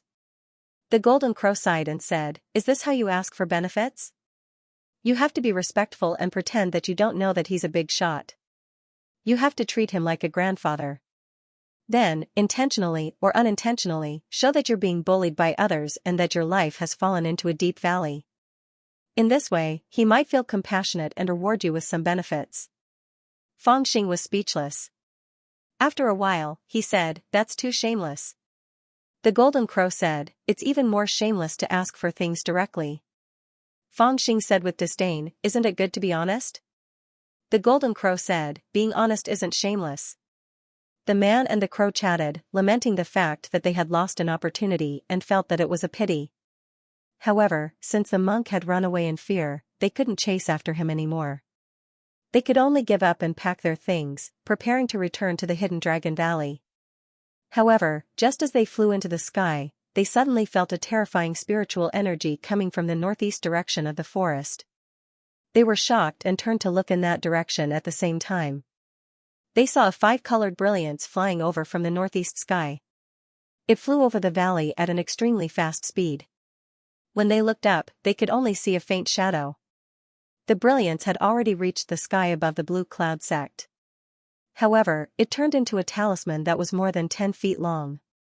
It floated above the main peak of the blue cloud sect and shone brightly. Swoosh, swoosh, swoosh, the Foundation establishment cultivators of the Blue Cloud sect all rushed out of the cave abodes hall where they were in seclusion and came to the Blue Cloud sect to look up at the talisman. Don't panic. It's a talisman from Fuyao Palace. The guests have arrived early. Elders, prepare to welcome them. As the Blue Cloud sect master, Xianxia, issued his orders, the usually quiet and elegant Blue Cloud sect suddenly became busy. All the disciples methodically carried out their duties according to the drills they had been practicing for the past half a year. In the short time it took for a joss stick to burn, the Blue Cloud sect was already filled with spiritual herbs, treasured incense, and green smoke, giving off an extraordinary air of nobility. Elders Chen, Lu, Huang, the three of you, quickly go 10,000 miles away and set up a cloud carriage. After receiving the esteemed guest, lead the way. Yes, sect master. Chen Xianhua ordered. Immediately, 3 Foundation establishment elders left to carry out the order. These 3 elders Chen, Lu, and Huang were the ones who guided Fang Xing when he first entered the inner sect.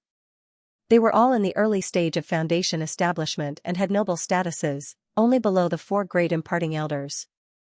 However, in front of this esteemed guest, they were only qualified to lead the way.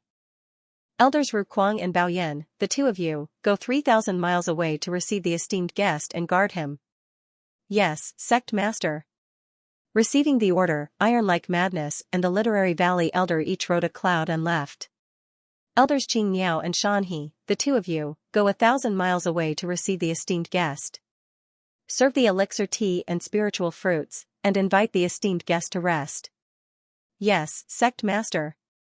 The 2 imparting elders of Vermilion Cloud Valley and Mountain Valley also received the order and left. Although their duty was to receive the esteemed guest, they did not feel the slightest contempt. Instead, they felt a faint sense of pride. The rest of the Blue Cloud sect disciples, follow me to the mountain gate. When the esteemed guest arrives, perform the ancient etiquette and perform the celestial music. A Fuyao Palace's esteemed guest directly caused chaos in the Blue Cloud sect. At this time, Fang Xing, who was in seclusion in the hidden Dragon Valley, could not hold it in any longer. He slipped out of the hidden Dragon Valley. The 2 outer sect disciples who were supposed to guard him were directly kicked aside by him. How would they dare to provoke him? However, Fang Xing didn't swagger in front of everyone. Instead, he went to a place on Flying Rock Peak with a good view and looked at the bustling mountain gate from afar. Around an hour later, a jade chariot that emitted an oppressive aura of treasure flew over from the northeast horizon. The jade chariot was around 10 feet long and 3.5 feet wide, and it was carved with intricate and complicated inscriptions. It was even to the extent that all the inscriptions were combined together to form numerous exquisite patterns that were both grand and exquisite. In front of the jade chariot, there were 18 yellow-turbaned strongmen leading the way. Beside them, there were 12 beautiful and nimble little maids and children. There were also a few old women with unknown cultivation base following slowly behind the chariot. The 3 elders of the Blue Cloud sect, Chen, Lu, and Huang, could only follow from afar with a cautious expression. As for the 4 great law-imparting elders, they could only follow behind the few old women.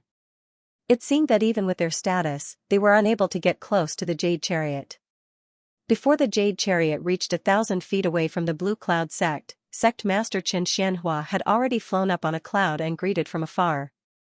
He cupped his hands in salute and said loudly, "The current sect master of the Blue Cloud sect, Chen Xianhua, respectfully welcomes the fourth princess of the Fuyao Palace. The jade chariot stopped for a moment and a faint voice came from inside the chariot. Sect master is too polite. Xianxia hurriedly said, the fourth princess's arrival is a grand occasion for the Blue Cloud sect. Xuanhua's hospitality is only part of my duty. How can I deserve the word polite? Princess, please take it back. Don't embarrass me. Currently, there is a new palace in the sect, the Jade Base Hall. After it was built, no one has lived there yet. Princess, please move your jade steps and rest in the palace for a while. If there is a shortage, Xianhua can make preparations. That's fine too. Sect master, please lead the way. The person inside the jade chariot spoke softly. Xianhua immediately saluted again and led the way. The jade chariot slowly descended along with Xianhua's cloud and hovered in front of the mountain gate. The inner sanctum disciples of the Blue Cloud sect were already prepared. When they saw the jade chariot descending, they immediately played the flute and the zither, playing the zither and flute, playing the celestial music to welcome the guest. It was melodious and beautiful. There were even spirit birds and celestial cranes that were trained in advanced dancing in front of the jade chariot. The place in front of the Blue Cloud sect's mountain gate was like a fairyland. Sect master, Xianxia must be tired from the journey. You don't have to be so polite. The gentle voice from inside the jade chariot spoke again. Although it was polite, there seemed to be a hint of a smile in it. Xianhua's face turned red. He immediately understood that the other party did not like the welcoming gift he had prepared. He hurriedly waved his hand and the disciples who were playing the celestial music put away their instruments. Another person came out and captured the stiff spirit birds and celestial cranes. It was quiet in front of the mountain gate. Only then did the jade chariot enter the mountain gate. At this moment, an old woman following behind the jade chariot waved her sleeves and immediately put away the dozen or so yellow-turbaned strongmen and maidservants in front of the jade chariot. Only then did everyone realize that these lifelike yellow-turbaned strongmen were actually pieces of yellow cloth embroidered with talismans.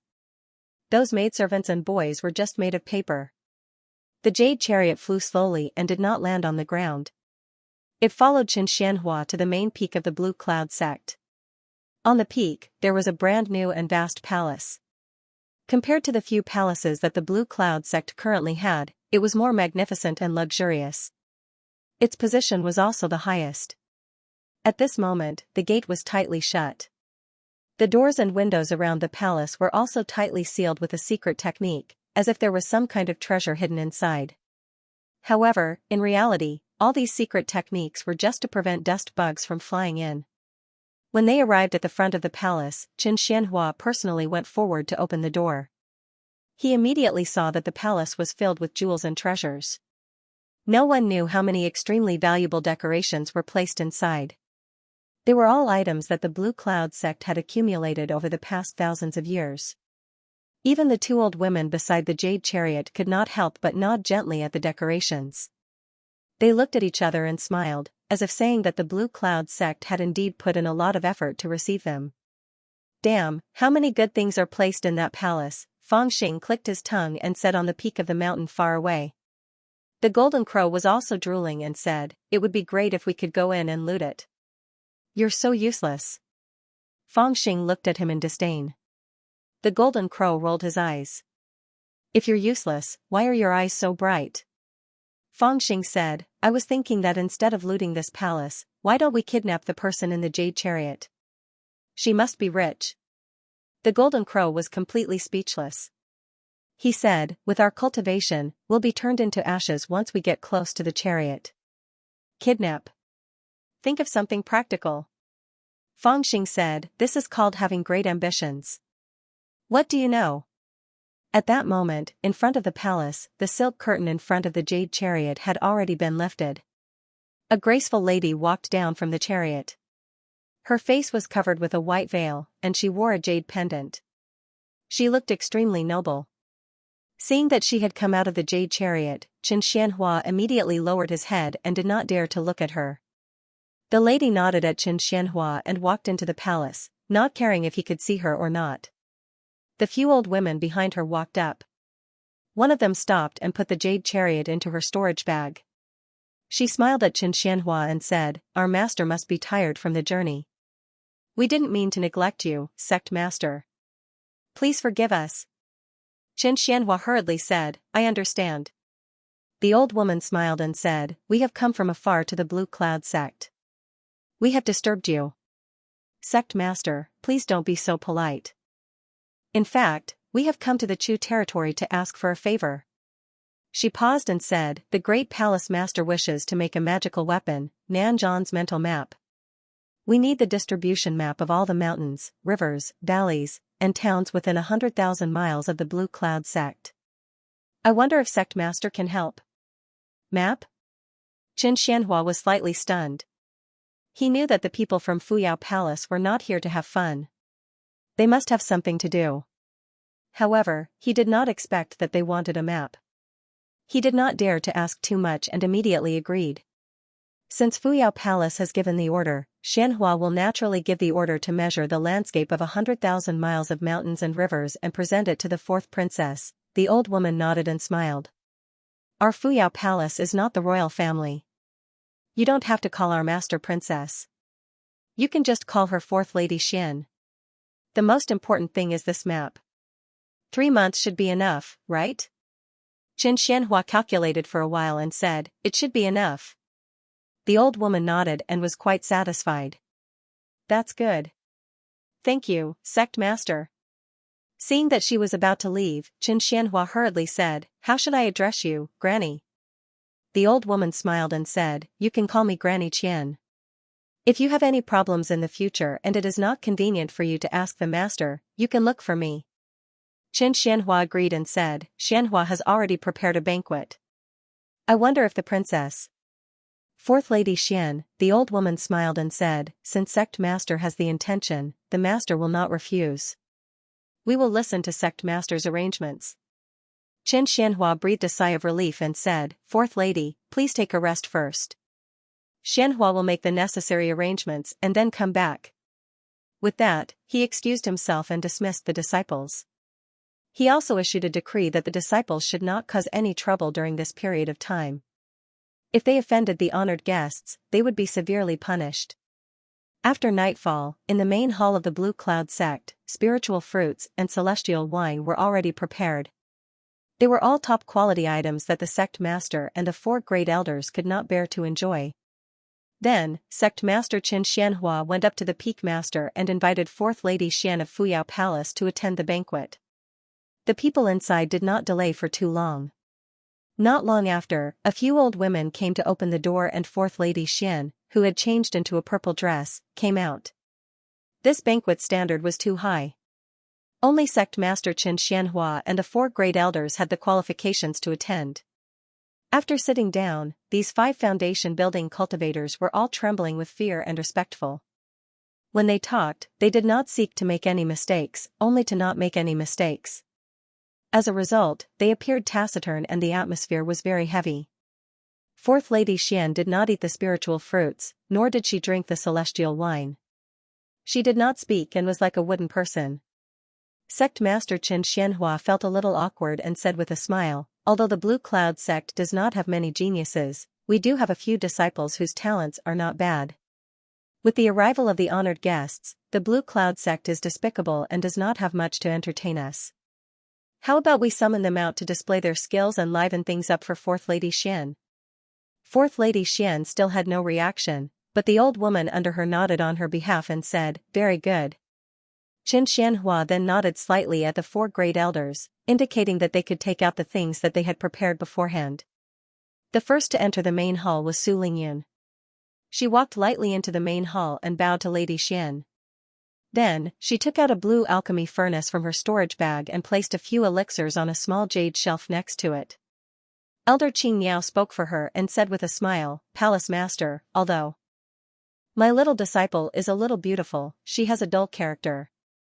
She doesn't know how to dance or sing. She only learned a few alchemy techniques from me. Let her perform in public and refine a furnace of Agerasia pills for Palace Master." Lady Xian, who was the leader, said softly, "Alchemists need to refine pills. Why dance? I want to see." Su Lingyun nodded slightly when she heard this. Then, she activated the alchemy furnace and began to use the unique alchemy technique taught by Elder Xianxia to add the elixirs into it. This alchemy technique was specially taught to her by Elder Xianxia in the past 6 months.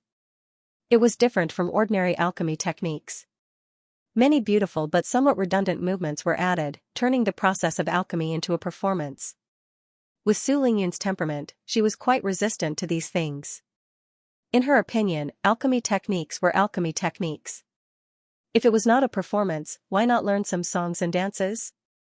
However, Elder Xianxia insisted and said that it was very important. It was related to the first impression she left on the people of Fuyao Palace, so he forced her to learn it. Su Lingyun had no choice but to forcibly memorize it. However, she was a little reluctant in her heart. At this time, her movements inevitably appeared a little stiff. Elder Xianxia watched from the side and was quite displeased. He felt that Su Lingyun's performance did not even reach half of what he expected. Not long after, the fire stopped.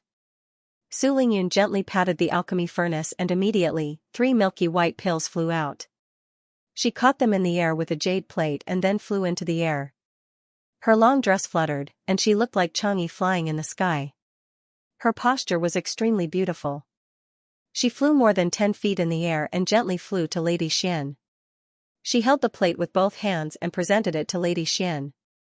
Fourth Madame Xian picked up one of the pills and gently sniffed it. She smiled and said, using such a complicated technique, yet being able to refine pills to such a degree, her talent is not bad. I will accept the face-halting pill, but Granny Qian, you should give this little sister some rewards. Granny Qian, who was sitting below her, nodded and said with a smile, reward, a pair of purple jade rui, 10 spirit refining tendon cleansing pills, a golden frost jade sword, a bottle of flesh regeneration powder, a black crystal blood step shake, a box of clear jade moisturizing ointment. As she said that, a paper doll transformed into a child and walked over with a jade plate. Su Lingyun thanked him in a low voice and took the jade plate. Elder Xianxia, who was sitting below, heaved a sigh of relief. Although Su Lingyun's performance was not to her liking, it had left a good impression on Fourth Madame Xian. At the very least, this reward was very generous. Not to mention the latter 2 items, the purple jade rui was used to gather spirit qi, and its effect was very strong, comparable to a second revolution array. As for the refined tendon cleansing pill, it was used to refine spirit qi, and with each pill, it could refine a portion of the impurities in the spirit qi, making the spirit qi purer. After Su Lingyun, another female disciple of the Literary Valley came. She was very good at dancing, and her long sleeves fluttered in the wind as she danced gracefully to the ancient music. After a while, she also received a reward, but it was not as generous as Su Lingyun's. She only received 3 spirit refining tendon cleansing pills, flesh regeneration powder, black crystal blood step shake, and so on. She did not get a share of the purple jade rui. After that, the disciples of the Blue Cloud sect came one after another, playing the flute and the zither, displaying their strengths. Among them, there was no lack of superb skills. If they were placed in the mortal world, they would probably be able to shock everyone. However, Fourth Madame Xian was obviously tired of watching and lacked interest. Even her reward was a lot less. Xiao Shanhe, who was sitting below, saw this and secretly transmitted his voice to Xiao Jianming, telling him to get ready and amaze everyone with a brilliant feat. Anything else?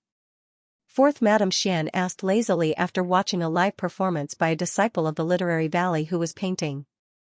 Qin Xianhua saw that she was not very interested and smiled bitterly. Just as he was about to answer, he suddenly saw someone walk in from outside the hall. This person was Xiao Jianming. He had changed into a white robe that was spotless, which made his figure look slender and elegant.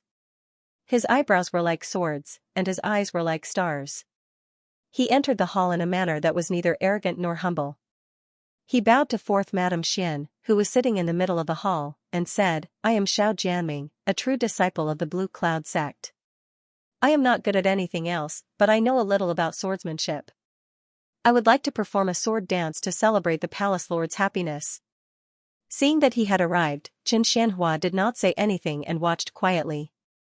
Fourth Madame Xian seemed to have forced herself to be alert and looked over. Seeing this, Xiao Jianming made a sword gesture and gently drew out his ink-black sword. He stretched his body and thrust his sword diagonally. A bright sword light flew up, and streams of essence circulated. His posture was outstanding, and his aura was calm. His sword was powerful but agile, and his sword momentum was torrential but not stiff. His sleeves fluttered, and his feet were not stained by dust. He was heavy like the undulating of the mountains, and light like the clouds sweeping across the four seas. His spirit pierced through the rainbow, and he was as gentle as jade. Xianxia he watched from the side and nodded lightly. He wore a smile on his face and was very satisfied. On the other hand, Elder Green Bird looked a little displeased. He felt that Xiao Jiaming's dance was far superior to Su Lingyun's. Xiao Jiaming withdrew his sword momentum, and he was also very satisfied. He was full of hesitation and bowed in the direction of 4th Madame Xian. Xiaoshan he and the others also raised their heads to look at 4th Madame Xian, waiting to see what reward she would give to Xiao Jiaming. After all, from the previous performances, 4th Madame Xian still had some knowledge. No matter what performance it was, she could distinguish between good and bad. If the performance was good, the reward would be higher. If the performance was bad, the reward would be lower. And Xiao Jiaming's sword dance, no matter how one looked at it, was the best performance tonight, and he would probably be rewarded the most. However, after waiting quietly for a long time, 4th Madame Xian still did not speak. While they were still in shock, Granny Qian, who was sitting next to 4th Madame Xian, noticed that something was wrong. She knew that her master's old habit was acting up again. She suppressed the smile at the corner of her mouth and quietly pushed 4th Madame Xian's leg. 4th Madame Xian, who was holding her chin with her right hand in a daze, finally reacted. She raised her head in a panic and said, "Ah? That's it? Granny Qian, reward him with a few spiritual purification pills?" Everyone was stunned. Only now did they understand that when Xiao Jiaming was performing his sword dance, 4th Madame Xian had actually been distracted. Xiao Jiaming's expression was extremely ugly. He had mustered his spirit and concentrated on his sword dance, but who would have thought that she would not even look at him? Even the reward was only a few marrow-cleansing pills. Was he trying to get rid of a beggar? Xiaoshan he sensed his nephew's anger and coughed lightly. Only then did Xiao Jiaming react. He suppressed the anger in his heart and revealed a smile on his face. He took the 3 purification pills and sincerely thanked 4th Madame Xian. It was hard on him. He gave the best performance, but the reward was the least. That's it? 4th Madame Xian asked Qin Xianhua again. She was obviously a little impatient. Qin Xianhua thought for a moment. While he was still considering whether to tell her about the inner disciple competition, he suddenly heard a commotion from outside. At the same time, an arrogant voice sounded, "Damn it, so what if you're an elder? Do you think I'm afraid of you? If you have the ability, don't run. Come back and fight a few rounds with me." "Why yeah, little brat, you're going too far. This old man will fight with you, fight with your grandpa, if I don't kill you, don't run." His voice continued to spread into the main hall, mixed with the exclamations of the disciples who were trying to dissuade him. The elders in the main hall were immediately shocked. Qin Xianhua was even angrier. He had clearly told them not to make any noise.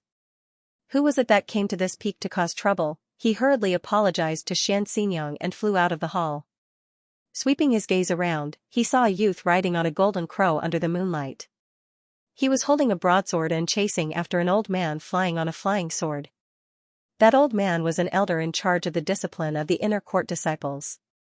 His cultivation wasn't bad, having reached the 8th layer of spirit formation, but he wasn't the opponent of this youth. Flying on a flying sword consumed a lot of spiritual qi. In addition, he wasn't as nimble as the golden crow in the air. Being slashed by this youth, he cried out in pain. For a moment, he only cared about escaping. His robe was already tattered. "Fang Xing, you little bastard, what are you doing?" Before Sect Master Qin Xianhua could speak, a person beside him already shouted. It was iron like madness. This little brat, he actually dared to cause trouble here. He should be punished. Another person shouted in a gloomy voice. It was Xiao Shanhe who had also come out. Qin Xianhua was also a little angry. Fang Xing was obviously imprisoned by him. Why did he come out at this time to kill people? Moreover, he was chasing after an elder? However, at this time, he didn't want to care about this. He just thought that the esteemed guest of Fuyao Palace was in the hall, and this little bastard actually came to cause trouble. He had no choice but to punish him. His figure flashed and he wanted to stop him. However, at this moment, a slender hand suddenly rested on his shoulder. Hee, it's still better to see real blades and spears, an excited voice sounded. Xianxia was speechless. The person who spoke was 4th Madame Xian. After watching the show, Fangxing flew towards Hidden Dragon Valley while discussing with Golden Crow whether kidnapping the person in the jade carriage was ambitious or overconfident. However, when he passed by Vermilion Cloud Valley, he suddenly remembered that Xiaoman had not come to look for him for a while. Elder Qing Niao must have been keeping a tight watch on her. At this moment, Elder Qing Niao was entertaining guests at the main peak, so he could go and see Xiaoman. Thus, he flew down and swaggered into Vermilion Cloud Valley. However, before he got close to the entrance of the valley, he suddenly saw Xiaoman walking over from a distance with a displeased expression. Beside her was a young man who was about 16 or 17 years old who kept talking. Xiaoman looked a little unhappy and almost started to jog. However, the young man was extremely fast and easily followed behind her. Stop pestering me. I'm not going to tell you my name.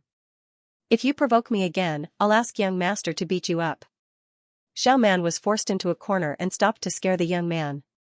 However, the young man laughed and crossed his arms. He said proudly, looking at your cultivation, you don't look like a servant. Who in this blue cloud sect can be your young master? Tell me who your young master is, and I'll go find him and get rid of you. Xiaoman was furious. She wanted to say Fangxing's name, but on second thought, Fangxing already had a plan to kill Xiao Jianming. It was not a good time to be involved, so she refused to say it. She only said, I'm a disciple of Vermilion Cloud Valley. Be careful, senior sister Lingyun will find trouble with you. The young man sneered. I'm afraid senior sister Lingyun won't find trouble with me. To tell you the truth, I'm the 4th disciple of Celestial Worship Hall, Yu Jia. In the entire sect, apart from senior brother Xiao Jianming, no one can control me. Don't be so angry. I'm not pestering you. I just want to ask for your name. Tell me, and I'll leave immediately without saying another word. What do you think? Are you very handsome? Why should I tell you? Xiaoman stamped her feet angrily, turned around and ran away. The young man suddenly turned around and stood in front of the Xiaoman. He stretched out his arms and said with a smile, if I don't agree, you can't leave. Xiaoman was furious, but Fangxing was even crazier. Damn it, he dares to bully my maid. Old Jean, get him. The Golden Crow had always been someone who wanted to see the world in chaos. He laughed and said, how dare he bully our maidservant? Get him. Fangxing immediately rolled his eyes. She's my maid, not yours. The Golden Crow didn't care. It spread its wings and flew over. In the past few months, it had been practicing the secret method of the Rock Clan. When it spread its wings, it had the strength of 10,000. When it flew, it was very fast. With just a gentle flap, it turned into a golden light and crashed into the young man in front of the Xiaoman.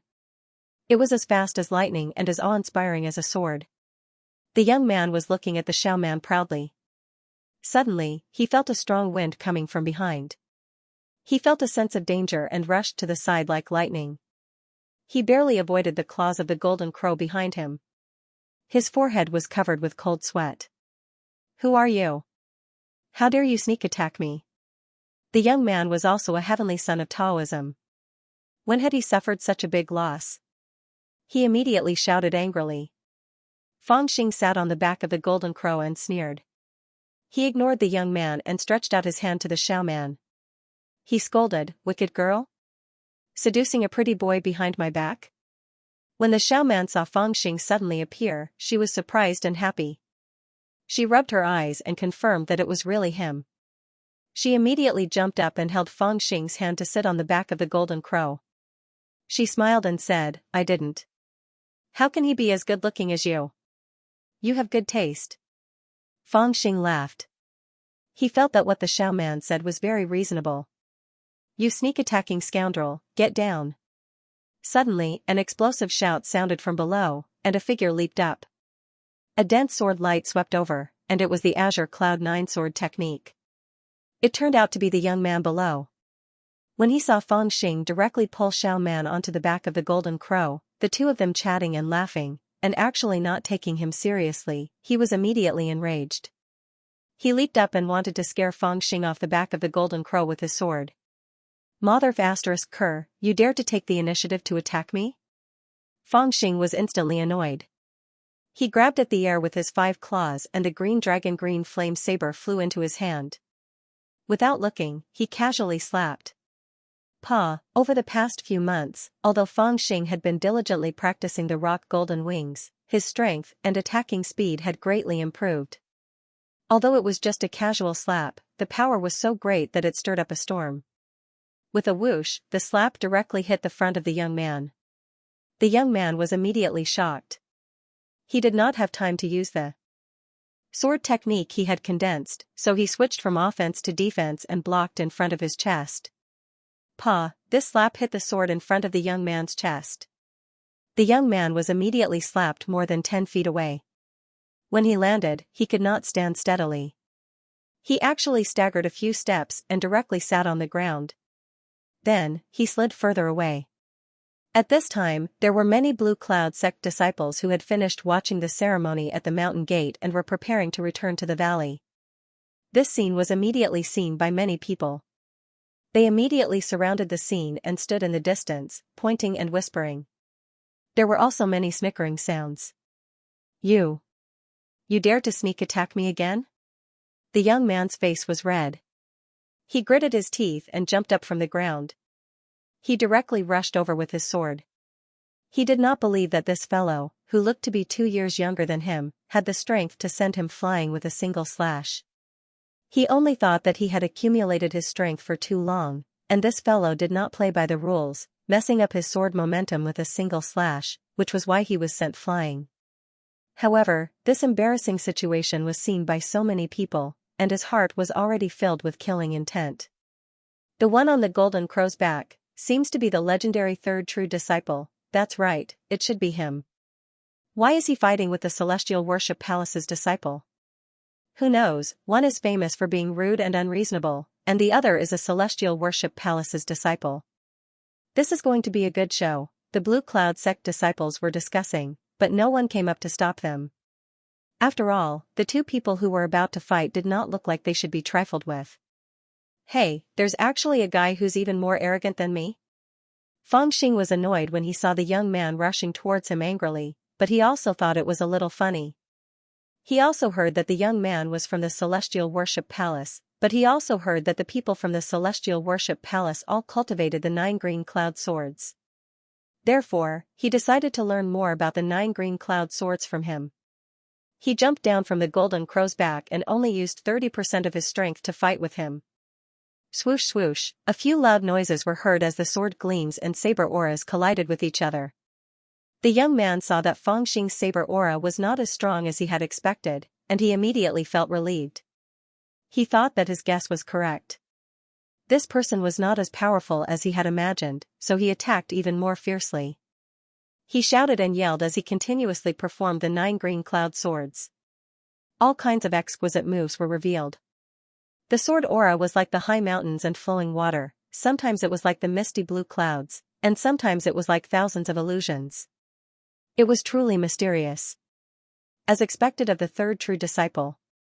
At such a young age, he can actually fight evenly with the Celestial Worship Palace's disciple. After all, he has cultivated with Elder by Qianzhong before. It's not surprising that he has such strength. In my opinion, senior brother Fang Xing is slightly stronger. The Celestial Worship Palace's disciple cultivated the 9 green cloud swords, but senior brother Fang Xing is holding a huge saber in his hand. He uses it casually without any technique. It's already extraordinary that he can fight evenly with the Celestial Worship Palace's disciple. The Blue Cloud sect disciples were watching the battle and discussed it. Some of the more knowledgeable people pretended to analyze it in a profound way. This battle, however, attracted countless onlookers. It immediately alerted the 2 disciples of the Blue Cloud sect's discipline division. During the arrival of such an important guest, the Blue Cloud sect attached great importance to the discipline.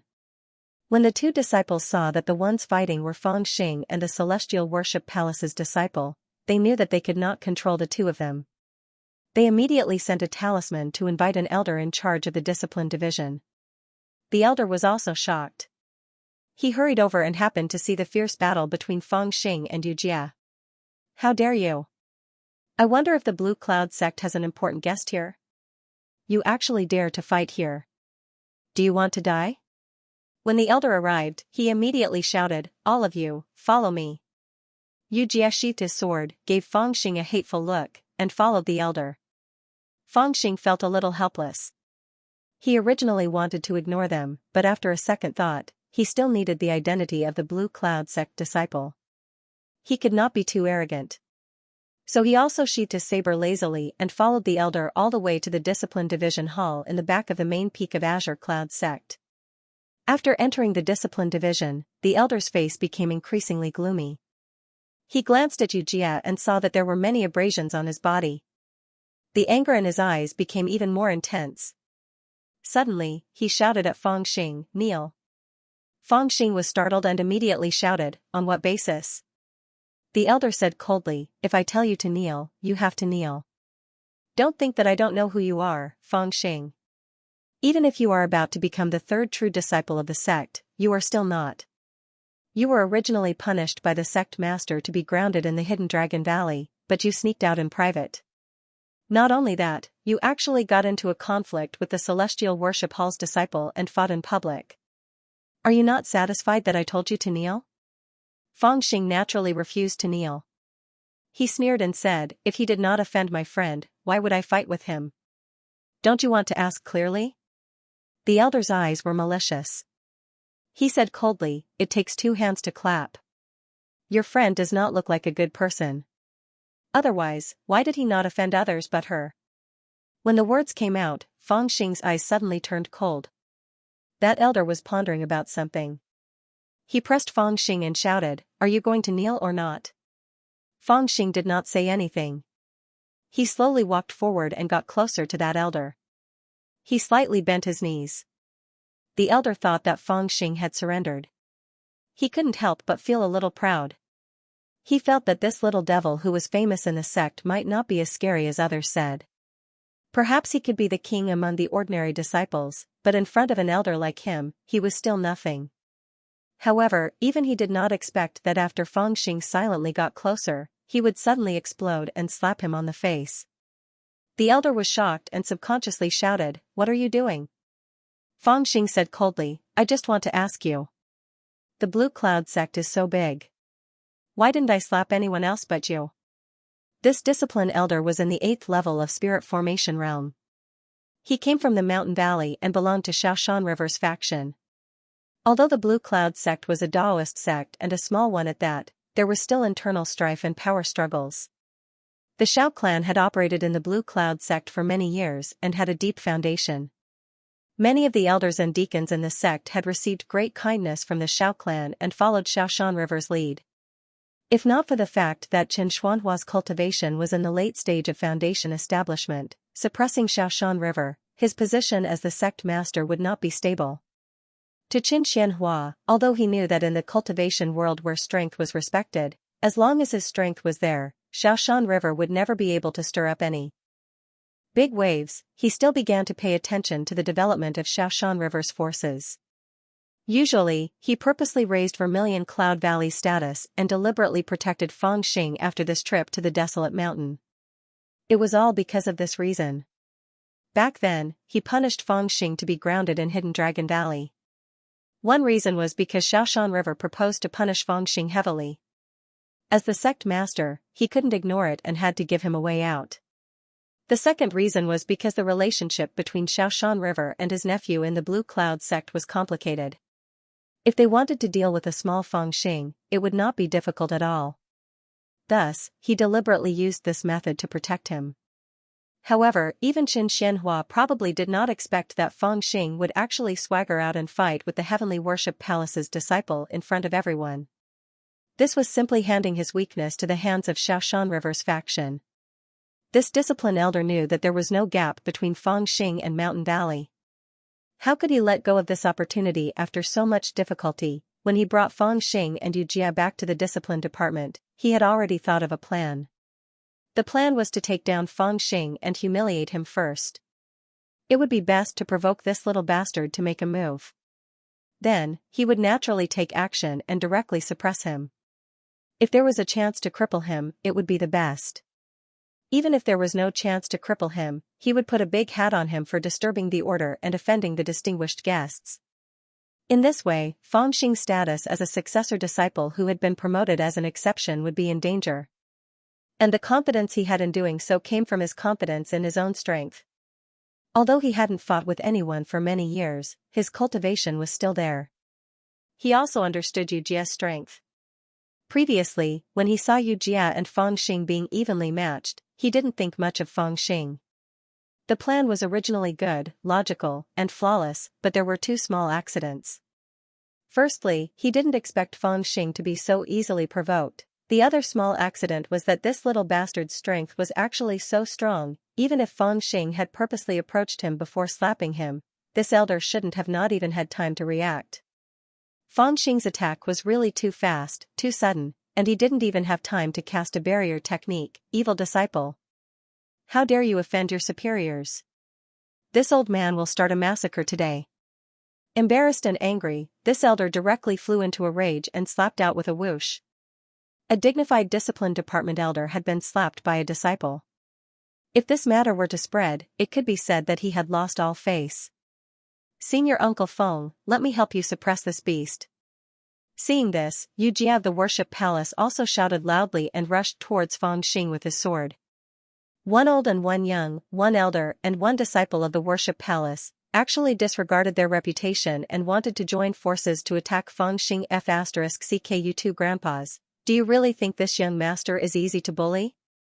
With Fangxing's short temper, he would explode at the slightest provocation. How could he endure such a pincer attack? With a roar, his figure flashed out like lightning.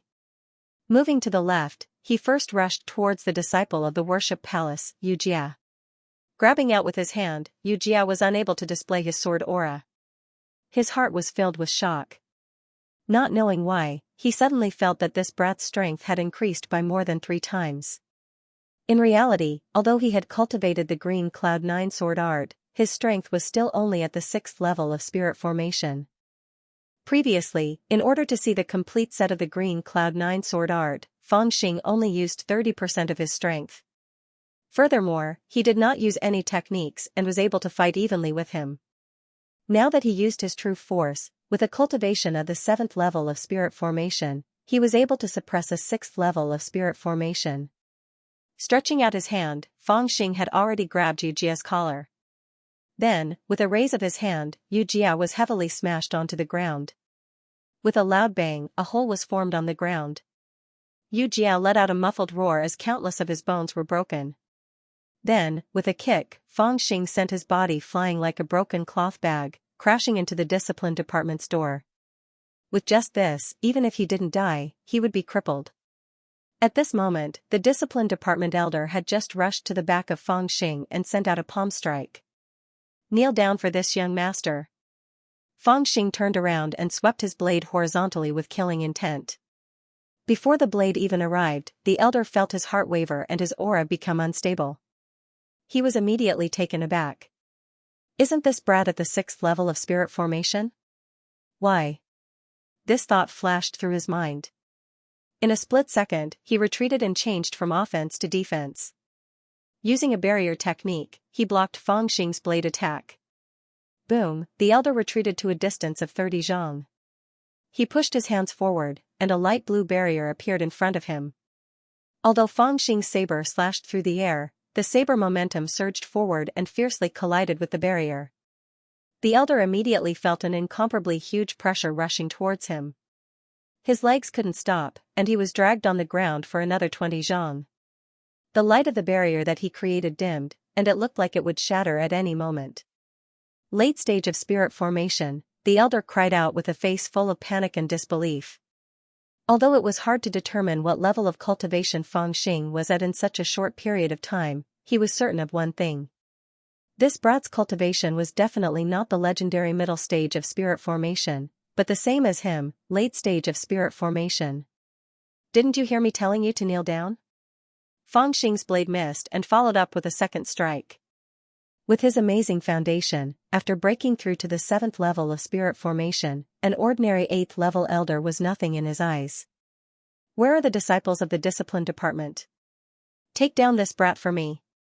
The discipline department elder was old and shrewd. He was no longer willing to fight with Fang Xing directly and shouted. Within the discipline department, there were naturally many elders and disciples on duty. When they heard the commotion, they rushed over to take a look. When they saw this scene, their expressions changed. Each of them summoned their flying swords and rushed to surround Fang Xing, wanting to take him down first. On the other hand, Fang Xing was even more annoyed. Brandishing his blade, the blade aura was like a wave, slashing horizontally and vertically. The 2 elders and 7 to 8 disciples of the discipline department were all around the 5th or 6th level of spirit formation. How could they be his opponent? In an instant, they were sent flying in all directions. Even half of the discipline department's main hall was destroyed. The walls collapsed and the house tilted. It was a complete mess. Old bastard, come and receive your death. Fang Xing lost his temper and became addicted to slashing people. After defeating the group of disciples, he rushed towards the elder. As for the elder, he had always been hiding at the back and did not directly fight with Fang Xing. Seeing how effortlessly Fang Xing defeated 7 to 8 discipline hall disciples and a spirit formation 7th layer elder, he immediately knew that this brat's strength was not something he could compare to. Seeing how Fang Xing angrily charged at him with overflowing killing intent, he immediately screamed and turned around to escape. Not only did he escape, he also summoned his flying sword. Not caring about spiritual energy, he directly flew away. Running? Fang Xing was furious and chased after him. Come back here, if you don't let me slash you twice, you won't stop, the elder was terrified. Only an idiot would come back to let you slash me twice, escape first and think about it later. When the matter is over, I will definitely complain about him. However, his heart was somewhat bitter. Previously, this brat's direct disciple status was because he made a great contribution in the desolate mountain and was promoted by the sect master. Naturally, there was some truth in it. But now, this brat had unknowingly broken through to the late stage of spirit formation. According to the sect's rules, even if he did not make any contributions, he still had the qualifications to be promoted to a direct disciple. It seemed like it was impossible for him to stop him from becoming a direct disciple. He could only disgust him a little. After all, a grudge had already been formed. While he was imagining things, he turned around and saw Fang Xing jumping onto the golden crow's back, waving his blade and chasing after him. The elder was so scared that he almost fell off the flying sword. He quickly turned around and ran towards the front of the hall. He knew that he would not be able to escape from the golden crow's pursuit using the imperial sword technique, so he could only quickly find someone to save him. The front hall was the place where the sect master received his guests. Only by escaping there would he be able to escape from this calamity. Fang Xing didn't care so much and directly chased after him, slashing with his saber again and again. Although this elder also had some ability and dodged a few of the saber strikes, the saber chi still struck him until he was battered and exhausted. By the time he escaped to the front of the palace hall, he was almost like a beggar. This scene was also what everyone saw when they came out of the hall. Sect Master Xianxia was naturally anxious and angry. He immediately wanted to personally take action and capture these 2 fellows. Xiaoshan he also realized the seriousness of this matter and wanted to use this opportunity to beat Fang Xing down to the ground. However, the 2 of them did not expect that Fuyao Palace's guest, 4th Madame Xian, would actually come out with an excited look on her face. She was even more excited than when she was watching the performance of the disciples in the hall. For a moment, the sect master and the elders were stunned and did not know if they should stop her or not. Sect master, is this the finale that you arranged? It's only interesting if it's real. It's much better than that sword dance just now. Fuyao Palace's 4th Madame Xian said with a smile. Her eyes were bright and unblinking. Sect Master Xianxia was a little speechless. This was really not arranged by him. However, seeing that the guest of Fuyao Palace was so happy, this seemed to be his original intention, right?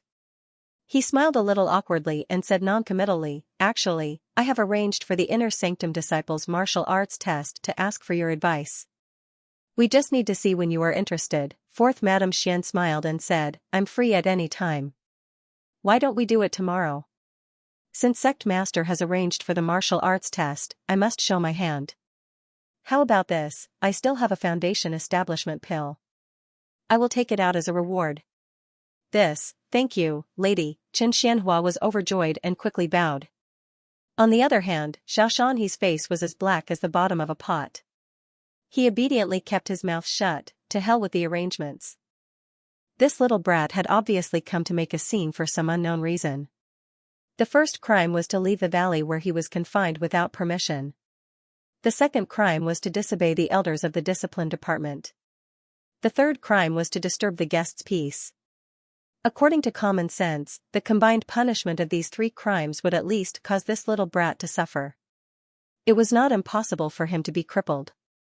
This was a heaven-sent opportunity. However, this little brat was extremely daring. He had unintentionally won the favor of the guest of Fuyao Palace. Even if he was confident that he could beat this little brat into the dust, how could he dare to open his mouth and punish this little bastard under such circumstances? The Blue Cloud sect had been waiting for this moment ever since they heard that Xianxia had taken out a foundation establishment elixir from the Ice Sound Palace as a reward. The Fuyao Palace had always treated the small sects equally. Since they had given the Ice Sound Palace a foundation establishment elixir, the Blue Cloud sect would definitely have one too. It was just that before they got it, they were a little uncertain. Now that they had heard it from her, they were finally relieved. "Sect Master. Sect Master, save me." In the distance, the discipline elder saw the Sect Master and the others in front of the hall. Immediately, as if he had grasped onto a life-saving straw, he desperately fled in their direction. As for Fang Xing, who was happily brandishing his saber, he glanced over and was immediately shocked. He hadn't expected that the Sect Master and several Grand Elders would be looking at him. He had caused quite a bit of trouble. Sheathing his saber, he tried to flee with his tail between his legs. "Hey! Don't go," Xianxia of the Fuyao Palace was watching excitedly. Seeing this, she suddenly wanted to continue. Chen Xianhua was a little helpless and nodded to Iron-like Madness. Iron-like Madness immediately flew on a cloud and chased after Fang Xing. Golden Foot sensed it and said in a low voice, "Do you want to use the rock extreme speed to escape?" Fang Xing smacked his lips helplessly and said, "Forget it, let him catch up." "Brat, you only know how to cause trouble." Iron-like Madness caught up and grabbed Fang Xing's collar. He lifted him off the Golden Crow's back and turned to fly back to the front of the hall. Fang Xing knew that it was useless to struggle, so he simply accepted his fate. He shrunk his head and shouted, "He provoked me first. Sect Master, this little B***** offended his superiors. He really wants to kill me. Sect Master, please punish this kid severely." The discipline department elder wept and complained to the Sect Master, but he didn't notice the strange expressions on the faces of the others. In fact, although the elder was indeed frightened, he was still an 8th-layer spirit formation cultivator, so he wouldn't be scared to this extent. However, he could see that the matter had gotten out of hand, so he deliberately acted pitiful to gain sympathy. At the same time, he could also fiercely sue Fang Xing. At that time, if he were to be accused of offending an esteemed guest, Fang Xing would definitely be in big trouble. He didn't expect that Chen Xianhua would glare at him after he complained. At the same time, the honored guest of Fuyao Palace in the middle laughed and said, "What a handsome boy. Grandma Qian, you have to reward him." As soon as he said this, the disciplinary elder was shocked. Granny Qian naturally understood her master's temperament.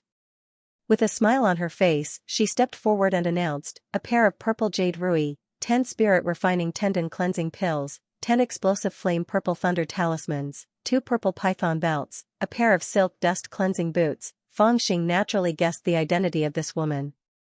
Originally, he didn't have a good impression of the people of Fuyao Palace, but when he heard this woman praising him for being handsome, his heart burst with joy. He felt that the people of Fuyao Palace still had some taste. He still hadn't been put down by iron like madness, so he cupped his hands in the air and laughed, haha, thank you. Is there anything else?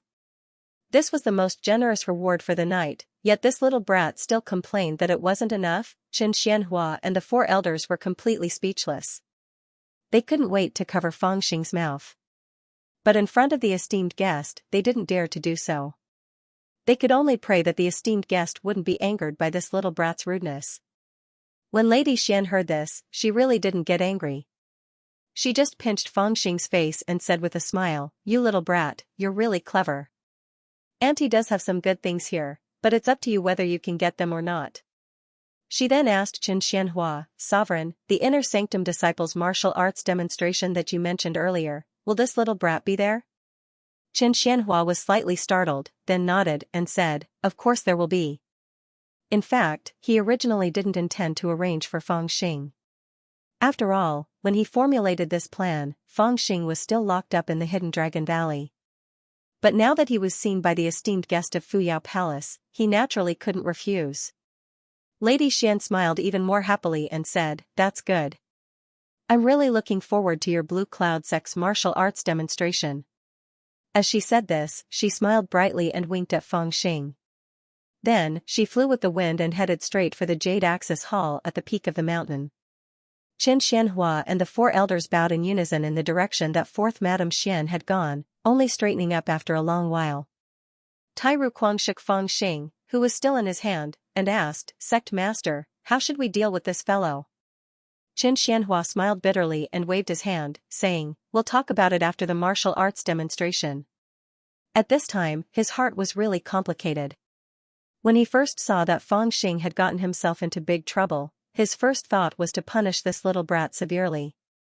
But he didn't expect that this troublemaker would instead win the favor of Fuyao Palace's master. Moreover, the esteemed guest of Fuyao Palace had clearly requested that this little brat also participate in the Inner Sanctum's martial arts demonstration. Of course, he couldn't punish him now. Everything would wait until the martial arts demonstration was over. Iron like madness didn't know whether to cry or laugh. This time, his Maxin Valley disciple wasn't in the performance arranged. After all, he had racked his iron brain and didn't know how to please the esteemed guest, so he simply gave up. But he didn't expect that the eldest disciple of the Maxin Valley would actually come out of nowhere and win a great reward for his Maxin Valley. "Well, you come back to the Maxin Valley with me today." Iron like madness carried Fangxing and directly rode a cloud back to the Maxin Valley. But when he returned, he naturally couldn't avoid a series of questions. He also felt that Fangxing had advanced to the spirit formation late stage so quickly, which was a bit surprising. And Fangxing only said that it was because Bai Qianzhang had laid a good foundation for him, and he didn't really understand it himself. With such words, iron like madness naturally wouldn't believe it. But he wasn't like Qing Miao and Xiaoshanhe, so he wouldn't get to the bottom of it. Since this little bastard refused to say, then let him be. Anyway, he was now his disciple. And at this time, in the Jade Palace, fourth Madame Xian recalled the scene of the child standing on a big crow chasing an old man. She couldn't help but feel happy. She smiled and said to Grandma Qian, who was beside her, "This little brat is interesting, and he's also very courageous. He's a bit similar to our family's devil incarnate. Maybe the two of them will meet and become friends." Grandma Qian smiled and said, "If Master likes him, then bring him back to be a servant boy for the little Gongzi." Fourth Madame Xian shook her head and smiled, "Forget it, one is enough for Fuyao Palace. If we bring another one back, it will be a disaster." Grandma Qian didn't say any more. She thought for a moment and said, "Fourth young lady, we also need to look for this Blue Cloud Sect." Fourth Madame Xian nodded and said, "Since I was entrusted by someone, I naturally have to be loyal to him. Let's look for him. Speaking of which, their family is really annoying. They forced him away 700 years ago, and now they still want to look for him. This is too much." Grandma Qian smiled and said, "After all, they are the master's husband's family. These words can't be heard by others." Fourth Madame Xian glared and said, "I'm not married yet. Their family is not considered my husband's family." Grandma Qian smiled and didn't say anything else. She turned around and ordered a few old women who were serving below to carefully search for clues outside. These old women then left the Jade Palace together. Their figures were like ghosts, and in an instant they appeared on the peaks of the Blue Cloud sect. They were all expressionless, and they didn't care about the forbidden areas or forbidden areas. They just swept their divine senses in all directions, trying to identify the auras. At this time, Xianxia was in the scripture hall, ordering people to sort out the mountain, river, and mountain maps that the Blue Cloud sect had collected within a radius of 10,000 miles. He wanted to check if there were any missing parts so that he could send disciples out to measure them. Seeing that this task would take some time to complete, he felt a little bored and came to the entrance of the scripture hall. He looked at the starry sky and let out a long sigh. This night, the uncle and nephew had really suffered a great loss. They originally wanted to let Xiao Jianming perform the sword dance last and be the finale, so that they could get more rewards. However, they didn't expect that their nephew's stunning sword dance would be completely ignored by the other party. Instead, it was that little bastard who got into trouble by hunting down the discipline hall elder and winning the favor of the esteemed guest. This matter made him unhappy, and he felt even more disgusted with Fengxing. Fortunately, the esteemed guest didn't directly bestow the foundation building pellet, but prepared to watch the martial arts practice. It seemed like the Ice Sound Palace and the Butterfly Fantasy Valley were planning to bestow the foundation building pellet as the reward for the champion of the martial arts practice. His nephew was still very confident. Just as he was pondering, he suddenly saw 4 or 5 black shadows appear in every corner of the Blue Cloud sect, silently wandering around. He was slightly startled and wanted to go over to check, but his body suddenly stiffened. Not far away, an old woman came over on a cloud, smiling and saying, "Elder of the Blue Cloud sect, haven't you rested yet?" The person who came was full of smiles. Her age was old, it was Granny Qian. Xiaoshan. He turned around, bowed, and said, "Blue Cloud sect Xiaoshan." He pays respect to Elder Fu Yaogong. Granny Qian smiled and said, "No need to be so polite, my subordinates are inspecting the defense of your noble sect to prevent any accidents." "Elder, you don't mind, right?" Xiaoshan. He was slightly startled, and hurriedly said, "Of course not, your highness's status is noble, it's good to be more careful." Although he said that, he was already suspicious in his heart. What checking the defense, it was clearly an excuse. Looking at them, it seemed like they were looking for something. The old woman from Fuyao Palace did not search for too long. Soon, they returned to Fuyao Palace and reported to Lady Xian, "We've searched the entire Blue Cloud sect, but we didn't find any suspicious people, nor did we sense the aura of the boundless heaven art. However, it seems that there are 2 Golden Elixir Realm Grand Supreme Elders in this sect who are in closed-door meditation. It's best to pay them a visit to confirm if they are the people we're looking for." Lady Xian shook her head and said, "There's no need for that. They're in closed-door meditation. If we rashly knock on their doors, even if we have a chance of forming Yuanying, our hope will be destroyed. It would be too disrespectful. Let's drop this matter. Anyway, our main purpose for coming here is to create Nanzhan's mental map. The Sage of Divine Strategy Palace has predicted that the 9 coffins might have some unusual movements in the near future, and there's a possibility that they might send their inheritance to Nanzhan. As long as we have this map, no matter where the 9 coffins send their inheritance to Nanzhan, we, Fuyao Palace, will be able to seize the initiative. We can't lose the bigger picture because of a small thing. How can a small sect really have any hope of forming Yuanying? They're just waiting for death. But the Lord is kind, so let's forget about it." Granny Qian smiled, somewhat disapproving, but she still obeyed Lady Xian's words. The news of the Blue Cloud sect's inner sanctum martial arts competition spread quickly throughout the sect. The sect leader had already announced that all the disciples who ranked in the top 10 in the martial arts competition would be rewarded with generous resources, especially the champion of the martial arts competition, who would receive a foundation establishment elixir from an esteemed guest of Fuyao Palace. As soon as the news spread, the disciples of the Blue Cloud sect were immediately excited. The foundation establishment elixir for the champion of the martial arts competition was not an extravagant hope for them. The only ones who had a chance of getting it were Xiao and Su. However, in addition to the foundation establishment elixir, the other rewards also made them very excited. The martial arts arena is located at the hidden Cloud Peak Small Thousand Rock. This rock is the place where the Blue Cloud sect's Taoist ancestor, Yun used to go into seclusion to cross his tribulation. There is a spirit array set up there, so it will not be disturbed by the outside world. Once you enter the spirit array, it can only be opened from the inside by the spirit array, or by the combined efforts of the sovereign and the 4 elders of the 4 valleys. In addition, because the distinguished guests of Fuyao Palace do not wish for the martial arts arena to be too fake, the sovereign did not set a rule that no one can be disabled. In other words, this martial arts arena is actually very dangerous. If you encounter a critical situation, even the elders of the 4 valleys will not be able to intervene in time. Within the true Forging Valley, Tai Rukwang solemnly instructed his disciples. After pondering for a moment, he said, during the sparring session, if you encounter a disciple of the Celestial Worship Palace, you must be careful. Even if you admit defeat, there's no way to defend against it. All the disciples were solemn. Obviously, they all knew how powerful Palace Long's disciples were. Fang Xing, who was standing beside him and listening, said with some disdain, so what if I'm a Palace Long's disciple? Iron like Madness turned around and slapped him, scolding, I'm not talking about you. Fang Xing said, I'm also a disciple of the Maxin Valley.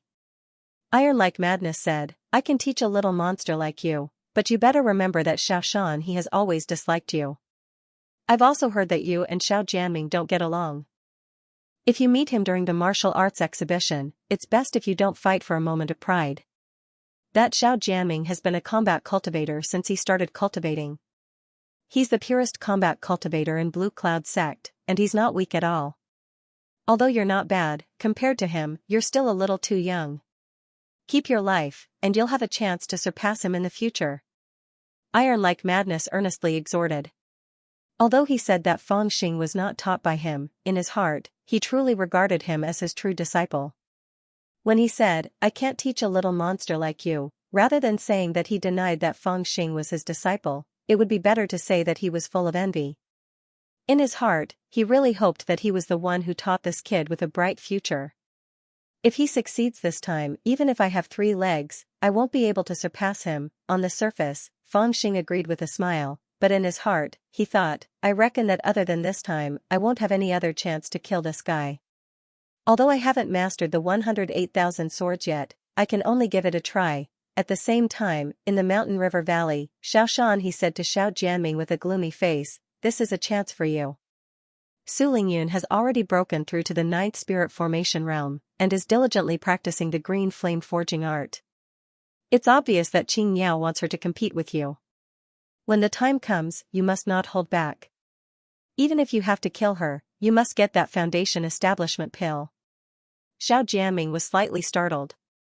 As if he had made up his mind, he said in a deep voice, I understand. Xiaoshan he nodded his head and frowned slightly. After a while, he said, that little demon seems to have broken through. A trace of hatred flashed across Xiao Jianming's face, and he said coldly, when I first met him in the desolate mountains, he was only at the 4th spirit formation realm. Later, when he returned, he seemed to have reached the 6th spirit formation realm. Now that I haven't seen him for 3 months, he has broken through to the 7th spirit formation realm. This cultivation speed is too shocking. Uncle, I can be sure that there must be a secret on this little demon. Xiaoshan he pondered for a while, and said, Martial Uncle Bai must have passed him some amazing martial arts. Otherwise, even if he has endless resources, he wouldn't be able to increase his cultivation so fast. However, if his cultivation increases too fast, his foundation will definitely be unstable. The reason why this little demon is so outstanding is because he has the most solid foundation. Now that his cultivation has increased so fast, he shouldn't be as difficult to deal with as before. You don't have to worry about him, I will arrange for someone to test his depth. Xiao Jianming said slowly, if there is a chance, I would like to fight with him and take the opportunity to kill him. Xiao Shanhe said unhappily, before the Supreme Elder went into seclusion, he used the energy shifter spell to purify your spiritual qi and laid a solid foundation for you. You will go further than me in the future, and you are destined to soar into the sky. Why do you have to put your mind on such a kid? Be more open-minded. After building your foundation, you will truly step into the cultivation world. That is when you will be able to compete with the heroes. Xiao Jianming was slightly startled, and slowly sighed, and said, yes, uncle. Although he agreed, he couldn't help but feel some regret in his heart. Only those who had been scolded by Feng Xing would understand how hateful this little demon was. His uncle only heard about the things that Feng Xing had done, so he couldn't understand the intense hatred and killing intent that Xiao Jianming had towards Feng Xing.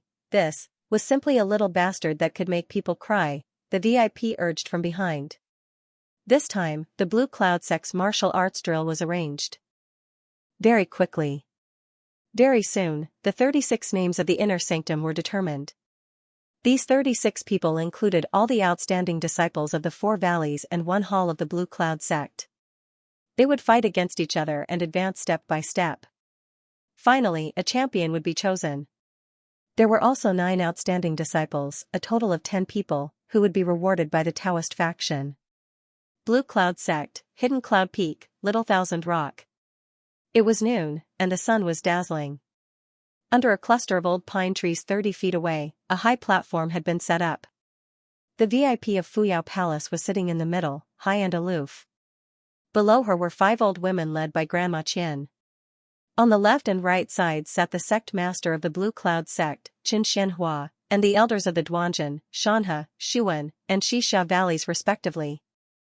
Around the Little Thousand Rock, there were dozens of disciples sitting cross-legged. Hong Xianjiao vs. Xiao Jianming. Surrender. Xian Yueming vs. Su Lingyun. Surrender. Yi Tianlong vs. Feng Xing. Surrender.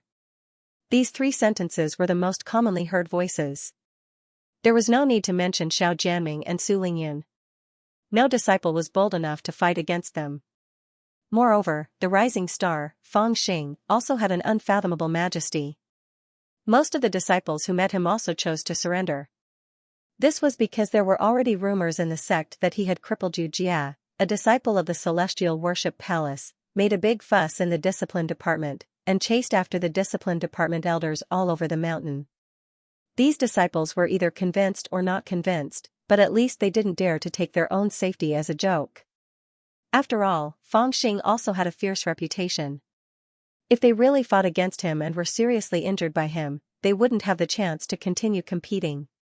Moreover, for the sake of fairness, each disciple had 3 chances to surrender. After surrendering, they could still fight with others to compete for the next quota. However, if they lost again on the Little Thousand Rock, they could only withdraw. Because of this, the 3 of them actually didn't have a chance to fight even after the entire morning because their opponents had all surrendered. It could be said that Xiao Jianming, Su Lingyun, and Feng Xing were the publicly acknowledged top 3 disciples of the Blue Cloud sect. Of course, there were some people who didn't approve of it, such as the 4 disciples of the Celestial Worship Palace. Other than Xiao Jianming, the Celestial Worship Palace had 5 other disciples. They were all elites chosen by their respective valleys and were proficient in battle techniques. Among the 5, Yu Jia was ranked 4th. The Celestial Worship Palace's ranking was based on strength. Therefore, there were at least 3 people in the Celestial Worship Palace who were stronger than him. Among the 3, one of them was from the mountain valley, so naturally, they were more hostile towards Feng Xing. Hua Qianye vs. Xiao Jianming. Surrender. Hua Qianye vs. Su Lingyun. I surrender. Hua Qianye vs. Feng Xing. I'm willing to fight. In the afternoon, another name was called 3 times. When it was Feng Xing's turn, he surprisingly chose to fight. And the onlookers of the Blue Cloud sect disciples and the 4 great elders in the stands, their eyes flashed. This was because Hua Qianye was the 2nd disciple of the Celestial Worship Palace after Xiao Jianming. Before the appearance of Feng Xing, he was publicly acknowledged as the 3rd expert in the sect. Feng Xing was currently hiding under the Golden Crow's wings and playing with the scorching sun. Fortunately, the Golden Crow clan was used to absorbing the sun's energy to cultivate. Thus, he wasn't afraid of the heat. Just as he was about to spread his wings to shield Feng Xing from the sun and drink a few mouthfuls of wine, he had already fallen asleep. Only when the Golden Crow's claws scratched him did he wake up and opened his eyes in a daze. Junior brother Feng, it's our turn. Hua Qianye stood up and looked at Feng Xing as he spoke coldly. Feng Xing rubbed his eyes. Seeing that it wasn't Xiao Jianming, he immediately lost interest and said, "You might as well admit defeat." The surrounding crowd was in an uproar. they felt that Xianxia was too arrogant. This Xianxia was the second strongest in the heavenly worship palace, just below Xiao Jianming.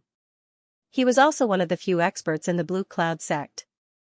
Many people believed that even if he encountered Su Lingyun, he would still have the strength to fight. After all, although his cultivation was only in the 7th layer of spirit formation, he had studied the Green Cloud 9 swords for many years and had deep attainments. Fang Xing directly told the other party to admit defeat. It seemed that he was being too arrogant.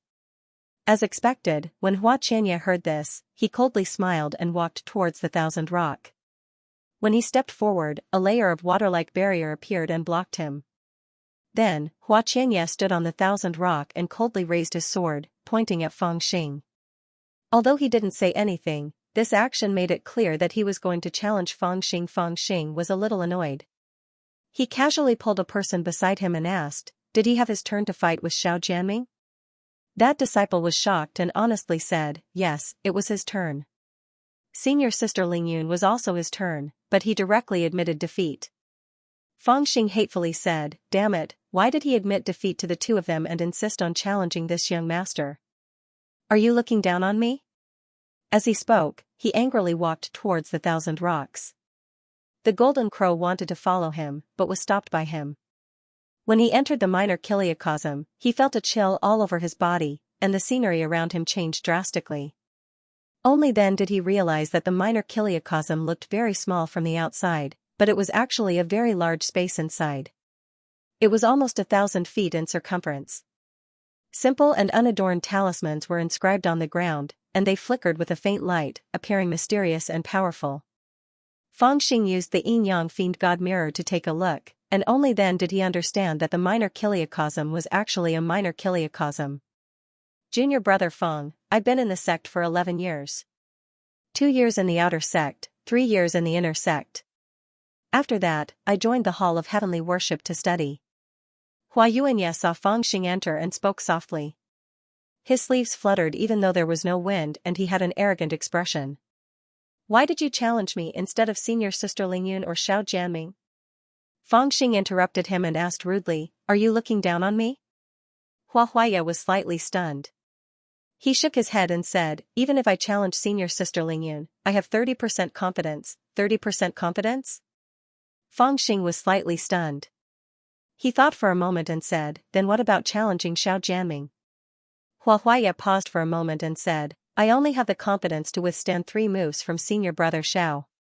3 moves, Fang Xing nodded and looked up at the sky. After calculating for a while, his figure suddenly moved and directly charged at Huayuanye. Swoosh, his figure was like lightning and his aura was like a dragon. He opened his hand and a surging power came crashing down on Huayuanye. Huayuanye didn't expect him to make a move just like that. He was startled and wanted to draw his sword, but it was too late. In an instant, he used a barrier technique and blocked in front of him. Then, he stomped on the ground and prepared to increase the distance. At the same time, his left hand secretly formed a seal and activated the 3 flying swords in his storage bag. In an instant, he had made 3 preparations. His strength could be seen clearly.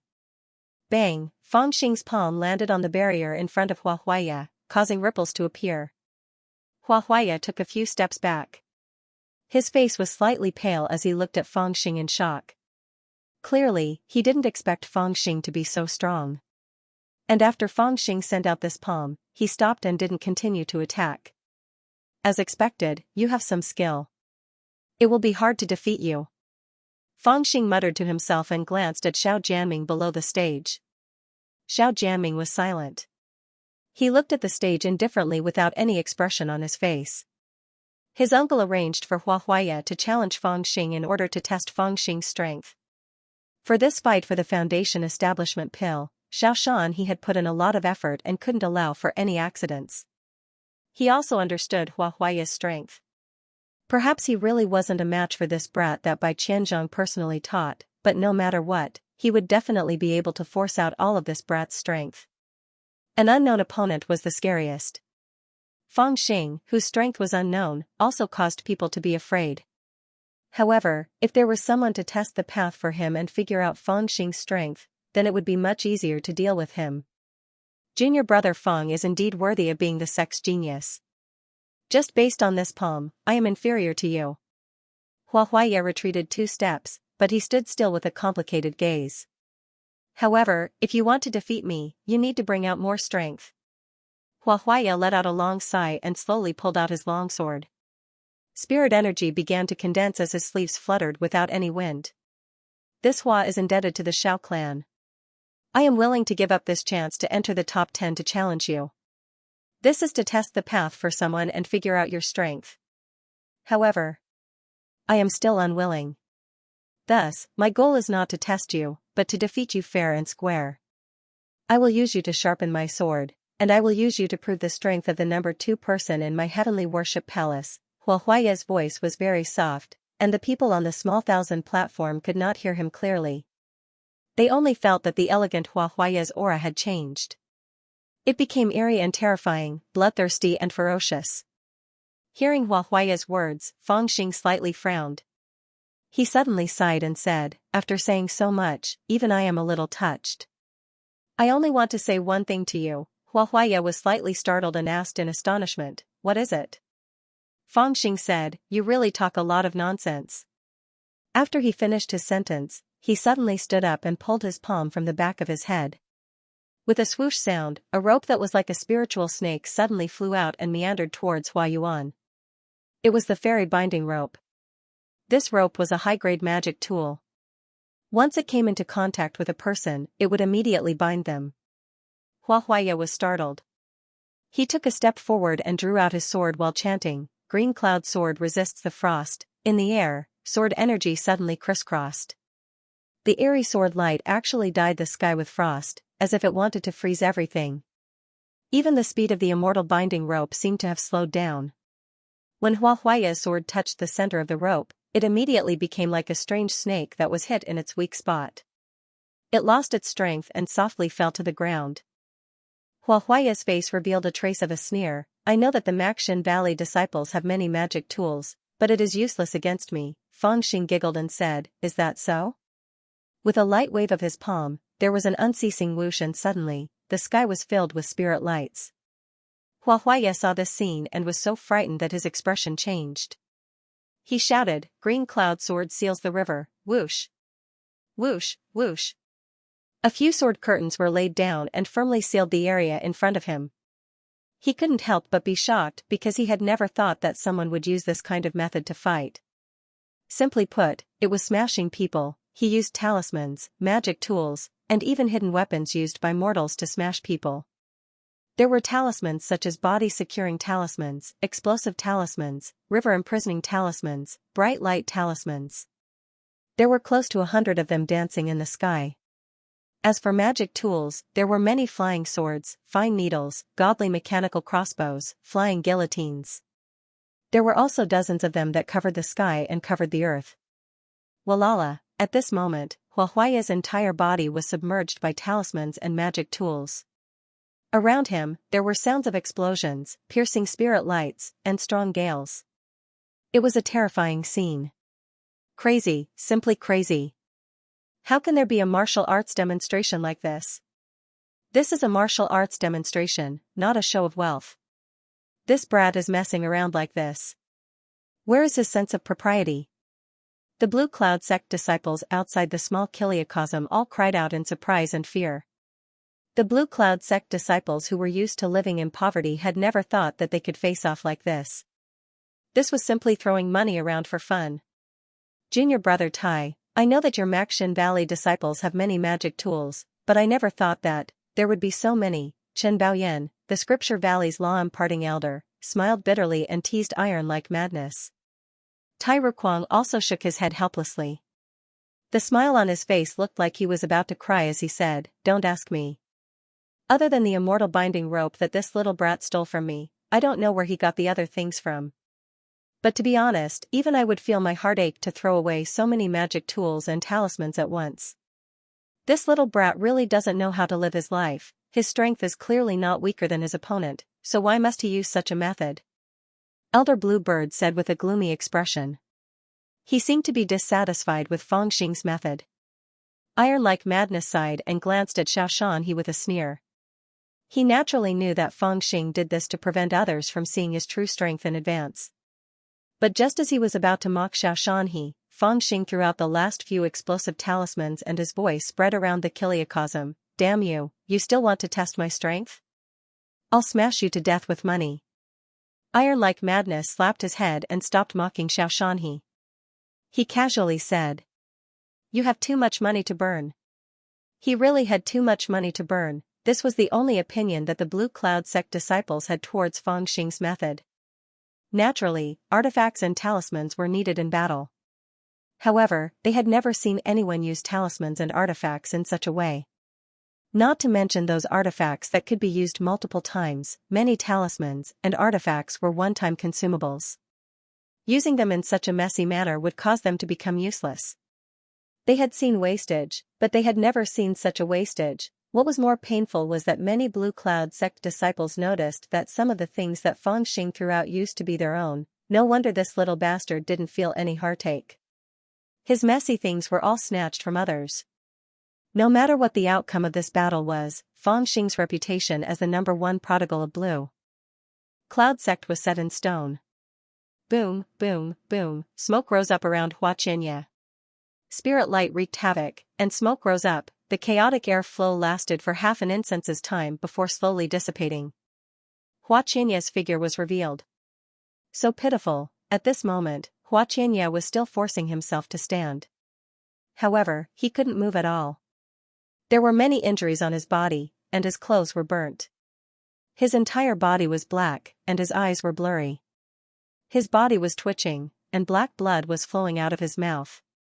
His sword was still in his hand, but it couldn't be called a sword anymore. The body of the sword was already distorted, and there were 7 to 8 notches on the blade. It was like a saw. Xianxia used his exquisite sword cultivation to activate this sword and blocked countless attacks. He saved his life, but he also destroyed this sword. Not dead yet? Fangxing stretched out his head and sized up Xianxia. He was also secretly impressed. With so many artifacts and talismans, the power was so great that even he was scared. This bastard actually withstood it. After a long time, the motionless Xianxia slowly raised his head and looked at Fangxing. "Do you know why I worked so hard for the Shao clan?" Xianxia didn't make a move. He seemed like he would faint at any moment, but his conviction supported him to say these words. Fangxing was also curious and asked, "Why?" Xianxia's gaze suddenly became somewhat crazy, horrified, and sorrowful. "Because I don't have money." When he said these words, Xianxia's eyes became somewhat moist. There was an inexplicable sorrow. After saying that, he lay down on his back and fainted. Until he fainted, his expression was extremely sorrowful. No one could describe his current mood. Even 10,000 horses galloping back and forth wouldn't be enough to describe 1/10,000th of it. Because he didn't have money. Thus, he could only become someone else's pawn.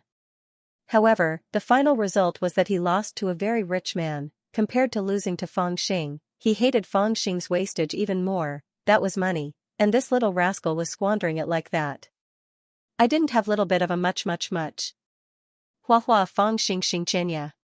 Fangxing came over to take a look at him. Seeing that he had indeed fainted, he breathed a sigh of relief and said with a smile. But Xianxia couldn't hear it anymore. Otherwise, he would have asked Fangxing for his method of making money. At this moment, the audience was silent. The third expert of the 2 generations of Blue Cloud sect had ended in such a comical situation. Xianxia was an expert. Even Fangxing didn't have the confidence to defeat him without using 108,000 swords. But he was also a pitiful fellow. He didn't have money. Thus, he lost. Lost by Fangxing's money. Shaoshan River's expression was so ugly that it could almost squeeze out water. Even he didn't expect this result. He had painstakingly arranged for Xianxia to challenge Fangxing, but the result was, even he couldn't help but sigh. This kid really didn't play by the rules. From his perspective, the talismans and magic tools that this kid used up in this battle were worth nothing. In terms of value, unless he could snatch a foundation building pill, otherwise, no matter what reward he got, he would lose everything. He threw Xianxia out of the kiliacosm. Fangxing wasn't in a hurry to go out.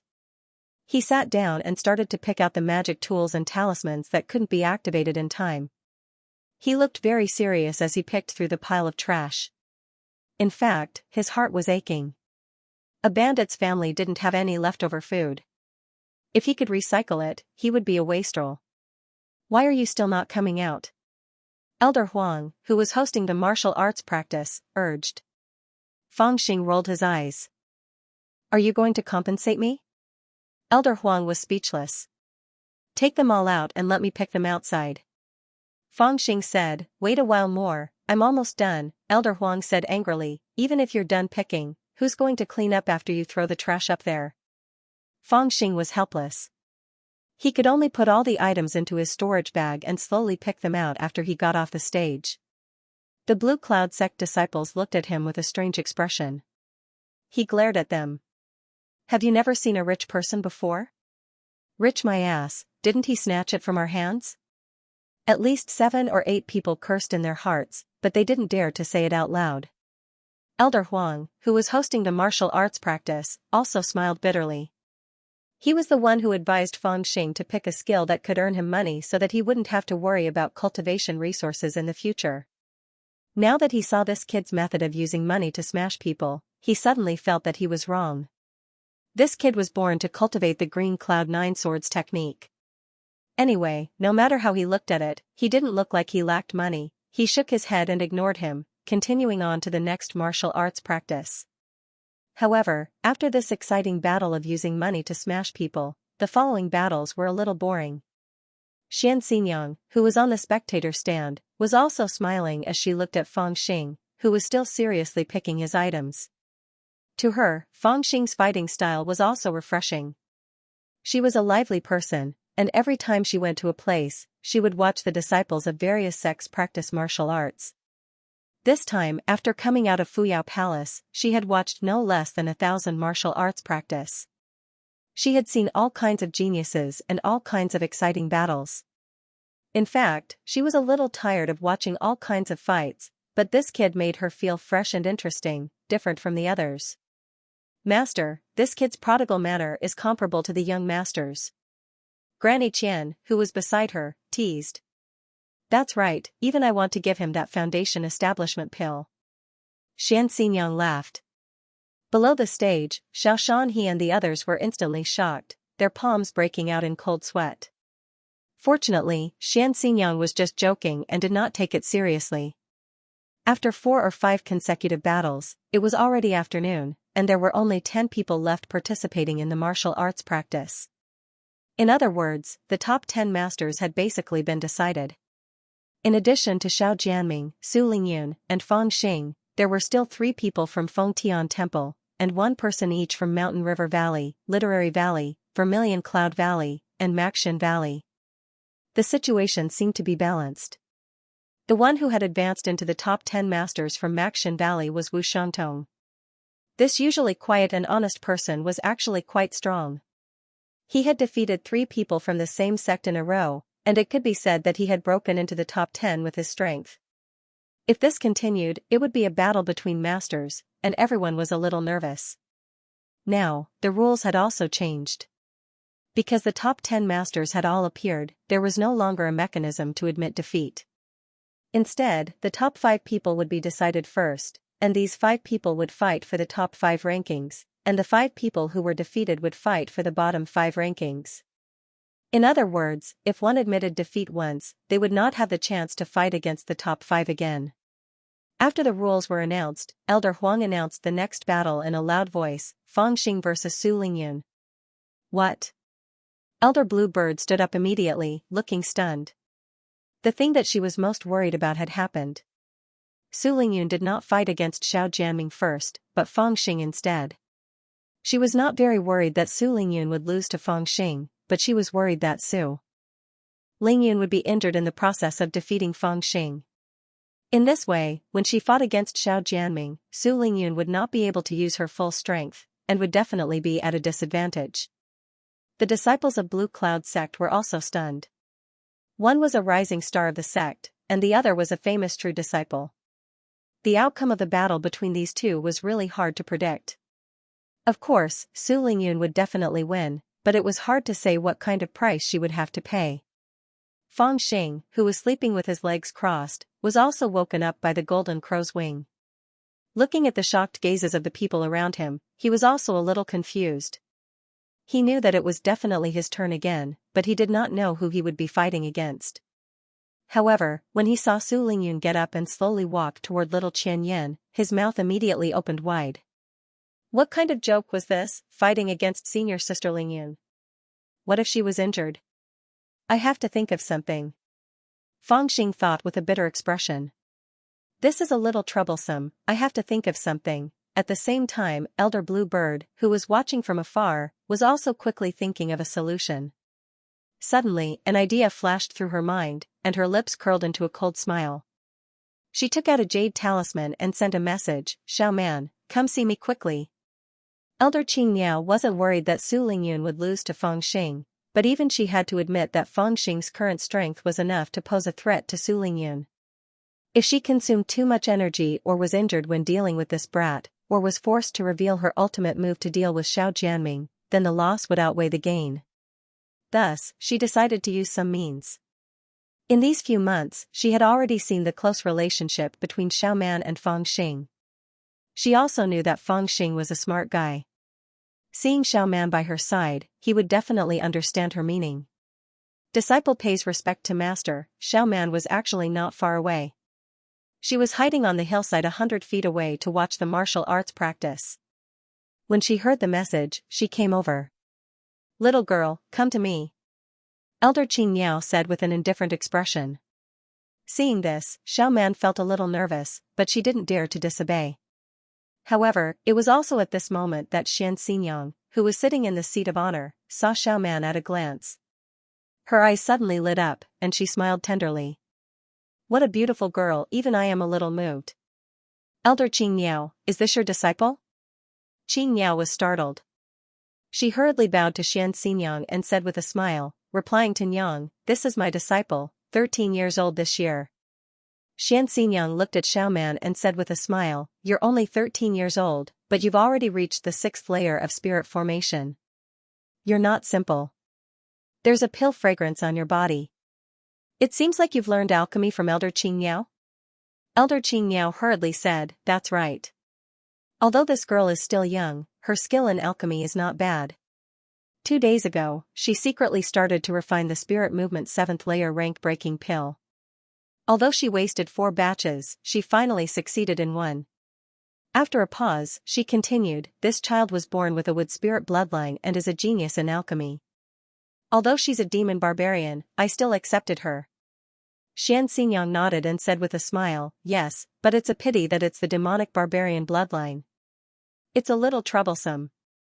As he spoke, he called Xiao Man over to him, took her hand, and asked her a few questions about alchemy, as if he was testing her. Elder Blue Bird naturally couldn't stop her, nor could he use her to threaten Feng Xing. At this time, Su Lingyun rode a crane into the Kiliacosm. Seeing that Feng Xing didn't bring a mount, she jumped down from the crane's back and landed lightly on the ground. She said with a smile, "Junior brother Feng, how's your cultivation these months?" Squatting on the ground, Feng Xing hugged his head and sighed. "I'm just afraid of hurting you, senior sister Lingyun." Su Lingyun was a little stunned. She thought that this little brat was getting more and more arrogant. She smiled and said, "Wu Feng, in this martial arts practice field, swords have no eyes, water and fire are merciless. Even if you hurt me, I won't blame you." Feng Xing sighed and said, "What about me? Senior sister Lingyun, won't you feel bad if you hurt me?" Su Lingyun was a little speechless. After a long while, she said, "I'll try not to hurt you." Feng Xing stood up and sighed. "Won't you suffer a loss in that way? Alas, what a headache. The difference in strength between the two of us isn't that big. If we were to determine a victor, it would certainly be a Pyrrhic victory. There's no need to say much about the loser, but the winner certainly wouldn't be able to get away with it. Perhaps, it would be a situation where both sides would suffer. Wouldn't that be letting that bastard Xiao Jianming off lightly?" Seeing his serious look, Su Lingyun also felt a little funny.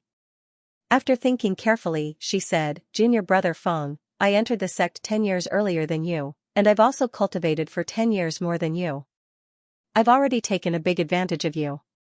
Now that you have such a cultivation, I'm already ashamed of my inferiority. However, this battle is inevitable. How about this, if you can fight me to a draw, you win. These words were said very generously and confidently. In Su Lingyun's heart, although she somewhat admired Fang Xing's rapid progress, she did not think that the current Fang Xing could fight her to a draw. What she meant by saying this was that if the two of them really fought to the point where one side had to win a Pyrrhic victory to determine the winner, then she would admit defeat. However, if she displayed strength that surpassed Fang Xing's, then she hoped that Fang Xing would not pester her too much. Fang Xing understood what she meant. He thought about it and came up with an idea. He raised his head and said with a smile, "All right, it's a deal. How long do you two plan to chat?" Outside the mini kiliocosm, Elder Huang began to urge them. "Is there a rule that forbids chatting?" Fang Xing glared at Elder Huang. Although Elder Huang's cultivation was at the foundation building stage, he was not afraid of him. Elder Huang was so angry that if the distinguished guests and the sect leader were not watching, he would really want to kick these two brats. "Senior Sister Lingyun, sorry for the offense." Fang Xing already had an idea in his heart, so he no longer said anything. He took out the Azure Dragon Jade Flame Saber and pointed it at Su Lingyun. "Junior brother Fang, please." Su Lingyun pointed her sword diagonally to the ground and smiled slightly. Fang Xing's eyes turned cold. He suddenly roared and took a step forward. His body was like a violent dragon, and the saber light was cold. When the saber was drawn, the Azure Dragon killing chi and the golden flames had already soared. When he struck with the saber, it was as if he had struck 3 attacks at the same time. In addition, his speed was extremely fast. In the blink of an eye, he rushed to the front of Su Lingyun and swept his saber. Phew, this brat is so strong. He actually used such a thunderous method against the fairy-like Senior Sister Lingyun. This is too much. Can Senior Sister Lingyun block it? Outside the mini kiliocosm, the expressions of the Blue Cloud sect disciples all changed. Some even stood up in excitement. It could be said that this was the first time Fang Xing used a late-stage spirit formation technique in front of others. It was indeed incomparably terrifying. When he was at the 4th stage of spirit formation, he could almost compete with the 7th stage spirit formation cultivator. The current him had reached the 7th stage spirit formation, and his strength had increased to a terrifying level. Even an ordinary 9th stage spirit formation cultivator would not dare to underestimate his strength. Azure Cloud Sword resists the frost. At this moment, Su Lingyun softly opened her mouth. The sword light slightly swayed, and the air seemed to solidify in an instant. Swish swish swish, within a radius of 10 feet, dense sword lights suddenly appeared everywhere. On the mini kiliocosm, there was even a layer of frost that condensed. Fang Xing's terrifying strength and momentum were actually faintly showing signs of being frozen. His speed gradually slowed down. Even the Azure Dragon killing chi and the golden flames were faintly suppressed. Then, Su Lingyun swung her sword. A ray of sword light suddenly moved nimbly like a rainbow. After 2 flashes, it had already pierced towards Fang Xing's chest. She kept her promise. This sword's momentum was not released. She only intended to force Fang Xing back, but not to injure him. However, at this moment, Fang Xing suddenly laughed. With a shake of both his arms, he directly pushed the Azure Dragon Jade Green Flame blade out.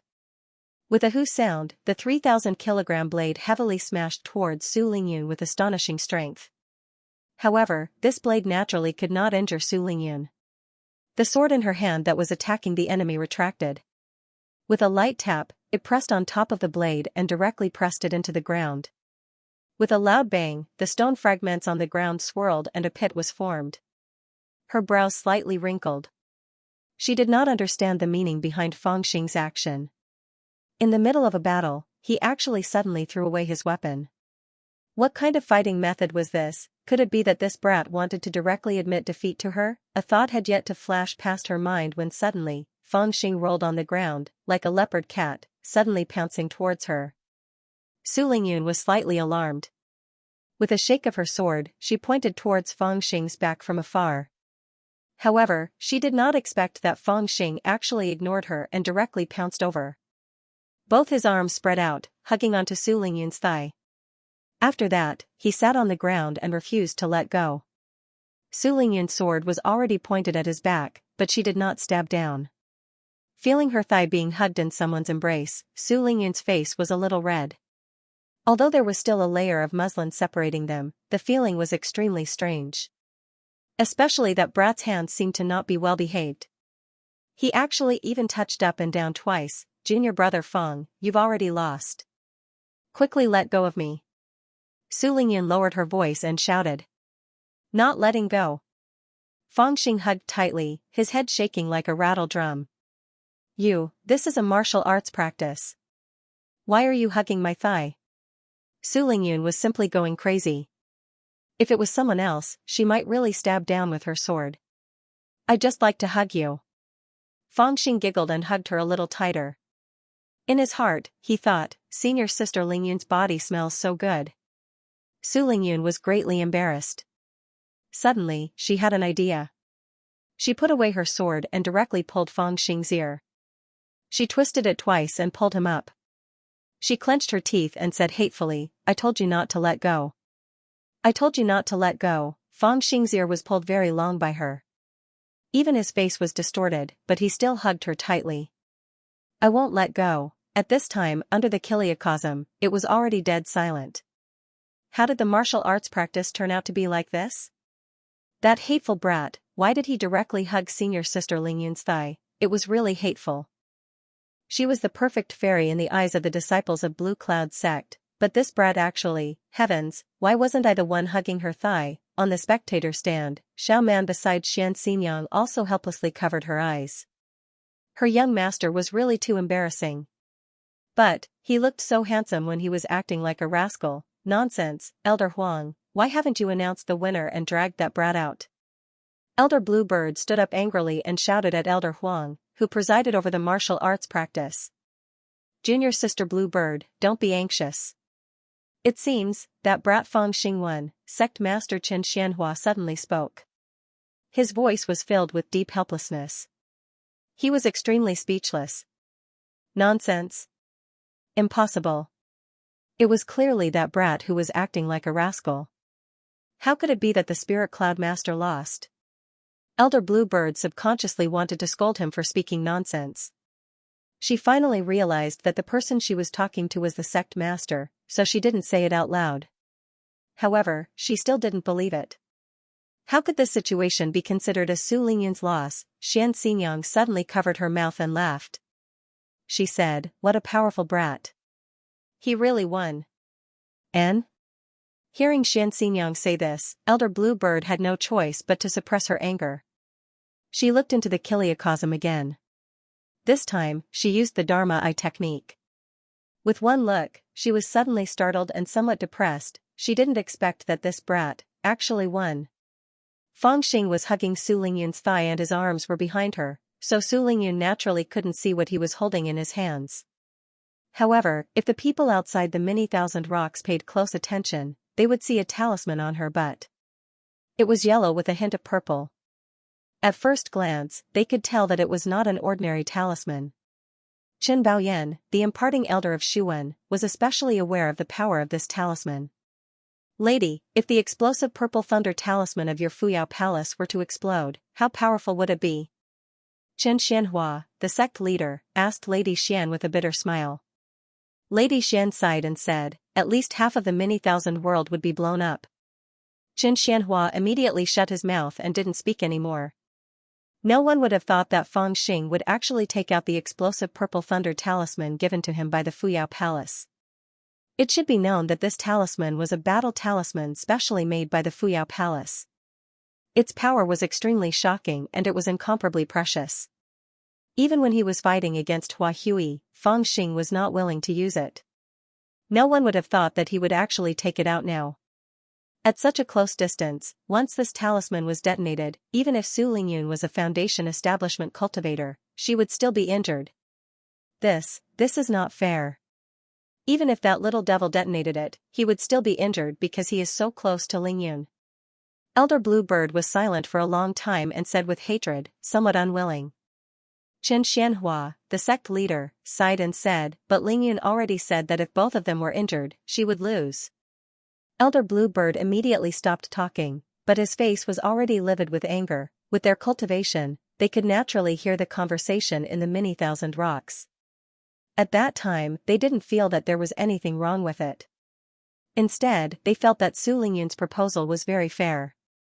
Moreover, it could prevent the two of them from being entangled in the battle for too long, causing both of them to be injured and allowing Xiao Jianming to take advantage of them. However, no one expected that the little devil, Fang Xing, would use this method to end the battle. After hearing the sect leader's words, Elder Huang outside the many thousand rocks was speechless and announced, Fang Xing wins. Su Lingyun, who was pulling Fang Xing's ear hard, suddenly froze. She didn't understand. What was going on? Fang Xing chuckled and said, Lingyun, slow down. I'll stick the purple thunder talisman first. Su Lingyun was slightly stunned, and she realized that this little brat had done something that she didn't know about. Fang Xing withdrew the spirit chi he had poured into the explosive purple thunder talisman. Only then did he loosen his grip on Su Lingyun's thigh and burst into laughter. Su Lingyun also saw the explosive purple thunder talisman in his hand. She was inexplicably startled in her heart. Only now did she realize how dangerous this little rascal's actions were. If he had detonated this talisman, not to mention herself, even he would have been blasted into minced meat. Senior Lingyun, you're the one who said that as long as I'm on par with you, I'll be the winner. Fang Xing said plausibly, if I had detonated this purple thunder talisman just now, both of us would have been turned into minced meat. This can be considered a draw, right? So, according to our agreement, I did win. Don't go back on your word. Damn it, Su Lingyun couldn't calm her anger and suddenly grabbed Fang Xing's ear. Why didn't you just tell me directly? Fang Xing chuckled, it's more comfortable to hug you a little longer. Su Lingyun completely didn't want to talk to him anymore. After 3 months of bitter training, not only did she raise her cultivation to the 9th level of spirit formation, she also refined her spiritual chi. Her strength had far surpassed an ordinary 9th level spirit formation cultivator. In addition to her attainments in the green Cloud 9 swords, she even dared to face Xiao Jianming head-on. Who would have thought that this little rascal would use such a shameless method to force her to admit defeat? In the end, she still underestimated this little rascal's shamelessness. In fact, if they were to fight face to face, she would definitely not allow this little rascal to get close to her. Even if he had the purple thunder talisman, he wouldn't have the chance to stick it on her body. However, she wasn't a person who liked to be entangled. Since things had come to this, she could only sigh softly and was about to leave Little Thousand Rock. However, at this moment, Fang Xing suddenly lowered his voice and said seriously, Senior Sister Lingyun, Xiao Jianming is very powerful. Even the current you is not his opponent. So, leave this guy to me. I will give you the foundation building pill. Su Lingyun was slightly startled and smiled bitterly, wouldn't it be more dangerous for you to go against him? Fang Xing said seriously, I am very powerful now. Su Lingyun was somewhat helpless. She turned around and said to Fang Xing seriously, don't take the risk, take it seriously. After saying that, she left Little Thousand Rock. With a calm expression, she bowed in front of Elder Qing Miao and said in a low voice, this disciple is useless. Humph, you are indeed useless. Elder Qing Miao waved his sleeves angrily and turned to leave, leaving Su Lingyun there. Seeing Elder Qing Miao flare up at Su Lingyun in public, everyone's gazes were slightly astounded. Su Lingyun blushed slightly, and she felt slightly embarrassed. She only stood up slowly after Elder Qing Miao had left and was about to leave. Right at this moment, Xiaoman suddenly ran over and hugged Su Lingyun's arm while shaking it. She said with a smile, Senior Sister Lingyun, the move you used from the 9 swords of Emerald Cloud, single sword of Emerald Cloud resist frost, was really amazing. Can you teach me? I also want to eat the red fruits in your Lingyun Valley. Su Lingyun smiled and stroked the little man's head. Then, the two figures, one big and one small, left together. Fang Xing squatted in Little Thousand Rock and watched Su Lingyun leave. He couldn't help but sigh, Senior Sister Lingyun, I should have let you have this kind of battle, but I have to go against Xiao Jianming. I have no choice but to let you down. Thinking of this, his eyes turned cold as he looked at Xiao Jianming. Xiao Jianming also raised his head and looked at him. Both of them didn't hide the murderous intent in their eyes at all. Many disciples of the Blue Cloud sect also sensed the murderous intent in their eyes and were shocked. It seemed that only this little brat and senior brother Xiao Jianming were left in the battle of the three experts, who would win between the two. It turned out that the disciples wanted to use the battle between Feng Xing and Su Lingyun to see Feng Xing's strength. However, no one expected that this little brat would use such a shameless method. They couldn't see through his strength at all. He had fought with Xianxia and Su Lingyun, but his strength was still a mystery. Under such a situation, everyone's heart was beating like a drum. The martial arts practice continued, but everyone's thoughts were focused on Feng Xing and Xiao Jianming. Not long after, the top 5 experts of the Blue Cloud sect's inner sect martial arts practice had been decided. They were Xiao Jianming, Feng Xing, and 2 disciples of the Celestial Worship Palace. Other than them, only 1 disciple of the Literary Valley entered the top 5, and that was Pai Junzi. Today's martial arts practice will end here. We'll continue tomorrow.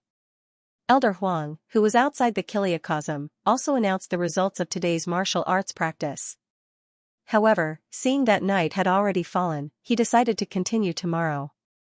When the disciples heard this, they silently stood up and dispersed. Tomorrow? It's finally here. Feng Xing also stood up and pondered in his heart. At this moment, he was not as relaxed as he looked on the surface. Although he played a rascal in the battle with Su Lingyun, he also felt a trace of danger from the 9 swords of green cloud that Su Lingyun displayed. He suddenly realized that the 9 swords of green cloud that Su Lingyun displayed was already somewhat different from the 9 swords of green cloud that he saw from Yu Jia. The 9 swords of green cloud that Yu Jia displayed were basically all sword techniques. However, when Su Lingyun displayed the same 9 swords of green cloud, she could already trigger an extremely powerful sword intent. This was a kind of comprehension of sword techniques, and it was even harder to deal with compared to sword techniques. Thinking about it, since Su Lingyun could reach this realm, there was no reason why Xiao Jianming, who had wholeheartedly studied the 9 swords of green cloud, could not reach this realm. In other words, his estimation of Xiao Jianming's strength should have increased by another level. However, because of the early arrival of the people from Fuyao Palace, his cultivation of the 108,000 swords had not reached the initial realm. Now, he could only control 36 sword lights. With these 36 sword lights, would he be able to kill Xiao Jianming with his sword? In his heart, Feng Xing was not very confident. The golden crow seemed to have sensed Feng Xing's thoughts. When there was no one around, it said in a low voice, "You have to be careful." Feng Xing let out a sigh and remained silent as he pondered. The golden crow began to calculate. "Look, you have my help. That Xiao Jianming also has an eagle demon. As for me, my strength is definitely a little stronger than that eagle demon. However, you seem to be a little weaker than that Xiao Jianming. My strength is a little stronger, and your weakness is a little weaker. Basically, we are not at an advantage." Suddenly, Feng Xing's eyes lit up.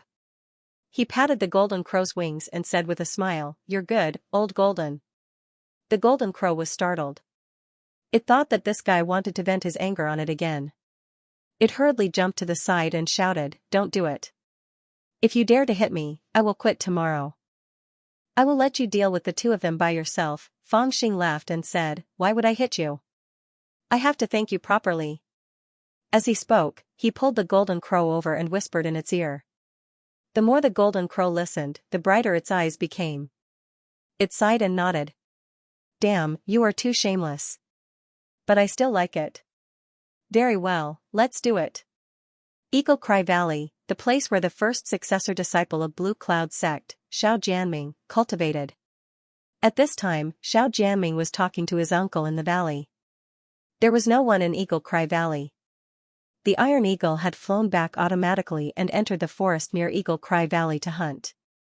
Although the Iron Eagle was known as a spiritual beast, Xiao Jianming had been feeding it with raw meat and the flesh of demonic beasts to prevent it from losing its ferocity. When there were no living creatures, he would let it hunt in the forest. And the target of Feng Xing and Jinwu was this Iron Eagle. "Is your elixir effective?" Jinwu and Feng Xing came to a low cliff and peeked at the Black Eagle. Feng Xing nodded confidently and said, "This is the poisonous elixir that senior sister Lingyun refined and forced the people of 100 Beasts sect to take." After taking this elixir, if you don't use your spiritual energy, it won't take effect. Once it is used, it will be worse than death. I thought it was fun at that time, so I kept one with me. I've asked Xiaoman, this elixir is also effective on demonic eagles. As long as you can feed it, it should be fine when it flies. But if we fight tomorrow, hee. Jingwu also laughed and said, then let's wait and see. As he spoke, he pulled over a Mongolian gazelle that was still alive and stuffed the poisonous elixir into its stomach. Then, Fangxing helped it refine the elixir. When the elixir had flowed through its body along its blood, this Mongolian gazelle was no different from a poisonous elixir. Jingwu smirked and carried the struggling Mongolian gazelle. He spread his wings and flew away. The iron eagle was hovering in the air, searching for prey with its sharp eyes. Suddenly, it saw a golden crow carrying a Mongolian gazelle flying over lazily from not far away. As it flew, it swayed left and right. It was quite cocky, like a person carrying a roast chicken, walking on the road while humming a tune and swinging his arms. It was the kind of person that people would want to beat at the sight of. This iron eagle had already been blinded by Fangxing once, so he hated him from the bottom of his heart. He even hated this golden crow. However, under Xiao Jianming's warning, he knew that Fangxing wasn't someone he could provoke, so he didn't dare to be impudent. But now, seeing this golden crow appear alone in his hunting range, the iron eagle's eyes shone with an ominous light, revealing a malicious hatred. However, after all, it was often warned that it could not casually hurt people in the boundary of the Blue Cloud sect or prey on the demon birds raised by the sect disciples. Therefore, although it was full of hatred, it did not dare to directly rush up to fight and still endured. The golden crow, on the other hand, had a headache. It circled twice in the air, but seeing that this fellow did not take the bait, it simply moved closer to it. When it was only 3 to 4 feet away from the iron eagle, it suddenly turned its butt and aimed at the iron eagle's head. With a pu sound, it let out a loud fart. Then, it laughed happily and shook the feathers on its butt at the iron eagle as if to provoke it. Then, it spread its wings and flew away. The iron eagle was furious.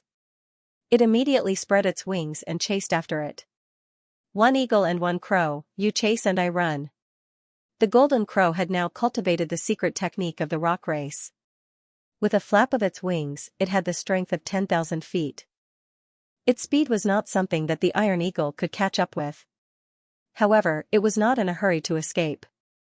Every time it ran for a distance, it would turn its head to provoke the iron eagle. When it saw the iron eagle chasing after it, it would continue to run. This made the iron eagle extremely angry. From time to time, it would let out an ear-piercing cry. Its eyes were filled with endless ferocity.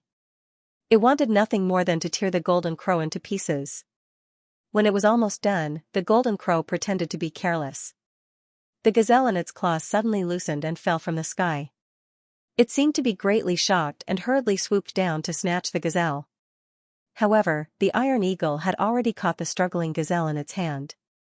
The golden crow pretended to be afraid and shouted angrily. The iron eagle's intelligence was about the same as Su Lingyun's white crane. It was only at the level of a 5 or 6-year-old child. The golden crow was a wily old fox who had been in Jianghu for many years. How could the iron eagle beat it? Seeing that the golden crow was so nervous, the iron eagle immediately cawed excitedly. It simply landed on the top of a mountain and provoked the gazelle by pecking it to death. Then, it tore off the meat and ate it. During this process, the golden crow pretended to be nervous and circled the surroundings, cawing angrily. The more it cawed, the more excited the iron eagle became. Not long after, the gazelle was eaten until only a skeleton was left. Only then did the golden crow pretend to be in despair. It cawed angrily at the eagle and spread its wings to fly into the distance. The iron eagle thought that it had won this round. Knowing that it could not catch up with the golden crow, it proudly cawed in the direction that the golden crow had left. Then, it turned around and flew back to the Blue Cloud sect. Xiao Jianming had warned it not to eat food given to it by strangers. However, it had been tricked into eating it without realizing it. When it returned to Eagle Cry Valley, Xiao Jianming saw that there was still blood at the corner of its mouth. He thought that it had just returned from a hunt and did not suspect anything.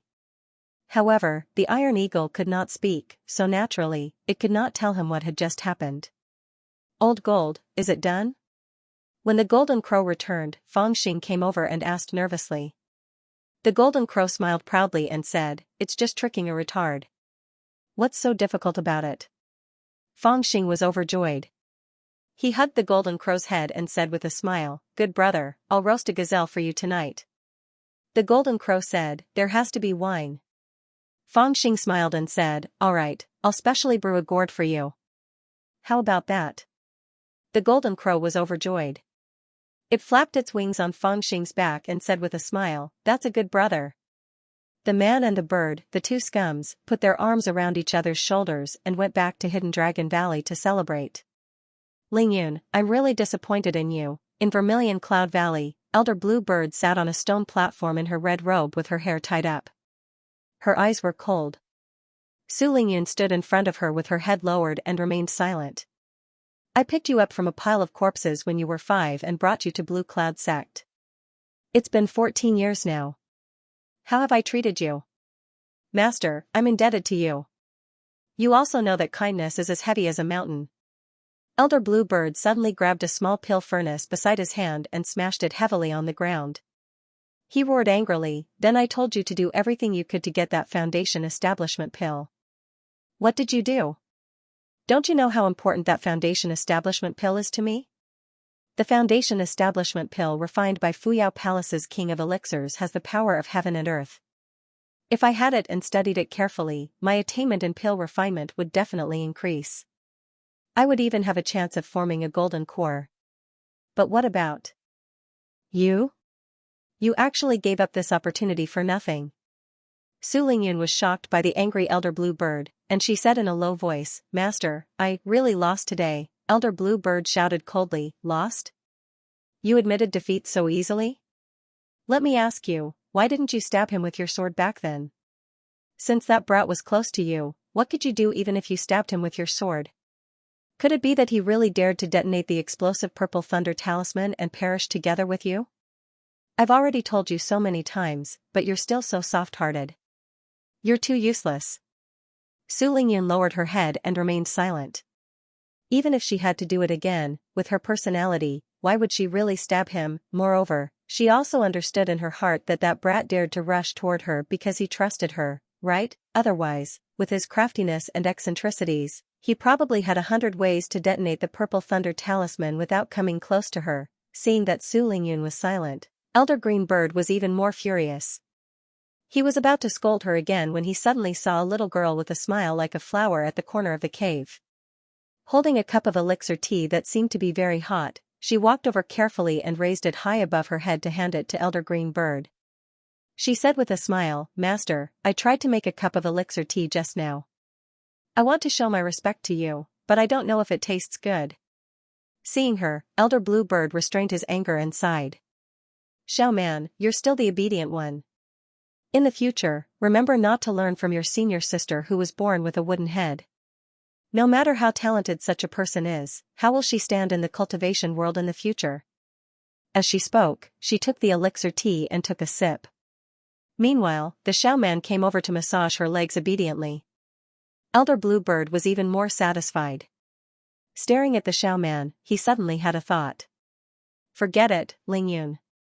Go into seclusion and come out in half a year." Elder Blue Bird waved his hand and ordered Su Lingyun to leave. Gently patting the Xiao Man's little head, he sighed. "I can only rely on you. Xiao Man, it's your first time making elixir tea, but the taste is not bad. It's just that the heat is a little weak and the taste is too strong.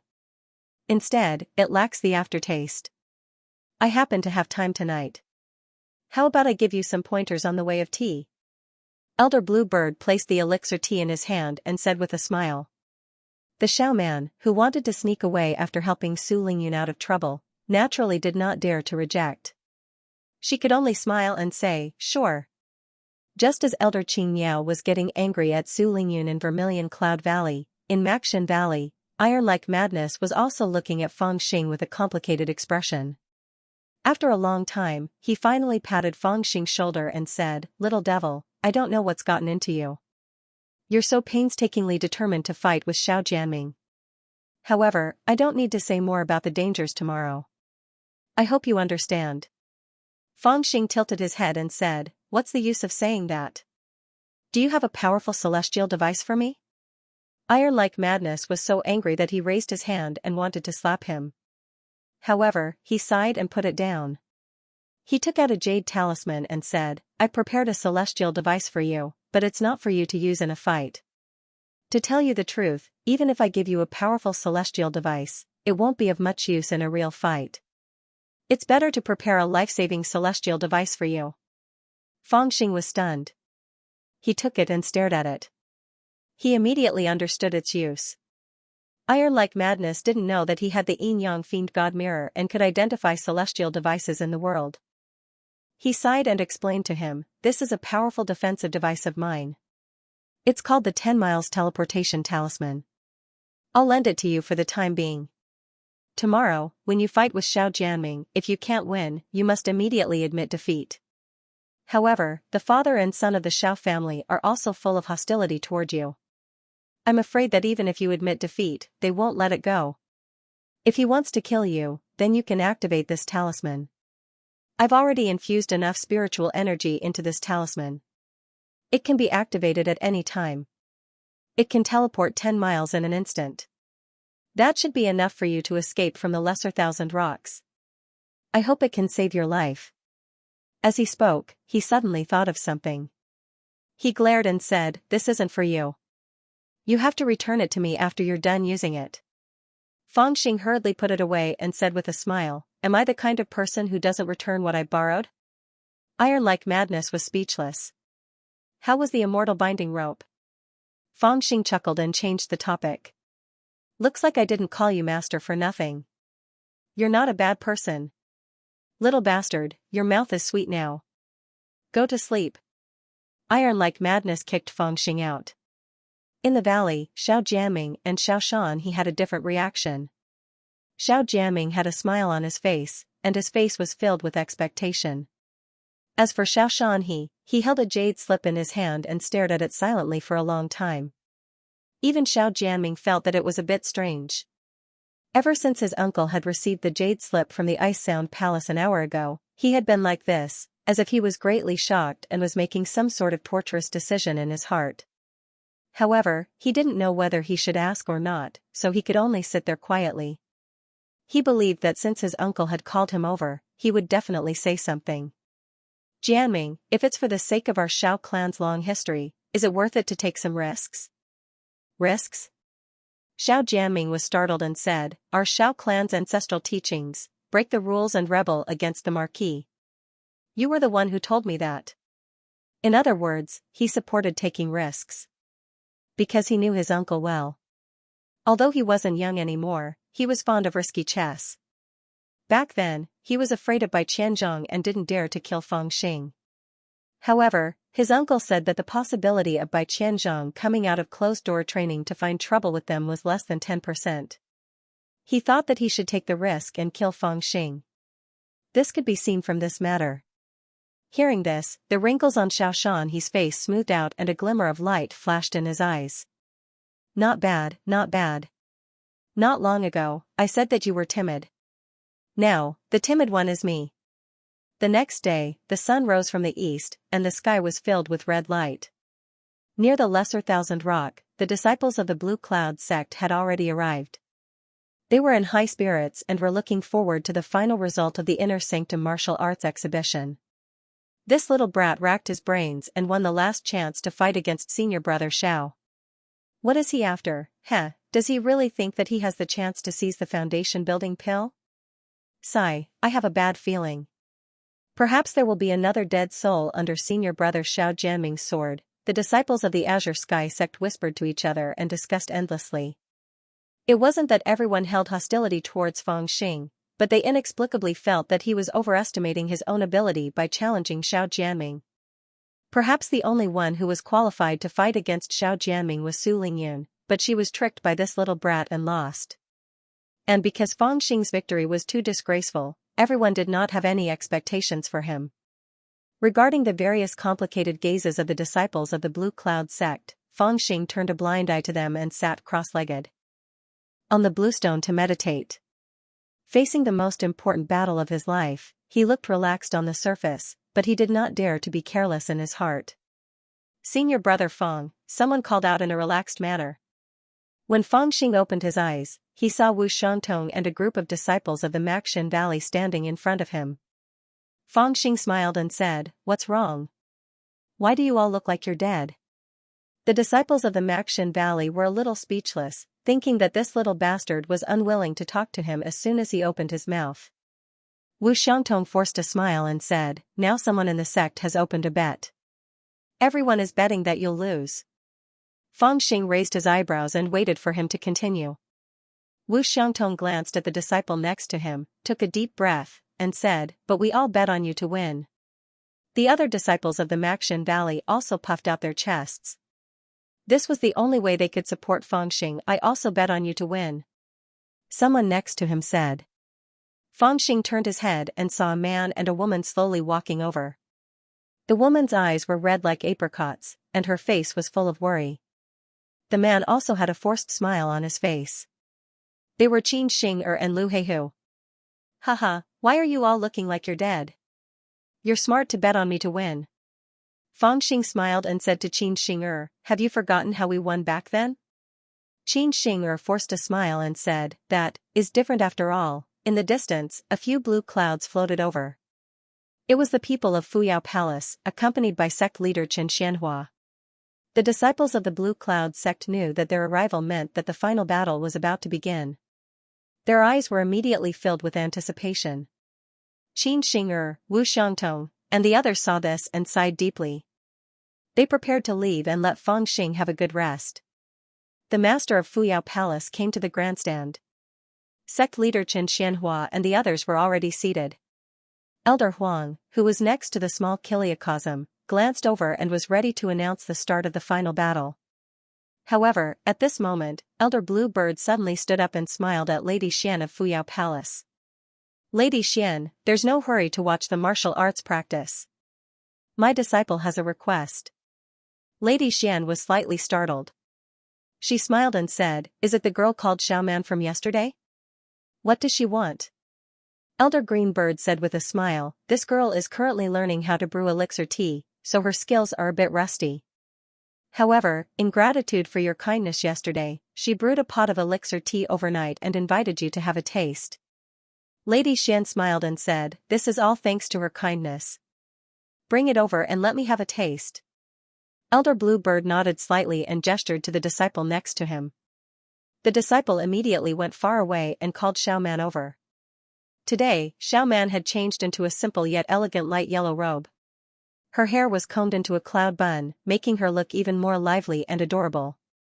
She held a dark green tray in her hand, and on top of it was a sky blue porcelain cup. Steam was rising from it. Arriving in front of Lady Xian, Xiaoman squatted down slightly and offered the porcelain cup. Lady Xian smiled and received the cup with both hands. She took a sip and savored the taste for a long time. Then, she smiled faintly and said, "At such a young age, you have such seasoned skills. It's really not bad. Reward me." As she spoke, she glanced at Elder Bluebird. Elder Bluebird's face reddened and he took a step back. Granny Qian, on the other hand, smiled calmly, called Xiaoman over, and gave her a generous reward. After Xiaoman thanked her and left, Lady Xian smiled at Elder Bluebird and said, "This girl is smart and beautiful. She is also a rare beauty. In addition, although she is a demon barbarian, her wood spirit bloodline is superior. If she is properly trained, she will definitely not be an ordinary person. Elder Bluebird, I thought about it yesterday and wanted to ask her to come over and teach her well. What do you think?" Elder Bluebird was taken aback and looked up at Lady Xian with some surprise. She saw that Lady Xian liked Xiaoman, so she deliberately brewed the elixir tea herself and asked Xiaoman to present it to Lady Xian. She wanted to leave a good impression so that she could ask Lady Xian to teach her elixir techniques. Unexpectedly, Lady Xian really liked Xiaoman and even wanted to ask her to come over. For cultivators, a good disciple was hard to come by. For a moment, even she felt a little reluctant to part with her. Seeing her reaction, Lady Xian smiled slightly and said, Elder Bluebird, are you reluctant? Bluebird hurriedly said, I dare not. It is her fortune that Lady Xian has taken a liking to her. Lady Xian smiled and said, you don't have to feel bad. Our Fuyao Palace will not take advantage of you. I have a good disciple like you, but I will not treat you badly. How about this, I don't have anything good with me when I go out. I have a Xian formula in my stomach that can help you to comprehend the Jingdan Dao. I will give it to you as a reward. How about it? Xian formula? Jingdan Dao? Elder Bluebird was startled and almost couldn't believe her ears. Even Sect Master Xianxia and the three elders were dumbfounded, their eyes widened into saucers. The words mystic formula and golden core path gripped their hearts and souls like a curse. A mystic formula that could be used to comprehend the golden core path was a priceless treasure. If they could obtain this formula and enter the core formation stage, wouldn't they be able to soar into the sky and see the truth? Thank you, lady. When Elder Bluebird came to his senses, he immediately knelt down and thanked Lady Xian for her kindness. Lady Xian was slightly startled. There's no need for that. Get up. As she spoke, she took out a blank jade scroll and inserted a strand of divine sense into it. After a while, she handed it to Elder Bluebird. When Elder Bluebird received it, his hands were trembling uncontrollably. The other elders, including the sect master, Xianxia, were all envious and on the verge of spitting fire. Lady Xian naturally noticed their gazes and lightly instructed, the Fuyao Palace technique is not to be taught lightly. Remember this. Elder Bluebird hurriedly said, I understand. I won't leak a word of it. The other elders, including the sect master, could not hide the disappointment in their eyes. It was obvious that Lady Xian did not want Elder Bluebird to teach them this secret technique. After all, this was the reward she used in exchange for Xiaoman. She only intended to use it to pave the way for Bluebird to enter the Golden Core path. She did not intend for this technique to become the legacy of the Blue Cloud sect. These were two different matters. Alright, let's watch the martial arts demonstration. This matter ends here. I don't want to teach anyone else the mystic formula. As if to dispel the thoughts in the hearts of the elders, Fourth Mother Xian lightly gave another instruction. However, it was also because of her words that Xianxia made a decision in his heart. He suddenly made up his mind, straightened his robe, took a step forward, and knelt down. He said, Your Highness, please wait. I have something to report to Your Highness, haha, there's no end to it. Lady Xian laughed bitterly, looking disinterested. She gently sat down on the chair and said indifferently, What do you have to say? Beside her, Granny Qian also raised her head and looked at Xianxia with surprise in her eyes. Xianxia and the other three elders also had puzzled expressions. They didn't know what Xianxia, this mercenary guy, wanted to do. Xianxia he seemed to be in a difficult position under so many gazes. He hesitated for a moment before saying in a low voice, I would like to have a word with you. Fourth Madame Xian felt a little helpless. She gently rubbed her forehead and raised her hand slightly, saying, Granny Qian, let him take a step. Granny Qian stood up and said with a smile, Elder Xiao, please. Xiaoshan he seemed to be a little unwilling, but he did not dare to say anything. After a slight hesitation, he rode on the blue cloud and led Granny Qian to a secluded valley. Standing on top of a mountain, Xiaoshan he seemed to be a little nervous. A layer of sweat appeared on his forehead. He said in a low voice, Granny Qian, if I am not mistaken, besides Nanzhan's mental map, you are also looking for someone, right? Granny Qian was startled. She looked at Xiaoshan he with a faint smile and said, How did you know? Xiaoshan he wiped the sweat off his forehead and gathered his courage. He said, I am not an idiot.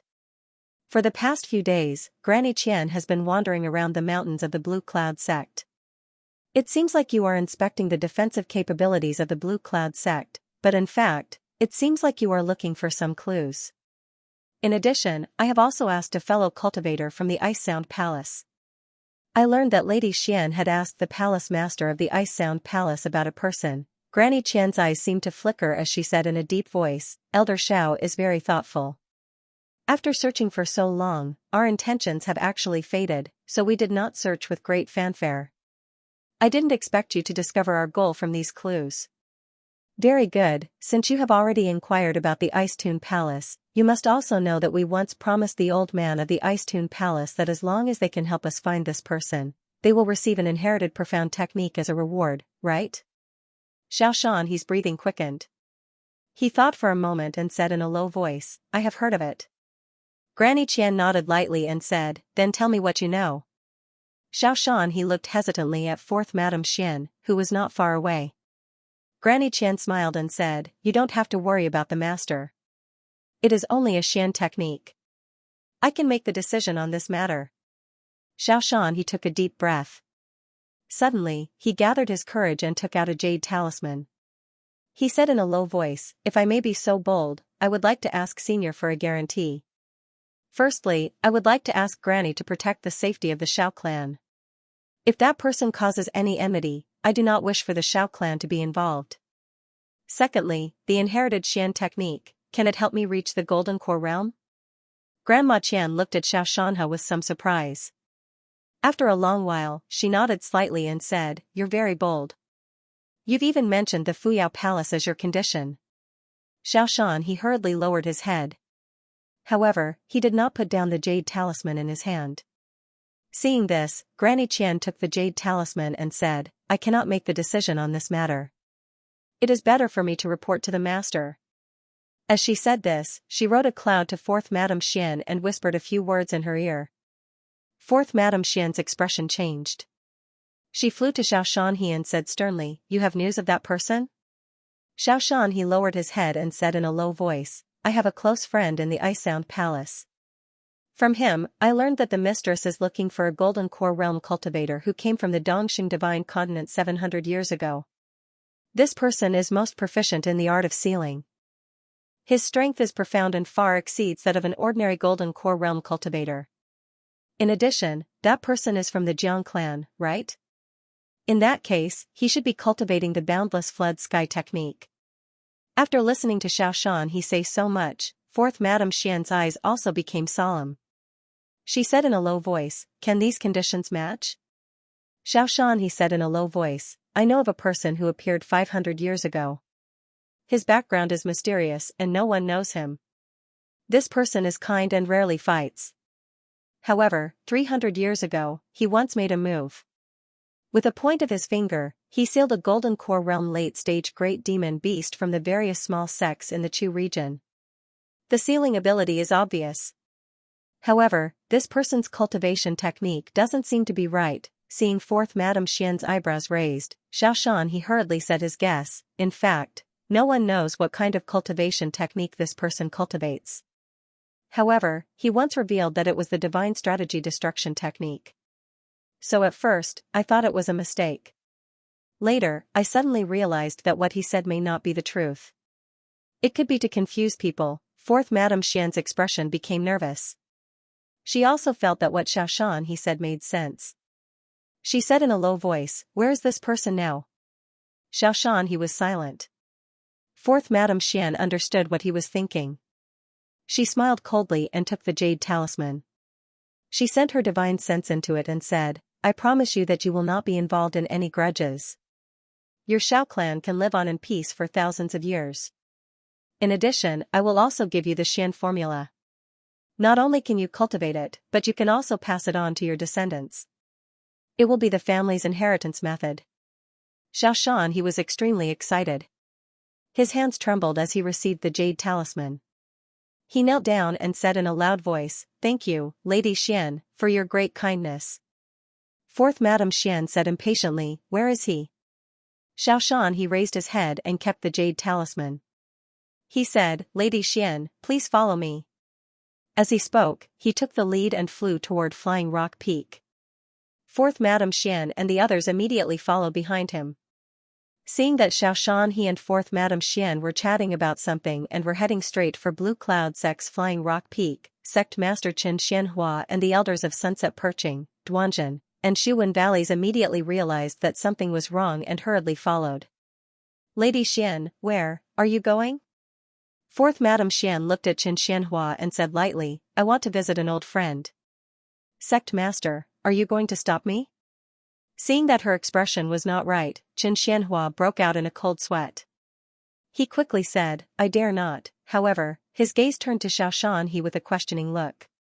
What old friend could fourth Madame Xian possibly have in Blue Cloud sect, who would be qualified to be her old friend? Xiaoshan he saw Qin Xuanhua's gaze, but he only smiled coldly and did not answer. In fact, he was not in a position to answer. Bai Qianzhong was already in closed-door cultivation, and it was taboo to knock on his door midway. Even if Bai Qianzhong still had hope of breaking through to the Yuanying stage, if he were to knock on his door midway, all his previous efforts would be wasted, and he might even die immediately. In this way, it would be tantamount to him betraying Bai Qianzhong. Not long after, everyone arrived in front of a sealed stone door on Flying Rock Peak and landed. At this point, Qin Xianhua did not need them to say anything to guess what had happened. He was shocked and hurriedly said, Please forgive me, Lady Xian. I wonder if Elder Bai of Blue Cloud sect has offended Lady Xian in any way? Fourth Madame Xian's expression was slightly mocking as she said indifferently, If he is really an elder of Blue Cloud sect, then he has not offended me in any way. She paused for a moment before continuing, but if he is not, then it's hard to say. Everyone in the Blue Cloud sect was shocked to see that Lady Xian was going to force her way in. Qin Xianhua did not dare to stop Lady Xian. He hurriedly pulled Xiaoshan River to ask what was going on. Xiaoshan River could not refuse, so he quickly told her about the person Fuyao Palace was looking for and the suspicion of Bai Qianzhong. Qin Xianhua hurriedly said to Lady Xian, Lady, please understand. Since you are looking for someone from the Jiang family of the Eastern Lands, then it must not be Elder Bai. Elder Bai, Xiaoshan River said coldly, I have already analyzed these matters with Lady, so there is no need for the sect master to say more. Elder Bai did appear in the Blue Cloud sect 500 years ago, and he did say that he cultivated the art of annihilation, but, who can be sure that he is telling the truth? Perhaps the art of annihilation is just something he used to scare us away, to hide his true identity. You and I are familiar with the ancient books, so you should remember that 300 years ago, there was a demon king that attacked the Blue Cloud sect. The entire sect could not resist, and even the Grand Supreme Elder was not strong enough. However, it was Elder Bai Qianzhong who sealed the Demon King with one finger, revealing his amazing sealing technique. But for some reason, the ancient books of the sect tried to downplay this matter, only saying that the Grand Supreme Elder and Elder Bai worked together to seal the Demon King. Can't you see this from this? Elder Bai is purposely concealing his own sealing technique. He talked about the past events of the sect master, and his doubts about the ancient books of the sect, but his words were clear and logical. Qin Xianhua was furious and shouted, Xiaoshan River, your Xiao clan has also received great kindness from Elder Bai. Is this how you repay the kindness? Xiaoshan River was slightly stunned. Under the power of Qin Xuanhua's late foundation establishment, he was a little timid. But on second thought, he had already obtained the protection of Fuyao Palace, and he had obtained the high-grade Xian formula, which could be used as the inheritance method of the Xiao clan. In the future, forming the gold core was just around the corner, so why should he be afraid of the sect master? Be it stripping him of his position as the sect head or finding another spiritual land to establish his own sect, it was just a matter of time. Thinking of this, he puffed out his chest and said coldly, I'm working for Fuyao Palace. Why would I care about small favors? You, how dare you? Qin Xianhua was enraged, he wanted nothing more than to attack Xiaoshan immediately. However, right at this moment, a sinister voice resounded, It's you who's impudent. With a cold voice, a skinny figure took a step forward. His body was suddenly filled with a monstrous aura that covered the sky and the earth. This person was fourth Madame Xian's Granny Qian. No one had expected that this seemingly amiable old woman would be so mighty when she unleashed her might. In an instant, Qin Xuanhua's figure froze on the spot, and he didn't dare move at all. He had a premonition that if this old woman were to attack him, he might not even be able to withstand a single move. Forget it, Granny Qian. There's no need to be angry. The sect head is just worried about the safety of their elder. He's willing. Fourth Madame Xian spoke calmly, dispelling the murderous atmosphere. Her gaze swept across Qin Xianhua and the other elders, and she said softly, if what Elder Xiao said is true, there's a 50% chance that this person is the person we're looking for. No matter what, I have to knock on the door and pay a visit to this Elder Bai.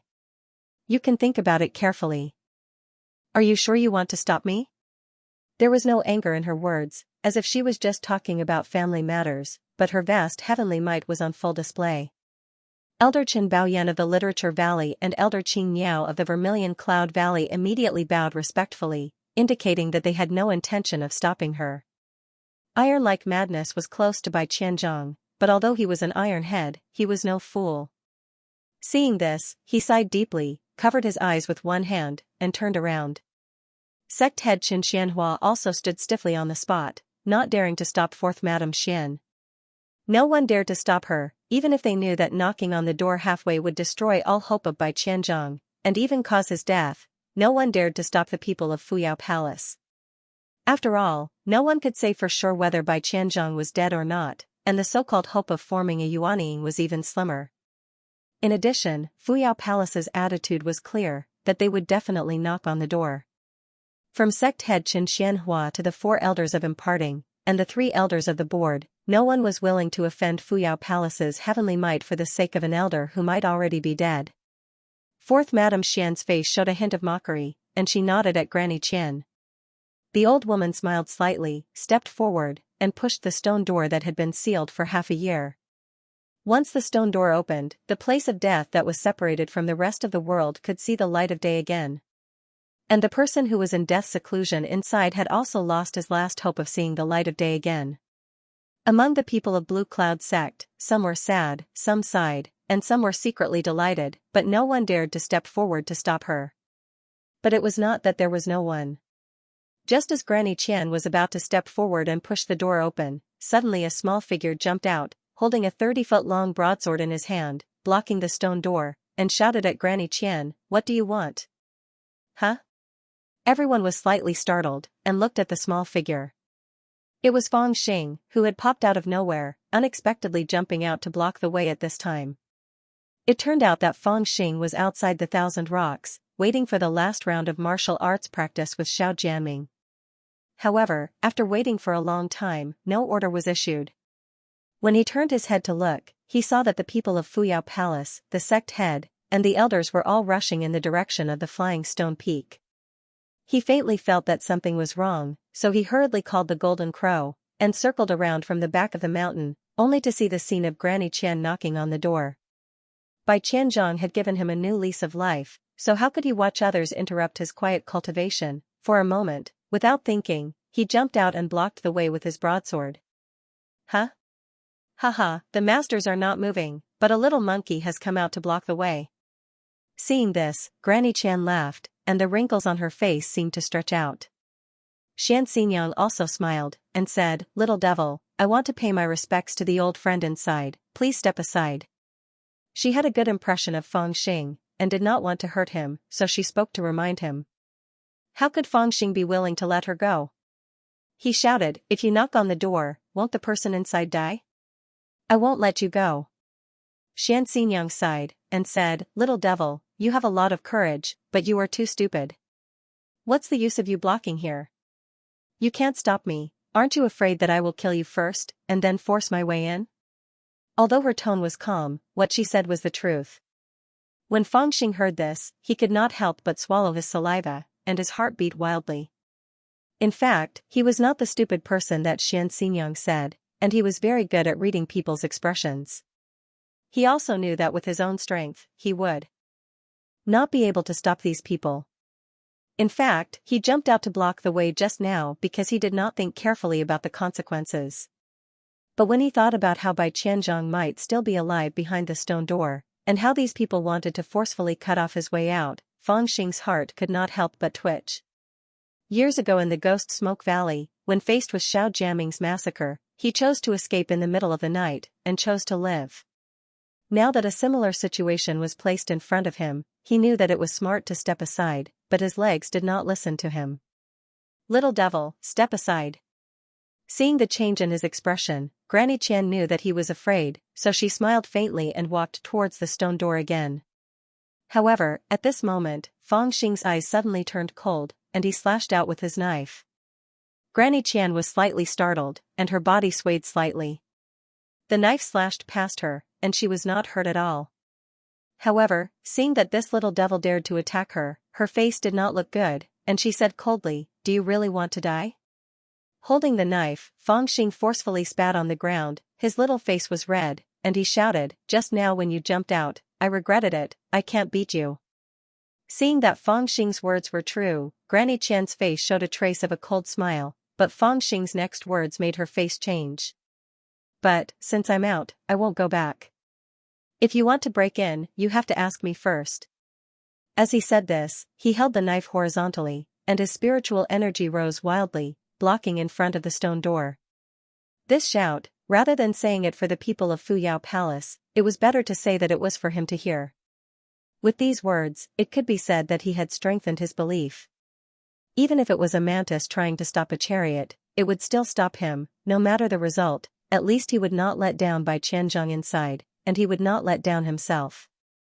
"Little devil, you," the Maxshan Valley's law-imparting elder Iron like madness wanted to say something, but stopped. His expression was complicated. The sovereign Xianxia and the others also lowered their heads, looking depressed. The dignified sovereign and foundation establishment stage cultivators were not as courageous as a spiritual driving stage child, which made them feel ashamed. "Hey, don't waste time." Xianxia sighed helplessly, and gently waved her hand. Granny Qian sneered, stepped forward, and waved her palm towards Fangxing. There was nothing strange about her palm, but it was so powerful that it seemed to cover the sky and earth.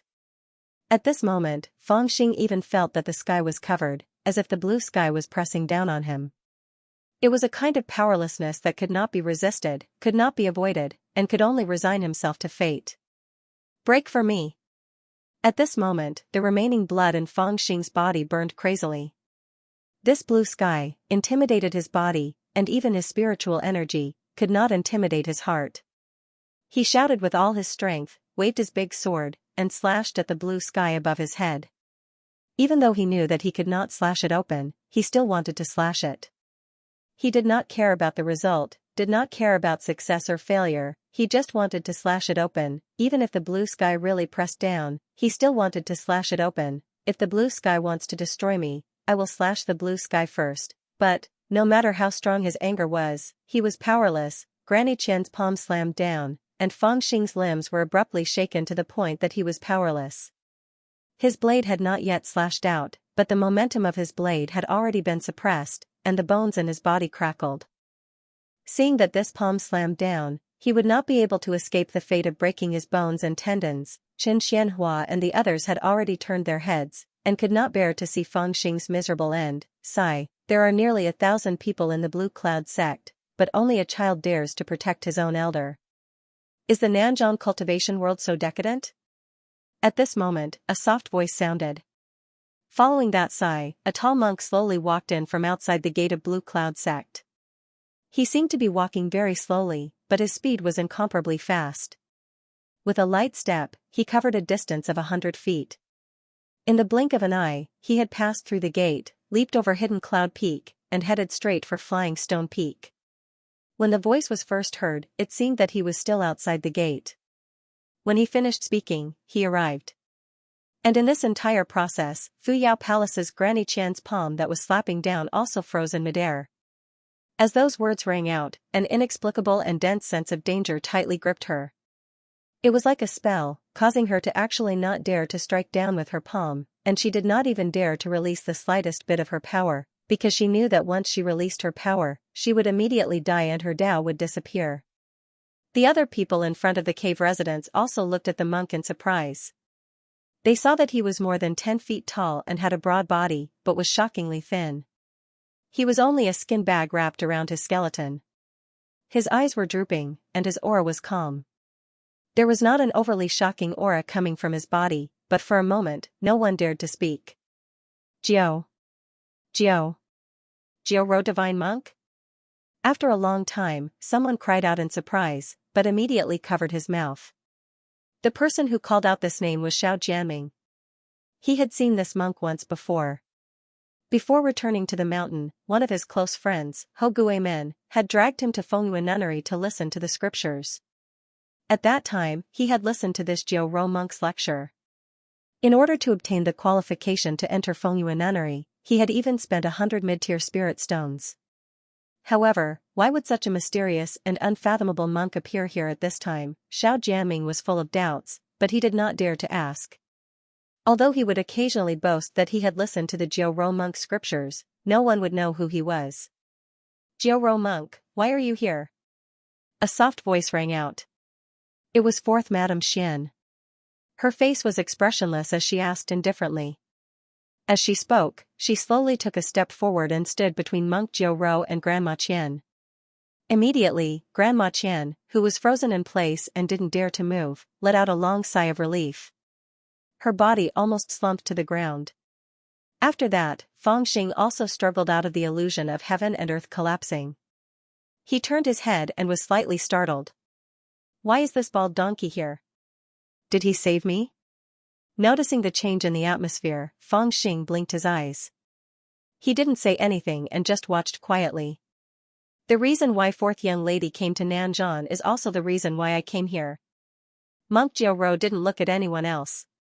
After hearing fourth Mother Xian's words, he gently opened his mouth and put his palms together. Fourth Madame Xian's eyes turned cold as she said indifferently, "It seems like the spiritual mountain temple has also noticed that matter." Monk Jiao said indifferently, "Once the mysterious coffin moves, the world falls into chaos."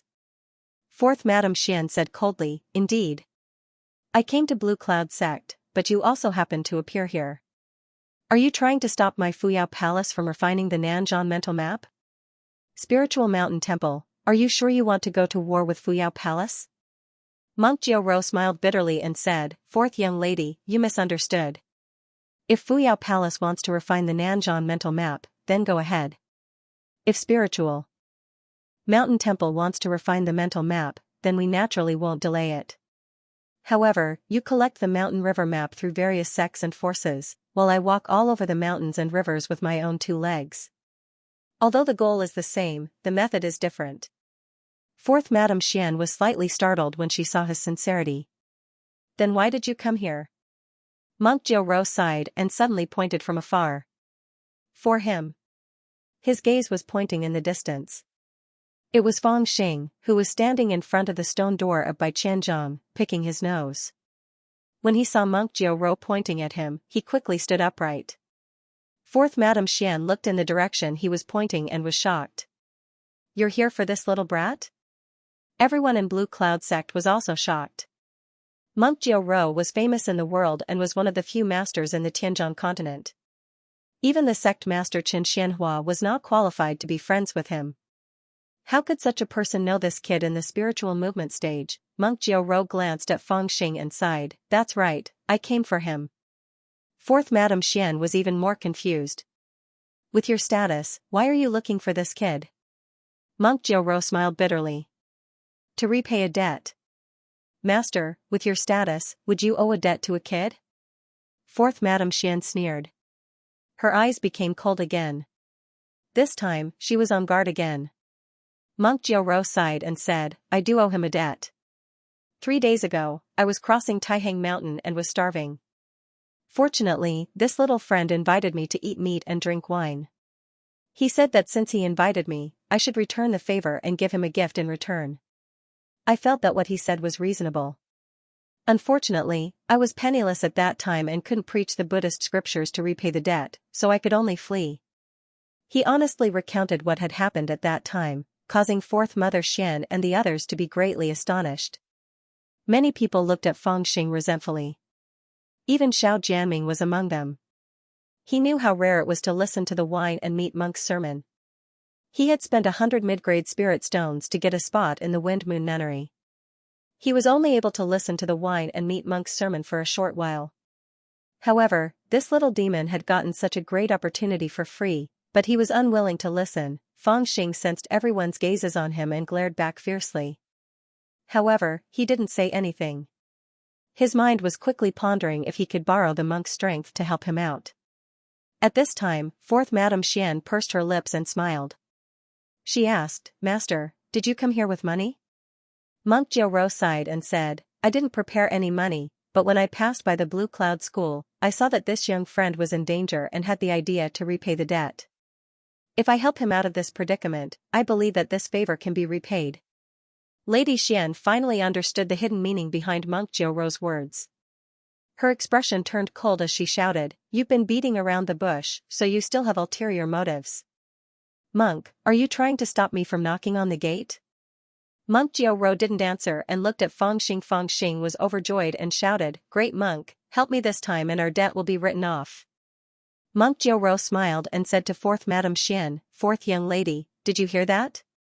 Fourth Madame Xian gritted her teeth and a trace of coldness flashed in her eyes. She said sternly, "Do you think I will believe your nonsense about repaying a debt? Monk Jiurou, don't think that I, fourth Madame Xian, can be easily fooled.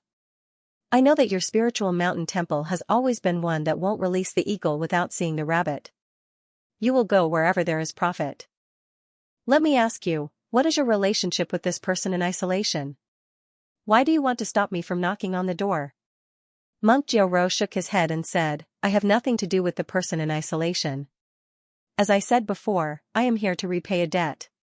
Fourth Madame Xian didn't believe him and the hatred in her heart increased. She said coldly, "I must knock on the door today. Can you stop me?" Monk Jiurou was slightly startled and smiled bitterly. "If fourth young lady wants to forcefully knock on the door, how can I stop you?" Fourth Madame Xian's expression softened a little, but she didn't expect Monk Jiurou's next words to immediately change her expression. "But I must repay this debt today. I have no choice but to kill all of you." His face was calm and sincere. After he finished, he explained, "After all, dead people can't knock on the door. This method might work." As soon as this was said, not only the people in Fuyao Palace, but even the people in Blue Cloud sect were shocked. Feng Xing, who was watching the show proudly, was also shocked. He thought to himself, "This monk has such a strong murderous aura. Monk, you talk big. Do you think you can kill me just because you say you can?" Fourth Madame Xian was furious after the shock. She said with hatred and murderous intent. Monk Jiurou smiled and looked at her indifferently. He said, "I can."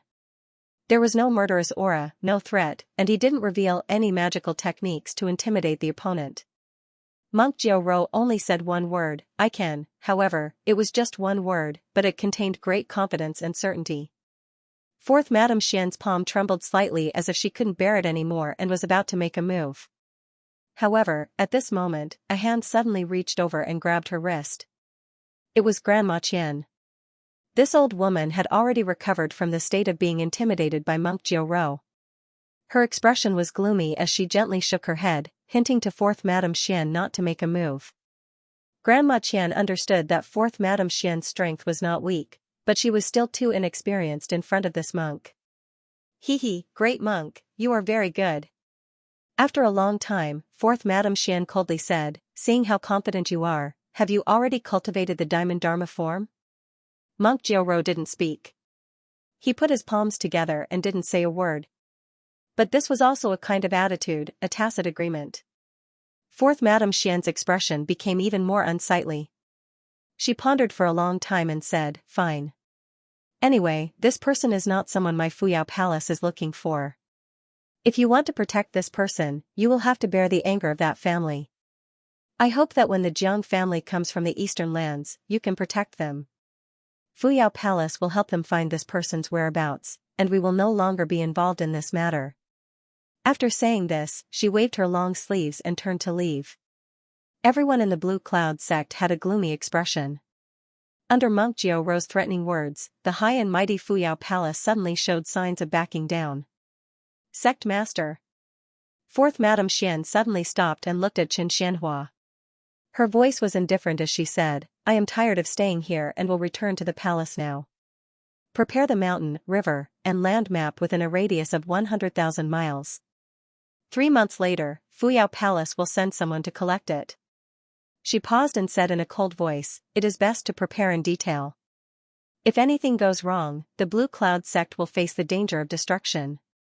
Sect Master Xianxia broke out in a cold sweat. He hurriedly prostrated on the ground and said respectfully, "This lowly one understands." Fourth Madame Xian said no more and flew toward the Jade Pillar Hall. Seeing this, all the old women followed her. Elder Bluebird and Xiaoshan he glanced at the others. After hesitating for a moment, they also rode a cloud and flew toward the Jade Pillar Hall. Sect Master Xianxia hesitated for a moment and smiled bitterly. He came in front of Monk Jiao and bowed deeply. Grandmaster, save me. Hearing him say this, Feng Xing was slightly startled. He did not know what this sect master meant. Monk Jiao also said, I have already stopped Fuyao Palace's attack. Why does sect master still say this? Qin Xianhua let out a long sigh and bowed even lower. His voice was bitter. Previously, Grandmaster saved Elder Bai's life. Now, this lowly one begs Grandmaster to save the thousands of lives of the Blue Cloud sect's disciples. Monk Jiao nodded and said, Are you worried that after Fuyao Palace divulges the news, the Jiang family of the Eastern Lands will come? When the others heard this, they were all shocked. They already understood the meaning of the sect master's request for help. Although Fuyao Palace had not knocked on the door to confirm, they had basically confirmed that the person in seclusion was the person they were looking for. When the Jiang family learned of this matter, they would definitely send someone to knock on the door again. At that time, it would not be as simple as knocking on the door. If the Jiang family vented their anger on the Blue Cloud sect, the thousands of people in the Blue Cloud sect would not be able to survive. After all, the other party was the Jiang family, one of the ancient aristocratic families of the Eastern Lands. The Tianyuan continent had existed for tens of thousands of years. In the long river of history, countless geniuses and saints rose and died. Countless names were remembered in a short period of time and then forgotten in the long years. No matter how powerful a person was, it was difficult to escape the fate of being forgotten. The only ones that had not fallen for tens of thousands of years were the ancient aristocratic families and the holy lands that represented the source of inheritance. These powerful forces stood at the top of the world. They existed in the four continents of Nanzhan, Shihe, Beiju, and Dongsheng. They had been passed down for tens of thousands of years and had an unimaginably deep foundation. They controlled the cultivation world and ruled the world. Among the four continents, the ancient aristocratic families of the Dongxing Divine Continent had the most amazing foundation. The Dongxing Divine Continent was the origin of Tao. It was said that the Tao of the entire Tianyuan continent originated from the Dongxing Divine Continent.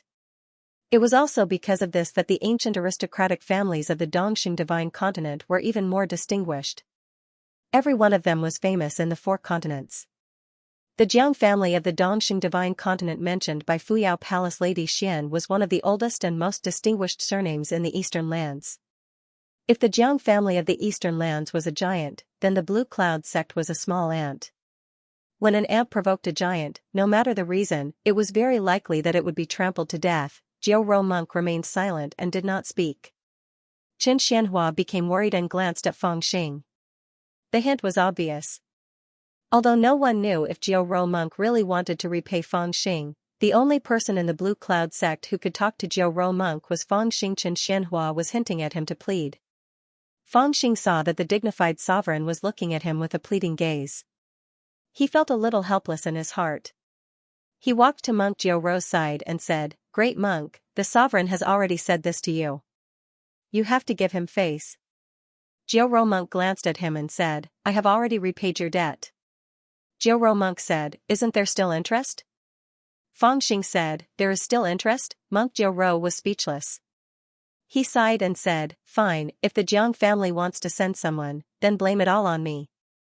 Qin Jiao and were happy when they heard. Feng Master Feng Monk. Jiao Monk. Jiao.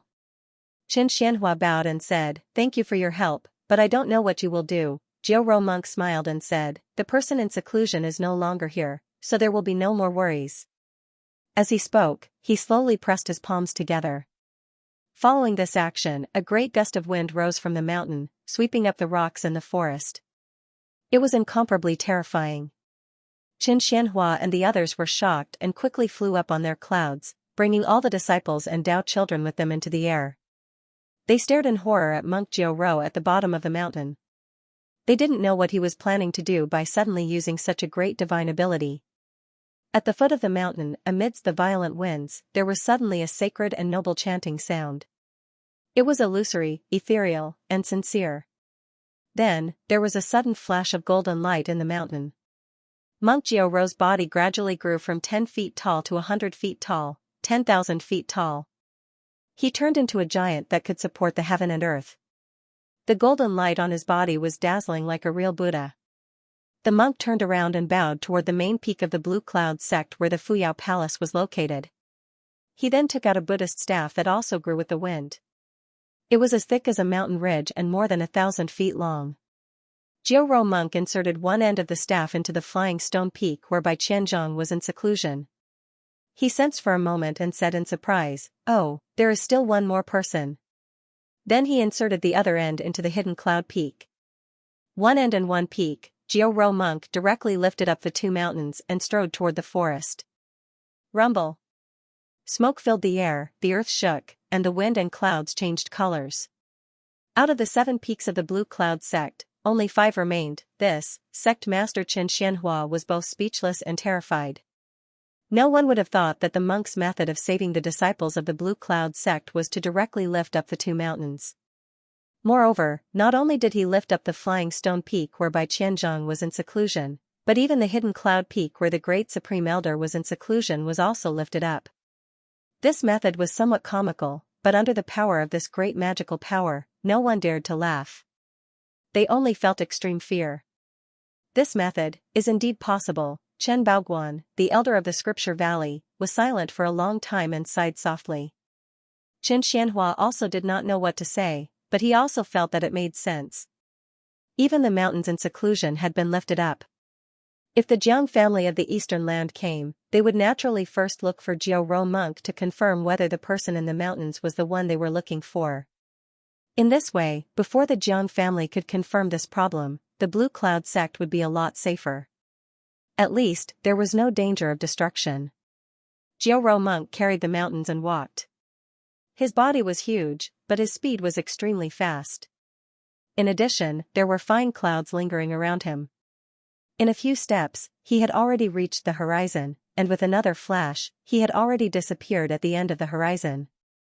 There were many foundation establishment experts present, but even they could not find Jiaoro monk's shadow even after using the Dharma Eye technique. There was not even a footprint left on the ground. Other than the place where 2 mountains had been uprooted and the hideous mountain base, there was actually not a trace left. After Jiaoro monk's figure completely disappeared, in the sky above the Jade Base Hall, thousands of spiritual lights appeared. A jade chariot flew up, opening the way for the yellow-turbaned strongman in front.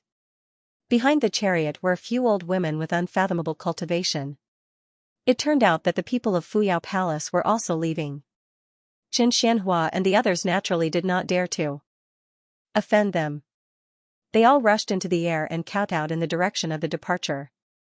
Sigh, the Blue Cloud sect is going to be so troublesome from now on. When the jade chariot had gone far away and disappeared, Qin Xianhua straightened up with a dispirited expression.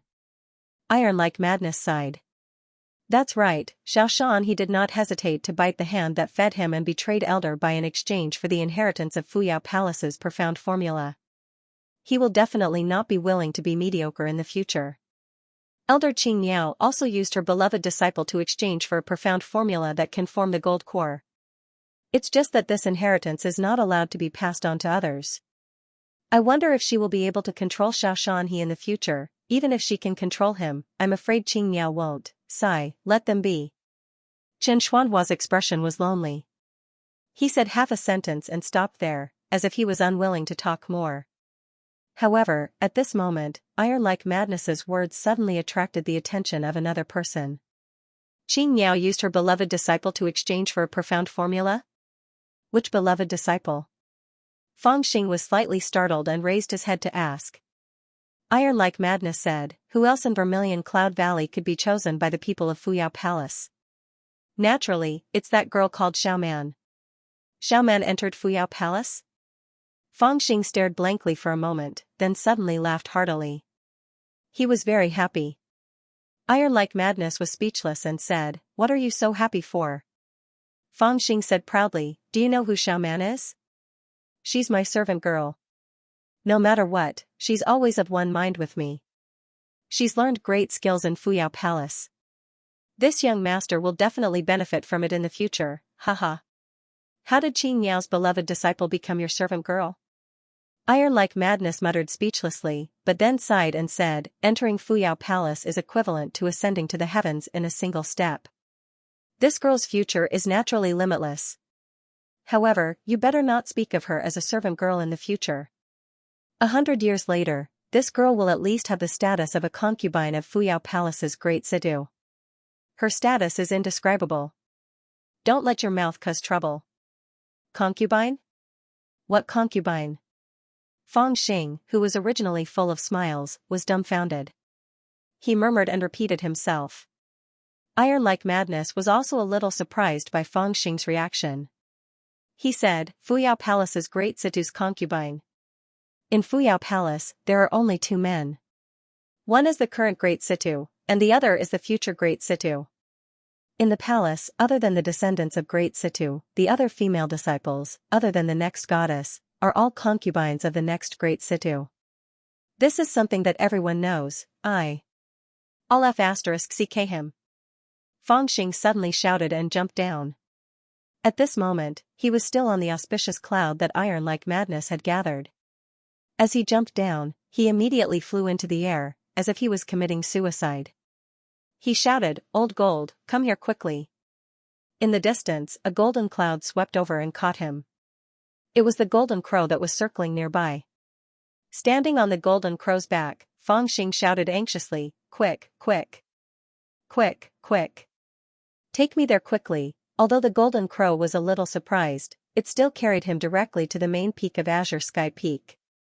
When they arrived outside the Jade Pillar Hall, they saw Elder Bluebird and Xianxia, both smiling and talking in low voices. Beside Elder Bluebird were a few female disciples of Vermilion Cloud Valley. At times like this, Xiaoman would usually be by her side, but there was no trace of her now. Where's Xiaoman? Where did Xiaoman go? A layer of sweat broke out on Fang Xing's forehead as he shouted at Elder Bluebird. Elder Bluebird was slightly stunned and said with displeasure, You impudent brat, aren't you going to greet me as an elder? Xiaoman had a great opportunity. I sent her to Lady Xian in Fuyao Palace as a servant, and she has already left with Lady Xian. As if struck by lightning, Fang Xing cursed, Bastard old hag, exchanging benefits with Xiaoman. I'll chop you into pieces sooner or later. As he cursed, he hurriedly patted the golden crow to change direction and gave chase in the direction that Fuyao Palace's jade chariot had left. Bluebird was stunned by Fang Xing's scolding and only reacted after a while. Her pale face was flushed with anger as she scolded, Damn brat, how dare you insult me like this?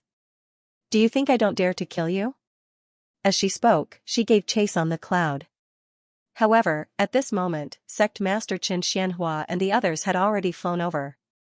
Seeing her like this, Qin Xianhua hurriedly pulled her back and stopped her from giving chase. The people of Fuyao Palace had not gone far yet. As the master of the palace, 4th Madame Xian had something on her mind, so the jade carriage did not fly very fast and only moved forward at a constant speed. The jade carriage did not look very big from the outside, but it was like a palace on the inside. All kinds of spiritual treasures and magical items were arranged inside the carriage. 4th Madame Xian held her forehead with her right hand as she sat on the couch. Her brows were slightly furrowed as if she was thinking about something. In front of her sat Xiaoman, who had changed into a white dress. She lowered her head and silently wept. Spiritual Mountain Temple. Spiritual Mountain Temple. After the destruction of Buddhism, you people have not cared about worldly affairs for nearly 10,000 years. What do you want now? 4th Madame Xian pondered for a long time, but she still could not understand Monk Jiurou's purpose. She did not believe that Monk Jiurou intervened in this matter to return a favor to Fang Xing. Moreover, Monk Jiurou was extraordinarily powerful and deliberately forced her to leave Nanzhan. Therefore, she concluded that Monk Jiurou must have had orders from Spiritual Mountain Temple. However, she could not understand what this group of monks wanted to do. After a long sigh, 4th Madame Xian decided not to think about this problem anymore. She gently raised her head to look at Xiaoman. Seeing that she was still weeping, she smiled and said, Little girl, entering our Fuyao Palace and becoming one of my people is a great opportunity that many cultivators in the world could not even dream of. I saw that your master is too harsh and could not bear to see a delicate girl like you continue to stay by her side. That's why I used a scroll to exchange for you. Why don't you appreciate my kindness and keep crying? Xiaoman gently bowed and said, Mother. Mother, Xiaoman doesn't want to go to Fuyao Palace. Fourth Madame Xian laughed and said, You don't know how many fun places there are in Fuyao Palace. There are many sisters like you, and there are countless paradises, strange beasts, and spiritual birds. It is much better than the beggar-like place of your blue cloud sect. Xiaoman bit her lip and shook her head forcefully. She said, I only want to go with young master. Fourth Madame Xian was slightly stunned and said, Young master? Just as she was about to ask who the young master of the Xiaoman was, her divine sense suddenly moved and caught a trace of sound. She frowned immediately. 30 miles away, the golden crow transformed into a beam of golden light and chased after them with all its might. Fang Xing's face was filled with anxiety and his eyes were almost spitting fire. He gripped his broadsword tightly in his hand and as he moved forward, he called out the name Xiaoman. He was only worried that the people of Fuyao Palace were moving too fast and he would not be able to catch up with them. He did not care about his own safety at all. Actually, although he had promised to bring Xiaoman away, it was just a casual promise. He did not really intend to bring Xiao Jianming with him when he left. After all, to him, he preferred to be free and unrestrained. He did not want to bring a burden with him. Hence, when he heard that Xiaoman had entered Fuyao Palace, he was quite happy. However, he never imagined that Fuyao Palace would have such a damned rule. The so-called female disciple turned out to be the concubine of the great Situ. To hell with the great Situ. How could his servant girl become someone else's concubine? It was precisely because of this that he became increasingly anxious and forced the golden crow to quickly chase after them. We've caught up. Suddenly, the eyes of the golden crow, which was flying with its head lowered, brightened. It saw a jade chariot above the clouds in front of them. A few unfriendly-looking old women were looking at them coldly. It was the chariot of Xianxia from Fuyao Palace. From the looks of it, it seemed like it had stopped and was waiting for them here. I say, talk nicely and don't use force. Otherwise, Lord Jean will turn and run. I won't care about you. The golden crow chased after them with Fang Xing and felt that it had fulfilled its duty. It hurriedly instructed Fang Xing not to cause any trouble. However, before it could finish its sentence, Fang Xing had already shouted angrily, Return Xiaoman to me. From within the jade carriage came forth Madame Xian's cold voice, Little devil, I can hear you shouting at the top of your voice from dozens of miles away. You are so noisy that it annoys me. You have some guts. Just now, you stopped me from knocking on the door. That is already a capital offense. Because of Monk Jiurou's face, I did not argue with you. Now, you are acting recklessly and dare to chase after us. Do you really think that I do not dare to kill you? The murderous aura in the voice carried an invisible pressure that shrouded the top of Fang Xing's head like a dark cloud. Fang Xing's heart trembled. He rubbed his face and suppressed the anger in his voice. He said, Xiaoman is my servant girl. How can you take her away just like that? Return her to me. I will leave now. Humph, little devil, you dare to ask for her from our Fuyao Palace? Are you tired of living? Before fourth Madame Xian in the jade carriage could answer, Granny Qian, who was beside the carriage, had already opened her mouth with a murderous look in her eyes. I am not talking to you. Fang Xing replied angrily, his eyes only staring at the jade carriage. Granny Qian was even angrier. Since fourth Madame Xian had not spoken, she could not make a move. Otherwise, she would have pinched this little devil to death. I used a scroll to exchange for this girl from Qing Niao. She used to be Qing Niao's disciple, but now she is my servant. What qualifications do you have to chase after me and ask for her? Fourth Madame Xian spoke coldly after a while. Fang Xing hurriedly said, What qualifications does that old bitch Qing Niao have to give Xiaoman to you? Xiaoman is mine, not hers. Fourth Madame Xian, who was in the jade carriage, raised her eyebrows when she heard this. She felt that her dignity was being challenged. She glanced at Xiaoman. The girl was looking at her with a pleading face, hoping that she would let her go. Fourth Madame Xian had a strange feeling in her heart. What's wrong with Fuyao Palace? Why does everyone dare to challenge the prestige of Fuyao Palace? That Jiurou monk has the spiritual mountain temple behind him. That's fine, But why does this little ant who is only at the spiritual movement stage dare to chase after me and ask for her? Why does this demon barbarian girl prefer to go with this little devil instead of putting the glory and wealth of Fuyao Palace in her eyes? Thinking of this, an inexplicable anger rose. Her voice was cold and unquestionable. Oh? Is that so? Then let me tell you now. You don't have the right to say who this girl belongs to. Qing Yao is also right. This girl doesn't have the right to say it herself, only I have the right to say it. From today onwards, she is no longer Qing Yao's disciple, nor is she your servant. She is my servant. In the future, she will be the concubine of Fuyao Palace's great Situ.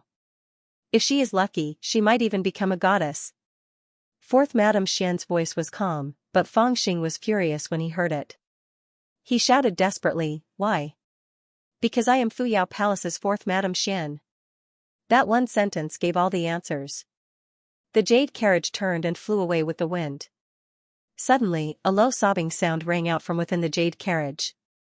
Xiao Man's face was already full of tears, but she covered her mouth, not wanting to let any sound come out, lest Fangxing hear it. Fangxing panicked and shouted, "Don't go." He shouted and was about to chase after her, but Granny Qian and another old woman suddenly blocked in front of him. They said coldly, "Little devil, I have already spared your life. If you dare to chase after me, be careful that you don't lose your life, get out of my way." Fangxing was furious. He waved his saber and slashed out. However, in the eyes of Granny Qian, this saber strike that contained all of his strength was like a joke. Her skinny palm gently pressed forward, and an incomparably powerful force suppressed Fangxing. He couldn't even move his little finger.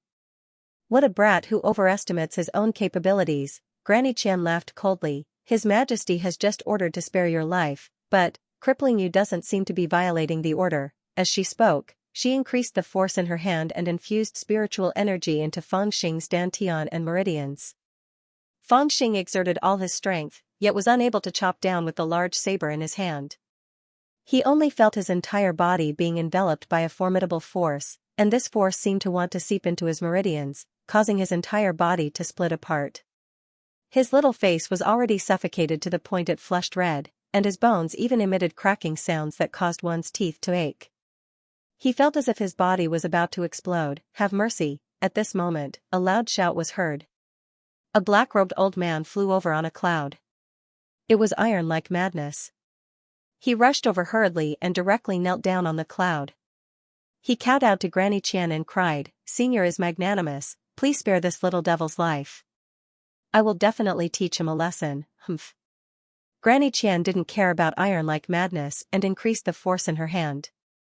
However, at this moment, fourth Madame Xian's faint voice came from the sky, "We still have to hurry, let him go." When Granny Qian heard this, a flash of hatred flashed between her brows. She raised her hand and put down Fangxing. Old bastard." Fangxing coughed violently, but he still managed to raise his saber and was about to strike. Tai Ruquang, who was next to him, hurriedly pulled him into his arms and used his spiritual power to bind him, even sealing his 8 extraordinary meridians, lest he make any more noise. Then, he bowed to Granny Qian and said, "Thank you, Senior, for your kindness in sparing my life. After Ruquang brings him back, I will definitely discipline him strictly." Granny Qian sneered and didn't say a word. She turned around and floated away with the other old woman. Woo woo, Fangxing was so angry that his eyes seemed to bulge out and his face turned red. Iron like Madness ignored him and carried him in his arms. In one breath, he flew a few hundred miles in the opposite direction of fourth Madame Xian and the others. Only then did he stop and set up a few barriers. Only then did he untie the binds on Fangxing's body. He scolded with hatred, "Do you really want to die? Fuyao Palace hates you to the core. Do you really think they won't dare to kill you? Why? Why should she take Xiaoman away? Xiaoman is mine." Fangxing shouted hysterically in anger. He wanted to rush out, but he was bound by Iron like Madness's power. Why? Just because in front of her, you and I are like ants. Isn't that enough? Just because you have strength, you are the boss? Just because you have strength, you can take Xiaoman away? Fangxing went crazy and struggled with all his might. Iron like Madness smiled bitterly and said, "Of course you can. In fact, it's already an unexpected blessing that you're still alive. You're also smart. There are some things that I don't have to say too clearly. In the world of cultivation, the strong are respected. This also means that if you're not strong enough, you can only resign yourself to fate and resign yourself to adversity. Don't you understand this principle? In front of ordinary disciples, you chosen ones, even if the heavens and earth were to rob them of everything, we would still turn a blind eye and not take it seriously. But in front of us old fellows who have successfully reached the foundational stage, you can only submit. And in front of Fuyao Palace, we are not much stronger than ants. We can only submit to adversity and do not dare to resist." He sighed and walked in front of Feng Xing. He patted Feng Xing's shoulder lightly and said, "This is the way of cultivation. If you can't become stronger than anyone else, then you should at least learn how to live well." These words immediately caused Feng Xingji, who was a little crazy, to become silent. In his mind, he recalled the scene of the merchants begging for mercy when the bandits in the Ghost Smoke Valley robbed them. Then, he recalled the scene of Xiao Jianming killing his way into the Ghost Smoke Valley with an eagle and a sword. Yes, it was all the same. The strong robbed the weak. Not only could they take away all their belongings, they could even take away their lives. He had entered the path of cultivation, but it was just a different place. The principle was the same. It could even be said that in the world of cultivation, the principle was even more blatant. When the bandits of the Ghost Smoke Valley robbed, they still followed the principle of wanting money more than their lives. Because they were all mortals, they knew that everyone's lives were the same. But in the cultivation world, the strong killing the weak was as easy as crushing an ant. Because the cultivation world held great power, the strong only treated their own lives as their lives, and did not treat the lives of the weak as their lives. Even though he had always understood this principle, when he truly felt it, it was still extremely hard to accept. Or perhaps, it was not the principle that he accepted. He thought he had learned some skills, but he suddenly realized that he was actually still so weak. Iron like Madness looked at his dejected look and felt a little sorry for him. He sighed and said, "You don't have to be too sad. Actually, things are not that bad. If you really like this girl, you can just snatch her back in the future. Even if this girl becomes the concubine of the next great situ of Fuyao Palace, that will only happen 100 years later. Within this 100 years, she will only be nurtured by Fuyao Palace as a candidate for the position of goddess. She will be as pure as ice and as clean as jade, and will not allow any man to get close to her. So, you still have a great chance, 100 years?" Feng Xing was slightly stunned. He turned his head stiffly and asked Iron like Madness. Iron like Madness nodded and said, "That's right. There is a Yaoqi banquet every 1,000 years. During the Yaoqi banquet, the new goddess of Fuyao Palace will be born. It is also only on this day that the disciples of Fuyao Palace who have not become the goddess will become the concubine of the great Sidu. Now, there is still 100 years before the next Yaoqi banquet, and this is also the opportunity for you to grow." As he spoke, Tai Ruquang couldn't go on. His words were naturally just words of comfort. What kind of existence was Fuyao Palace? What kind of standard was the Yaoqi banquet? The Yaoqi banquet that was held every 1,000 years, and those who were qualified to attend the banquet were all of Yuanying cultivation. Within this 100 years, no matter how amazing this little brat was, to be able to cultivate to the golden elixir realm was already very heaven-defying. How could it be possible for him to achieve Yuanying? What's more, he was instigating him to go to the Yaoqi banquet to snatch the servant girl back. However, the little brat who usually laughed and scolded without any sense of propriety had suddenly become so angry. This made him faintly worried, fearing that Feng Xing would go crazy for a moment and invite a fatal disaster. Therefore, he used these words to comfort him.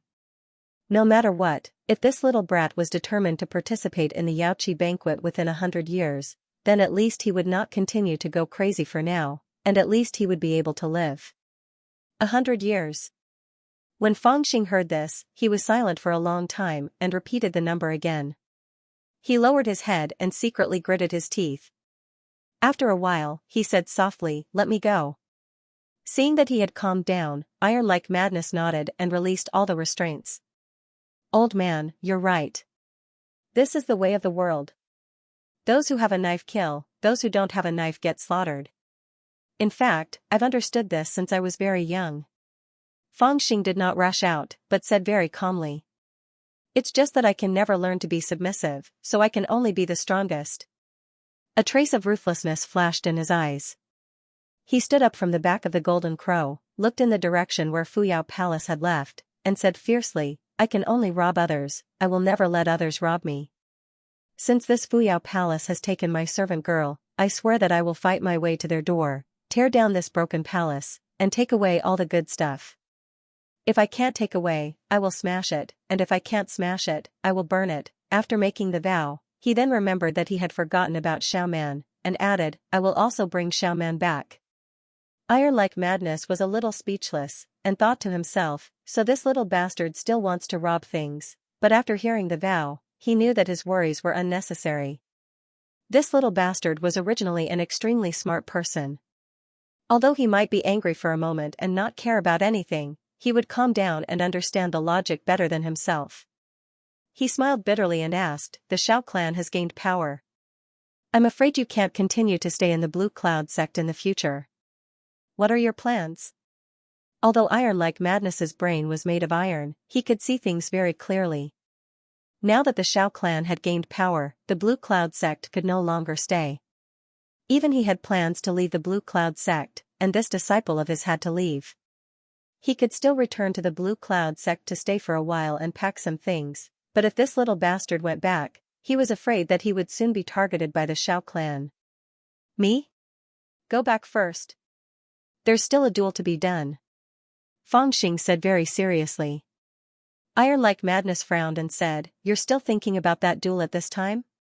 Fang Xing nodded and said, since I want to be the strongest, of course I have to start with this foundation establishment pill. Sect Master, can you give this foundation establishment pill to Jianming? On the main peak of the Blue Cloud sect, Xiaoshan he said to Sect Master Qin Xianhua with a smile on his face. His smile was very respectful, but there were already some changes in his eyes. Fourth Madame Xian of Fuyao Palace kept her word.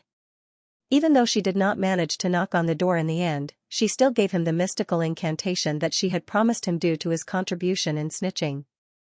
With the mystical incantation in his hands, he could hold his head high and felt that he had the capital to contend against the sect master. Qin Xianhua frowned slightly and didn't say anything for a while. At this moment, Elder Blue Bird, who was beside him, smiled and said, Senior Brother Xiao, Blue Bird has a favor to ask. Can you let me study this foundation establishment pill for a few days? At that time I will definitely return it to Jianming, and I will also send another gift as thanks. Xiaoshan he was slightly startled and hesitated. The pills that alchemists used to study would usually be crushed into powder, and they would almost be able to distinguish it bit by bit to analyze the internal structure of the pill. They would even use various refining methods to repeatedly refine the pill to calculate the degree of heat and technique used to refine the pill. Because of this, a pill that was taken by an alchemist to study was basically equivalent to throwing a meat bun at a dog, and it could never be returned. He naturally didn't want to borrow it, but Blue Bird had also obtained the Xian formula of Fuyao Palace. Although it couldn't be passed on to others, it was not a problem to create a gold core expert like Blue Bird. In other words, Blue Bird was basically the only person in the Blue Cloud sect who could compete with him in the future. He still had the intention to rope in such a person, so he didn't directly refuse. Blue Bird seemed to have seen through his thoughts and smiled, Senior Xiao, don't worry. I promise I won't destroy this pill. I will only study it for a few days, and at most scrape off a layer of pill powder. I guarantee that after 7 days, I will return you a complete foundation establishment pill. In addition, in order to let Jianming successfully build his foundation, I still have 12 9 reincarnation life pills that I have kept for a long time. Just give them to him. Hearing this, Xiaoshan his eyes lit up. He knew that Elder Bluebird's 12 9 reincarnation life pills were treasures among the countless pills and elixirs that she had accumulated over the years. Its value was so high that it was not below a normal foundation establishment pill. It was simply the best pill that a spiritual movement realm cultivator could consume. He didn't think that she would be willing to take it out. This was an unexpected surprise. Thinking of this, he smiled and said, since Junior Bluebird has asked, I naturally won't refuse. While the two of them were talking, Sect Master Chen Xuanhua's expression had already become extremely ugly. At this moment, he had yet to agree to give the Foundation establishment pill to Xiao Jianming. Yet, these two were already discussing whether or not to lend the pill. What kind of position did they place him in? However, the current him really did not have any plans to go head-to-head with Xiao Shanhe. He sighed and was about to speak, but he suddenly saw a cloud flying over from the distant horizon. On the cloud was the master and disciple of iron like madness, as well as the great golden crow. Before the cloud had even flown close, Fang Xing's voice came from afar. Xiao Jianming, the leader of the Blue Cloud sect, has yet to be decided. Do you dare to fight with me? In front of the Jade Base Hall, the Xiao uncle and nephew, Elder Blue Bird, and even Sect Master Chen Xuanhua's expressions all changed. The esteemed guest of Fuyao Palace had already left.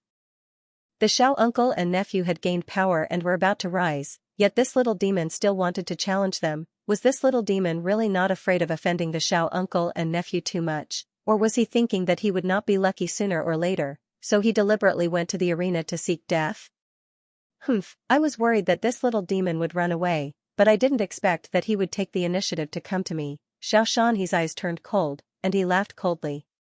He no longer concealed his murderous intent in his words. Previously, he still had some scruples about Chen Xianhua and did not dare to reveal his thoughts, but now he was unscrupulous. It was also at this moment that a person suddenly rushed forward and begged, "Uncle, please give me this chance, let me kill him with my own hands." The person who spoke was Xiao Jianming, and his face was full of pleading. Xiao Shan, he was slightly stunned. He realized that the matter of his nephew killing that little demon with his own hands had become a knot in his heart. In addition, if he personally dealt with this little demon, Sect Master Chen Xianhua might not necessarily stop him, and that Iron Head would certainly not agree. Although he had the upper hand now, he was after all not a true gold core, and it was not the time to shed all pretense of cordiality. Thinking of this, he reluctantly nodded and said, "Then go. Oh, by the way, try to stay alive." Xiao Jianming knew that his uncle still wanted to interrogate Fang Xing about his secrets, so he nodded and said, "I understand." At this moment, Fang Xing had already arrived near the 1,000 Rocks. He landed on the back of the Golden Crow and whispered something to the Golden Crow. The Golden Crow's eyes lit up, and Fang Xing did not wait for it. He directly walked into the 1,000 Rocks, crossed his arms in front of his chest, and stood in the arena valiantly and shouted, "Xiao Jianming, come quickly to accept your death, I can't wait any longer." Xiao Jianming flew over the 1,000 Rocks on the Iron Throne, looked down at Fang Xing, and sneered, "Are you really so eager to die?" Fang Xing laughed and said, "Yes, my skin is still itchy. Come down and give me a scratch, okay?" Haha, Xiao Jianming laughed wildly and said in a cold voice, "I will definitely let you enjoy it." Then he flew into the 1,000 Rocks. At this time, he could be said to be full of confidence, and even thought that Fang Xing really came to die, because he found that Fang Xing did not even bring his golden crow. It was obvious that he knew that he was going to die, so he let the golden crow go, and came to die alone. Although Fang Xing did not have a mount, Xiao Jianming still planned to bring the Iron Eagle. After all, he still remembered his uncle's words, "Be careful in everything." The disciples of the Blue Cloud sect, who had already dispersed, gathered in front of the 1,000 Rock once again. Even though they didn't know that the sect had already suffered a great change in a short period of half a day, they still sensed that something was off, and they were still perturbed in their hearts. When they suddenly saw Fang Xing and Xiao Jianming actually intended to continue the battle to decide the victor, no matter if they were interested or not, all of them rushed over here because they wanted to see exactly what was going on. I thought that the brat was afraid and deliberately ran away, but he actually wants to continue. What exactly happened just now? Does it have something to do with this brat? Does this brat want to die? I remember that he also has a mount, but this time he wants to fight the enemy alone? In the midst of the discussion, some people were happy, while others were worried. Why must he fight with senior brother Xiao? Is he not afraid? Under the 1,000 Rock, Qin Xing'er's eyes were misty with tears. Lu Heihu tried to persuade her, he must have made his own decision, so he might not necessarily lose. In a place further away, those who had a grudge against Fang Xing, such as Feng Qingwei, Mu Yongyang, Meng Xianzhao, and Yi Tianlong, had unconcealable excitement on their faces as they looked at the stage without blinking. It's a pity that I can't kill this brat with my own hands. However, being able to see senior brother Xiao kill him will also relieve some of my sullenness. It's a pity that this brat is actually not bad, but he's seeking his own death and is destined to never grow up. On the viewing platform, Elder Qing Miao's expression was also cold as she said, I hope that Jianming will not be as merciful as Ling Yun. Xiao Shan he knew that she still hated Fang Xing for scolding her in public, so he laughed and said, let's see Jianming take revenge for junior sister. Regardless of whether they were acquaintances or strangers, elders or ordinary disciples, not many people had confidence in Fang Xing's strength.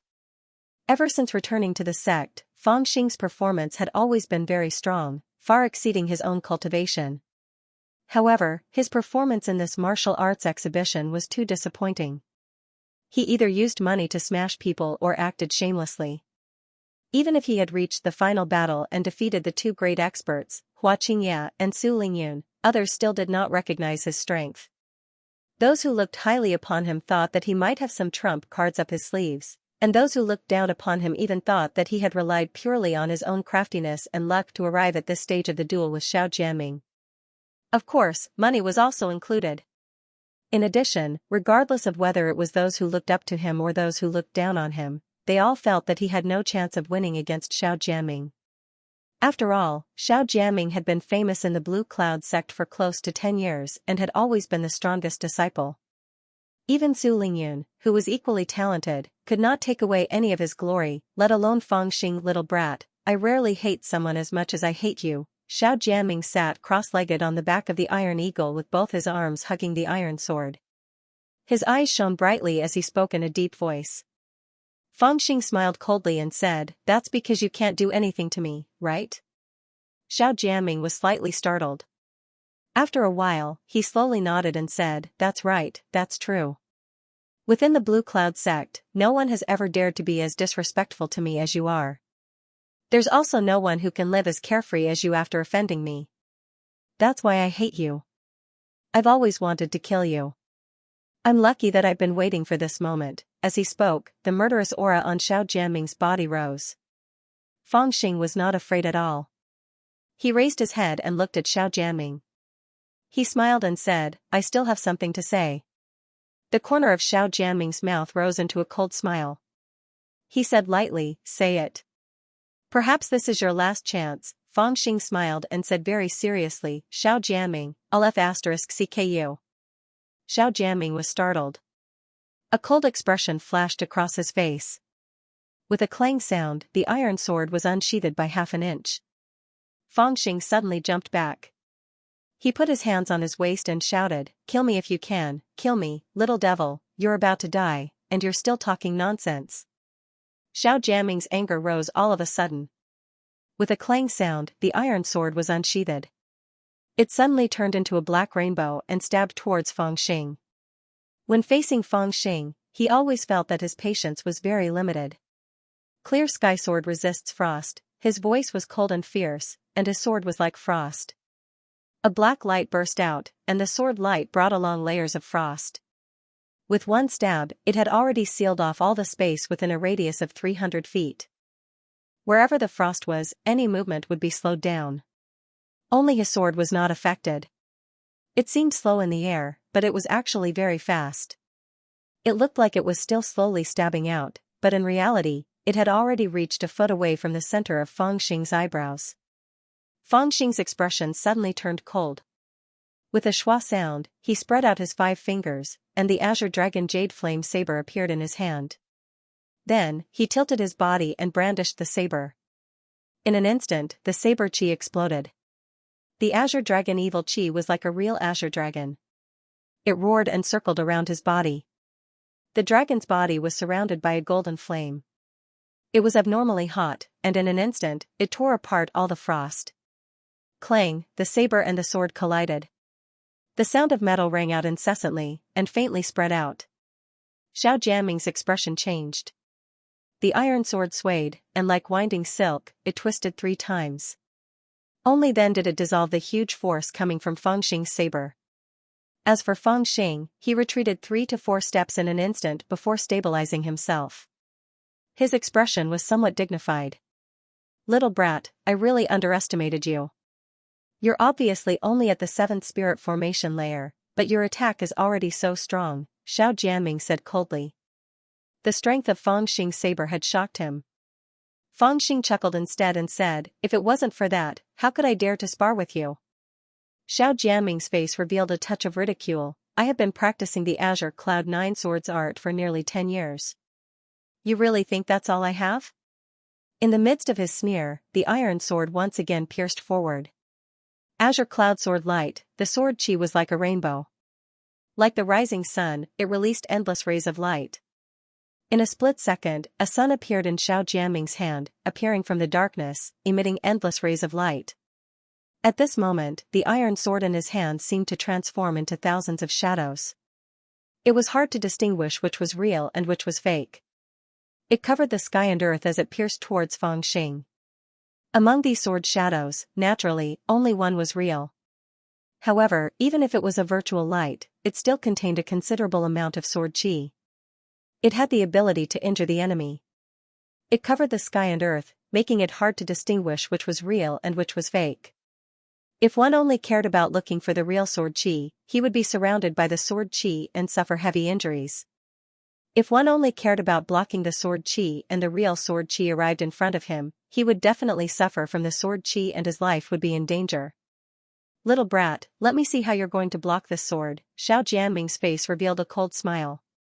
Urging the iron eagle below him, he advanced towards Feng Xing. Every sword of the Azure Cloud 9 Swords art had different powers. He, who had put in a lot of effort on the Azure Cloud 9 Swords art, did not think that Feng Xing would be able to block this sword. Cultivation did not represent everything. Just like two ordinary people, those who practiced martial arts would definitely be stronger than ordinary people. There was a world of difference in strength between those who had cultivated battle-profound arts and those who had not. And when Feng Xing saw this sword, his expression changed. He instantly calculated countless ideas in his mind. Finally, he made up his mind. Not only did he not retreat, he pounced towards the sword light. He was only casually waving his broadsword without any technique. It seemed that he would not be able to block this sword. However, just as he was about to pounce into the sword light, he suddenly shouted, "Explosive flame purple thunder talisman." Xiao Jianming was shocked. In an instant, he withdrew his sword and retreated. The iron eagle instantly flew 3 to 4 feet away, the sword in front of his chest in defense. He was not a brainless person. Previously, he had thought of the possible ways that Feng Xing could deal with him. Moreover, he had seen how Feng Xing had used various talismans and magic tools to severely injure Xianxia. He knew that this little brat had many weird things on him. Among these things, the explosive flame purple thunder talisman that was bestowed to him by Fuyao Palace was undoubtedly the most powerful. Even he did not dare to face it head-on. He did not want to perish together with Feng Xing. No matter what, he had to save his life first. However, when he retreated, he suddenly realized that Feng Xing's hands were empty. There was no explosive flame purple thunder talisman. After scaring him away, he immediately retreated to his original spot. He did not have any intention of charging forward. Instead, he held his stomach and laughed loudly. He pointed at Xiao Jianming and said, "Haha, this young master was just tricking you. Look at how scared you are like a rabbit. Don't you feel ashamed?" Xiao Jianming was immediately seething with anger. He shouted, "Little brat, you are courting death." The sword light rose again and attacked Feng Xing like a cold lightning. He was really angry. His sword aura seemed to be even stronger than usual. "You really think this young master is afraid of you?" Feng Xing's smile also disappeared. Murderous intent overflowed from his face. It seemed like he was going to risk his life. Seeing that Xiao Jianming was already in front of him, he suddenly hid his hands behind his back. He shouted again, "Explosive flame purple thunder talisman." Xiao Jianming was shocked. He thought to himself, "This time, it's real." The foot that was stepping on the iron eagle's back hurriedly exerted a little force. The iron eagle immediately turned around and flew away. "Haha, you tough guy. This young master is still tricking you." Look at how scared you are, Fang Xing laughed loudly. He stretched out his empty hand and waved it at Xiao Jianming. Little bastard, I will kill you. Xiao Jianming was so angry that his eyes turned red. He shouted fiercely. Swoosh! His sword stabbed toward Fang Xing. He used all his strength in this sword attack. He directly forgot all his uncle's words. What the f***ck about sparing his life? To hell with it, letting this little brat die is more important than anything else. It had to be said that making his opponents lose their composure was also one of Fang Xing's innate abilities. End of chapter 172. Don't forget to subscribe, like, and share the video to support the channel.